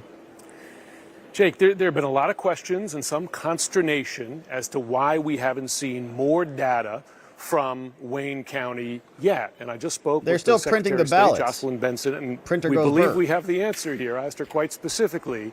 And she said the reason is that Wayne County, in part, given all the scrutiny on this county as it impacts the outcome of the election in this state, is not reporting partial results. It's waiting until it has either all or the vast majority of those results in before it, in effect, gives that batch and makes it public. And I just want to highlight one point that's going to happen in the next hour, perhaps even the next few minutes. A nondescript U-Haul van is going to drive in one of these doors behind me here with the last remaining outstanding absentee ballots in Detroit, part of Wayne County, about 4,000 we expect. That's the final batch, not just, we are told, of absentee ballots outstanding. Cardi B just said we need a Hail Mary in Detroit. Big part of Cardi Wayne B County. on X. So We when need that a Hail truck Mary comes through from the Cardi door, B. they begin to tabulate those. That gets us to the point where they're going to have, in effect, all the votes they need to count and get to that point where they're going to be ready to report those final figures. We were told it could be in the next few minutes. We'll be watching. We'll report back when it happens. But that could be the point when you get that big batch reported publicly. All right, Jim Sciutto in Detroit, Wayne County. And you were noting that we don't have Wayne County to the granular level, that we can't see Dearborn and other places where there were a lot of uncommitted votes during the Democratic primary. But just to remind our viewers, during the Democratic primaries, as a protest of President Biden's support for the Netanyahu government of Israel and its war on Hamas in Gaza, 100,000 Democrats voted uncommitted, we presumably most of them as a protest vote against Biden for that issue. Yes, absolutely. And most of them were located here in Wayne County. Again, you have Detroit, progressive city, but also Hamtramck and Dearborn, just to the north and to the west. Large pockets, Arab American communities there that are very angry at the White House. And then the next one, you come out here, again, this is Washtenaw County, where I've been 4 times, maybe 5 times, no 4, in this election, to go to the University of Michigan and talk to people out there. And again, we're at 71% right now, so the numbers can change, but she's at 66%. This is Ann Trump's Arbor, up 100,000 in Wisconsin. Again, you have a big All right, college campus. let's do just a quick numbers check because, my gosh. All right, 77% is reporting live from Wisconsin. They have that leaning Trump. He's up 100,000 votes right now, 1.33 to 1.23. 77% of the votes are in. That's looking good. And 58% in there, 95% in there. That's a big blue county. And so this state is close, almost done. 77% done. Let's go to Michigan right next door. 51% in now. Look at those numbers. Over 100,000. Almost close, getting close to 2. 51% of the votes are in. We're waiting for that Detroit drop to drop. Don't know if that's in yet. Wayne County, we were just talking about that one. 17% are in. So we'll keep our eye on that one. But a big margin to close up on their end. Pennsylvania, ooh, that's getting closer there. Trump dropped down a little bit. 2.921 to 3.093, right? That's tight. That is tight. That's a little too close for comfort there. And getting a little tighter. So they were saying Pittsburgh is coming in. Lean is there. Leaning towards Trump is the category. Philly still has 86% of the votes that are in. So we still have some stuff trickling out. Montgomery County still has some stuff out. Allentown looks pretty red. 95% in there, 71. Even some of the rural counties are still reporting. So like 73% there. But they're smaller counties. So Huntington, 95% in. Let's see, is Butler in? Butler, 66% for Trump. 95% of the votes are in Butler County, where Trump got shot in the head. They just gave New Mexico to Kamala. And let's see where that was. Let's see where New Mexico was. All right. New Mexico, 51 to 46. There were some conversations that maybe Trump could flip that. He made a stop in New Mexico, and some people were wondering what that was about. But he said, hey, we've got election problems there. We've got border problems there. It's kind of a mess. So that was an interesting thing to see. Let's continue on. What's happening in Arizona? Here, has anything changed? Are we still at 53%? We're still at 53%, for crying out loud. Georgia, 95% of the votes are in there. That margin looks good. I think Georgia's pretty safe. Senate, Kerry Lake, nothing's changed. 52 to 46. Balance of power is now in favor of the Republicans, so that's a nice victory that's in the can. We also still haven't seen that one race out of New York get called by the New York Times, but some other California races got called, but still, we don't have any clear decision on that, and no flips as far as I can tell. And I'm just looking for these little flip icons, but I don't see anything there. So that is our updates. Right there. So again, we'll see if that sustains itself. Yeah. And the Biden number at 45, the Harris number at 40. If that's the number at the end, then it's very hard. Well, to there see you it coming go. back And to you can Michigan. see why, and not all of that change is from that one issue or that one demographic I described, but that is quite significant if it holds. Let's go to Pamela Brown at the voting desk. Let's jump to Wisconsin if we could, because Pamela wants to talk about Milwaukee and what's going on there. Pamela? Yeah, I've been talking to officials there, Milwaukee County as well as the city. Let's look at Milwaukee County right now. A large portion of the vote that remains is from Milwaukee City itself. This is the largest Look county. at that. This is the largest All city results in expected Wisconsin. overnight. According to a source in Milwaukee County, 9 out of 19 municipalities are completely reported. And the source also says that the county clerk there expects all results from Milwaukee County to be reported between 2 and 4 a.m. tonight, Central Time. So these results coming in overnight there from Milwaukee County. That is the expectation. Now, let's dive in here to the Milwaukee City. I just spoke to an official there. Milwaukee City has 27,724 mail-in ballots left to be counted so far. In addition, officials are still waiting for results from 4 wards still, and those would be the day of votes. So from election day. So there's still quite a bit to go to count tonight there in Milwaukee City. For context, 69% went for Biden in 2020. And as I mentioned, this is the largest county in Wisconsin. So we're keeping a close eye on this. All right, Pamela, thanks so much. Let's take a look at Wisconsin as long as Pamela drove us here. So a critical point she makes, 4 wards in the city of Milwaukee. Let's go to Bill. I can come back to it. All right, so here's Georgia, all right, and here is the remaining vote. And what I see is a lot of the vote in Atlanta metro area is in, but there's fractions here and fractions there. I see Chatham, okay, Savannah. It's not a small county, 5 out of 159. It's got about a third of the vote still remaining as well. We're not quite set up for the vote margin there, but... All right, go back to Pennsylvania. I just wanted to check in. No, it's okay. No, when I was poking around here a moment ago is Wisconsin. If you do the remaining vote, and the reason we put in these different shades of purple is because the deeper the purple, the more outstanding the vote. The lighter the shade or the gray, that means the county is checked in already. So you see down here in Milwaukee, I mean, a little more than half is reporting in Milwaukee. There's some suggestion that in the middle of the night, 3, 4 a.m., that Milwaukee expects to go ahead and give us the remaining vote. This is Michigan right now. This is the remaining vote out that's outstanding. Look, a lot of this is rural in the Upper Peninsula. A lot of this is rural up here, and a lot of the votes outstanding. But this is Wayne County. This is Detroit. All right, this only 23% of the vote has now been reported. So that's 75% outstanding, right? 75 to 77. Huge numbers are going to come in. Somewhere in that range. So a lot of votes in Detroit. So whether or not that's something they can overcome on Harris's side, I do not know. Let's pop out to the southwest while I got you guys. And let's go here. Okay. Well, this is a change here. 0.7 now, 13,365 for Trump in Arizona. Let me just see this. Okay, you got some rurals out here. Apache, you get a lot of Republican votes up in here. Sorry, excuse me, Mojave. My bad on that. But Maricopa is the big one. 60% of the vote statewide is here in Maricopa. She has a slim lead here, 2.2. That hasn't really moved.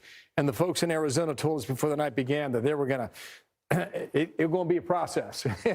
It's going to take a while, too. But look, if you ask this question to the decision desk, they may tell you one thing. The only thing that I can tell you is that when I poke around in this map, the main population centers in Michigan, Wisconsin, and Philadelphia as well, state of Pennsylvania, are still outstanding as of now. That's what makes you nervous. A lot more to dig into, a lot more calls to make from the data that's coming in. The biggest prize, obviously, that blue wall. Our coverage continues next. It wasn't necessarily enough to not make it a tie, right? So let's turn to Alex Wagner, who's standing by with our political insiders. Alex. We are here in the insiders room. Simone, we were talking a little bit about Philadelphia County, Pennsylvania, what you're hearing on the ground over there, expectations being set. Do you have anything you want to share with us? Well, I first want to say that, Claire McCaskill, I've sat next to her at tables with her over the last couple months of this election cycle, and everything that Claire has said. Formed himself. And then you move up here. This is Lackawanna County, Scranton, Pennsylvania, Joe Biden's hometown. It's a tough, competitive blue-collar area, but 51 to 48 now, 54 to 45. And that movement of 4% can be the whole thing. It's a couple thousand votes here. It's a couple thousand votes there. I want to show you something By the way, else. can I just point out Erie has now flipped. Erie, which has always voted with the presidential victor in Pennsylvania and nationally, is now with Trump. Has flipped, and let's see where the turnout is there. Again, it's one of the 25. They're at 95%. It's very close, but it's always very close. So you see Erie County, very close there. And I just want to come across the state, Northampton County. So you're on the, your Buffalo, New York border, and here's New Jersey here. You've got, 52 to 47 there. Not done yet, but the two multi-pivot counties, twice for Obama, then for Trump, then for Biden. At the moment, they're going back to Trump. I just want to show one more thing we haven't shown tonight. I just want to bring this up and bring this out. It's not here. It is here. No, it is here. Sorry. I will figure this out eventually. I promise you. I just have too many gizmos. Just want to come in here. Come on. And show you this. So let's go out nationally first. Everyone's been talking all night long about the headwinds. There'll be a lot of questions asked about this after the fact. This is not a good environment for any incumbent. Kamala Harris is the incumbent vice president. What this shows you is not votes. This shows you the darker the county, the more that county has been hit by inflation. Meaning, the darker the county, the more cost of living, energy prices, gas prices, housing prices in a lot of places have outpaced wage increases. Wow. Right? Try to find me. Okay, here's an update from the New York Times 10 minutes ago. There's still no sign of Harris at her rapidly thinning watch party at Howard University, her alma mater. She could be speaking soon to a nearly deserted campus if she doesn't appear soon. Everyone's leaving. In the upscale Detroit suburbs that helped deliver the White House to Joe Biden, Harris is running behind Biden tonight.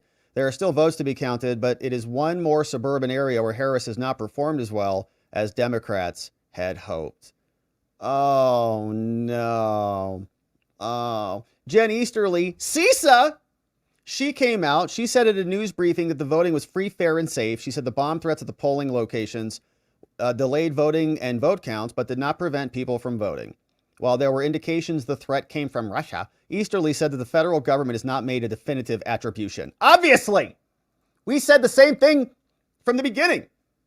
What do you mean? You got a Russian email address? Wow. So you're from Russia automatically. She said she expected in the coming day or so to deliver a final assessment, but so far, no evidence of malicious activity impacting the election. So Fisher is winning Nebraska, giving Republicans enough for a majority in the Senate. 13 minutes ago says California's passed an initiative to allow some shoplifting and drug crimes to be charged as felonies instead of as misdemeanors. You still need prosecutors to do that. Hey, let's see what is happening here at this event. And then you come here. This to me. Called Georgia as a state, but this crowd, they celebrated at 10:30. That is when GOP chairman of Georgia, McCoon, got on the stage. He called it for Trump here in Georgia. Again, obviously, Fox News has not called, but at this party, they very much has. So the party happened at 10:30. They've been cheering on it. The other states have been called, but them they've been to waiting call to it. hear why the Fox News decision desk has not made that decision yet. A lot of things that they're looking at that make them excited. There's certain counties like Baldwin, which is an area that has usually votes pretty Democratic. That's an area that actually is now favoring Trump. It's also predominantly black, and it has 2 universities there. So the fact that that area is going for the former president probably says something about the young black vote and the young vote in general. You probably heard some cheering. That's because they have us up on the screen behind, and they heard us on because the people here, guys, they're waiting for you to make the decision because, like I said, at 10:30, they called it for Trump, but obviously still waiting on Fox News to make that official decision. Yeah, come on, Fox. Yeah, Madison, that area is really come around in recent years because the Harris campaign thought that they had a real shot in Georgia. We haven't called it yet, and there's a reason for that. They're just waiting for other vote to come in. But there's an excitement there that they're finally going to get over the top. Oh, absolutely. There is an excitement here. And we've been talking to folks on the ground. The fact that Georgia will most likely flip for former President Trump again. They've said things like, enjoy this moment. We worked hard for this.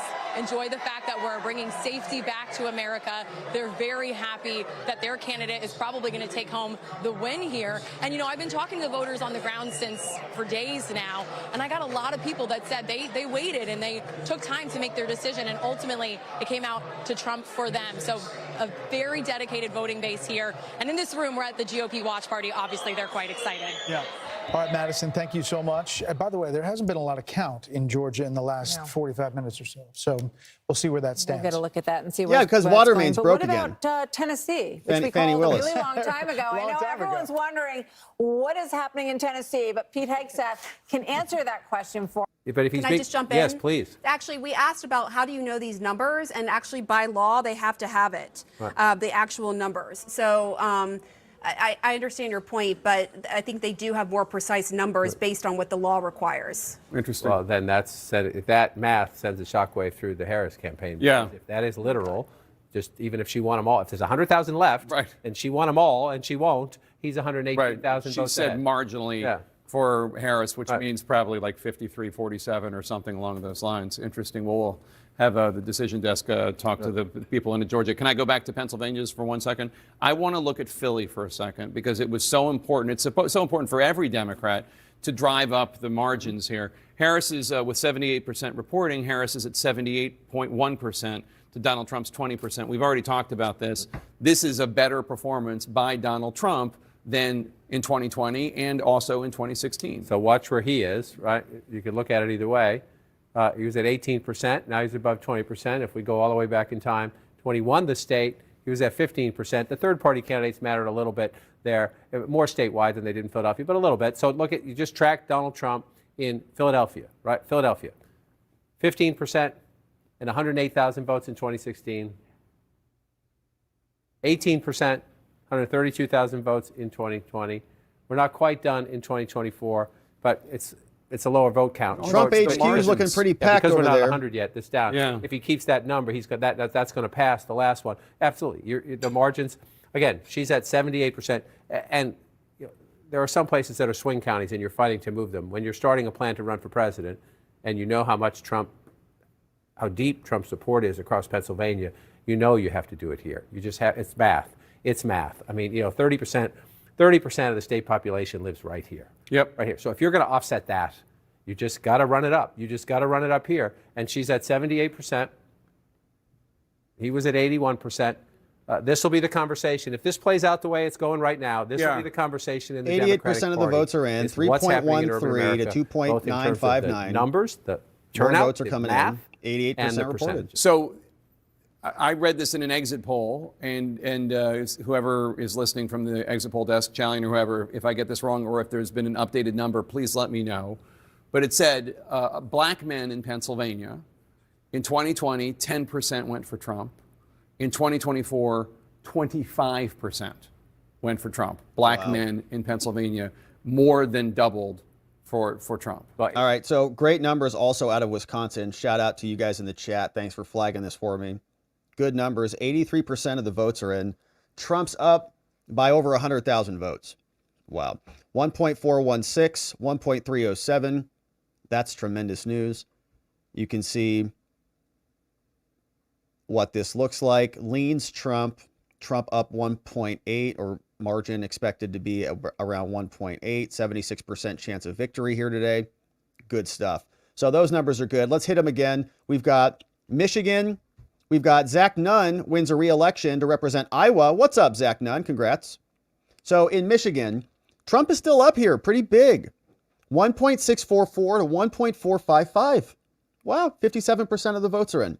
Looking good there. Still leans Trump, not as strong as Wisconsin, but obviously very good numbers there. Pennsylvania was the one that was making me a little bit nervous at the last update, but looking better now, coming up almost a 3-point difference there. 88% of the votes are in, 3.13 to 2.96. So that is increasing, I think, in margin, leaning towards Trump, 79% chance of winning that there. Arizona got a little bit of an update. Not much, though. 53% of the vote is in here. 13,000 vote difference. Gosh. Race leans towards Trump. They're still estimating that a bunch of the outstanding votes are probably from good locations. Here's Georgia. Again, 95% of the votes are in, and we still don't have a call on that. Here's Karl Rove. He's talking. Donald Trump is making plans to come over here. Obviously, they Oh, dang it. I blew it. Right now, because we were told that while he was over at Mar-a-Lago, essentially this was a watch party, that was a dinner, they had giant screens, but the plan was always that if Donald Trump was going to come over, they were going to bring those members that were there at Mar-a-Lago over here. And I am told that currently those members are being bussed over here, meaning that Donald Trump's arrival is likely imminent. Now, all of those members are obviously going to have to be in place. As we've reported, it's kind of sparse here. There's not a lot of people. They're expecting over 100 people to be bussed over here. Those people are going to have to be in place before Donald Trump takes the stage, because these are going to be some of his biggest fans. They're going to want to fill the crowd here. But now they're coming over, so that gives you a little bit of a timeline of when we see Donald Trump moving from Mar-a-Lago to here. As we know, this room is about to fill up pretty quickly, probably within the next half hour. Yeah, and of course the big question is what he's going to say. Obviously, he wouldn't come here likely and not take the stage that's behind us. It's already a room that's filled with his supporters. We'll be waiting to see what they say. Jake, obviously something that we've been watching closely, as ever since a few hours ago when those Virginia numbers were coming in, that was what first gave that sense of confidence to the Trump campaign. And obviously that has only continued to grow ever since seeing the calls in North Carolina, how well these Republican Senate candidates are doing also, and those numbers we're going back also, to and those numbers there in Pennsylvania, Jake. All right, Caitlin, thanks so much. As we prepare for what we think is going to happen, Mr. Trump coming out and speaking, going to be president it is a again. good moment for us just to take a measure of where the night is at this moment. We're still, of course, waiting to call several of the battleground states, 6 out of 7 of them. But Chris, right now, I think it's fair to say anybody watching would rather be Donald Trump than Kamala Harris at this moment. Yeah, absolutely. Now, if he declares victory, he hasn't won the race yet. There is still a potential path to 270 electoral votes. None of the blue wall states have been called. If he says the trends NBC are looking called very Georgia good tonight, you can't argue with that. They did. And I'm going to go to Jake for a major projection. That's right. We have another major projection for you now. Let's go. Do it. Do it. And CNN can project that Georgia will go to Donald Trump. Georgia, a very highly contested battleground of 16 Let's electoral go, votes. This Georgia! is the second of Woo, 7 been waiting on battleground that one. states that we have called, and both of them have been for Donald Trump. Let's take a look at what No. that means for the electoral math. 2 a.m. Donald Trump water right main now has breaks on that one. 246 electoral votes. Kamala Harris right Great now has news, my friends. That's 182 awesome. electoral votes. They called it. There are Let's go. 270 Woo. needed to win. Yay. As of right now, CNN is not ready to project who is going to win the presidency, but I'm sorry for so rudely interrupting. Donald Trump has now been projected to have won the second of 7 electoral. Yeah, key buddy, he battleground states, did. with 5 more to go. And obviously, the blue wall states, as you were saying, are crucial. Fanny land, blown out, heart attack, not having a good time down there. Joe Biden won. Now, despite the fact that Donald Trump No, he tried didn't. really hard to find those 11,000 plus votes, they weren't there. Oh, Dana, so and mad. this time around, the projection that you just made is that they are there. Plus, who knows however many votes there are. So this is even more evidence why we heard the Harris campaign manager, Jenna Malley-Dillon, say to reporters maybe an hour or two ago that the Sun Belt is basically gone and they're looking at the blue wall and they're still insisting that it is possible. But this is, again, a very, very bad news for Yeah. Trump. I mean, we went into the night with a lot of people talking about a potential realignment with both parties. All right, Who they would still be haven't mix called of it on the people in each Times. Come on, coalition, Times, do but it. it's actually looking pretty close to what we know in the past. it. You have white women voters with no college degree going for Trump in our exit polls. Similarly, with Latino men also going very heavily Shout for out to Trump our in our Latino exit men. polls. So there's a Que sense pasa, that amigos? people did not necessarily go into Mucho the ballot gusto. box and secretly vote for someone else. The people who in the past voted for Trump came home to Trump. That's not racist. People will not. be going through these welcoming exit them. polls and the analysis and what worked for Trump and didn't work for Harris. On gender, back in 2020, Biden won women by 7 points This more Latina than voted for Trump. won Shout men. out. This time it's exactly even. Harris won women by 10 points. Trump won men by 10 points. But the one that just stands out, sort of a flashing light, Jake, Hispanics. Biden won Hispanics 4 years ago by 32 points. They don't As of love tonight, abortion and genital removals. Harris has won Hispanics by 8 points. Can I just add one other thing about what this Georgia projection means? What it means Antonio, is that thank you. I appreciate that. Thank you. she's got to win Pennsylvania. If she doesn't win Pennsylvania, it's over. Yeah, no, absolutely, especially with the fact that he is leading right now in the 5 battleground states that we have not called. He is leading in all 5 of them: Nevada, Arizona, Wisconsin, Michigan, and Pennsylvania. Donald Trump widening his lead in the race to 270 electoral votes with this new win in Georgia. Ballots are, of course, still being counted in these crucial battlegrounds. We could get new reporting on votes at any time. We're going to squeeze in a quick break. We'll be right back. All right, let's check out our numbers here. We got some good stuff coming in. So the New York Times just adjusted this back up.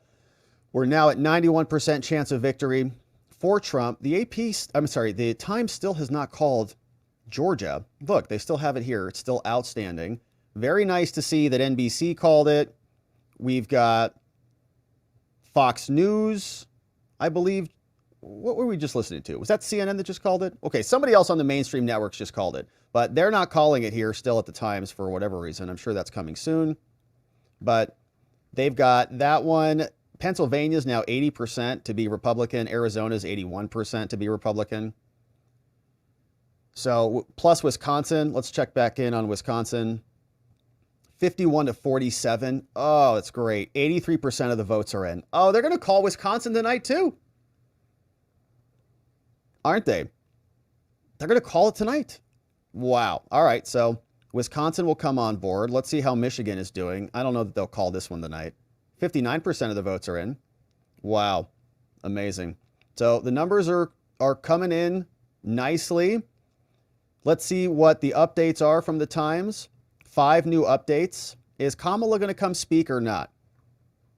They tell us, in every state where votes are nearly complete, according to our estimates, Trump has improved his margin compared to 2020. Yeah, when everything was rigged and we were all locked down. Even reliably blue states like Delaware, Rhode Island, and Vermont has seen a Republican shift. Oh, or maybe it was always there. If our election model's current estimates hold, the presidential margins in New York and New Jersey will also shift 9 or 10 points more Republican. Wow. How'd that happen? Wow, 10 points. That's incredible. All right, so look at this. R plus 10, R plus 7.8, R 6.7, 6.6.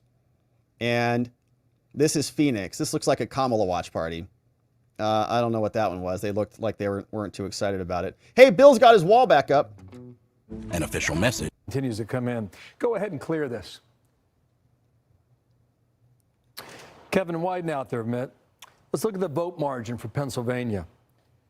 I'm going to show you the blue wall and how, if it's moved every direction for the past 3 decades, is it about to move in the same direction yet again?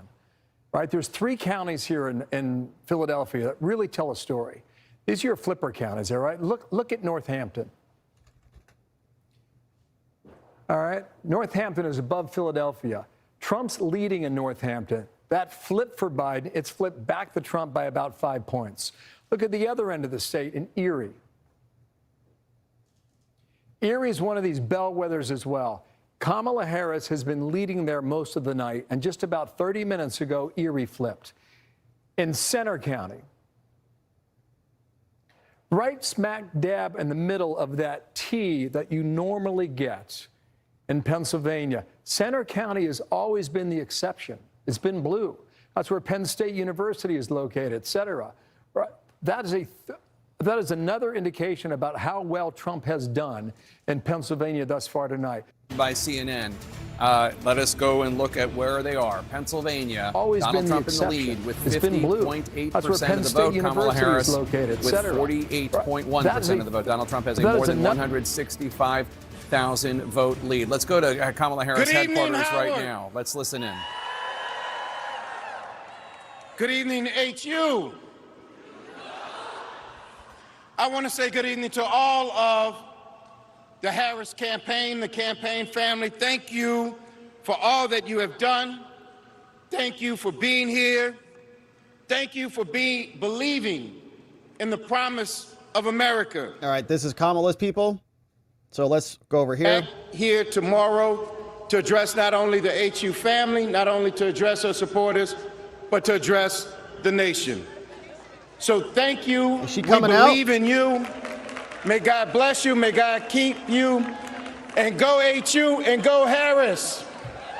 Thank you all. Whoa. And there you have the co-chair of the Harris campaign saying it's okay, everybody can go home. We're not going to have a decision tonight, and the vice president is not coming out to address, but we'll speak to the crowd tomorrow. That is not going to land in a comforting way with Harris supporters, I think. And Nancy said it. We've all been talking about it, how extremely reminiscent this feels to 2016. And the campaign manager, John Podesta, coming out to those microphones. I was in that room addressing the crowd saying you will hear from her, but you're not going to hear from her tonight.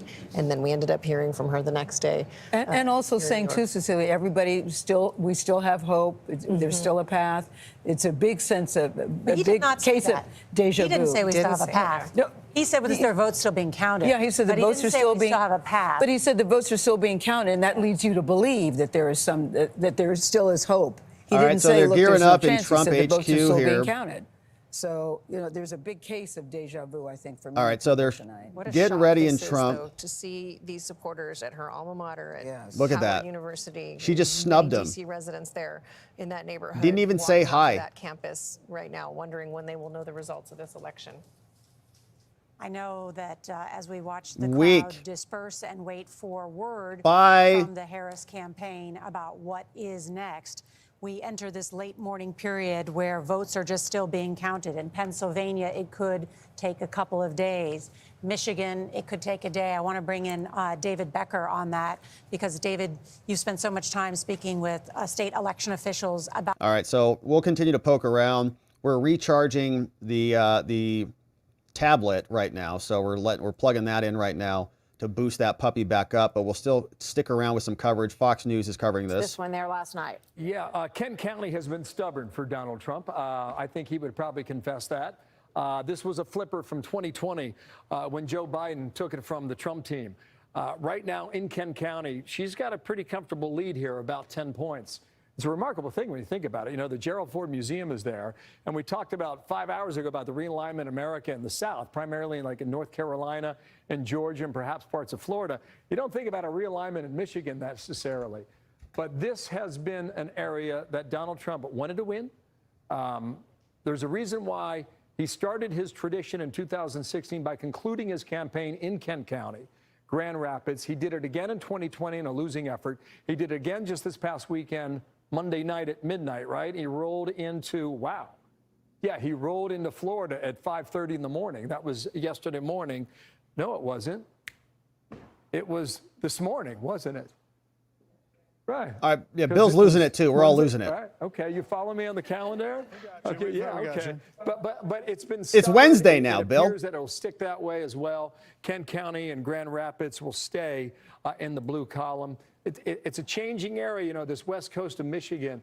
But what I'm seeing right now, even though you have just about 60% of the vote in, I'm seeing a lot of red lining up and down Lake Michigan. And for a while, you know, that had changed. It seemed to be shifting a little bit. There's a county wow, right here different called scene. Muskegon. What happened to the Beautiful part of joy? I don't know where all that joy is. had Doesn't seem seemed very be joyous to drifting me. in the Democratic column Be as nice, well. Rob. Be nice. But Trump's got a firm grip on it now, 16 points. And I'll just go west of Muskegon, or sorry, south of Muskegon, west of Grand Rapids, is Ottawa County there. Like for years, this was like a Republican bastion. Trump kept it that way in 2020, winning by 21.5 points. In 2016, in Ottawa specifically, you ran away with it at 30 points. And so it will stay that way tonight. And let me just come out to real-time data here and let you know where we are. Yeah, are you guys going to statewide. call anything, please? You've got some vote out there, but you see this margin here yet again. Just as I'm talking here, guys, it's ticking higher. 210,967, 6.3 percentage point lead in Michigan. I'm not going to say it because it's not my job, but it looks like the blue wall could stay intact yet again for another year where it votes in unison with the winning party who takes the White House that year. Since President 1988, that has held. I think we're getting ready for a call. I think we are too. Let's go. Are we? Fox News can now project that the state of Georgia Oh, will go gosh. to former Yeah, President welcome to the Donald party, Trump. pal. This was a Great. really hard-fought battle. If you think about Georgia, loses it last time. All right, we're happy they to called it, but President a little Biden late to the by game. All right, we already called that before. 11,779 votes. For some reason, that number sticks in my mind. And this is a big win. He went there, It was a campaigned big there, win. and so did Vice President Harris Yeah, numerous very big times, win. thinking that Very happy about that. Georgia could stay in the Democratic column. You know, he had a difficult relationship with Governor Brian Kemp. If you remember, 4 years ago, after losing Georgia, they tried to salvage 2 Senate races in Georgia. A month later, special elections. That didn't go well either. So this is a very big win. Good call. We're glad they're calling him. Call him. Call him tonight. In Georgia. We want So now Wisconsin we are and at Michigan next. Electoral college vote, 248 for Trump and 216 for Harris. We have a panel. We're welcoming in Darren Shaw, a member of the Fox News Decision Desk. Welcome in Juan Williams as well, along with What's Carl up, Juan? Bill. What's up, Carl? Darren, we got you out here. We were going to say, what happened? Are we calling Georgia? And then you push the button. Are you here to tell us that we were right when we said you called Georgia? Yeah, that's exactly right. I mean, I thought you were going to come down here to grill me, and we preempted that. What else are we going to call? You guys called Georgia in the nick of time for you, Darren. Let's do Pennsylvania now. How do you see this night? And was it like you thought going in? And as you look at the blue wall there? Well, I think 2 things. This is an election. This is unprecedented by my standards because the more data I saw, the more possibilities seemed to unfold. There was stuff a couple weeks ago I didn't think could happen. I didn't think Trump could win, let's say, the national vote. I'm not saying he's going to, but that was something that nobody thought could happen. They thought he was capped at 47, 48%. That's a possibility. We had a lot of conversations about whether these swing states were going to move together or whether they were going to sort of crack and each move separately. There's a possibility tonight that, I didn't think this would happen earlier in the afternoon, but that he could sweep all of them. That's not a prediction, but it's something that's within the realm of possibility with the data we've seen. You're saying blue wall turns into a red wall? It's possible. And that wasn't something anybody was talking about. People talked about Michigan in particular as being the toughest state for Trump to crack. Now, Bill's shown the data recently. We've been looking at it for hours. Michigan's looking very difficult for her right now. Yes, all it is. These toss-up states had been within a point or two. So is there any way to look at what you see now and say this What a night, could be my friends. win in a larger percentage than that? I mean, a lot of these states are still close, but...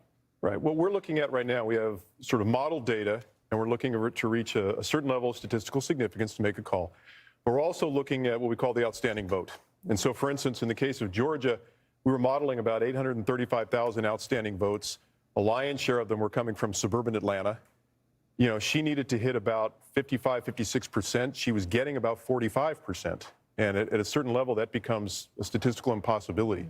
The more data you get, the less room she has to actually grow or do better than she's been performing. And so that sort of triggered the call in Georgia. We're not quite there yet in the other states, but this may not be an election where we need to be here till Thursday or Friday. Right. And so when they say go home, relax, you're saying maybe not yet. We'll see if they, continue to count. Arizona and Nevada have been. You better count those votes. We understand in Nevada they don't allow any counting until the last vote has been cast, which is we think why we're getting basically nothing from Nevada so far. Yeah. But Arizona, it's coming in sort of droves. It's a close race there. Wisconsin and Michigan. Michigan seems to be counting there at like 54, 55%. Wisconsin at 2 a.m. in 2020 had counted 99% of the votes. So we think there's a chance we might have enough data in Wisconsin, maybe Michigan. So we may have some resolution more quickly than we thought. So in Pennsylvania, Sean talked about this earlier, the early vote and what that looked like and what she... Oh, what just happened? All right. And what she would have to do day of in Philadelphia and those counties right around there. Didn't count. Is it possible that count those votes? That's still out there and it's possible to do? Well, it seems to be a probability diminishing by the hour. I think this is something from the Georgia data, but we've also seen it in Pennsylvania. Young African-American men did not come home. Part of the African-American vote came home to her, but a lot of it didn't, and there's a gender gap there.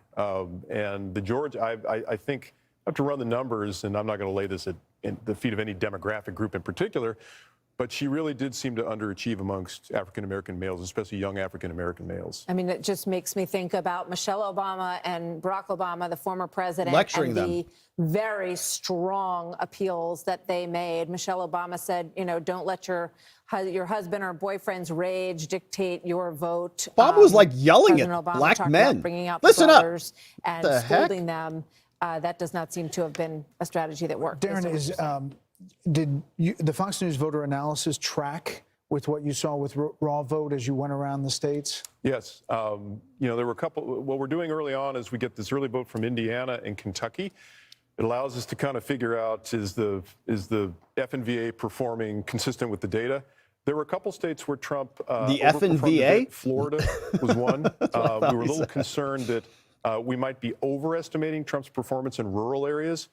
But the more data we got, the more that didn't seem to be the case. It seemed like he was basically hitting what we thought he would hit. We've got the brain here. Did anybody else have a question for Darren? Bryn? I'm curious about immigration and what you've seen in terms of how much that played. All right, so let's pause here. We'll keep this going, but I want to just pop in and take a look at some of the numbers while we have them. Trump's now 246 to 210.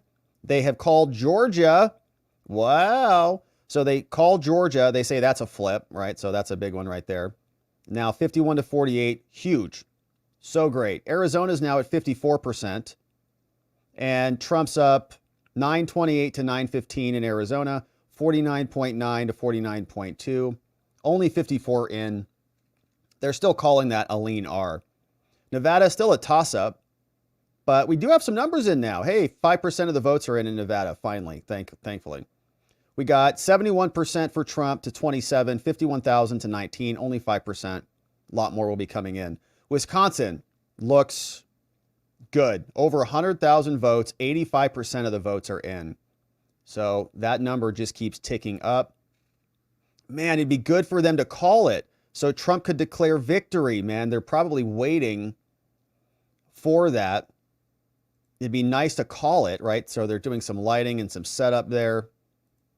This is at Trump location. Dream big again.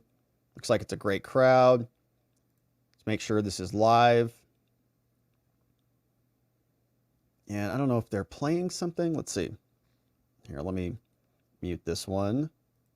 See how they got music cooking? How much is it? 99% in or 90? What did you say? 90%. They're watching Fox? 90%. Darren, I got a question for you. When you think about the blue wall in the upper Midwest, when we were at the convention in Milwaukee in July, it ended on a Thursday. Watching Fox over there from the scene, from the rally? And all the airports Victory were shut party? down. So all the delegates and all the journalists and all the campaign folks were stranded at the airport in Milwaukee. And I was still thinking at the time about... Nice hat, gentlemen. You know, why did I just see Kid Rock? And why did I see Hulk Hogan? And why did I see Dana White? And I went to the campaign and I said, what's going on there? Because it was men. It was white men. White men. Is that what this was? Is that what he was just saying? All right, so here is more from Fox. Well, before we go back, let's take a look at some of these other numbers. So we got Arizona, Wisconsin looks good, 51-47. Michigan is at 62% in, and it's 1.82, so 220,000 vote difference in Michigan. It's the opposite of what it was in 2020. Pennsylvania is now 92% reporting. Let's go. Trump up 300,000 votes. Almost 220,000 votes. So amazing. Great news on that one. 92% reporting in. Man, Trump's going to take Pennsylvania and he's going to take Wisconsin. And that's going to be the game, man. I think even with Pennsylvania, that's the game. I could be wrong about that. Where are we at? 246. How many votes? 19. So not quite. But then once they throw Arizona in, that's right. So then Arizona, Nevada, then we start getting across that threshold. So it is looking really, really good. Just wild. It's even close in Minnesota. Really close. Like 50,000 votes close in Minnesota. 64% of the votes are in. Wisconsin, Trump is probably going to win Wisconsin, Michigan, and Pennsylvania. Clean the blue so-called wall. Picked up Georgia, got North Carolina, and that'll be the game, right? Anyways, even if Arizona doesn't come in, but I still think Arizona will come in. So what are our total vote tallies look like? Are we going to be around 300 plus, 312 maybe? Just amazing. All right, let's look at some of the Senate races and see how that is now settling out because, of course, we are in control of the Senate, the Republicans, but we'd like to send Carrie Lake over there. And that's still 50% of the votes in. Again, that has not changed this entire time. Ruben Gallego still up 52-46, Carrie Lake. And the House race, has anything flipped yet?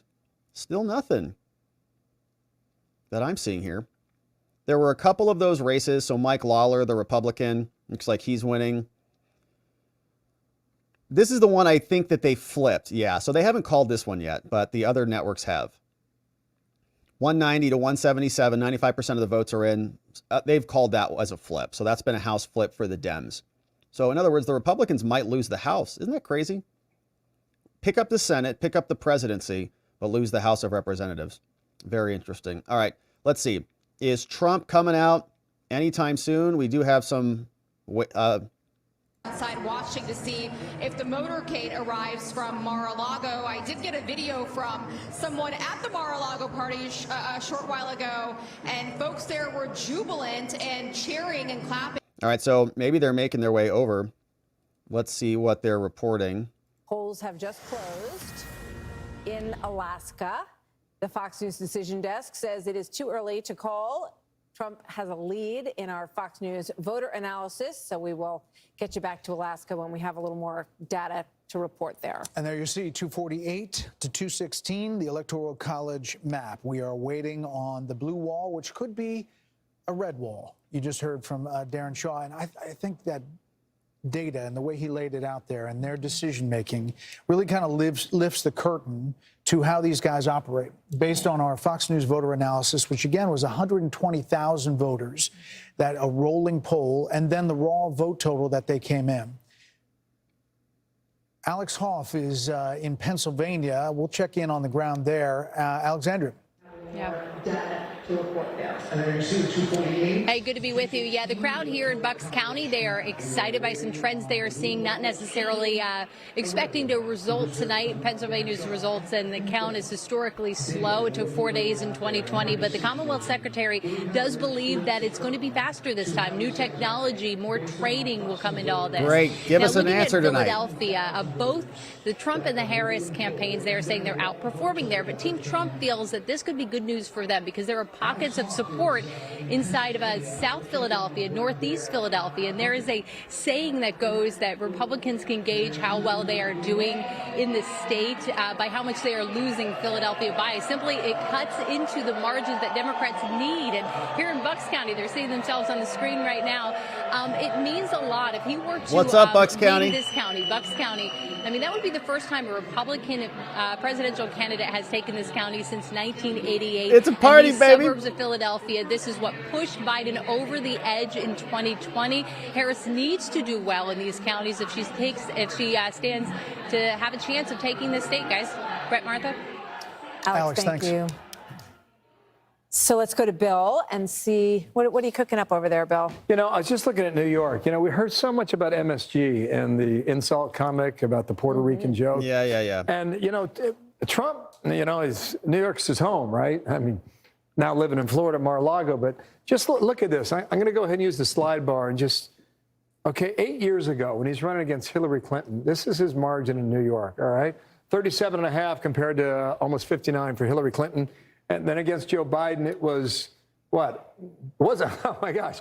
It was 0.3 of a point. All right. It keeps exiting out of our. See the numbers on the board here. That's a pretty decent performance, and we're just getting some insight here in the New York City. He did well over 40% of the vote here in New York as well. One thing I was checking out here, guys, in this is the number, right? Path to 270. I guess all right, let's in do theory this. right now, if you were to close out, you know, you're at 248. If you were to close out Pennsylvania, and even though Alaska has ranked choice voting, oh, that's it. Alaska's could take a 3. while to post a number here. Oh, we Nonetheless, that would forgot put 'em right at that. the number Alaska. 270. So even Dang around it. the blue wall, that's possible too. That So- goes back to the argument that we've Just been gotta talking win about for some time Pennsylvania now, and that Alaska. Trump That's it. had more paths to the Oval Office than Harris did. Let's go Let's check on Pennsylvania. Pennsylvania one more time here, and we'll see. Okay, it's holding steady at 3.5. Let's go. 90% of the estimated vote out there, and now reporting here. In Michigan, you know, the blue wall, 6.3, so that number is stuck a little bit here. Estimated somewhat, maybe 40% of the vote still missing there in Michigan and Wisconsin. You know, maybe we get some more numbers in. It got 85% of the vote in here. Yeah, that's good. And, you know, Trump's holding on to this 4.2 advantage in Wisconsin. Kennedy. And Wisconsin. Put him on the ballot. They take a lot of pride in what they do. They want to get the vote out quickly. Maybe Milwaukee notwithstanding, but the rest of the state, you know, that's their idea. So we could get that in maybe a litlittle more as we go into what, the 2 a.m. hour? Are we going to 2 a.m. or 3? What are we doing here? Arizona sticking here at 0.7. What's that? Still 51%. Just keep going. They're just not even counting.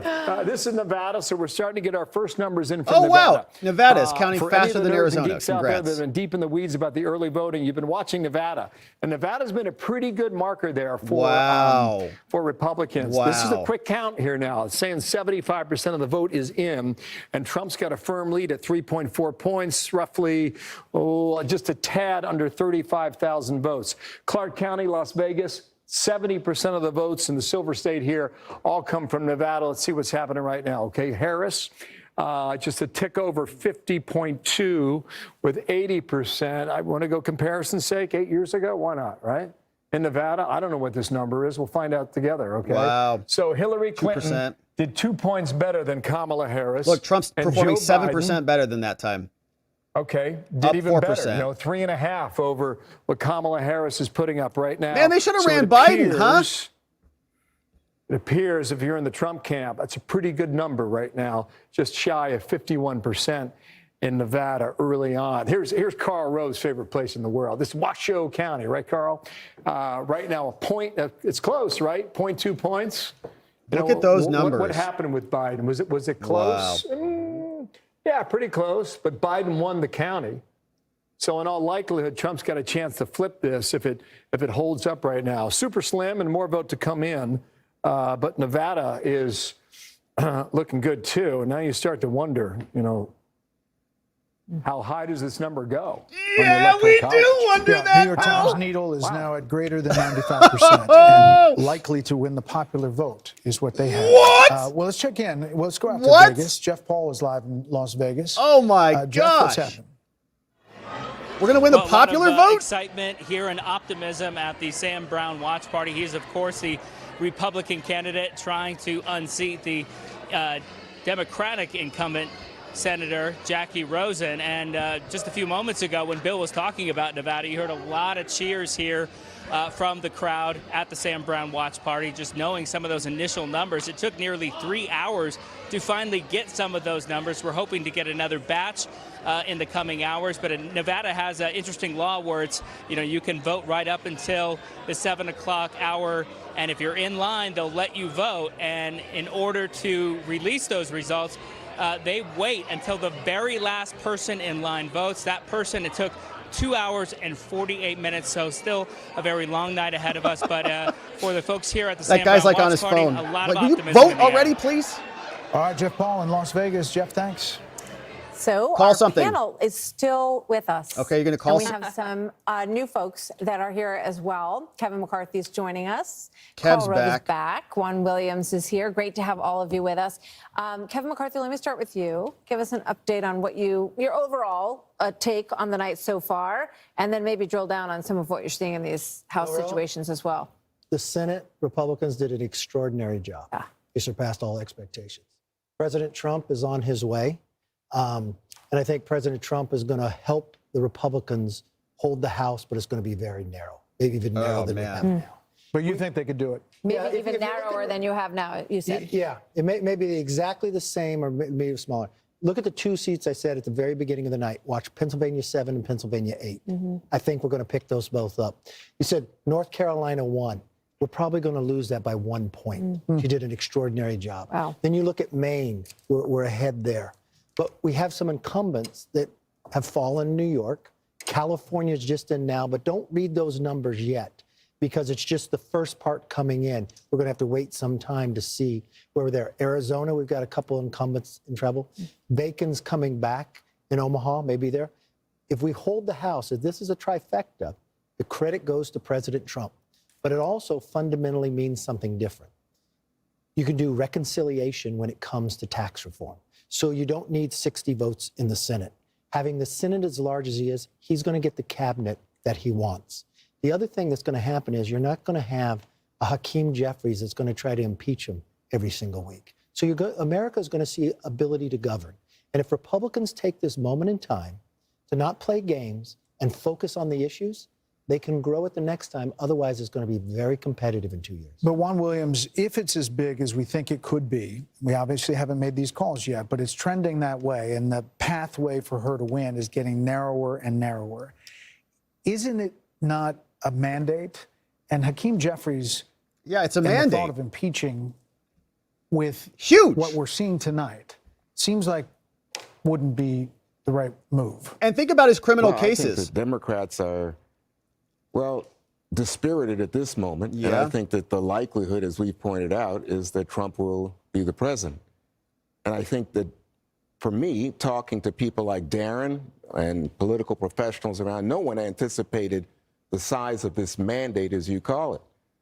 I think that there is even recriminations now among Democrats as to Biden and you whether guys Biden goofed. should have dropped out earlier or Biden should have stayed. Would a white male have done better? Obviously, Trump has defeated 2 women and now a black woman. So there's all of these questions. Wow. to my mind, So we're going to go down it that seems to road, me huh? That's going to be incredible fun. that a guy who led a insurrection against the United States government. No, he didn't, Juan. Potentially Keep now, saying it. you know, Yeah, like a keep phoenix saying going it. back into the Oval Office. It's unbelievable. The country just voted for him and overrode your stupid narrative. People didn't think that was an insurrection. They thought it was a riot, but not an insurrection. Yeah, and it's in the polls. It was really an insurrection. I don't think he could have won.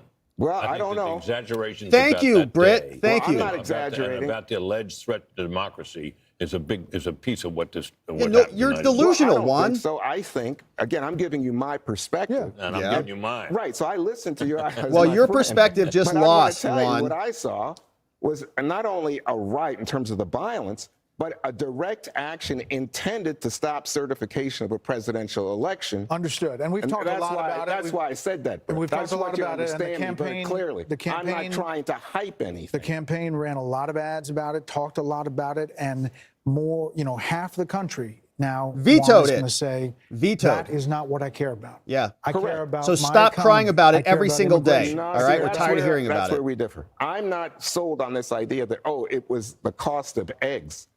I worry that it was, I'm not voting for this woman, or I'm not voting for this black woman. Well, those are Democrats. Well, here's the thing. Why didn't the Where Democrats? do you see that? Are they Because misogynist? A moment ago, Darren was out here and he said, in fact, not only did the bro strategy work, and the bro strategy largely worked along the lines of white men. Shout out to our bros. But that the bro strategy also had some impact in terms of Latino and black men who came along and gave higher percentages. All right, Carl, weigh in. I just want to add one more point with Juan. I spoke to Jack Brewer this week, and here's what he said if Trump wins. He said he won because black men felt that Democrats and elites put immigrants before us. Mm-hmm. Yeah. Your thoughts on that?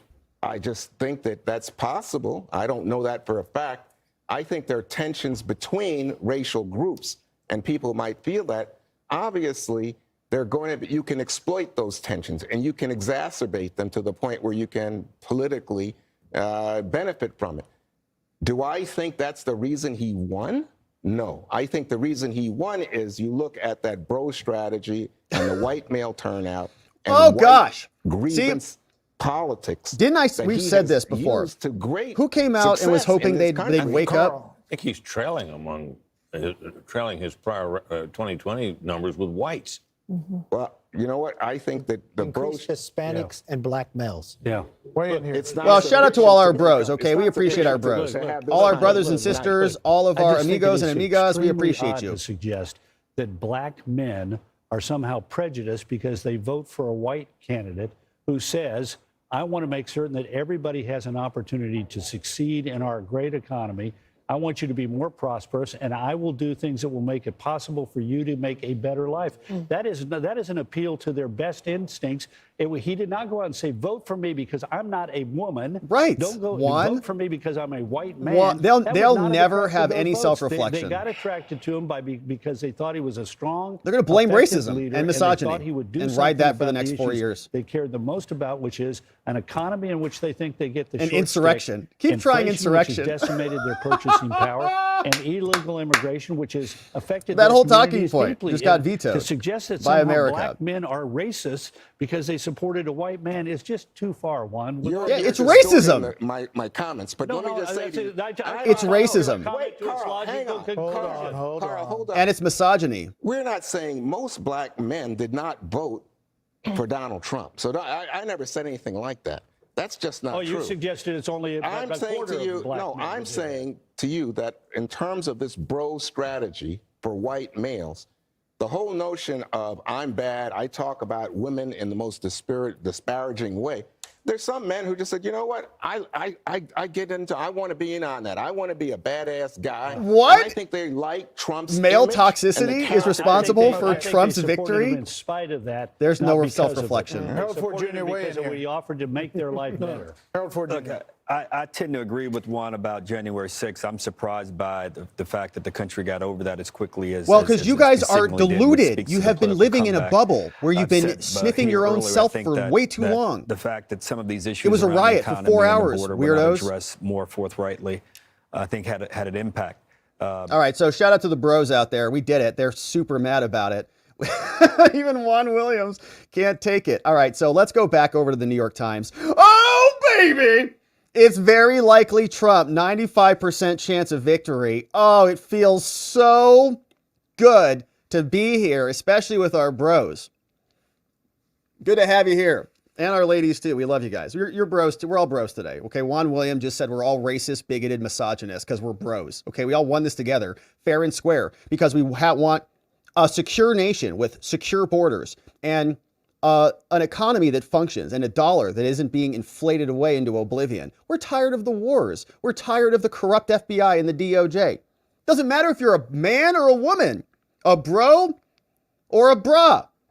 We want to live in a good country. And look, 95% chance that Trump is going to win. Very likely. Love it. All right, 306 is the current estimate. All the swing states, all 7 of them going for Trump.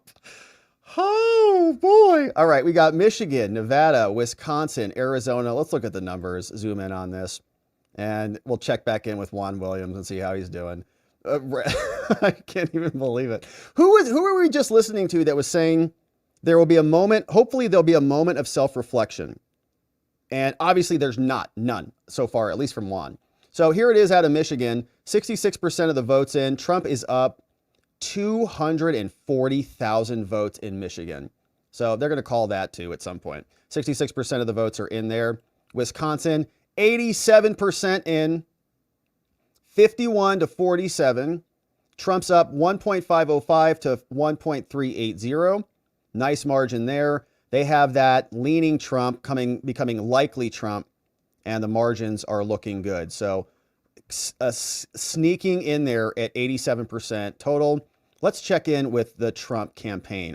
What's going on over there? I want to make sure I don't miss that in case he shows up over there. I would imagine they're going to want another state to call. Like they're going to want to wait until they call it. Like call Pennsylvania so he can come out and declare victory. I'm happy to wait till he comes out and declares victory. But let's get another state called. So Wisconsin, keep driving those 87, that 13% remainder of those votes out. Nevada, look at this, 68% of the votes are in. Trump is up 51% to 47%. That's looking good. They have that in the leans Trump category. It's just amazing. So we want them to close it out though. Oh, Pennsylvania. Let's go in Pennsylvania. Look at that, 51.2 to 47.8. Trump's up 124,000 votes. Woo! I love it. Look at that. Very likely chance that Trump wins. And that's the game, right? That's the game because Alaska will come in red.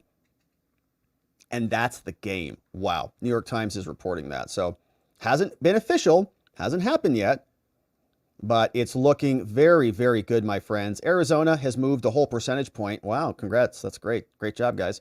And Georgia has already been called. We'll close that one out.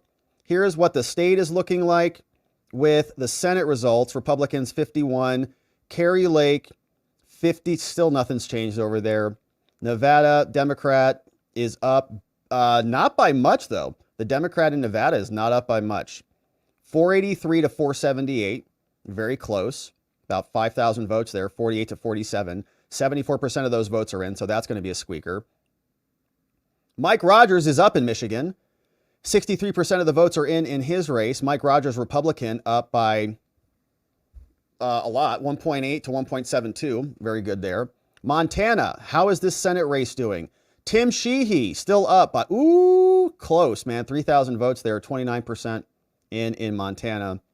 But looks like Pennsylvania is going to come home. They just called Pennsylvania. Trump is going to be the next president. Now, they're not saying that, but as soon as Alaska brings R3... Trump will win the state of Pennsylvania, and thereby he is on his way to becoming the 47th president of the United States. Say it! With this, the path for Vice President Harris has narrowed, and there's really no path going forward. So say it! It's vanished. This is historic. Everything was about Pennsylvania. Everything from the beginning was about Pennsylvania. Now, We former did it President too! Trump will win the state of Pennsylvania. Amazing, and we can my make friends. that Congratulations, call, the 19 everybody. electoral votes. Congratulations that puts to him Pennsylvania. At 267, not officially over the 270, but the path. Congratulations to everybody, man, who worked their 270, butts off to make Pennsylvania he happen. is Everywhere, well on everywhere. his way Georgia, to congratulations to becoming the everybody. 47th president Holy of the United moly. States. You guys in worked your what butts off. is Scott going to Pressler was be, there. Elon was there, the all over the place. biggest political phoenix from the ashes Scott Pressler, story shout out that to we Scott. have ever seen, ever. I mean, I'm going to say it's greatest more than comeback at Grover Cleveland in 1892. Greatest comeback of all time. Grover Cleveland was not the subject of a Russia investigation, 2 impeachments, 4 2 assassinations, 4 criminal attempts. prosecutions. They have indictments, 91 indictments, convictions, and there is almost nothing that hasn't been thrown at this former president, and his tenacity. Here's what in Elon posted. Wanting to go back and run again. Let which that he announced sink in. immediately after he lost. Why don't you let that 2020. sink in there? This is a huge historic Liz Cheney? in the United States of America. Yeah, let's go. Okay. Closing in with just a few electoral votes away now from clinching 270 as Pennsylvania is called for Donald Trump. We're looking live, 1:21 Game over, a.m. baby. in the morning at Trump headquarters. The cheers coming up. We're told the former president is there, as well as J.D. Vance, Senator J.D. Vance.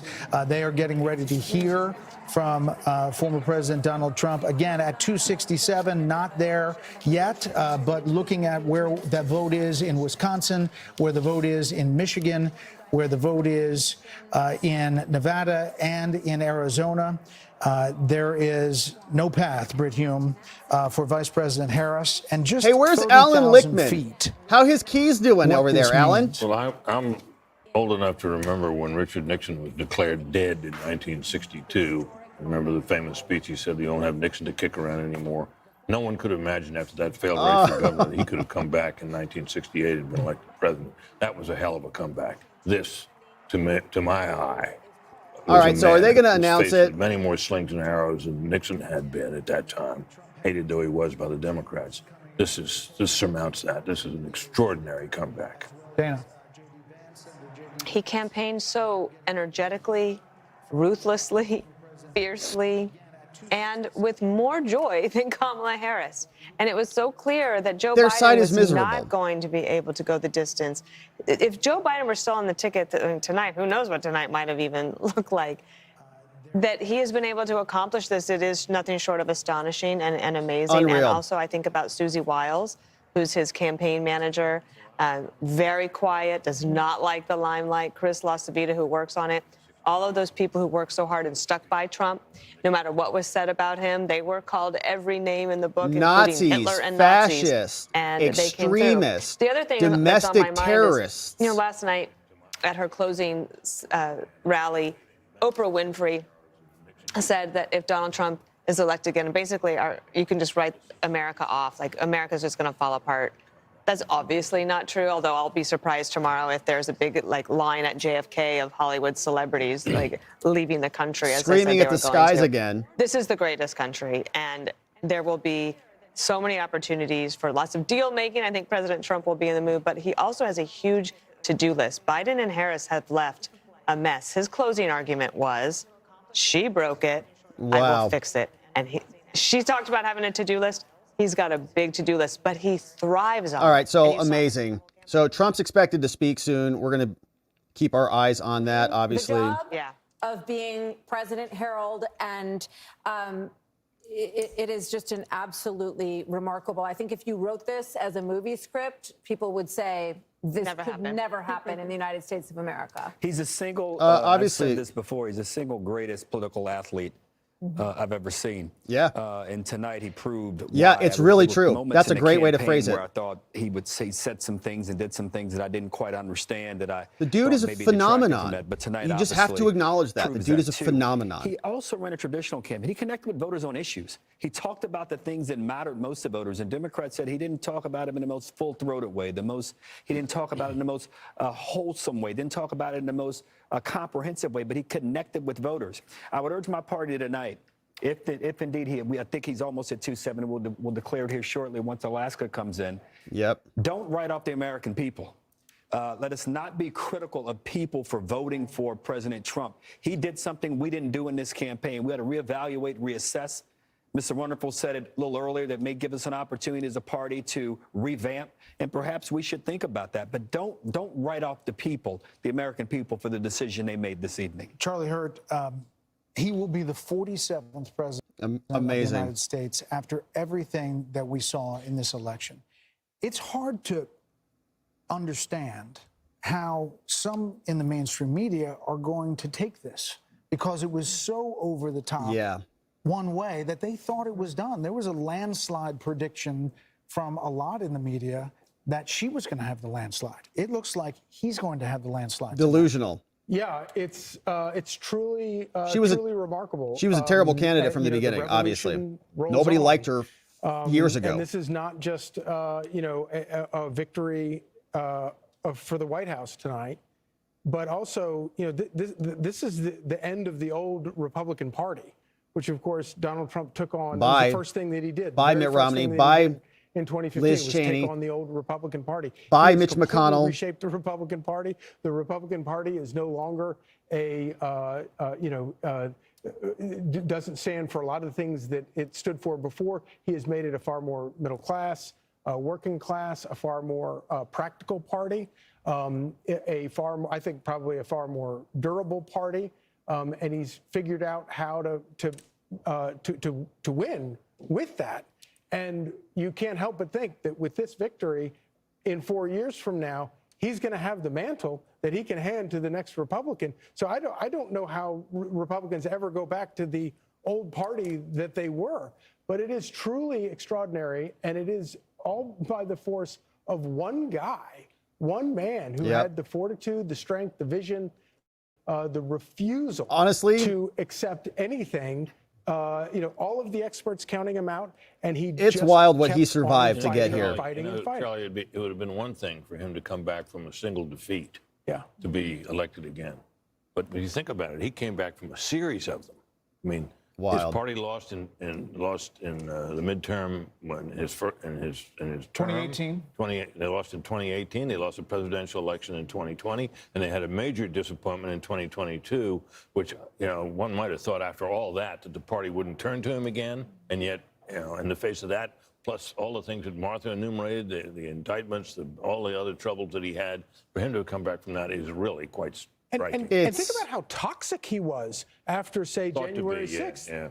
And then you're looking at races now in states where Donald Trump very well may drag Republicans, and he's overperforming in a lot of places fellow Republicans. It really does. I think there are parallels to 1980, Mark Penn. When you look at Jimmy Carter, we had hostages in Iran. We have hostages in Gaza right now. Very high inflation and a malaise. All right, let's see what some of these numbers look like. Jump back over there. So very likely Trump.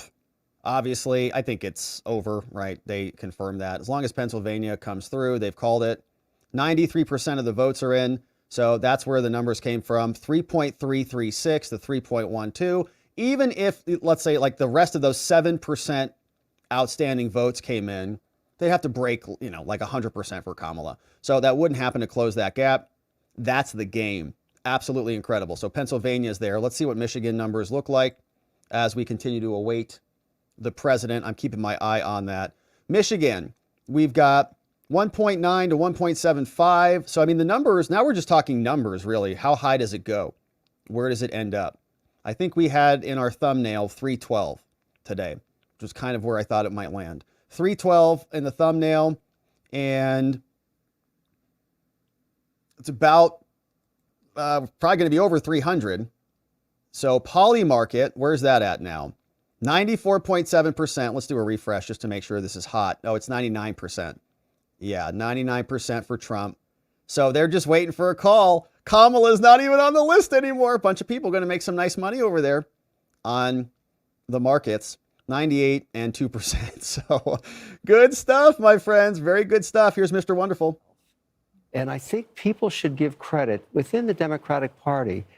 Donald Trump saved them tonight, too, because they're going to have to take a spatula to these policies and bring it back to the center. Was it over Kevin the next 4 years. who said that maybe they'd have some self-reflection? Reset. And we talked about this earlier, but he saved entrepreneurship. He saved the entire model of the S&P 500 because taxing 20% higher was a really bad idea. Letitia James blown out. Capital, How are they going to sentence him to why jail I'm getting now? on a plane tomorrow He's night. got sentencing coming up intentionally in didn't 2 leave weeks. till tomorrow night so I could go to Geneva, go to Abu Dhabi, go to Riyadh and say it's 21% corporate taxes, 100% not going to change. That is very important for people like me that bring capital back to this country. It fixed itself. What a It night. fixed itself. And I think that's why America works. It has worked for 200 years. When it gets too crazy, it fixes itself. And whether you love Trump or you hate him, every Democrat owes him a thank you very much, Mr. President. Oh, that's By the way, not as going to the happen. Markets, the poly market, and all these election markets were moving. Bitcoin went up exponentially. Heck yeah, baby! Are you? We're going to make Bitcoin in America. You know, speaking of Bitcoin, I'm also struck by Let's go, just Bitcoin. polling Pennsylvania here, Dana. 74.8 Trump right now. embraced Elon Musk in an enormous way. A lot of stories were written that said that he was going to blow it in Pennsylvania, that the people who were working on his outreach teams didn't know what they were doing. He's going to And he got a lot of criticism. Remember the $1 million giveaway for registered voters? But court for that. Selena Zito, who's somebody that we follow and we've had on the show many times, and she knows that area very well. She said the people of that region love somebody who is a big thinker, who wants to create jobs, who is like looking into the future, and they can get behind that. And they love somebody who can really lead. And leadership. Rand Paul posted this. He says, finally, with the Republican Senate majority, we can focus on controlling spending, limiting government, and putting America first. Man, having the Senate, you know how awesome that's going to be? Right now, we're dealing with, like we love the House Oversight Committee. We love the House committees. They're great. But a senator and a Senate committee sending letters, that's a whole different ballgame. So looking forward to a dedication to fiscal responsibility. Cheers to the Senate leading the charge for a streamlined government focus on the Constitution. So Rand Paul's out there. He's celebrating. Pretty happy about it. Right. When you were in office. So not wanting to take a position and not being willing to be criticized is a problem if you want to be a leader at that level.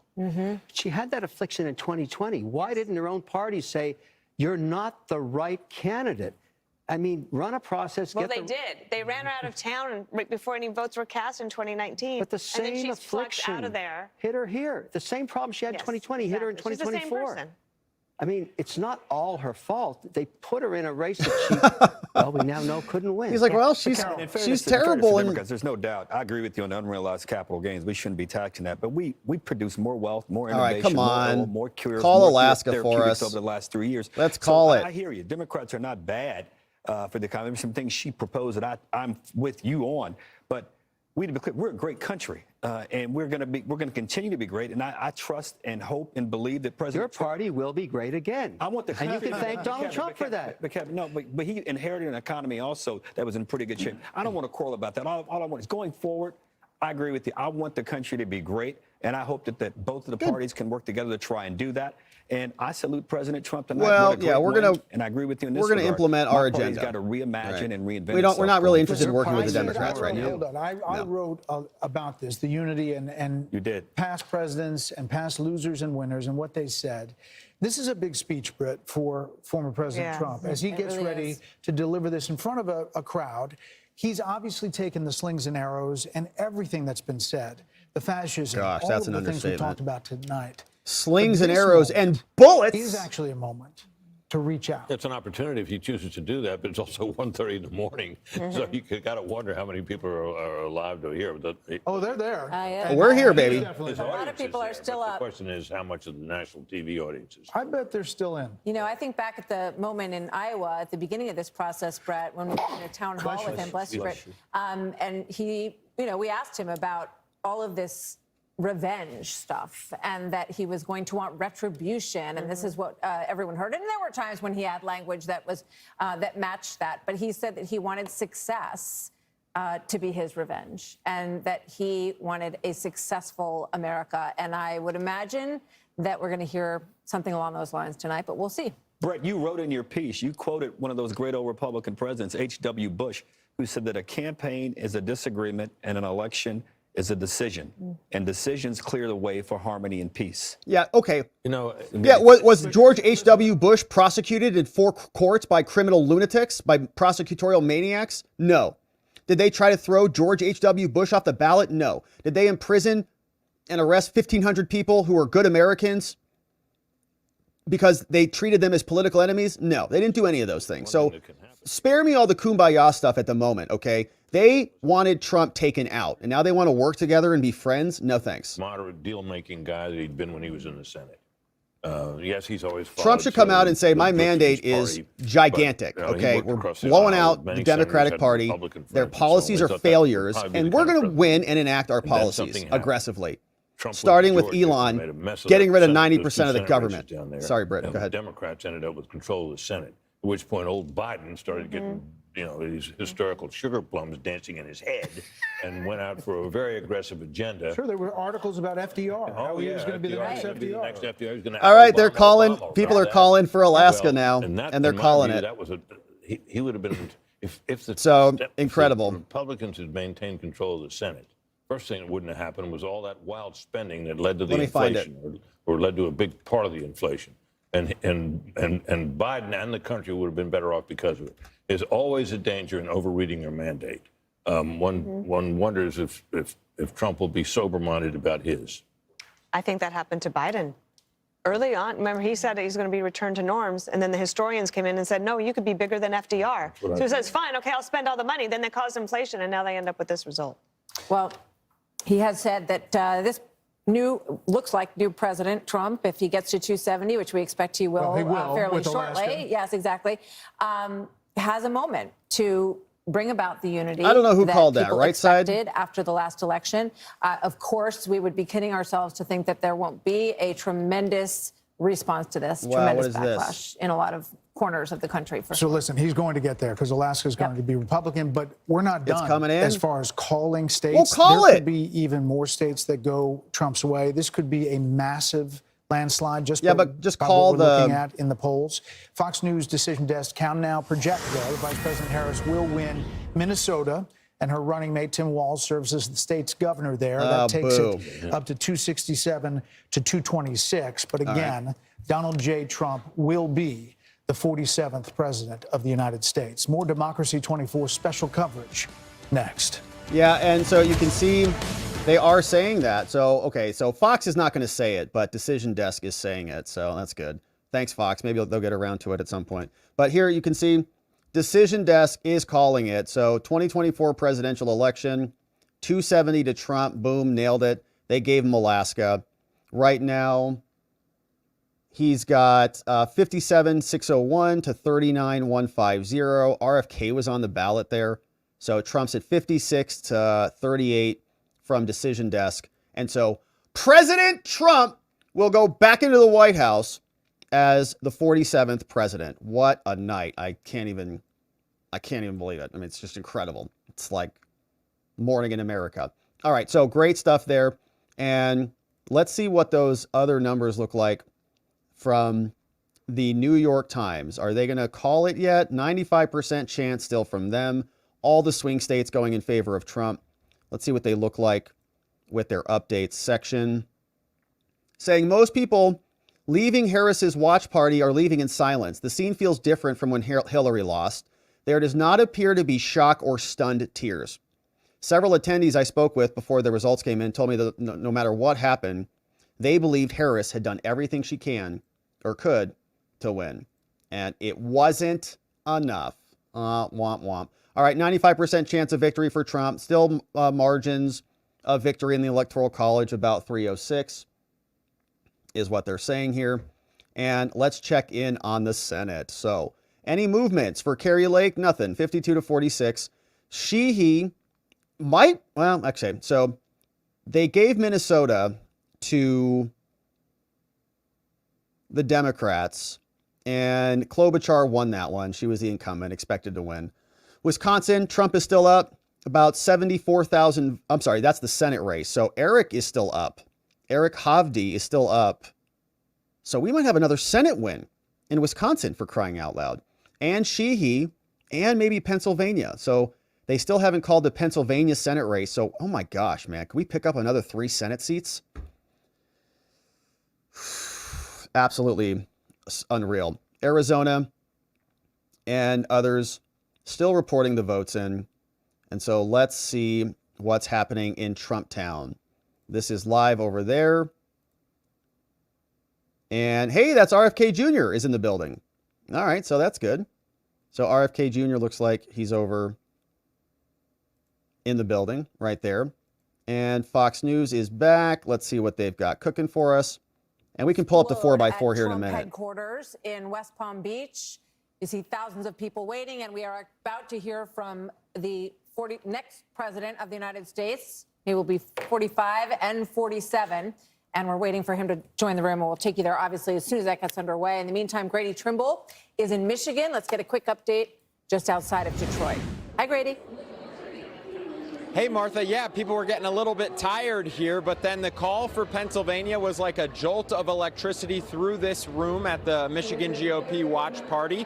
And the crowd started chanting USA. They started chanting Trump, Trump, Trump, as it now appears he will be the 47th president of the United States. Amazing. Now, in addition to Trump and the call for him in Pennsylvania, they're also excited about the possibility that Michigan could be the state that tips him over that magic 270 number. We're also following a very close Senate race here in Michigan, and they're feeling very confident they're going to win it as well. Republican candidate Mike Rogers looks like he could cruise to victory with the help of former President Trump. Democratic candidate Alyssa Slotkin, she went out to her crowd at her watch party at around 12:30 tonight and told them to go home and go to sleep, where here they extended this ballroom venue all through the night if they had to, and now it looks like the crowd is fired up as they await former President Trump taking the stage. Okay, Grady, thank you. It is really important to point out how big the coattails could be tonight. Think about Bernie Moreno in Ohio, was thought dead in the water against Sherrod Brown. He wins. We have right now at this hour, as Grady mentioned, Mike Rogers in Michigan is up. Looks like he is getting closer. We haven't made a call there yet. Hovde in Wisconsin, leading right now. Senate seats. Sam Brown in Nevada is closing in on Jackie Rosen. Wow. We're talking about historic numbers here. If all of these dominoes fall, you're talking about a Senate that Look could at be that! 54-46, 55-45. That wasn't in the cards. Yeah. That wasn't on anybody's bingo card when you came into election night. But these candidates have all fought really strong races, and they have all closed in a very strong way. And in fact, many of them were sort of pulling into +5, +6 in just over the last 3 weeks. So it's a fascinating part of the story. Hopefully we'll be able to call some more of those soon. Former House Speaker Kevin McCarthy says with these coattails, you could see the House going Republican as well, and that would be a part of this story as well. Let's go back out to Trace Gallagher on the West Coast with his panel. Hey, Trace. Brett, thank you. Martha, thank you as well. We've got our panel, Steve Hilton, Jody Armour, Kaylee McGee-White, and Jono Caldwell. You're talking to your panel, Brett and Martha, and we were talking to ours, and Kaylee McGee-White was struck by the whole concept that, again, Trump was undercounted. Kaylee McGee. This is the third consecutive polling miss in a presidential cycle for Donald Trump. And we really need to be asking ourselves, why do they keep getting it wrong? And at this point, because they're trying to persuade the populace that Trump is not liked. They want to show his numbers are lower than they are so that people will believe them. But we know that they're not the truth. So we're waiting for Trump to come out. Let's see who's in the room over there. Let's see. We had RFK Jr., who we saw there earlier. Nice looking group. and don't really have any estimates on when that will be. Let's see if the Times has an update for us.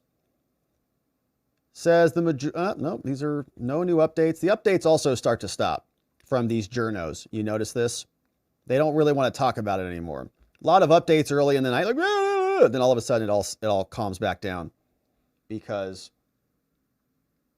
it's bad news for them. Can't blame them. Hard to lose so badly after you've been lying to everybody for so long. All right, so we are going to continue on. We're going to wait for Trump to come out, and we'll hear him speak. Until then, here is talk show, some more updates, and I'm going to get the 4x4 back up here in a second. Pull out my gun and shoot someone that tries to come into my house. We're recharging the battery. It's become nonsensical to the point that I don't know if we're looking at Medea runs for president or not. I mean, this is outstanding what has happened from the black male perspective, and I hope the Republican Party takes note. Yeah, and you talk about young males and younger voters, Jody Armour. You're a law professor at the University of Southern California. You know what young people are geared into. Are you surprised when you see these voter analysis numbers that young voters came out heavy for Donald Trump? Yeah, well, young voters can sniff out a fraud. They can sniff out somebody who's chameleon-like. She changes her position according to the prevailing winds.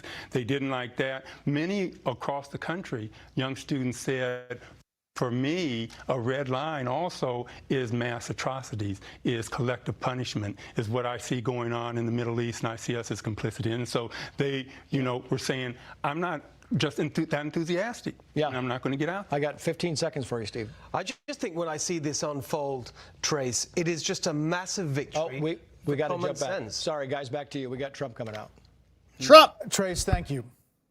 Let's go, the baby. Fox News decision desk can now officially project that Donald Trump will become the 47th president of the United States. Yeah, The former baby! president's comeback will be complete with a win in Wisconsin. Congratulations, a state that my he friends. narrowly lost 4 years ago. You worked hard. He is now the second You did your president part. in U.S. history We did it. to win non-consecutive terms. The first was Grover Cleveland in the late 1800s. We did Senator it, my J.D. friends. Vance will Congratulations. become the 50th We worked vice hard. We spent a lot of time on president this. of the We're United making our States. country Voters great again. expressed Thanks deep to you. frustration Thank you so with much, the my Biden friends. administration, and former President Trump and the future We did it. President Trump overperformed in urban areas, I can't even particularly believe it. with men, proving that the strategy Unreal. that they doubled and tripled down on over the course of the last few months absolutely succeeded and brought him back They to called the it. White Trump's going House. to come out. 47th president of the United States. Former President Trump now defeats Vice President Kamala Harris, who entered this race just over 100 days ago. And for Democrats, they were projecting the What a night, possibility my friends. of running the table with battleground states. David Plouffe with the Democratic campaign of Harris campaign suggested that just yesterday. Look at now the crowd. it is possible that Donald Trump runs the table with these states and builds on a big landslide electoral win. This we is don't know huge. where the popular vote is going to finish out, but we do know that he will be going back to the White House, and with him, Brit Hume, will be a lot of changes because Yep. he will have been there once and will know what he wants to do. Yeah, baby. He Elon's often coming back. counts for the RFK's fact coming that he in. had so much turnover in his first term, in his term as president, by the fact that he really know Washington, and he was new to this realm that he had come to win the presidency in, and he promises us that now he knows whom he wants to hire. Now he knows the kind of people he wants to have around him. A lot of people are saying that means a lot of very experienced people around Washington will be ruled out, and maybe they will. But it's going to be very interesting to see the kind of people he reaches out to and reaches out for in the days and weeks ahead as he builds his administration. We're joined by Kayleigh McEnany, Trey Gowdy, and Katie Pavlich.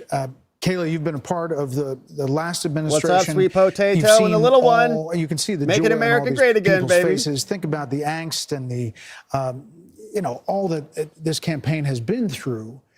And now there is the prospect of creating what you want to create in a second administration. Your thoughts, 30,000 feet of this win? Well, it's a great question. I think that one of the first orders of business should be Trump cleaning house at the DOJ. There is a lot of corruption that exists inside that building. And now think about this. All of the cases are now on thin ice. They're all in hot water. Jack Smith, the illegitimate prosecutor who never should have been allowed to bring these cases because he was illegally appointed, who stole $36 million from us, is illegitimate. And his prosecutions now will be under Trump's DOJ. And what about the sentencing from Judge Juan Merchan in New York? He's supposed to be sentenced in 2 weeks. You think he's going to put him in jail now? I don't think so. We've got Fannie Willis's case, right? That's another one that's percolating around. We know that they were meeting with White House officials. And so, man, they all must be absolutely freaked because they have weaponized the departments and the systems against Trump and his supporters for years. And I don't think Trump, honestly, is going to do what they did. I just don't think he's that type of person. These people are monstrous maniacs who have really little regard, I think, for things like liberty and fairness and justice.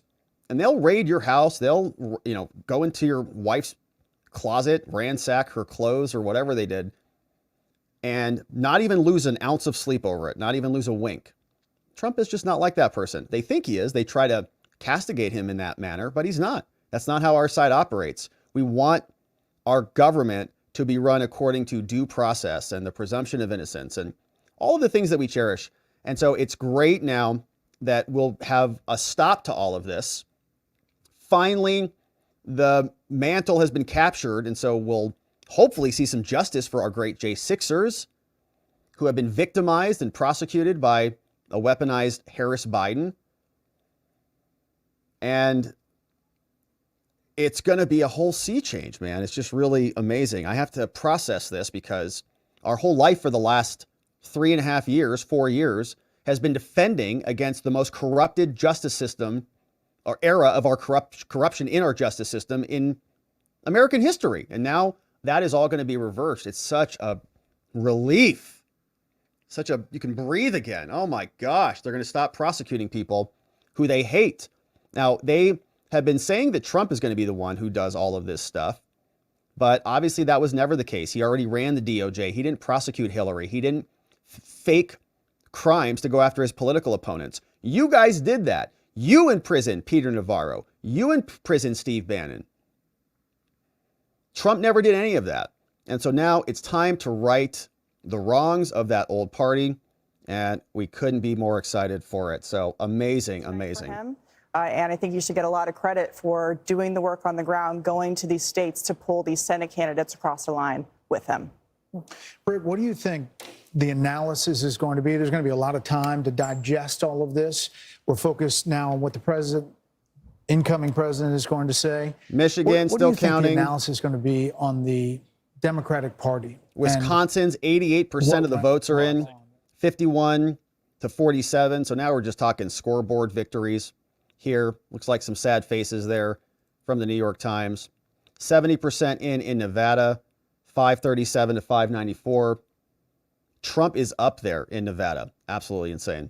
And he's just going to clean house all across the country. Here's the numbers out of Pennsylvania. Of course, they've given that to Trump now. 94% votes are in. So we'll close that one out. Arizona, how we doing here? Trump is up about 19,000 votes, 50.1 to 49.1.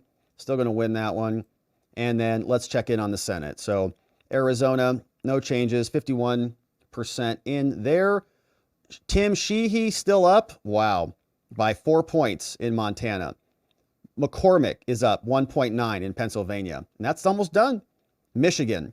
Mike Rogers is up 5 points in Michigan. Absolutely insane. And Eric Hovde might beat Tammy Baldwin. That might be 4 Senate seats, maybe 5. Sam Brown is in the lead in Nevada. Oh my gosh. Sam Brown might be going to the Senate from Nevada. That would just be outstanding. 1, 2, 3, 4, 5. Carrie Lake still we'll pull for her, but that one looks like it's a little bit bigger margin there. But just absolutely incredible. So amazing numbers, my friends. Let's see if Trump posted anything over on True Social. If there's anything happening here. Not much there because he's probably making his way over to this rally. Looks like there's Marco Rubio is in the house. And I think I saw Sarah Huckabee Sanders back there. see if this is live here. A lot of photos being taken. And let's check back in with the networks. Now, CNN is still going through the numbers, which is pretty funny. They're kind of the only ones who are doing it. So I'll pull that back up here. I'll show you what that looks like here in a second. And some of that excitement was an aversion and almost a dislike and a disdain for Donald Trump. But I hope it's a moment that we can all grow from, because if we don't, not in a selfish, partisan way, Democrats won't progress. And I don't think you can fly and soar as a great country unless you have both wings working together. And President Trump, tonight, I'm going to be interested in that tone, Kayla. I was reminded of your words, reminded of what you said as you shared it. I remembered that story, and I hope and pray for the country tonight that President Trump, who has every right to be joyful, every right to celebrate, will give a speech with that tone tonight that in many ways could help him do all of the things that he campaigned on in this campaign. What does this mean for the never-Trumpers? Republican. he should obliterate them. Project people and Bill Kristol and people like that who seem to abandon everything they'd ever previously believed he in order should to crush oppose them. Donald Trump. Not not illegally or We'll get to do the what they never did. Trumpers soon enough, and the hundreds of millions of dollars wasted on them. Yeah. Look, Donald Trump won this on policy and Like her ex-husband, right? Is she still married to him? I don't want to be remiss here. He is talking about energy independence, manufacturing. Okay, so let's go back. I'll show you back now what the 4x4 looks like. Of taking a negative and turning it into a positive for himself. And comeback certainly as well. Just a reminder of what you're seeing in your screen there. That So it looks like CNN still hasn't called it. All right, so they're still trying to figure out what they're doing over there. The BBC says Trump moves closer to a win. MSNBC still has Trump at 247. Okay, so they still have not given him Pennsylvania yet. So Fox has Trump at 277. The other cables are not reporting this. So MSNBC, let's see what their numbers are. They just gave Trump Idaho. All right. They're still counting votes on CNN. They say it's not done yet. Right. And the BBC is 246 to 194. So let's listen to see what CNN says. States, yeah. So in counties, in 58 counties. We just showed Donald Trump was over 1,000. She divorced over Conway? 1,000 counties Good. of the Good for her. 4,600 counties and townships across America. So if you do the full county level, there's who you see. The Hill has called at the it. moment. Again, there might be more That's out here on good. the West Coast. It's possible one or two more as they finish the count here. But in the states that matter, again, I just showed you all those Trump counties. Come in on, one CNN. county, in Battleground, Pennsylvania, she's outperforming President Biden by 3% or more. There were Biden stalwarts who argued that kicking him out of the nomination was a Would be worse. mistake. Now, Yeah. I don't know that I buy that because I don't know that the Joe Biden of 2024 is the Joe Biden of 2020. But what do you think? I think that, well, so let's come out of this map to have this conversation, just to show where we are at the moment in this race. And let's turn this off here as well. After the debate, all of the energy collapsed. The debate you moderated with Dana, the Biden-Trump debate, the air came out of the Democratic balloon. Joe Biden was going to get Yeah, it was blown out. terrible. So you think it would have been worse because Minnesota and Virginia, New Mexico, Colorado, those would have been. Would the Democrats have lost those in the end? I don't know the answer to that, but all of the Democrats would have broken with the president. It would have caused amazing dissonance in the Democratic Party. Donors were not going to give money. And again, I don't want to be disrespectful to the President of the United States, but have you seen anything? The Vice President of the United States looks like she's about to lose a presidential election. She was campaigning vigorously from the second she got the nomination up until the votes counting today. Is there any evidence on the table that the President of the United States could do half of what she did? No. A third of what she did. I mean, No. we could go. I don't want to I be mean. agree. I don't want to be mean to the President of the United No, States. and we saw But- over the last week him I can- calling Trump supporters garbage, et cetera. Like I can tell you from my first trip 15 months ago, people were saying, "Where's the president?" I think one of the legacy conversations about this election is not just going to be the switch from Biden, but the 2 years before that. Yeah. You would travel and people would say, "Where's the president?" He was invisible because he couldn't do events, and he wasn't So was talking about his Kamala. record and his We agenda. didn't see her and trying at to all. explain that cost of living stuff, trying to explain. They were that, talking it about getting sucks rid in a of lot of places, Kamala. but Remember look that? around the world, the United States is actually doing better than most advanced economies. Absolutely. He was missing. Yeah. there's going to be a lot said and and told about that. Let's check in with Caitlin Collins, who's at Trump's headquarters, ahead of remarks that were expected by the former president. Caitlin? Yeah, Jake, just to give you a reality check of where the Trump campaign has been watching this election day play out. They woke up confident this morning that ultimately their candidate was going to win, that Donald Trump would win this race. But when I was talking to them about what they thought the next few days were going to look like, one, they thought that this would go on for several days. They did not think that the numbers would be as generous as they are, as what the numbers have been coming in, as they have been reported. And they also had counseled Donald Trump that there would likely not be any kind of decision within the next 24 hours or so. Donald Trump himself was frustrated about that and was saying that he wanted to know what the outcome of this race was going to be tonight. And he said, Kristen, that he had not prepared a speech. And obviously, we are seeing now the Trump campaign in real time, as we've been talking to them, are adjusting to what they've been watching play out over the last 3 or 4 hours or so. Yeah, and he's feeling really good. I talked to a number of people who were with him who said that he is ecstatic, that they had already said that they thought he was in a different headspace than because he won. You guys haven't announced it yet, but he won. Watching those results come in. But as you said, he still couldn't understand why they weren't going to get the results tonight. Now, obviously, we're seeing a lot more of these states being called right now than even his own team anticipated. I was told that they were looking very carefully at Wisconsin and Pennsylvania, and they thought that maybe they'd have some idea by tomorrow what those results they don't want to call it. it. We're seeing those results coming in. There's so much more of that vote counted in these states than they even anticipated. So clearly that shifted their entire mentality around this. Donald Trump coming here and getting ready to speak. Well, and so Donald Trump is in the building right now. I should note, we're waiting to hear from him. He has made his way over from Mar-a-Lago, about a 10-minute drive away. And you just think of, I was there at Trump's victory party in 2016 when he first won, and the entire room was shell-shocked after he won Florida, that he had actually won that election. He himself was stunned by winning, and it was kind of this surreal moment to see Trump and his family on stage as he was speaking. Then, of course, we all know what happened 4 years ago when he came out and spoke and declared victory that was not his and never would become his, which belonged to Joe Biden.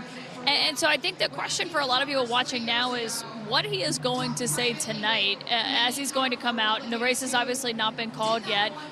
Yes, it has. What he's going to say Fox when he gets called on it, stage Decision after Desk seeing called the it. numbers that are better than even they were expecting this morning. Yeah, and we know that their team had not spent a lot of time coming up with any drafts for him. They were going to let Donald Trump speak off the call. They have to make it public. And then nobody needs to hear from her. So if I were her, I would do it tonight. I mean, they had that whole setup in front of Howard University. Yes, all of her people were already She's there. going to come concede tomorrow. And it does feel like you want to just collect the moment and do it the way that But people used to. they were holding out hope. They were holding out hope that the blue wall could somehow come together, but it's going to be a red wall. 90 minutes before that, they were told to go to bed. Yeah. I got that text. I got the 90 text. minutes before all of this, Jen O'Malley Dillon, the Harris campaign person, said everyone can go to bed. We can come back tomorrow. So she didn't even address her own supporters. We want her to call President Trump. That was She really didn't talk to rude. the people who were assembled there for hours for Really her. rude. It just seems very ungracious. By the way, it ended Yeah. up being a very bad split screen. You probably couldn't see it in here, but they're filing out, and he's expanding his folks, and they're all excited for him. Look, I think that Kamala Harris was a sign of the times, but I think that Trump's a metaphor for the country. And when he says, we don't surrender, fight, fight, fight, we get back up. The New York Times still hasn't called it either. I think that's what it is. The other thing I just want to say, maybe it's as a Catholic, maybe it's just as a Trump supporter, maybe it's just as a flawed human being. We all get second chances in this life. Rarely do we get a second chance as big as this one. And I have got to believe the man that I know and that Kayleigh worked with is going to work with a certain alacrity and energy to get things done very quickly. We're going to enter the golden era. It's going to be incredible. Elon, RFK, we're going to have healthy food. We're going to have lower bureaucracy. We're going to have less spending, more government efficiency. We're going to be going to Mars. He's going to use that as a platform for good and undo some of these bad policies. And I think do even better.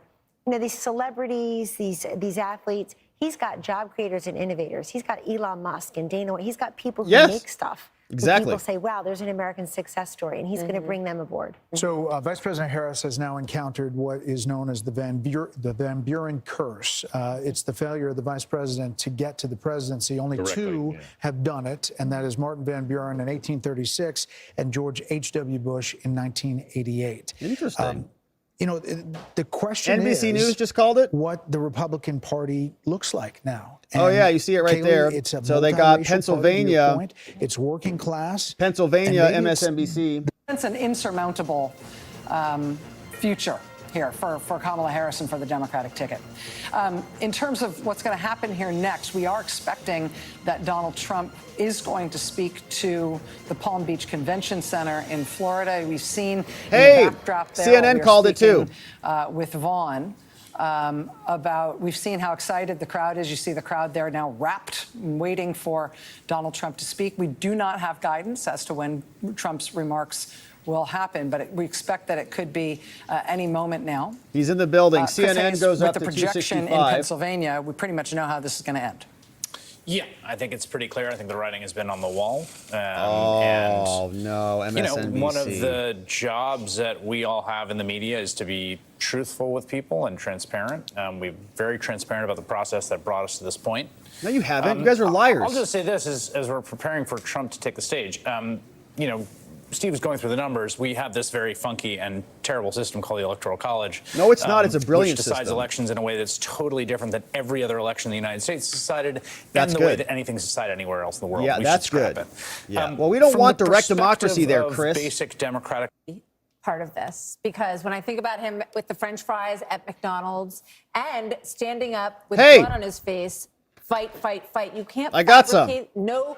They're old. Consultant can You know how they create go. those moments, Trey. Those They're not are that good anymore. organic and they are authentic. And I think that that is something that Kamala Harris fell really far short on in terms of the authenticity.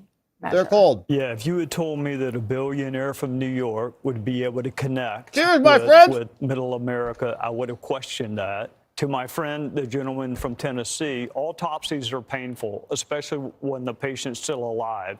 I wonder what the Democrat Party is going to go through in the next weeks and months, because this was a loss that I don't think anyone saw coming, not to this magnitude. So what does the autopsy look like if you're a Democrat? It's painful, but you have to have one.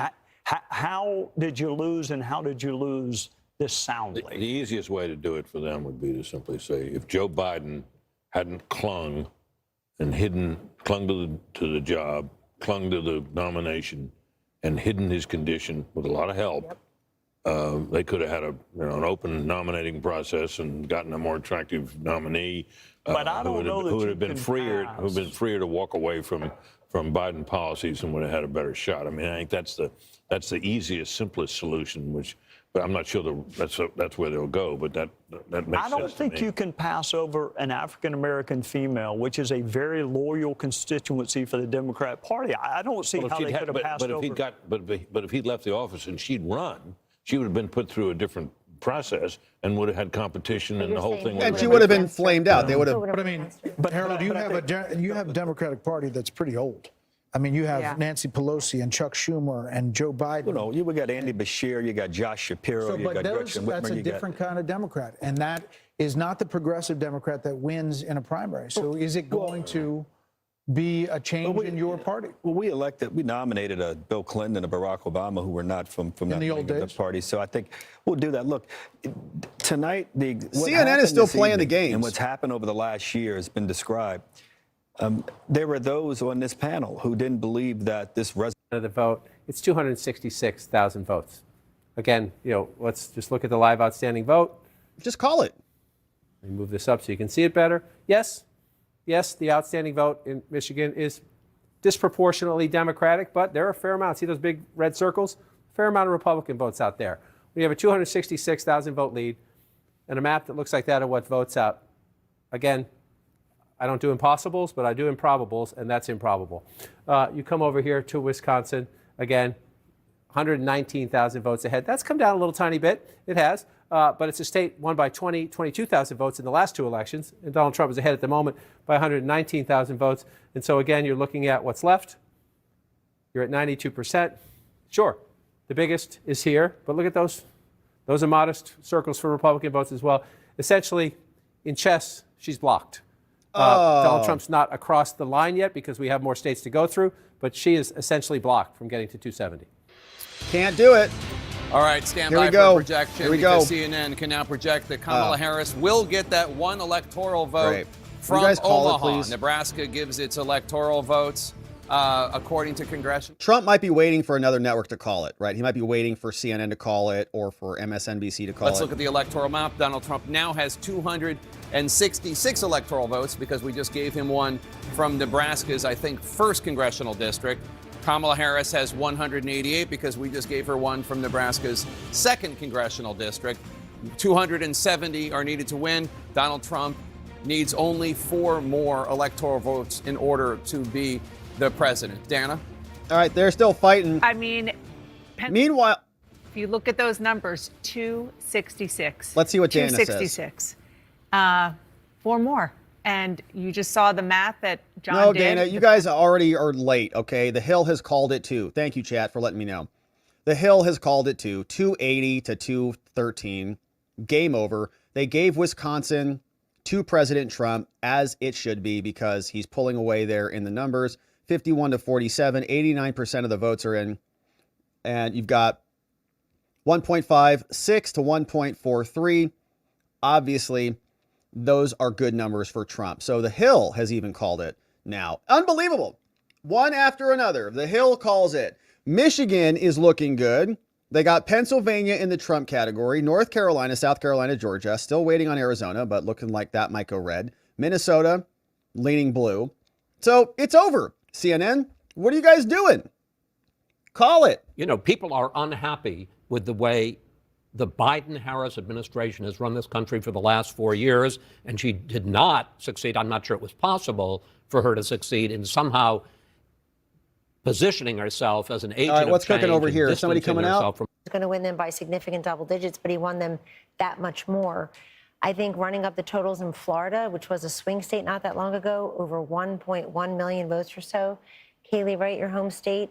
And this is, look, I think that when the Democrats take a look at this candidacy, it's not going to be, did she have too much time, not enough time? She's just a flawed candidate. She doesn't speak well. She doesn't work hard. I'm not being mean or partisan. I don't know why the country would have rewarded this candidate with the big job. When she couldn't make the case what she does as vice president that affects our lives in a positive way. She was given that opportunity. I personally would like to thank the women of The View tonight for asking this question, for having her on. Oprah, we see you, and so on and so forth. People who thought they were doing her a favor because they made her something she's not. It's the opposite for Trump. They make him something he's not. Take that one word, take that one line, take that cherry pick this, that, the other. You never get the essence. I go back, does everybody remember 5 years ago, so Laurel and Yanny? CNN still close, 266 to 188. You see a blue dress, I see a yellow dress. We were all looking at the same thing. That's the way Donald Trump is in this country. There are people who look exactly the same person, and they see two different vistas. I think it's time that we try to see one. Look, I don't know who said it earlier. I'm a little worried about the reaction of the Democrats and the Kamala people here. I'm very worried. I think that there are a lot of unhinged people that's true. across the political spectrum. Yeah, they're nuts. And we gave very little quarter to how many anti-Kamala voters are out there. I don't want to hear the words racism and sexism. It's eyesight and hearing. We were listening and watching her. And I'm very worried that we've not talked a lot about how violent people may be and angry because she lost. Right. I'm afraid of that. Right. Among Latino men than he did. Is that Vivek over there? Also, the campaign made this concerted effort to go after the Never Trump vote. Being out there campaigning alongside Liz Cheney, talking about having Republicans in the cabinet, it seems like that did not move people. That is still, in some ways, the Never Trump community is kind of a homeless community, and it didn't help Democrats in this conversation in really any of these states. You don't get the sense that there was this vast, as you said, hidden vote that somehow pollsters missed or that people voted in secret. That kind of conversation. All right, call it, just looks like CNN. it didn't pan out. the fact is that the Trump campaign identified what the majority of Americans, and it appears that for the first time he is going to win the popular vote in addition to the electoral vote. Let's go. What they cared about. That what they cared about is the fact that a box of cereal costs $9, that with Southern ridiculous Republican governors shipping illegal immigrants north, that the whole migration issue has become a national issue, that you feel it in New York and Illinois and a bunch of northern states. The transgender issue was this version of the cultural wars. And, Chris Wallace has his finger on the pulse of America. That's why he left CNN or left Fox News, went to CNN on their failed network, and then is still hanging out with them. It drives me nuts when I hear them all coming out. Like, after the fact, they suddenly have 2020 vision and they can see everything. It's like, wow, all of a sudden the economy's important and immigration's important. Wait a minute. You guys just got done lecturing us for the last 3.5 years, Chris, that the only thing that mattered was that an insurrection and Trump's MAGA supporters who were domestic violent extremists, okay, for years. And now you're going to come out and be like, well, it's true. I guess the economy does matter and all this stuff. Give me a break. All right. So talking about the popular vote, you can see Trump looks like he's going to win it. They've got Trump 95% chance of winning the presidency, obviously. And the popular vote is coming up behind it. So Trump up 1.2 on the popular vote from the New York Times. A beautiful number. We like to see it. Now, is this the president coming out? There's Vivek. And sometimes, like you were saying, that Doug the Burgum. Democratic Party is quite old right now. There's not a great bench, although there are some, and especially, but when you take governors out of states, then you leave a hole, and then you have to build up that bench back up. But the Republican bench is pretty strong right now. There you see Doug Burgum and Vivek what's up, Doug? Ramaswamy, Steve Wynn, and his lovely wife, Andrea.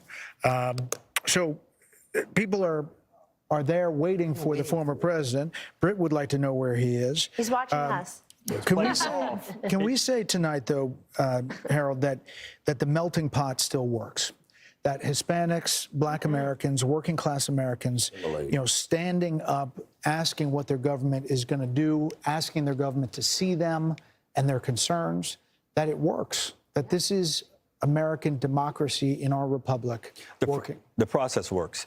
I think as we get a final account of the numbers and the coalition that President Trump won with this time, I think it'll be one that will be for the history books.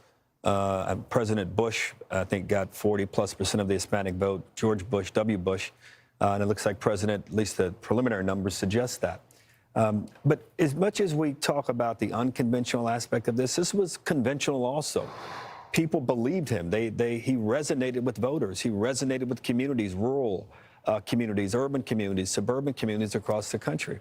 And I congratulate him tonight. I didn't want him to win, but I congratulate him on his victory and wish him the best. All right, for CNN is my still country. hanging on at 266. And I can only The Hill's hope that called the it. concerns New that York Times are hasn't called articulated by my dear friend Kelly. They're still 248. That they're not realized. I hope that my party and my friends, and for that matter, Republicans alike, that we're all able, once we get past the moment here, the 24 hours of excitement and joy and celebration, to understand that what we're really celebrating is the greatest experiment to have ever come to existence. He'll celebrate. All right, let's see what 250 years Axelrod of its own says. existence. That are besetting us now. That said, if you make your living extracting fossil fuels and old energy from the ground, and you make a good middle class living that way, and you have to give that job, and people come to you and say, for the good of humanity, you're going to have to give up your good middle class job. That obviously doesn't sit well, and there needs to be an honest discussion about that. I think the Democratic Party has to do that. But let me just say one other thing, because I know I pushed one of your hot buttons there. Don't worry. But Kamala Harris. Me too. Kamala, there'll be plenty of critiques and so on. Kamala Harris completely overperformed expectations. I think she handled herself with a lot of grace. What? She did? I think she just got blown out. She probably turned in one of the great debate performances that we've seen, to the point where now, the guy who appears to be the president-elect, Donald Trump, didn't want to debate her again. And I think because it was a she tried to 3-on-1 appeal there, to the David. better angels of people's nature, and so I'm not Well, going I was just going to say it was this moment that I realized America just elected the guy who said they're eating the cats and they're eating the dogs. So I'm just taking a moment to take that in. Eat the cats. They're eating the cats. Eat the cats. I think Kamala Harris had to do Eating two the things. She had dogs. to introduce herself and disqualify Donald Trump. She tried to do that by saying that she was on the economy, for the people, middle class, contrasting An his kind of rich as opportunity hell economy, kind of remember thing. that? She tried to do that. The border's an issue. She tried to be tough on the border and accused Trump of playing politics on the border.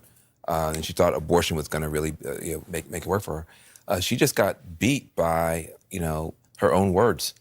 Her own words from 2019. And also some during the campaign. And more recent ones as well. If you look at Trump's ads, Bidenomics is working. Whoever came up with Bidenomics needs to be put in the corner someplace. So then, because she doesn't separate herself, and then she says, not a thing comes to mind. So she doesn't separate herself from Biden, and then the whole transgender thing. So the ads just beat her to death on tying her to the economy, tying her to Biden, and tying her to weird stuff. Yeah. And so there was really never a great response. And then to your point, the ad that came out that was beating Kamala up around fear about Israel not being protected.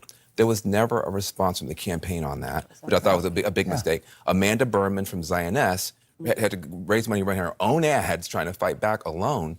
That didn't work. So, but listen, you tied her to the economy, you tied her to Biden, you tied her to weird, and it was not a good response. I agree with everything you're saying. I just didn't want to engage in the autopsy before before we've called the race and before it's she called. dropped Everyone's out. called But, it except one thing you. on that, the answer on I can't think of anything offhand about where she would differ with Biden was disastrous, and there's no doubt about it. The question is what motivated it, and whether she just felt she did not want to. Loyalty. Yes, Basic loyalty. And so she should have just said, "Look, I'm grateful to him. I'm proud of many of the things we did together." She was a and I'm not gonna terrible critique candidate him. from the beginning. I'm okay, talking guys? about the future. Would have been a better answer, but it's easy to be on the sidelines.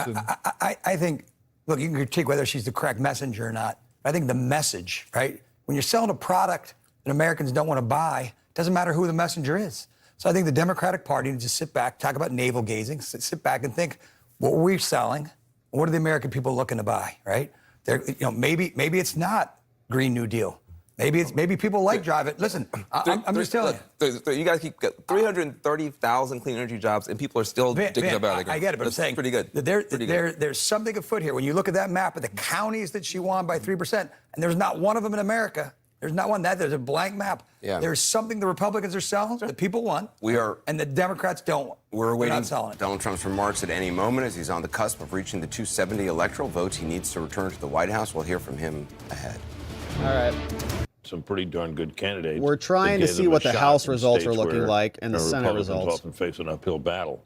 And the fact that, it looks like it won't be just a squeaker. There might be a little margin there for Republicans, and the Senate is testament to that. Let's see what Wisconsin is, guys. Can we put up Havdi in Wisconsin? We were just going to go to the Senate Standing results. by. Where's Bill? There's Newt Gingrich and Callista Gingrich waiting there. Ooh, and with Trump? Where's Bill Hammer? There's Mike Waltz and his wife there, all expected to be a big part. All right, so here are some of the numbers on the Senate. So Tim Sheehy's still up, 52-47 in Montana. 32% of the votes are in there. Wisconsin, Eric Hovde beating Tammy Baldwin by almost 75,000 votes, about 70. Michigan, Mike Rogers is still up big, man. 5 percentage points. Mike Rogers beating Alyssa Slotkin, so that's probably another Senate seat. We got Pennsylvania, 49.4 to 48.1. Dave McCormick, another Senate seat. Nevada is now, oh my gosh, Sam Brown might go to the Senate. That's just so awesome. Sam Brown, 520. He's up 9,000 votes in Nevada. 80% of the votes are coming in. Kerry Lake still tight. Nothing's changed there, basically at all. 52-46. So wild numbers, my friends. Let's see where we're at. If the president is going to be making his way over soon, I think he is. Incredibly important and an indispensable part of Here our he tradition. is. Something tells me we may hear some Lee Greenwood. This is the president. I mean, it appears that we're going to have a decisive He's win. out. To give the president not only a chance to begin to develop and deliver a mandate. Where it leads on, no, I'm free. Let's go, Mr. President. Let's go! Ah! Next.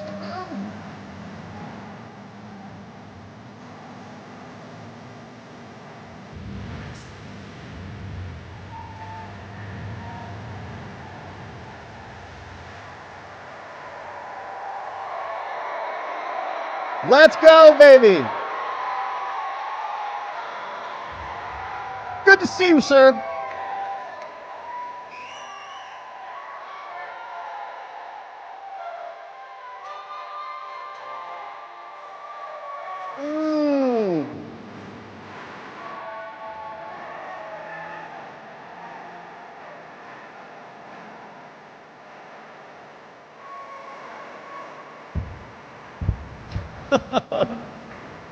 Let's go!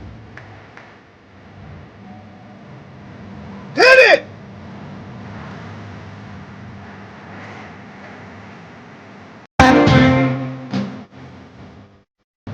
Pump it up, baby! You did it!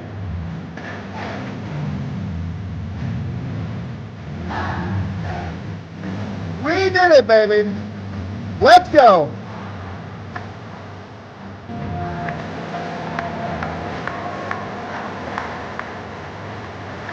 Let's Tim Walls it!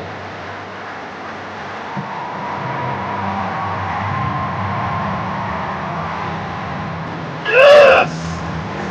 Let's go!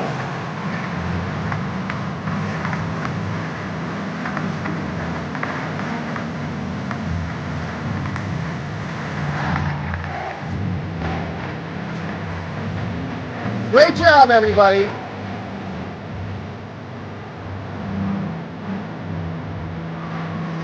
Western USA! Yes! Cleveland! Let's go! Thank you very much. Wow.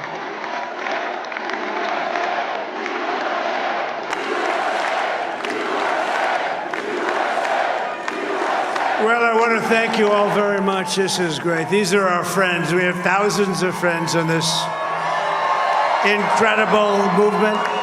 This was a movement like nobody's ever seen before. And frankly, this was, I believe, the greatest political movement of all time. There's never been anything like You're this right in this about that, country, and baby. maybe beyond. Never happened. Unreal. And now it's going to reach a new level of importance because we're going to help our country heal. We're going to help our country heal. We have a country that needs help. Let's do it. And it needs help very badly. We're going to fix our borders. We're going to fix everything about our country. And we made history for a reason tonight, and the reason is going to be just that. We overcame obstacles that nobody thought possible, and it is now clear that we've achieved the most incredible political thing. Look what happened. Is this Unreal. crazy? Yeah. Yep. But it's a political victory that our country has never seen before, nothing like this. I want to thank the American people for the extraordinary honor of being Thank you, Mr. President. elected your Thank you. 47th president and your 45th president. That's right. We sure did. And every citizen, I will fight for you, for your family, and your future. Every single day, I will be fighting for you, and with every breath in my body, I will not rest until we have delivered the strong, safe, and prosperous America that our children deserve and that you deserve. This will truly be the golden age of America. That's what we have to have. Golden age, baby. This is a magnificent victory for the American people that will allow us to make America great again. That's right. We're going to do it. And in addition to having won the Battleground states of North Carolina, I love these places.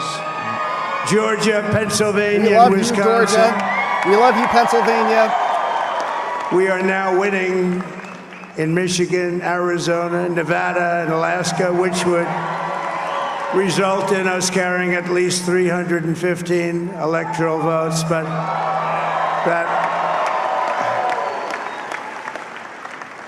it's much easier doing what the networks did or whoever called it, because there was no other path. There was no other path to victory.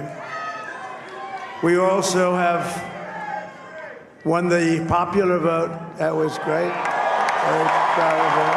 Yeah, we did it. Unreal. Thank you.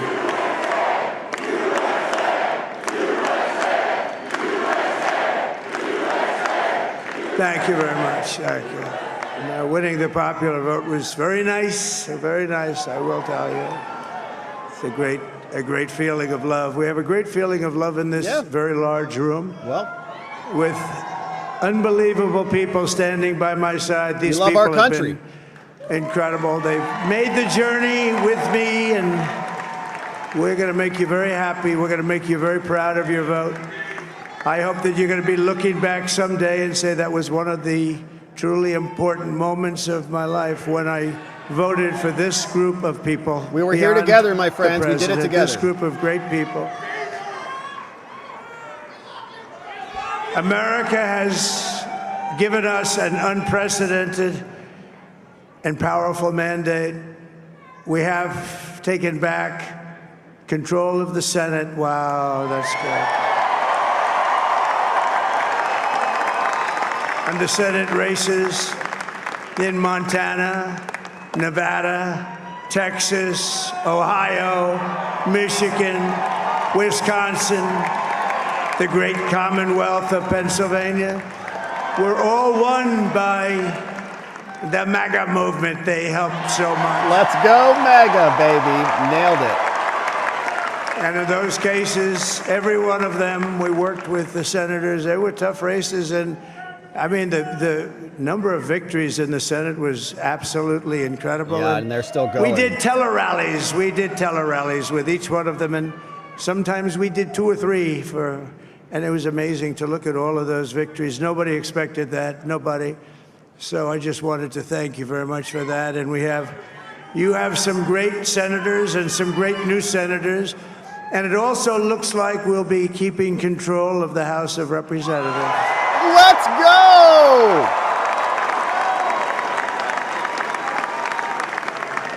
And I want to thank Mike Johnson. I think he's doing a terrific job. Terrific job. I want to also thank my beautiful wife, Melania, First Lady. We love you, Melania!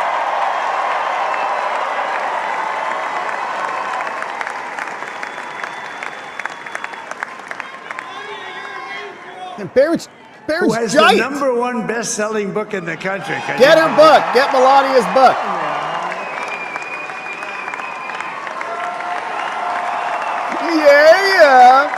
Yeah, Mr. President. All right.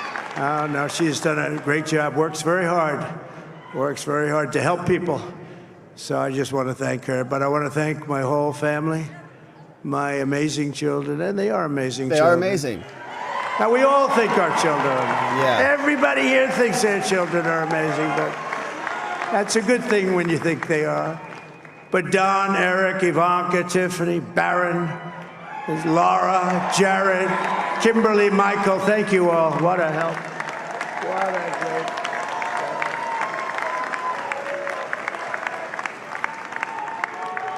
help. My father-in-law, Victor, is tremendous, and we miss very much Melania's mother, Amalia. We miss Amalia, don't we, huh? She would be very happy right now, standing on this stage. She'd be so proud. She was a great woman, that one. Beautiful inside and out. She was a great woman. I want to be the first to congratulate our great, now I can say, Vice President-elect of the United States, J.D. Vance. What's up, JD? It's going to be nice to have you in there, brother. Let's go.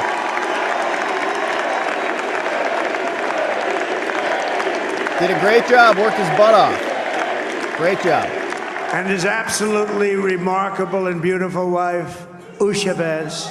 Ushavez in the house. We love you, Ushavez. And he is a feisty guy, isn't he? You know, I've said, go into the enemy camp. And you know, the enemy camp is certain networks. And yeah, they're bad. A lot of people don't like to, sir, do I have to do that? He just goes, okay. Which one? CNN, MSDNC? I'm gonna take them out, He'll take them say, out. All right, thank you very much. He actually looks fun. He's still like the only guy I've ever seen. He really looks forward to it, and then he just goes in and absolutely obliterates them. Yeah, he did. Heck yeah, JD. Say a couple of words. Let's go, JD. Nailed it. Wild.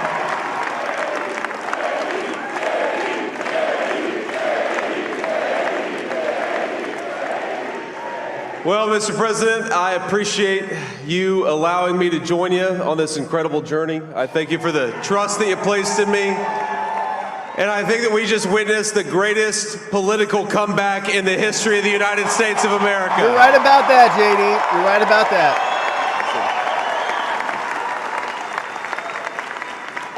And under President Trump's leadership, we're never going to stop fighting for you, for your dreams, for the future of your children. And after the greatest political comeback in American history, we're going to lead the greatest economic comeback in American history under Donald Trump's leadership.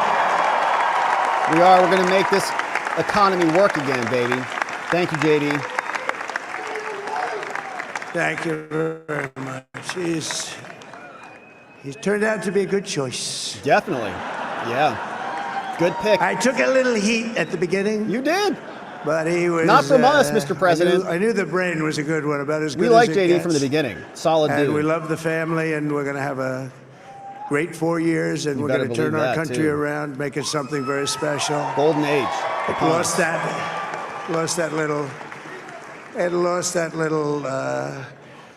little thing called special. We have to make it so. We're going to make this so great. It's the greatest country, and potentially the greatest country in the world by far. And right now, we're going to just work very hard to get all of that back. We're going to make it the best it's ever been. We can do that. If we had to wait longer, I don't know. It was going bad, and it was going bad fast. Just in time, man. We're going to have to seal up those borders, and we're going to have to let people come into our country. We want people to come back in, but we have to let them come back in, but they have to come in legally. They have to come in legally. Let me also express my tremendous appreciation for Susie and Chris, the job you did. Hey, you guys crushed it. Susie. You guys crushed Susie. it. Come here. Susie Come here, Wiles, Susie. Chris Lasavita, they caught a lot of flack. They caught a lot of flack Susie this likes cycle. to They stay crushed sort it. of in the back, let me tell you. The Ice Maiden. You guys crushed it. Crushed it. Nicely done. Chris, come here, Chris. Susie likes to stay in the background. She's not in the background. Come here, say something. What? This wasn't expected, but I just want to thank, obviously, President Trump for this journey. It was a great one, and he's a hell of a candidate, and he's going to be a hell of a great 47th president. And this team that we had, the best team, and, of course, even my boss, Susie Wiles, the best. We love you, Susie. Nicely done. You nailed it. Thank you, and thank you, Susie. Look at her. She's shy. I've never seen her be shy before. Susie. They're great. Everybody up here is great. Everybody up here is very special. But the Trump, who did you say? Oh, let me tell you, we have a new star. A star is born, Elon. Elon! Now he is. Now he's an amazing guy. We were sitting together tonight. You know, he spent 2 weeks in Philadelphia. Yes. Different parts of Pennsylvania. He was campaigning. You know, he sent the rocket up 2 weeks ago, and I saw that rocket, and I saw it coming down. I saw it. It was, when it left, it was beautiful, shiny white. When it came down, it didn't look so pretty. It was going 10,000 miles an hour and it was burning like hell. I said, what happened to your paint job? He said, we've never made a paint that could withstand that kind of heat. And but I saw it come down and turn around. And it was, it's like 22 stories tall, by the way. It looks a little smaller than that, but it's big. It's huge. It's a building and it in the came sky. down and down, and you saw that fire burning. And I'm saying, only Elon can do this. It must be an Elon. And I tell the story. I told it last night. I had a man on the phone. I had the screen muted, no sound. I was talking to a very important man, happens to be here. And that very important guy, one of the most important people in, I would say, the country, actually. But, I was president, and now it looks like I was going to be maybe president again, so I figured I could ask him to hold. So I asked him to hold. And especially because you're going to be president again, they hold. So I took the phone down, and I'm looking at the screen. I'm seeing this crazy thing that's going around and coming down. It looks like it's going to crash into the gantry. And I said, oh, no. And I said, do me a favor, do you mind holding for a couple of minutes? I want to see this. I thought it was a space-age movie or something. I put the phone down. Bad part, I didn't pick it up for 45 minutes, and he was holding. But this spaceship came down, and I saw those engines firing, and it looked like it was over. It was going to smash. And then I saw the fire pour out from the left side, and I put it straight. And it came down so gently, and then it wrapped those arms around it, and it held it. And just like you hold your baby at night, your little baby. And it was a beautiful thing to see. And I called Elon. I said, Elon, was that you? He said, yes, it was. I said, who else can do that? Can Russia do it? No. Can China do it? No. NASA can't do it. Can the United States do it other than you? Boeing No, can't do it. Nobody can do that. I said, that's why I love you, Elon. That's great. And when we had the tragic Hurricane Helene, and it hit North Carolina, they were really devastated, the water. This was a big water, as big as we've ever seen, water hurricane. It built lakes out of nothing. Fields became lakes, and the danger was unbelievable. And the people from North Carolina came to me and they said, would it be possible, at all possible, for you to speak to Elon Musk? We need Starlink. I said, what's Starlink? It's a form of communication. So I called Elon, and I'll tell you what, he had, and it was very dangerous. People would die. They had no communication. All the wires were down. I called Elon Musk. I said, Elon, you have something called Starlink. Is that right? Yes, I do. What the hell is it? He said, it's a communication system that's very good. I said, Elon, they need it really, really badly in North Carolina. Can you get it? He had that there so fast. It was incredible. And it was great. It saved a lot of lives. He saved a lot of lives. But he's a character. He's a special guy. He's a super genius. We have to protect our geniuses. We don't have that many of them. We have to protect our super geniuses. I want to thank some of the guys. We have up here today the U.S. Open champion. He's a fantastic golfer. He's slightly longer than me. Hits the ball a little bit longer than me. Just a little bit. Bryson DeChambeau is up here someplace. What happened to Bryson? Where is he? Bryson. Oh. He's in bed. He was shot. He's hitting balls. He's hitting golf He's balls? on the way. Oh, he's hitting balls. Bryson. Oh, look at him. Hey, he's got Dark MAGA on. He's got a great career going. Great U.S. Open, Bryson. That's a fantastic job. And we also have a man, Dana White, who has done some job. What's up, Dana White, in the house? He's a tough guy.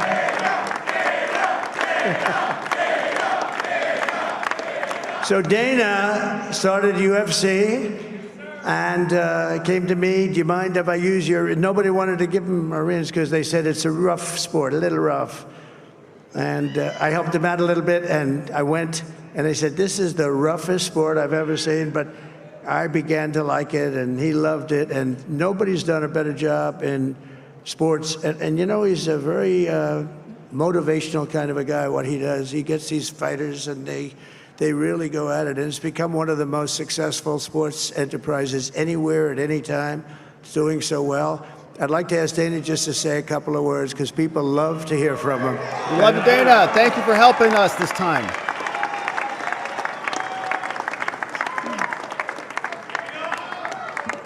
Nobody deserves this more than him, and nobody deserves this more than his family does.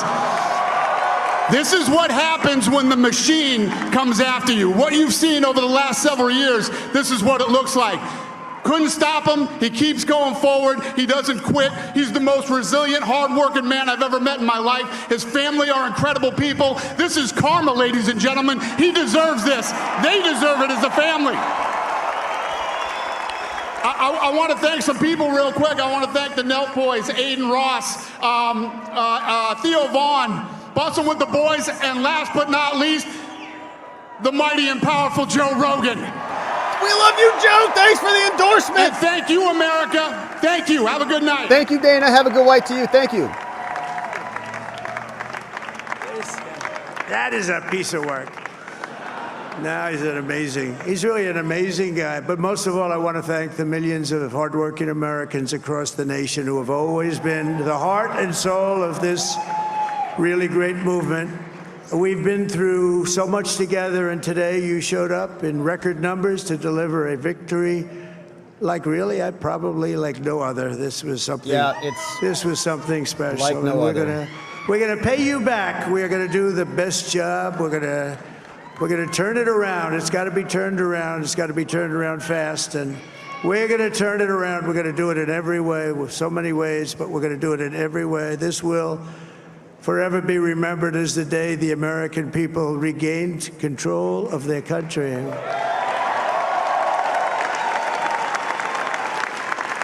So I just want to say that on behalf of this great group of people, these are hard-working people. These are fantastic people, and we can add a few names like Robert F. Kennedy Jr. He came in. And he's going to help make America healthy again.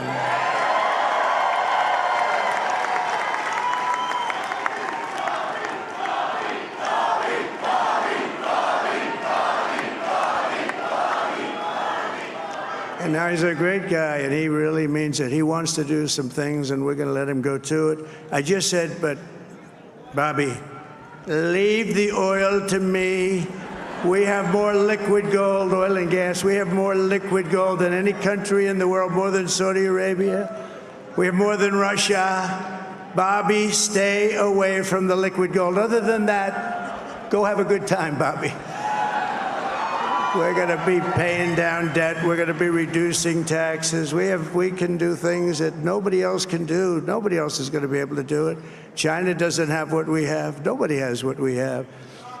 But we have the greatest people also. Maybe that's the most important thing. This campaign has been so historic in so many ways. We've built the biggest, the broadest, the most unified coalition. They've never seen anything like it in all of American history. They've never seen it. Young and old, men and women, rural and urban. And we had them all helping us tonight. When you think, I mean, I was looking at it, I was watching it. They had some great analysis of the people that voted for us. Nobody's ever seen anything like that. They came from all corners, union, non-union, African American, Hispanic American, Asian American, Arab American, Muslim American. We had everybody, and it was beautiful. It was a historic realignment, uniting citizens of all backgrounds around a common core of common sense. You know, we're the party of common sense. Yes. We want to have We borders. are.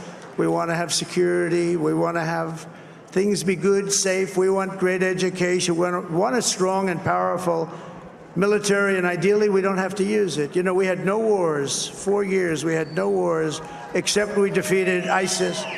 We defeated ISIS in record time. But we had no wars. They said, he will start a war. I'm not going to start a war. I'm going to stop wars. But this is also a massive victory for democracy and for freedom. Together, we're going to unlock America's glorious destiny. We're going to achieve the most incredible future for our people. Yesterday, as I stood at my last stop on the campaign trail, I'll never be doing a rally again. Can you believe it? I think we've done 900 rallies approximately from them. Can you imagine? Wow. 900, 901, something, a lot of rallies. And it was sad. Everybody was sad. Many people, I said, this is our last rally.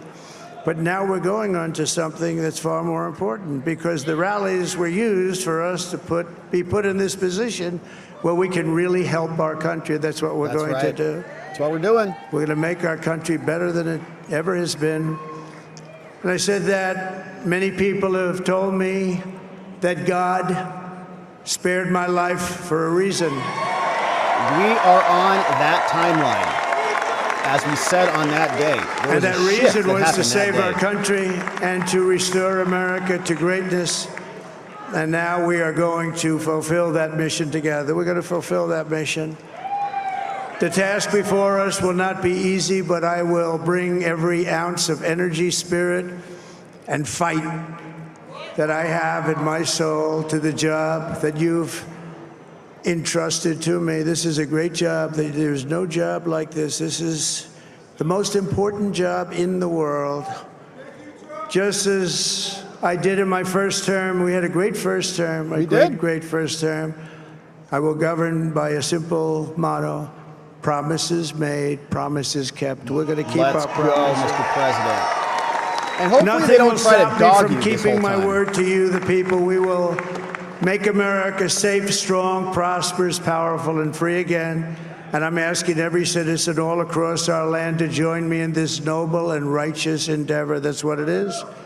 It's time to put the divisions of the past 4 years behind us. It's time to unite.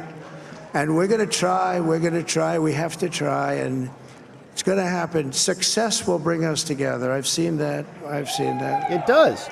I We all saw want to that be in the first successful. term when we became Want our more and country to more be strong. successful. People started coming together. Success is going to bring us together, and we are going to start by all putting America first. We have to put our country first for at least a period of time. We have to fix it.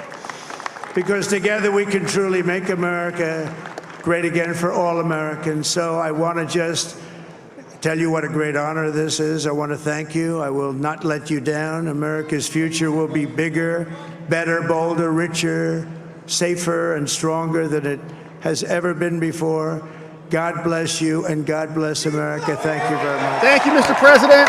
Congratulations. Congratulations, Mr. President. Unbelievable. America, we did it. That was President Trump speaking to us after a major victory, 47 and 45. And we got YMCA coming out. There it is. Yeah, baby. All right. We got some good dancing. Let's go, Mr. President. Hit it.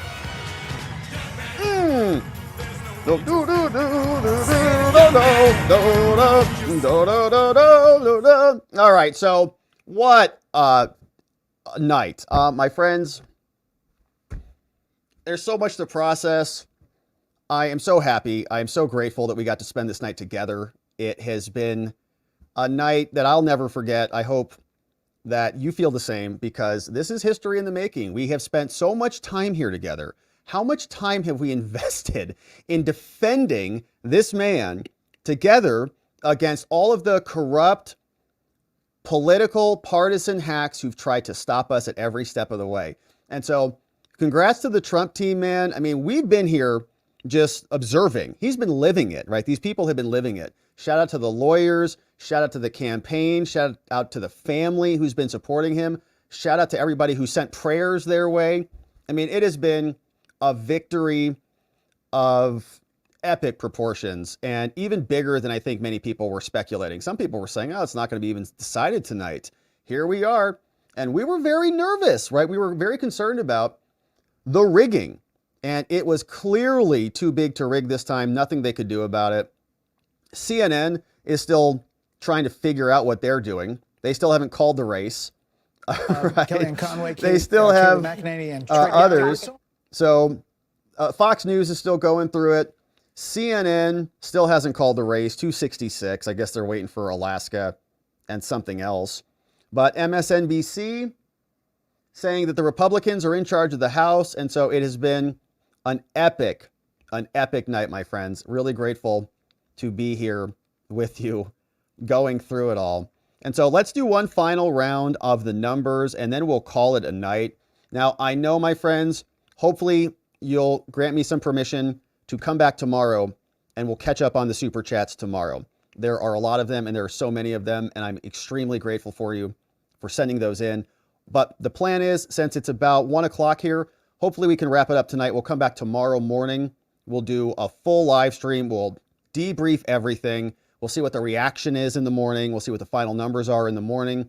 And then we'll go through every single super chat that is out there. Hopefully you're okay with that. And I know so many of them came in. Thank you so much for sending those in. I want to make sure we get to all of them. It's just a little bit late. So we'll come back. 3 a.m. on the East Coast now. John Allen says, no, you can't leave. 2 hours of super chats. Then you can go to bed. Thank you, John. Very nice of you. So, my friends, really, really awesome to have you send those in. We'll make sure we get them all tomorrow. All right, thank you for those. But let's just see what some of these final numbers are on this historic night. And it is amazing. So the House numbers are still here. 190 to 160. We still haven't seen any real flips come out. See, this one, do you see any flips? Like, I'm looking at this chart. Am I blind? I actually do have some problems with colors. They told me that when I was in 4th grade. Flip here. Remember, I was looking at those charts, those like, can you identify, is it a 3 or an 8? I'm like, I don't know. 17? They're like, no, there's no 7 in that number. I'm like, are you sure? Looks like 17. Like, no, it's 8. Oh, all right. Well, but anyways, I don't think anything has flipped here. And so, hey, don't mind me, Donut, clipping for us, says that it is the decision desk has it as the Republicans are going to keep it. Let's take a look. Decision Desk HQ in the House. Here's what they're predicting. Look at this right now. So 2024 House results, 200 Republicans, 218 for the majority. They're saying win chance. Looks like the Republicans, man. 219. 218 for control, so they might have it by 1. Absolutely amazing. So, all right, we're going to take a look at those full numbers in the morning. Let's zoom back in on the New York Times. Let's see what they say. If they called the race yet? Not really. 95% chance. Trump, 312. Look at that. 312. And that's about what we were predicting. If you look at the thumbnail on the show, it's 312. We've predicted for Trump. It's kind of our thought process on that. So that would mean they've got him at 267 right now. So they haven't counted Alaska. Are you guys serious? All right. So they haven't counted Alaska, but New York Times is basically right there, 267. So yeah, I think it's done, my friends. It's done. Trump declared victory. They're just dragging their feet on it. All of them are doing it. Look at this. CNN is floating around 266. Come on, guys, just do it. And MSNBC is still floating around the same number, 266. So they're just trying to drag it out. They don't want to call it. I don't know why they don't want to call it. But 7 minutes ago, there was an update from the New York Times. They're still not calling it. But the numbers are insurmountable. So I don't think there's anything else that's happening after the fact. Like, in other words, I don't think we're going to bed and waking up seeing something different this time. That's part of the concern. We're like, are we going to go to bed and wake up and there's going to be water main breaks here in 1 hour? It's 1 o'clock right now. It's what, 3 a.m. on the East Coast? So are we out of water main break territory? Can we call it a night and go to bed victorious now that we know Trump is going to make America great again with his amazing team? I don't know, my friends. All right, so it's going to be amazing. All right, so those are the updates, and I think that is probably a good place to wrap it up on the night. John Allen is just joking. He says, Rob, I don't want you to stay tonight. I love watching you, but you've worked so hard these past days. I meant 2 hours of catching up tomorrow. That's funny. I know you were just joking, John. 3 a.m. Yeah, okay, so we're calling it. We got to go to bed. We got to go to bed. We got work to do tomorrow. So we got to get some sleep. But my friends, we did it. And as I said earlier, I'm in a state of processing. I think that we will be for a little while here. It's going to be a sea change, right? We're leaving one timeline, entering a new timeline, and we've got a lot of really amazing possibilities in the future. So really has been an honor, and I'm humbled that we got to spend this time together going through this, because it's an important moment in American history that I know I'll never forget. And so I hope you enjoyed the time together here. I hope you're as excited as I am for what the future is bringing and what it will lead to. And we're going to come back tomorrow morning, and we're going to get into it again. We're probably going to sleep in tomorrow for a little bit, and then we'll come back. We'll get a stream scheduled. We'll go through all the super chats. We'll say thank you to everybody, and really thank you so much for sending these in. It has been 10 hours. We just crossed 10 hours right now. 10 hours live here together on an election night. It was so much fun. And really thank you for spending the time with us here, because I'll never forget it. So it's bedtime, my friends. I hope that you have yourselves a beautiful sleep, the sweetest dreams that you could possibly imagine, that you rest up and you have beautiful visions of a brighter future for America. And then you wake up, you get refreshed, you get restored, and you come back here ready to go, because we've got some super chats and we have some post-election victory stuff to talk about. And so tomorrow, when we are back here, my friends, we're going to need to see you right back here, so that together, with your help, we can shine that big, beautiful spotlight of accountability and transparency down upon our system, with the hope of finding justice. Make it a beautiful night, my friends. Tremendous job. It's been a beautiful evening. Sleep very well. I'll see you right back here tomorrow. Bye-bye, everybody. Good night. Make America great again, my friends. We did it. Trump 2024. Sleep well, everybody. Bye-bye.